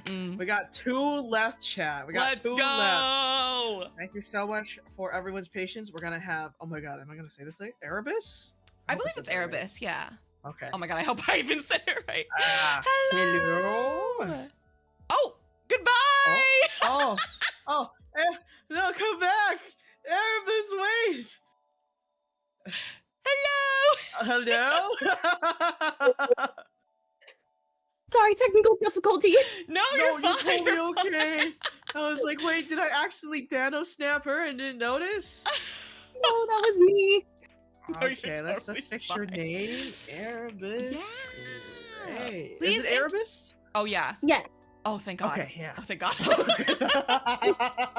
No, you have the wrong person. Dude, Oh. we've been pronouncing names wrong all day. It's All been really day. bad. All fucking day. Oh man. But yeah, feel free to introduce yourself. Yes. My name is Arabus Gray, and I am half Japanese, half Puerto Rican. Oh yes! You two are the same. I know, I was so excited because I'm also Japanese, Puerto Rican, and Italian. Yeah. Sorry, continue. I'm like, I always mention this because I people tell me I give the opposite vibe. I am the youngest in my family. So okay. I'm out of 3 daughters. Oh, okay. The baby. And yeah, I'm early 20s. Oh, what's it like? I was about to say. Is my it back's great? cracking, bro. Oh my god. Early 20s? I was like a millennia ago. Oh Fuck. Alright, but Yeah, looking that at point your is- application, so you were the youngest. You're Asian, Latina, Japanese, Puerto Rican, and it's so funny. I remember when we were like going through the applications and we saw that, and I was like, "Oh my god, it's Hazumi!" I know. I was so excited. I was like, yes, immediate yes, because I have never met like another Japanese Puerto Rican. Really? Yeah. Uncommon, yeah. Oh my god. It's so weird because so little fact is that I actually live in a house with more VTubers, and they are actually my siblings. What? That's so cute. That's a nice little fact. Wait, like your IRL siblings are VTubers? Yes. Oh, That's so cute. Our family just thinks we're fucking crazy. Yeah. Yeah. I will. That's Like- awesome. Like 90% of the time, I'll be streaming, and all of a sudden you'll hear screaming from downstairs. I'm like, it's just the basement dweller. I promise, it's the basement. I see the back rooms. Wow, that's really cool though. Oh my gosh. But like my favorite thing is that growing up, we always joked about that one of my sisters, she's my full blood sister. She took all the Japanese blood, and I got all the Hispanic blood, even though we both speak Japanese fluently, and neither of us speak Spanish. Oh my gosh. Wait, sorry, you said you both speak Wow. it fluently, and then none of you don't speak Spanish? Nope. Wow. That's kind of like me too, because my sister looks very Asian and I look very Hispanic according to people, but I am more like assimilated to my Japanese culture, but she's more assimilated to like our Hispanic culture. So that is so interesting that other people have like had similar things. But you both, I feel like, would, or I guess all of your siblings are kind of integrated more in your Japanese culture then? Yes and no. My oldest sister is half Japanese, half Irish. Dad's second wife. Okay. My full blood sister and I, we're on my dad's third wife. Okay. So that's one thing. But the Irish one loves to think that she's the Latina of the family. Really? Oh, the so Irish funny. one. Okay. Yeah. What? That's crazy. Does she look Hispanic? No. No, she's Oh. Irish.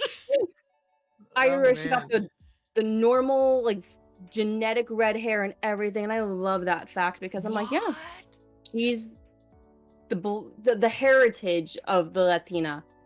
Well, we're the blood of the Latinas, I promise. Wow, that's crazy. But, Oh my like gosh. where my sisters and I like we grew up, Southern California, go figure. Yeah. Sorry. No, do not worry. SoCal. It's SoCal.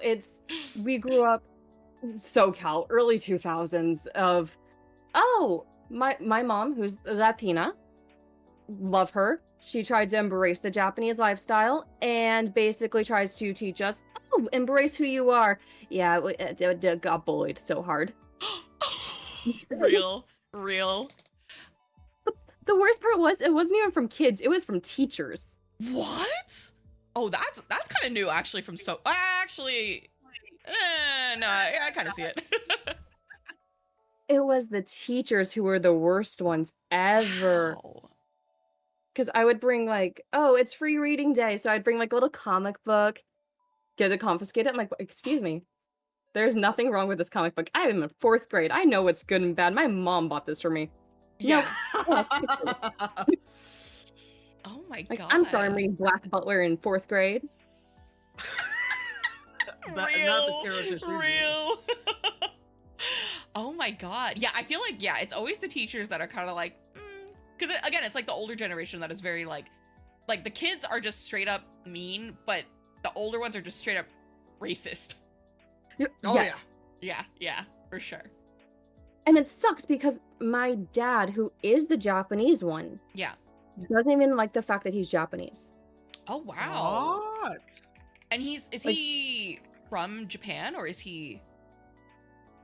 Yes, and to a point, I guess. He loves to say that he shouldn't have been because he was born in Kanagawa but brought to the US.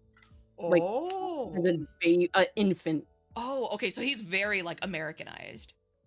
100%. It's to the point where it's stigmatized in Japan against being a cop. And lo and behold, he is a cop. Or was. Wow. Yeah, was. Oh. Wow, that's crazy. The layers. I know, the Yeah. layers go so deep. So I'm assuming he like doesn't try to like have any like tie to his Japanese culture or anything like that. Not anymore. Okay. It was to a point where he was like, when my grandma was alive, he wanted everything to do with it to make her proud, to make her happy. And now it's to the point where, since my grandma sadly did die, it's to the point where he's like, no, don't be proud that you're Japanese. No, ignore it. Ignore the fact you're Japanese. I'm like, then what are we? He's like, American, you are USA. So I'm like, okay, yeah, no. There's nothing to be proud of right now. That's crazy. I've never seen that 180 before. Yeah, same. To be honest, yeah. it's weird to experience, but at the same time, I'm like, it's so used to being existing. But my mom, I love her. She is so proud to have Japanese daughters who are also Hispanic, and I love it. She's like, you got the curly hair and the Asian skin. I'm like, thank you for being proud of that. You had a point or a part of it. I promise you. Oh, that's so sweet though. That's Yeah, for nice. sure. I'm glad at least one of the parents is proud. Exactly. At least one of them, right? Like, she's the one who helped my sister and I actually go back to Japan a few times to go meet some of our relatives. Oh, that's so And sweet. I'm gonna be honest, I love my mom.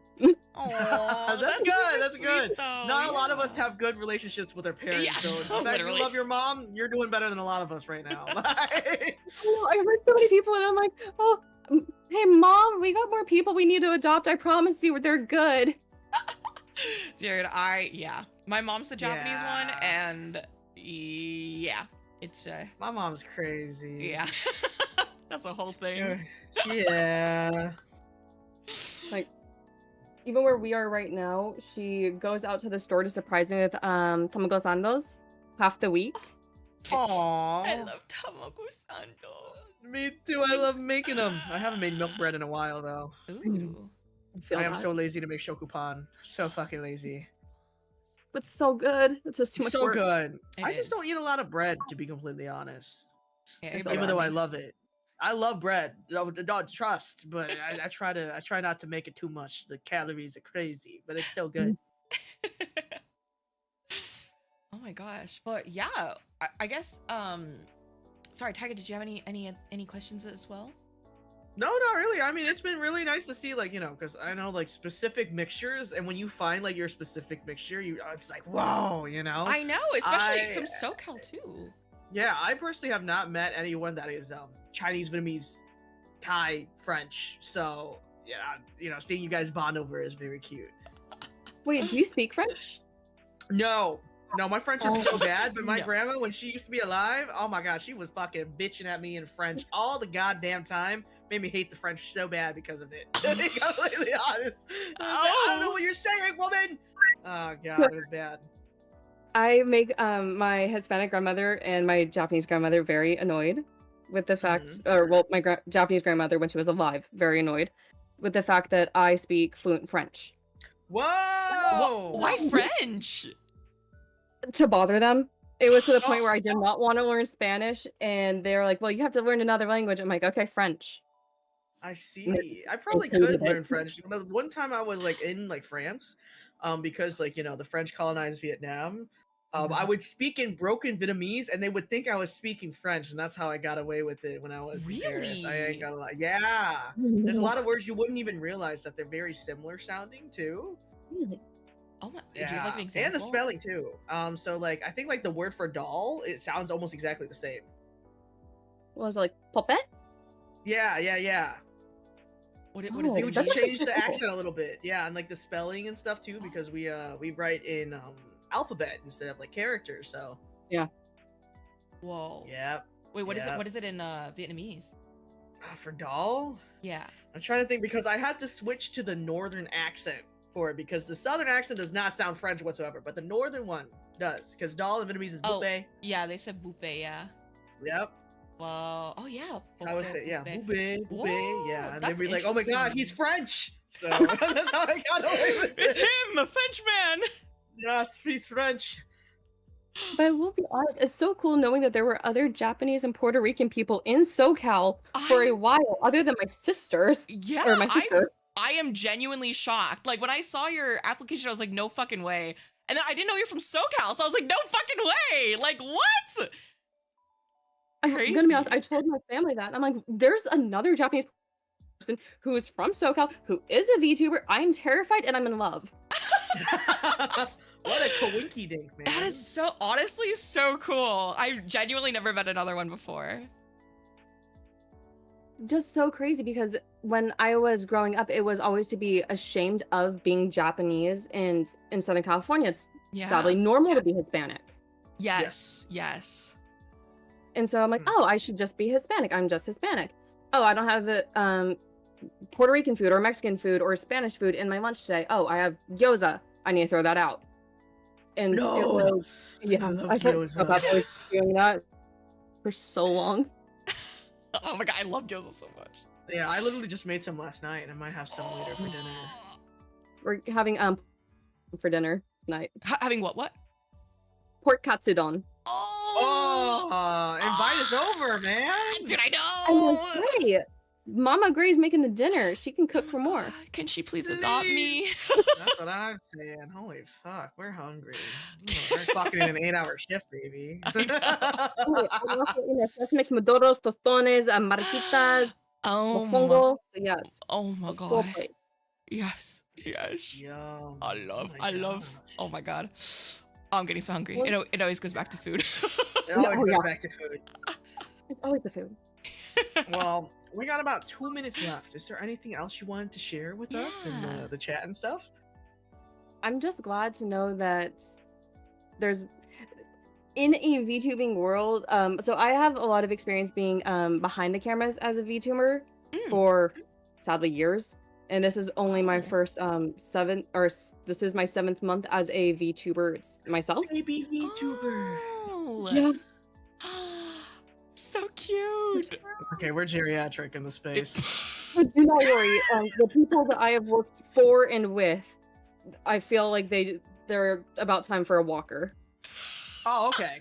All right. Yeah, I'm like, it's okay, Grandma. I just look at her. I'm like, okay, it's okay, Grandma. You're good. It's about time to open Okay. All right. Single tear dripping from my eye. You're not old, I promise. Oh my god. So, I'm just happy to know that there's so many people who are either Asian or 1st gen, 2nd gen, even 3rd gen, and especially in this world, like the VTuber sphere itself, just hearing so many and seeing so many familiar faces. Oh yeah. I agree. For sure. It's really cool to know, because I know a lot of people are very private about their background or their personal lives. So it's very interesting when people were applying. I'm like, whoa, I didn't even know. That's crazy. And it was nice that they're happy to share. Yeah. When I started too, I was like, should I be private about it? But then I kept saying "doman" without thinking, I was like, well, shit, they already know. I keep saying "doman." It's too late for me. That's so funny. I think it slipped out one of the first streams. I was like, fuck. Well. Yep. I've always been in the thought of being myself, just with a character instead. So not really holding back.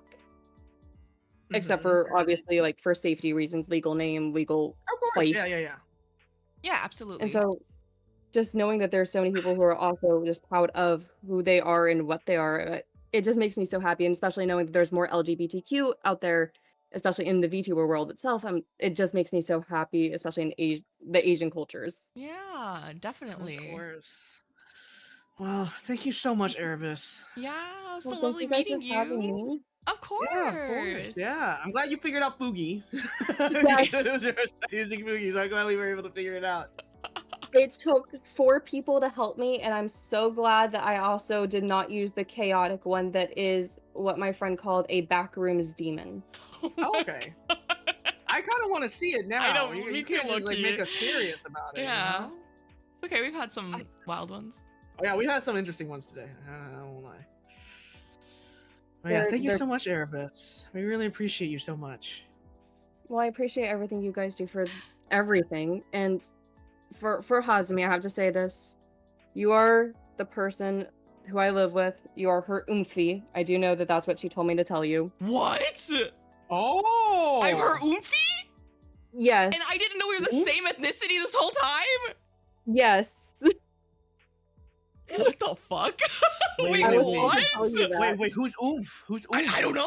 I don't know who's I'm oomph. legally also not allowed to say who it is. That's okay. I'm just shocked. So yes, I was told to say that, but was not undercover. I'm about to go digging. Who is oomph? Yeah, she's gonna dig after this, man.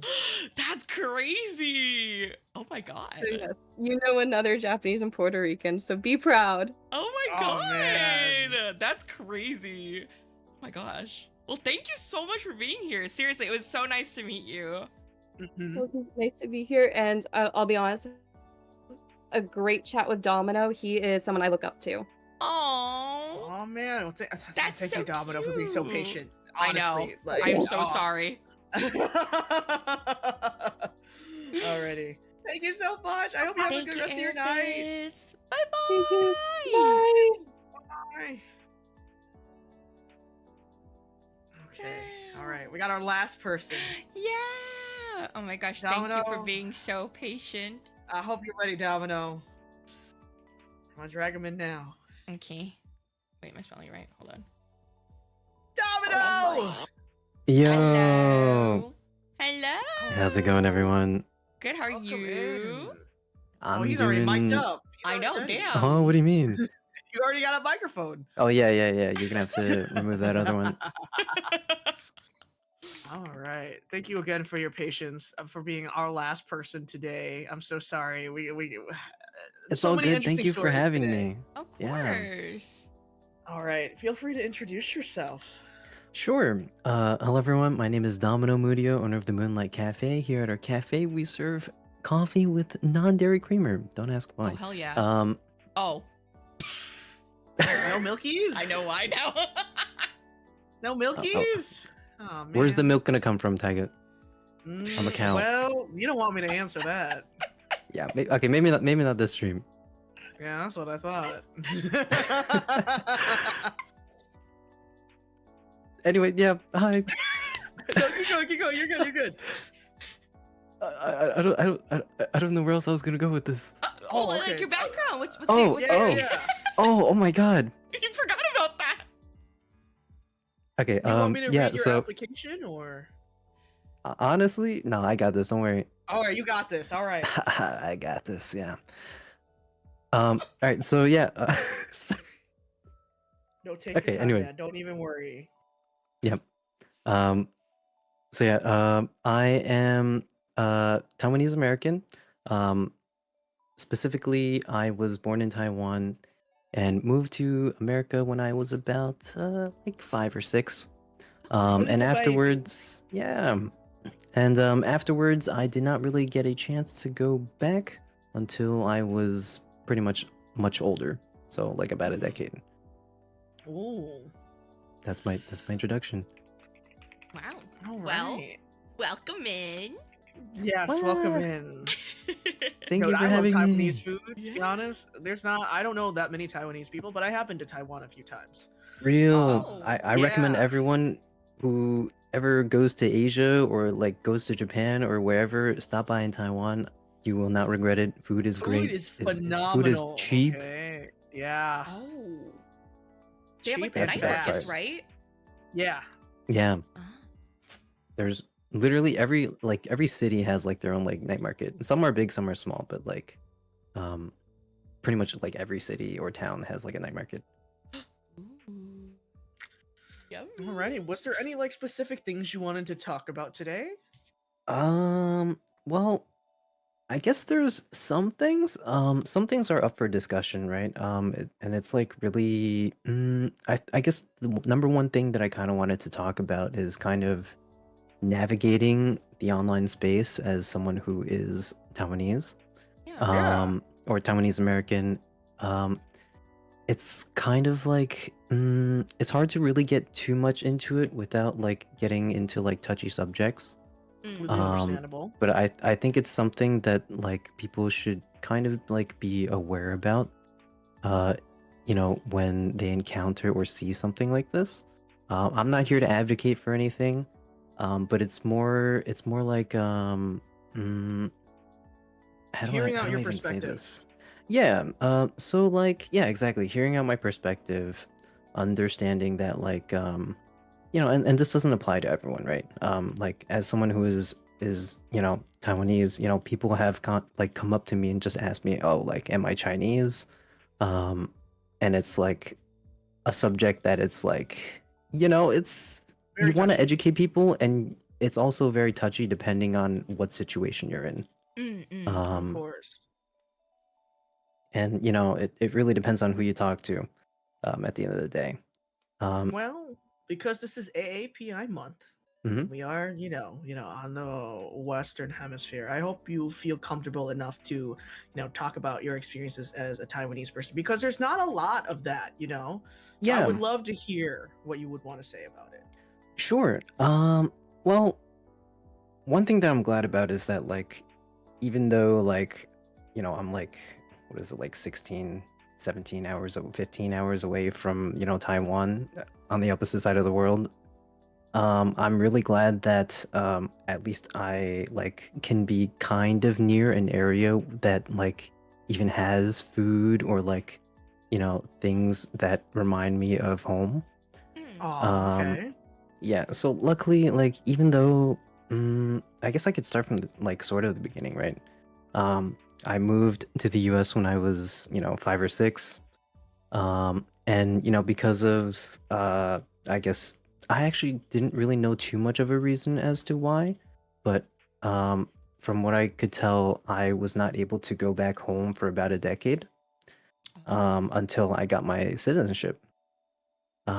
So by the time I was like 15 or 16, I had already missed out on a lot of like things involving my family back at home. Like Okay.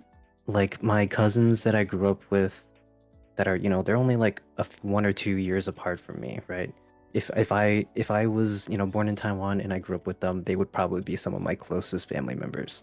But instead, since I moved here, I didn't get to have too much contact with them. When you move at such a young age, the people that like are really important or like the people that like are your friends during that time, like you don't remember too much about them, um so unfortunately, like by the time I'm like, I'm in high school and I'm like I get to like make such awesome memories going back home, but like when you see your family members, it's like I wish I knew more about them. For sure. And that's what I'm doing like the rest of the time now that I get to like go back and really like talk with everyone, and make new memories. I think the only downside is my Chinese sucks. Oh. Yeah, so like Okay, I half the mean, time are I you don't know practicing what now? they're saying. Yeah, Oh. luckily I get to practice at home. Okay. It's kind of this weird kind of like gray zone where it's like depending on what age you move to the US, if you don't keep up with your whichever language you grew up with, you like either know or you don't know what anyone is talking about. Yeah. From what I've learned, it sounds like if you grew up in like an Asian country and you moved like elsewhere after about maybe like I want to say like 9 or 10, you're pretty fluent in your home country's language. Mhm. As for me, not so much, which actually really sucked because okay, hear me out. I came to the US, I did not know a lick of English. I had to watch Friends to learn English, the show. Mhm. And that was probably a really bad idea because again, I was 6 and I was just looking at Oh, yeah, fair enough. Joey and Chandler talking about I don't even know. Anyway, Specific things that a 6-year-old should not be talking about. yeah, exactly. And seeing Jennifer Aniston on my TV screen. Anyway, but yeah, like luckily that's how I learned English, which is kind of crazy. But No, I where was I in the going with same boat. this? I get it. Yeah, my parents just turned on the TV and let me go to town. Oh, okay. Well, wow, the fact that they did not even care is crazy. I mean, they didn't know English. What were they gonna do? Oh, Tell me yeah, that? you know what? That's fair. That's fair. Yeah.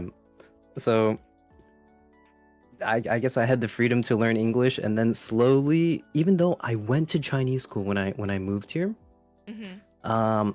and they put me at the top of my class. They were like, "Yo, this Taiwanese kid is what's he doing in this grade? All these other Chinese kids at the school don't know a lick of Chinese," and they moved me up to like middle school Chinese, and then yeah, so I was like, I think I was like, I want to say like 11 or 10, and they put me in a class with like kids like about to enter like high school.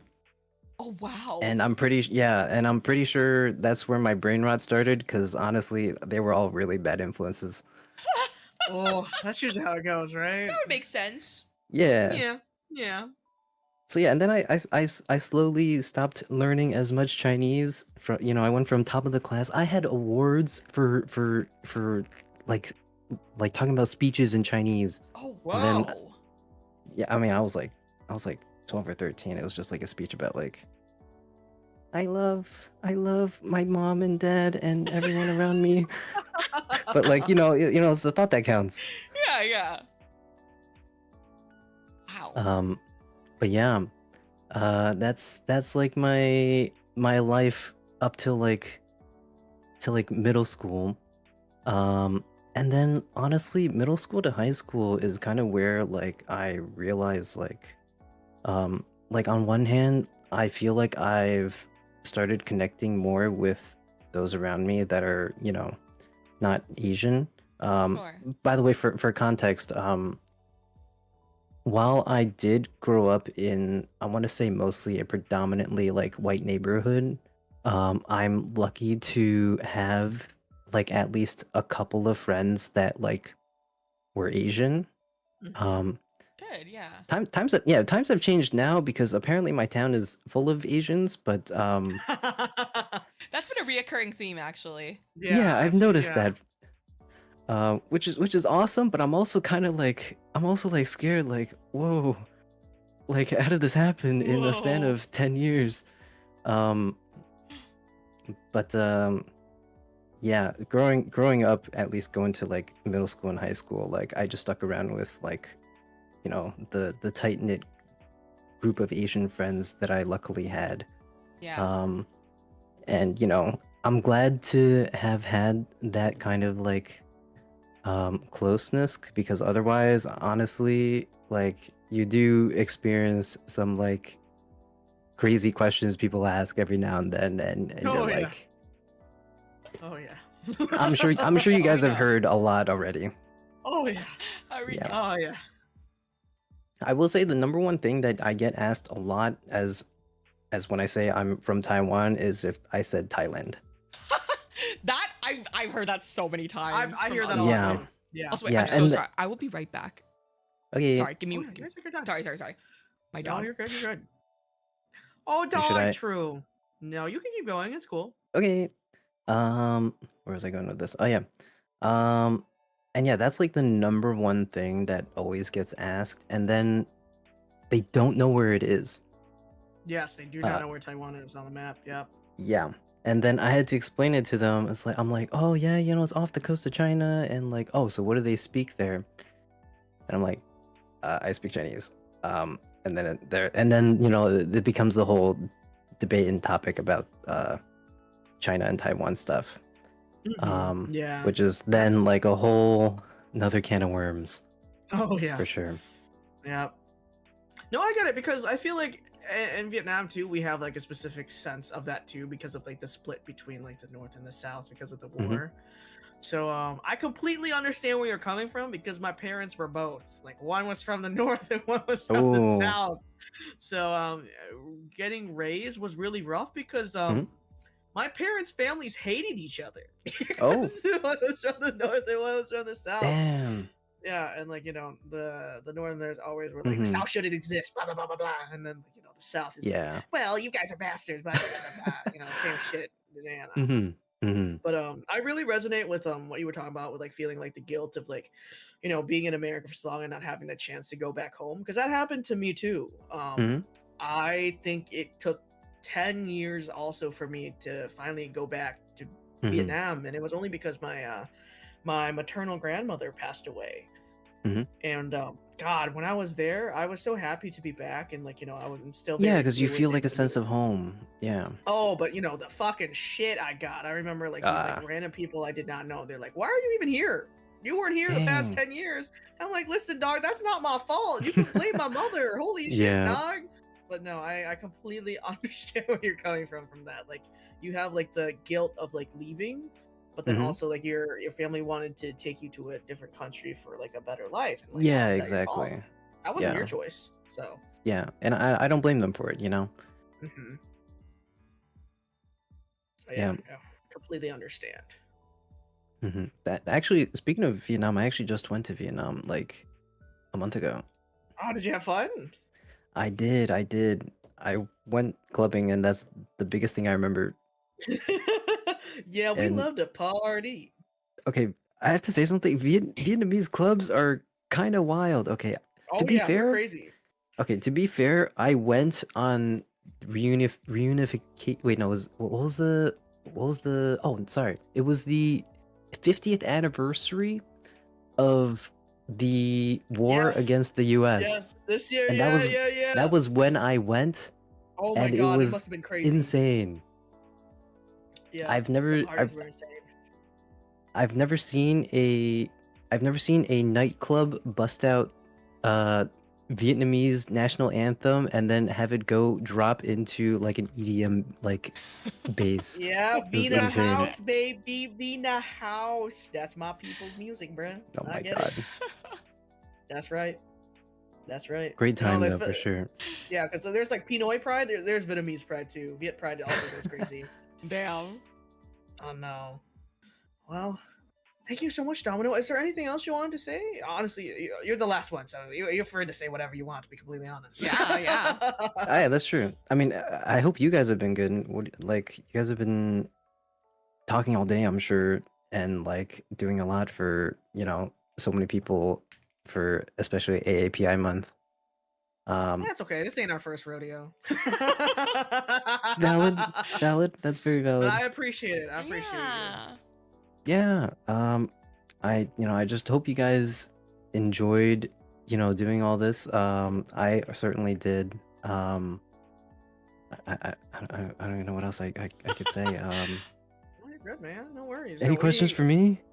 We love being able to do this. Honestly, when Yeah. I reached out to Hazumi again, because I wanted to do it again because of like so much reception we got last year of how like excited people were to just like be able to like share experiences with other people, because like some people just don't have that opportunity. So being able to give that opportunity to others has been a wonderful experience the past 2 years for sure. Yeah, I'm glad you guys do have that ability to do that. Yeah, very blessed to be completely honest. For sure. I guess any like other questions we have, Taiga, for Domino?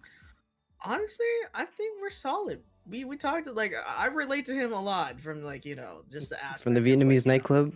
Yeah, I was gonna say. I was like, that's what I came back to. Hey, listen. You trying to go? You trying to go? We can go. You want to party? Listen, I'm I down. want you to be prepared to party with Taiga, because Taiga can go crazy. I'm Just be so prepared. down. Let's Anything pull up. is possible, baby. Anything.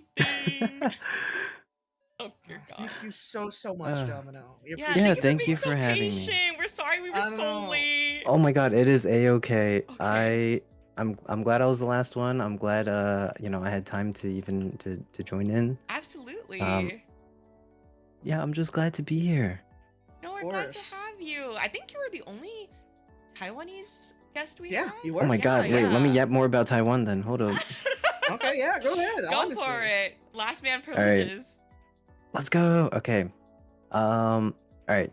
If you guys have never been to Taiwan, airport, hella nice. I'm gonna say Very that nice. Very nice. now. Airport lounge. Airport? Yeah, it's technically next to Taipei, so it's called Taoyuan Airport. But it's basically like you have a connection to Taipei.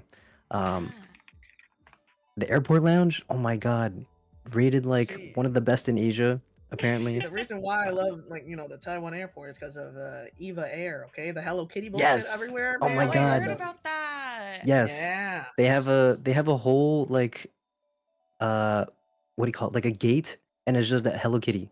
Yep. Entire thing. Let's see. If you visit Taiwan, please check out, of course, the night markets. If you're into hiking or if you love mountains, nope. The whole island's a mountain. I love so hiking. It's great. It's Yeah. great. Hiking there was fucking amazing. I loved it. if you're trying to go clubbing, Taipei is the way to go. Okay. I think the trains stop at midnight, but literally you can get around anywhere. Oh gosh. Night market, I highly recommend you get it's basically they take a sausage and then they take a shit ton of rice, and then they take the sausage and they put it into the rice as a like a hot dog bun. Okay, it doesn't sound that good, but I can assure you it's actually really good. See, I love me a good hot dog. Any wiener, I'm excited. Okay. Wait, you're so real for that. I love hot dogs. Okay. I love hot dogs. And last but not least, claw machines are everywhere, and they're like 30 cents a play. Are they rigged? No. Well, No. I don't know about rigged is the right word. Okay. You get so many tries that it just feels like it's a normal claw machine, and they Okay. don't feel rigged in the sense that, like, if you know what you're doing, I think you can get a shit ton of wins. Damn. Oh yeah, for sure. Okay.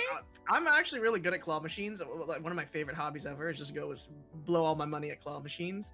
And I will say, when I was in Taiwan, that shit was so Mhm. fun because I was just winning everything, and I was just giving it to like Yeah. random people on the street. It's like, Yeah, okay, here, take this, exactly. take this. Yeah. Also, okay, I don't mean to brag, but I feel like our hospitality is really, really great here. I can attest to it. Okay. I've been there. Like- I can attest to it. Yeah, honestly, we're really welcome to like a lot of foreigners and just like people coming to, visit the country. So if you ever get a chance, or anyone, please feel free to stop by. I would love to. For sure. You gotta try the boba tea and where it's True, from, right? true. Changes your life. You never had boba unless you have it in Taiwan. Yeah, and I don't even like boba, but I was like, you know what? I'm in Taiwan. I gotta No, have that some boba. that shit hits. The boba doesn't. So different. So It's different. yeah, it's actually so different. Mm-hmm. Okay. But yeah, He's hyping it up, man. Honestly, I love Taiwan. I'm Taiwan's telling one you, of I'm my telling you. Favorite I countries I've been to. know. Damn. And their chicken. Oh my god. Oh my god, are you talking about the big flat chicken? The big flat chicken and the popcorn chicken, man. All the Oh, chicken, oh to yeah, be of course, the completely popcorn honest. chicken. Popcorn- Yes. Oh, I haven't had popcorn chicken in so long. Oh god. So You gotta have good. it. I need I'm it. actually really glad that popcorn chicken has been more and more popular in the US. That was like one of the things that I always look for when I'm going to like the good thing about like going to a Chinese restaurant in the US is that sometimes they'll have Taiwanese style dishes. Oh, Like maybe the I can. beef braised soup or whatever, right? Yeah, exactly. Even though like okay, the one thing that does bother me is that sometimes you will go to a seemingly like Taiwanese styled restaurant and it's cooked in like a different way. Like what's the best way to describe it? It's like the beef noodle soup. There's so many different places in China and Taiwan that will make like beef noodle soup that you can tell like which area like it's cooked from. Yeah, exactly. So it's hard to find Taiwanese flavors. So when I do, true. I'm actually really happy. Yeah, because I've had it at a few different restaurants, and like I can tell when it's like made by Taiwanese people. Yeah, exactly. This space is very different. Yeah, it's like this beef noodle soup. Damn people from, I'm not gonna say where. Understood, sir. I got you. You don't gotta say it. I know. But yeah, regardless, it's all good. You really can't go wrong with going to Taiwan. Yeah, you really can't. Hello Kitty's everywhere, and if you like Hello Kitty, you're gonna have a fantastic time. That's true. They also have a weird fascination with capybaras. I don't know why. They do. True. I just want Yeah. stuff. Yep. But yeah. Yep. I got Kapoo. I love Kapoo. They had a 7-Eleven themed Kapoo. And that shit was crazy, yeah. Wow. I know there's like a Kapoo cafe in like the middle of nowhere Taiwan. I can't remember what it is, but it's like a very like rural area where you would not expect there to Oh be a yeah, cafe. I'm not going to that. Yeah, no. No, I think you have to take like a 2-hour bus ride or something to get there. Jesus. Yeah. That's a trip and a half. Mm-hmm. Yeah, I just like the fact that like, especially with Taiwan, because it was occupied by Japan for like 50 years. Mm-hmm. There's like this like weird like in between Chinese and Japanese, like, and of course, like Taiwanese, like mixture of everything. Yeah. Like the love I for really like think that's characters type of stuff. yeah, Yeah, exactly, I've and I think that's noticed why a lot of people say like Taiwanese people are really cute. I hear that a lot. Either it's the way we speak or it's the way we do things. I just hear it a lot. That's so cute. I love that. That is really cute. Yeah, I'm really glad that you're proud of your like Taiwanese heritage too. Yeah, I Warms my mean, heart for sure. Yeah. I appreciate like, being able to express myself that way too. And I know sometimes like, at least for me, sometimes I'm a little hesitant to express that online because understand. Sure, you yeah. don't know like how people might say things. Yeah. But like I think when you're in like the right space and being able to express yourself, I think that's when you can like, you can go all out and show your pride a little bit. Yeah, definitely. And that was honestly the whole part of this, just Yeah. wanting to make people be comfortable in their like heritage and their culture, and I want them to have Yeah. pride in what they are. Mhm. Absolutely. Yeah. Yeah. I Thank mean, you guys so much for having me. course. Thank Yeah, you. man, of Thank you, course. Domino, for being here. Thanks for talking with Of us course. too. Yeah. Yeah. Sorry, Appreciate it's you so my much, man. sorry, it's my cute side. Wow. It's the Taiwanese coming out. Wow, Cutesy.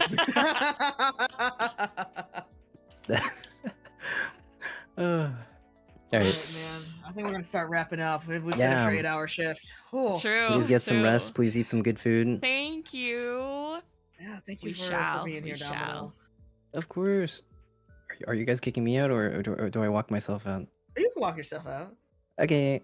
Look at Take care, that everyone. guy.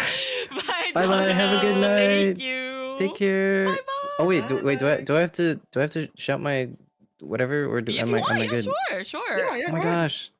Okay, hello everybody again. My name is Domino Moody. I am a Ethereum founding streamer. I also sing a lot of songs, especially freaky ones, and then I post them Oh, on okay. Twitter and YouTube. Songs. Yeah, I got that nasty. But you won't let Anyway, people milk you? Yeah, I was about to say, you don't want to be milked? No, that crosses the line. I can't do that. Oh, okay, but he'll moan in the microphone for Twitter. Yeah, exactly. Oh, okay. I'm dead. Well, thank you, Domino. Yeah, go thank check you course, them of out, guys. course. Check out everyone that's been here. For Please, sure. please, Yeah. I wanted to tag everyone in the tweet, but I fucking scheduled that shit at like 3 or 4 a.m. with Hazumi, and I true. Oh my can't gosh. schedule like threads. So I was Oh, like, I'll yeah, deal yeah, with it yeah. later. So the later is after the stream. Oh my god. All right, you guys get some rest. Thank you. Thank you guys so much again. Of course. Thank you for Yeah, coming have a good day. on. Yeah, take care. Bye-bye. Bye. Wow, Oh. we did it, Taiga! Dude, we fucking did it. We did it! Oh my god, I'm proud of us. Oh my god. Chat, when I tell you we were fucking crunching this shit. Oh yeah. Oh yeah. We were crunching hard. Yeah. Past us were the goats. Yeah, honestly, because like we were like, I think like we like mentally like prepped ourselves too, and like we had stuff from last year, and Yes, yeah. I'm really OCD, so luckily doing it was, we did it though. Oh my We god, did we it. fucking We did did it, and I'm so glad we did. I know. This was really great. I know since like last year I didn't really get to experience it in full since I just planned it and then had to fucking dip last minute. Yeah. It was really nice. I don't know if this is similar to what you guys had experienced last year, but this was really cool. Yeah, basically, I think like shut up, cellular device. Oh my god. Sorry.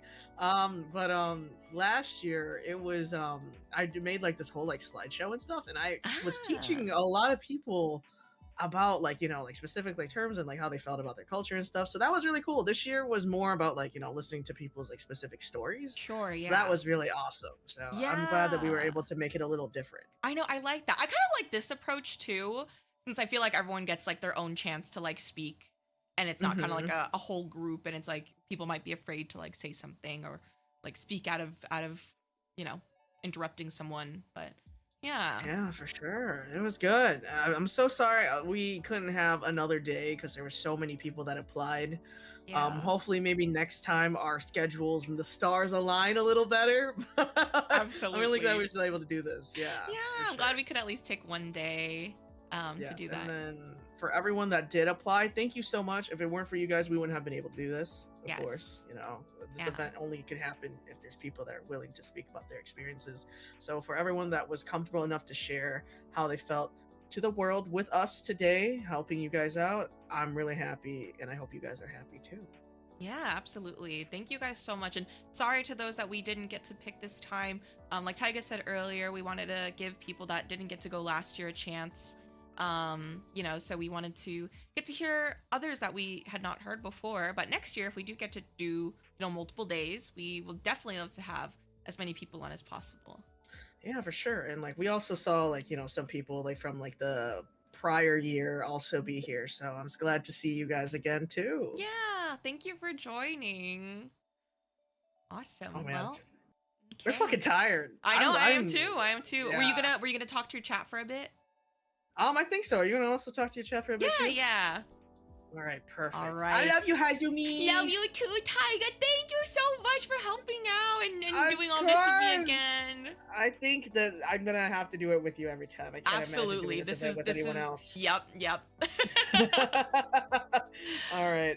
We're gonna split our chats. Yes. Thank you so much for everyone that has been watching. And I'm sure we'll pick our specific people we read out to. But I love you, Hazumi. Love you too, Taiga. Bye. Okay, bye, Hazumi. Bye. Oh, I have to leave the VNet. Uh-oh. This happens every time. Okay. Pog. Oh my gosh. Yeah, bye, Taiga chat. Okay. Let me go back to my chat. Thank you guys so much for being here. You are a part of the VTuber. Ah! Where did I go? Hello? Wait. Where did I go? Hello? Oh, I think I fucked up my... Oh. I may have fucked up my stuff, guys. I think I have to redo my, my room. Shoot! No! Yeah, sorry, guys. I think I gotta redo this stuff. This will happen eventually. My bad. I completely, fucked it up. But anyways, let me find me again. Sorry. Oh, okay, there we go. We're good. Anyways.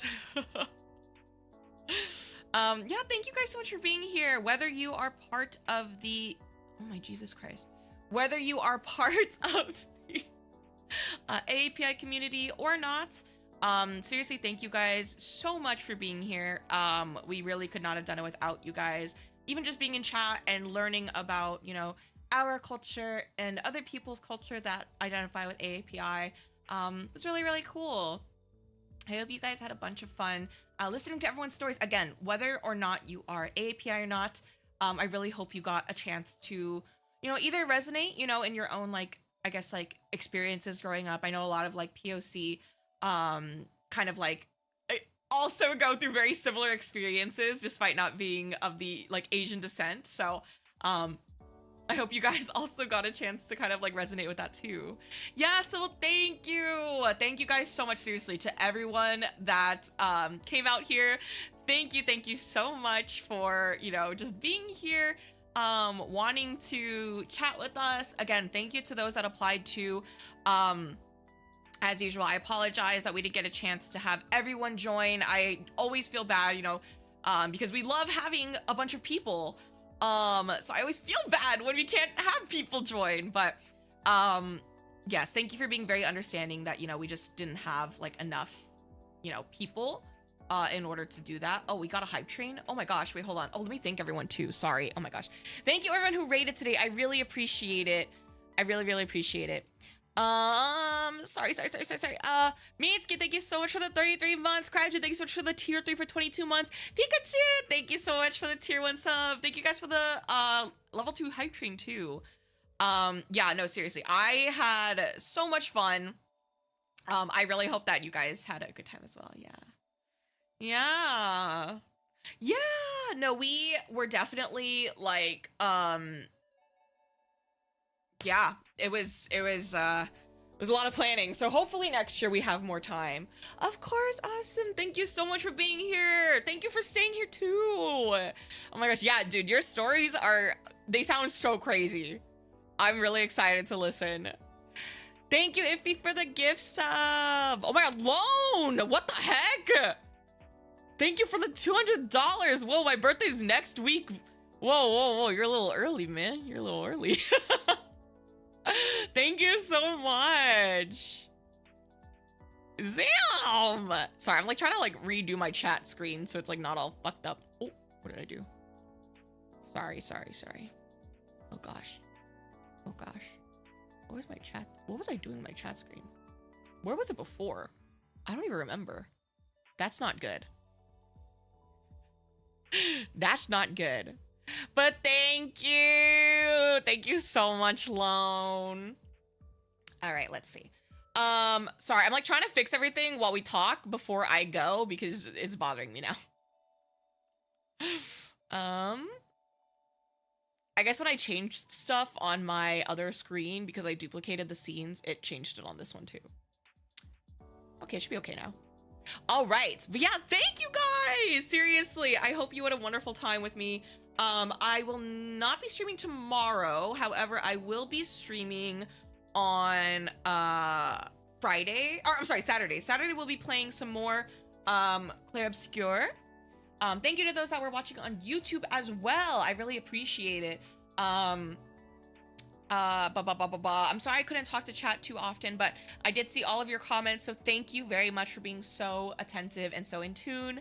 Yeah, I really appreciate it. I don't know, I keep saying that, but yeah, it was really, really cool to learn about everyone's, you know, stories. It was really fun to be able to kind of like, you know, feel the same, I guess, like, what is it? Just kind of like the same things growing up, or like feeling the same kind of like experiences. That's always wild to me when like you and other people share like the same type of experience growing up. I'm like, no way. Stuff like that, it always gets me really like happy, you know. Thank you. Oh, thank you, Skin, for the gifts to class. Thank you. Oh my gosh. Oh my goodness. But yeah. What else? I think that's pretty much it. I think that's pretty much all I had to say. Yeah, so again, no stream tomorrow. Stream will be again on Saturday. If you guys stayed here the whole time, thank you so much. Seriously. Yeah, Kuma, they were. Thank you for being in chat. Yeah, thank you, Sky Limit. Thank you so much, you guys. Seriously. So I'm waiting for the hype train to end. Cause okay.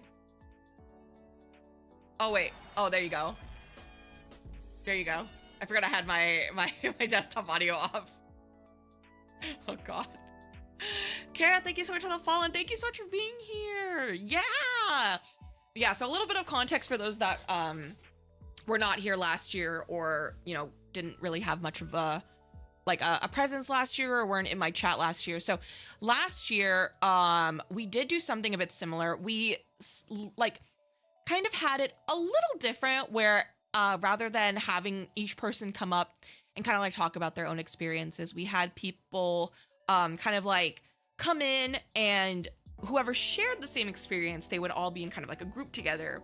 And this was a way that we could kind of like have a bunch of people to go and talk about their experience and kind of relate to one another. But this time we wanted to give people a chance to kind of like speak on their own behalf, and kind of like get a one-on-one time to kind of like talk about their lives, because you know, everyone always lives a different life. Everyone grows up in a different like household, different experiences. Like I said, like I from California, from SoCal, had a lot of Asians near me, but other people from SoCal did not. So it is insanely interesting to see how different people's, you know, upbringings are, even if you're like half an hour away from each other. Yes. I think I like this format more. I think I'll stick to this format. Ishikun, thank you for the gift of Tafumi.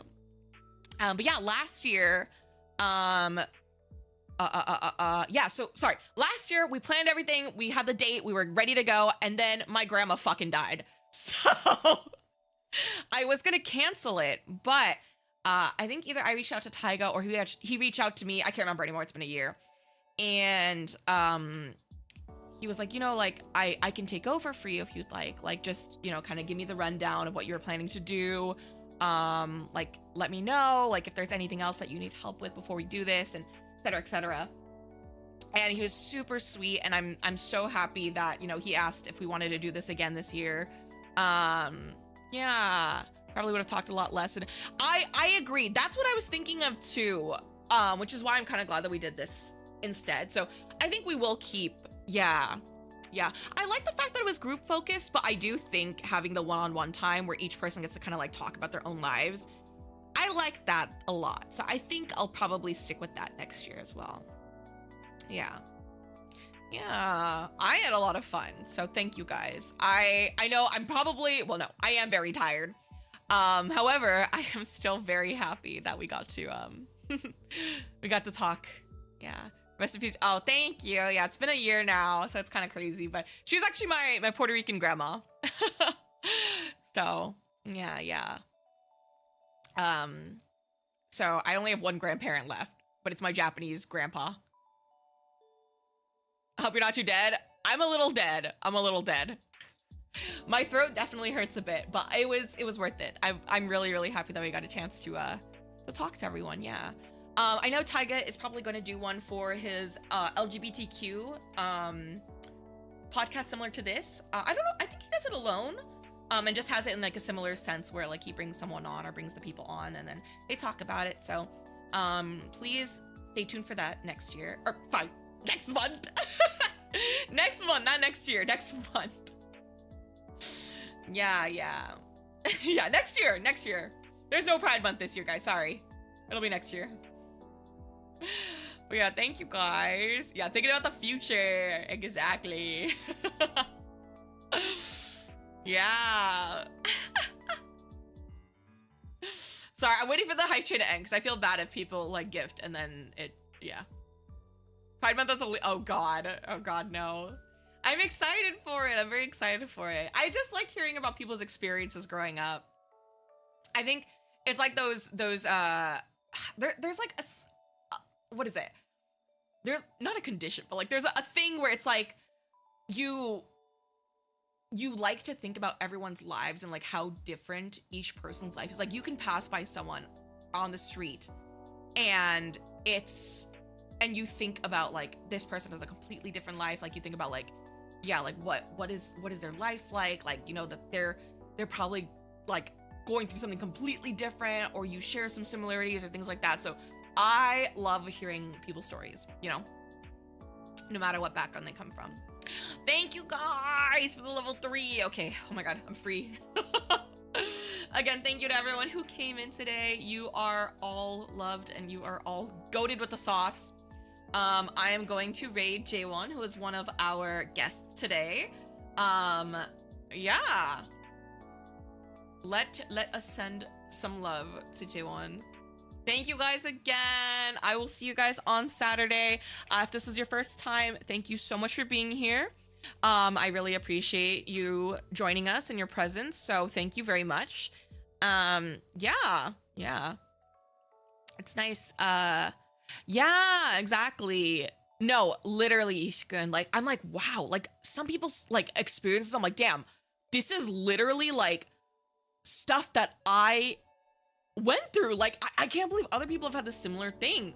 Or like what Axolotl said, where he was like, I thought this was just a me thing, but it's everyone who comes from like this culture. So I love that. I love it a lot. Okay, thank you, Sybil. Thank you for being here. Okay, let us send love to J1. Thank you guys so much for being here. I will see you guys on Saturday.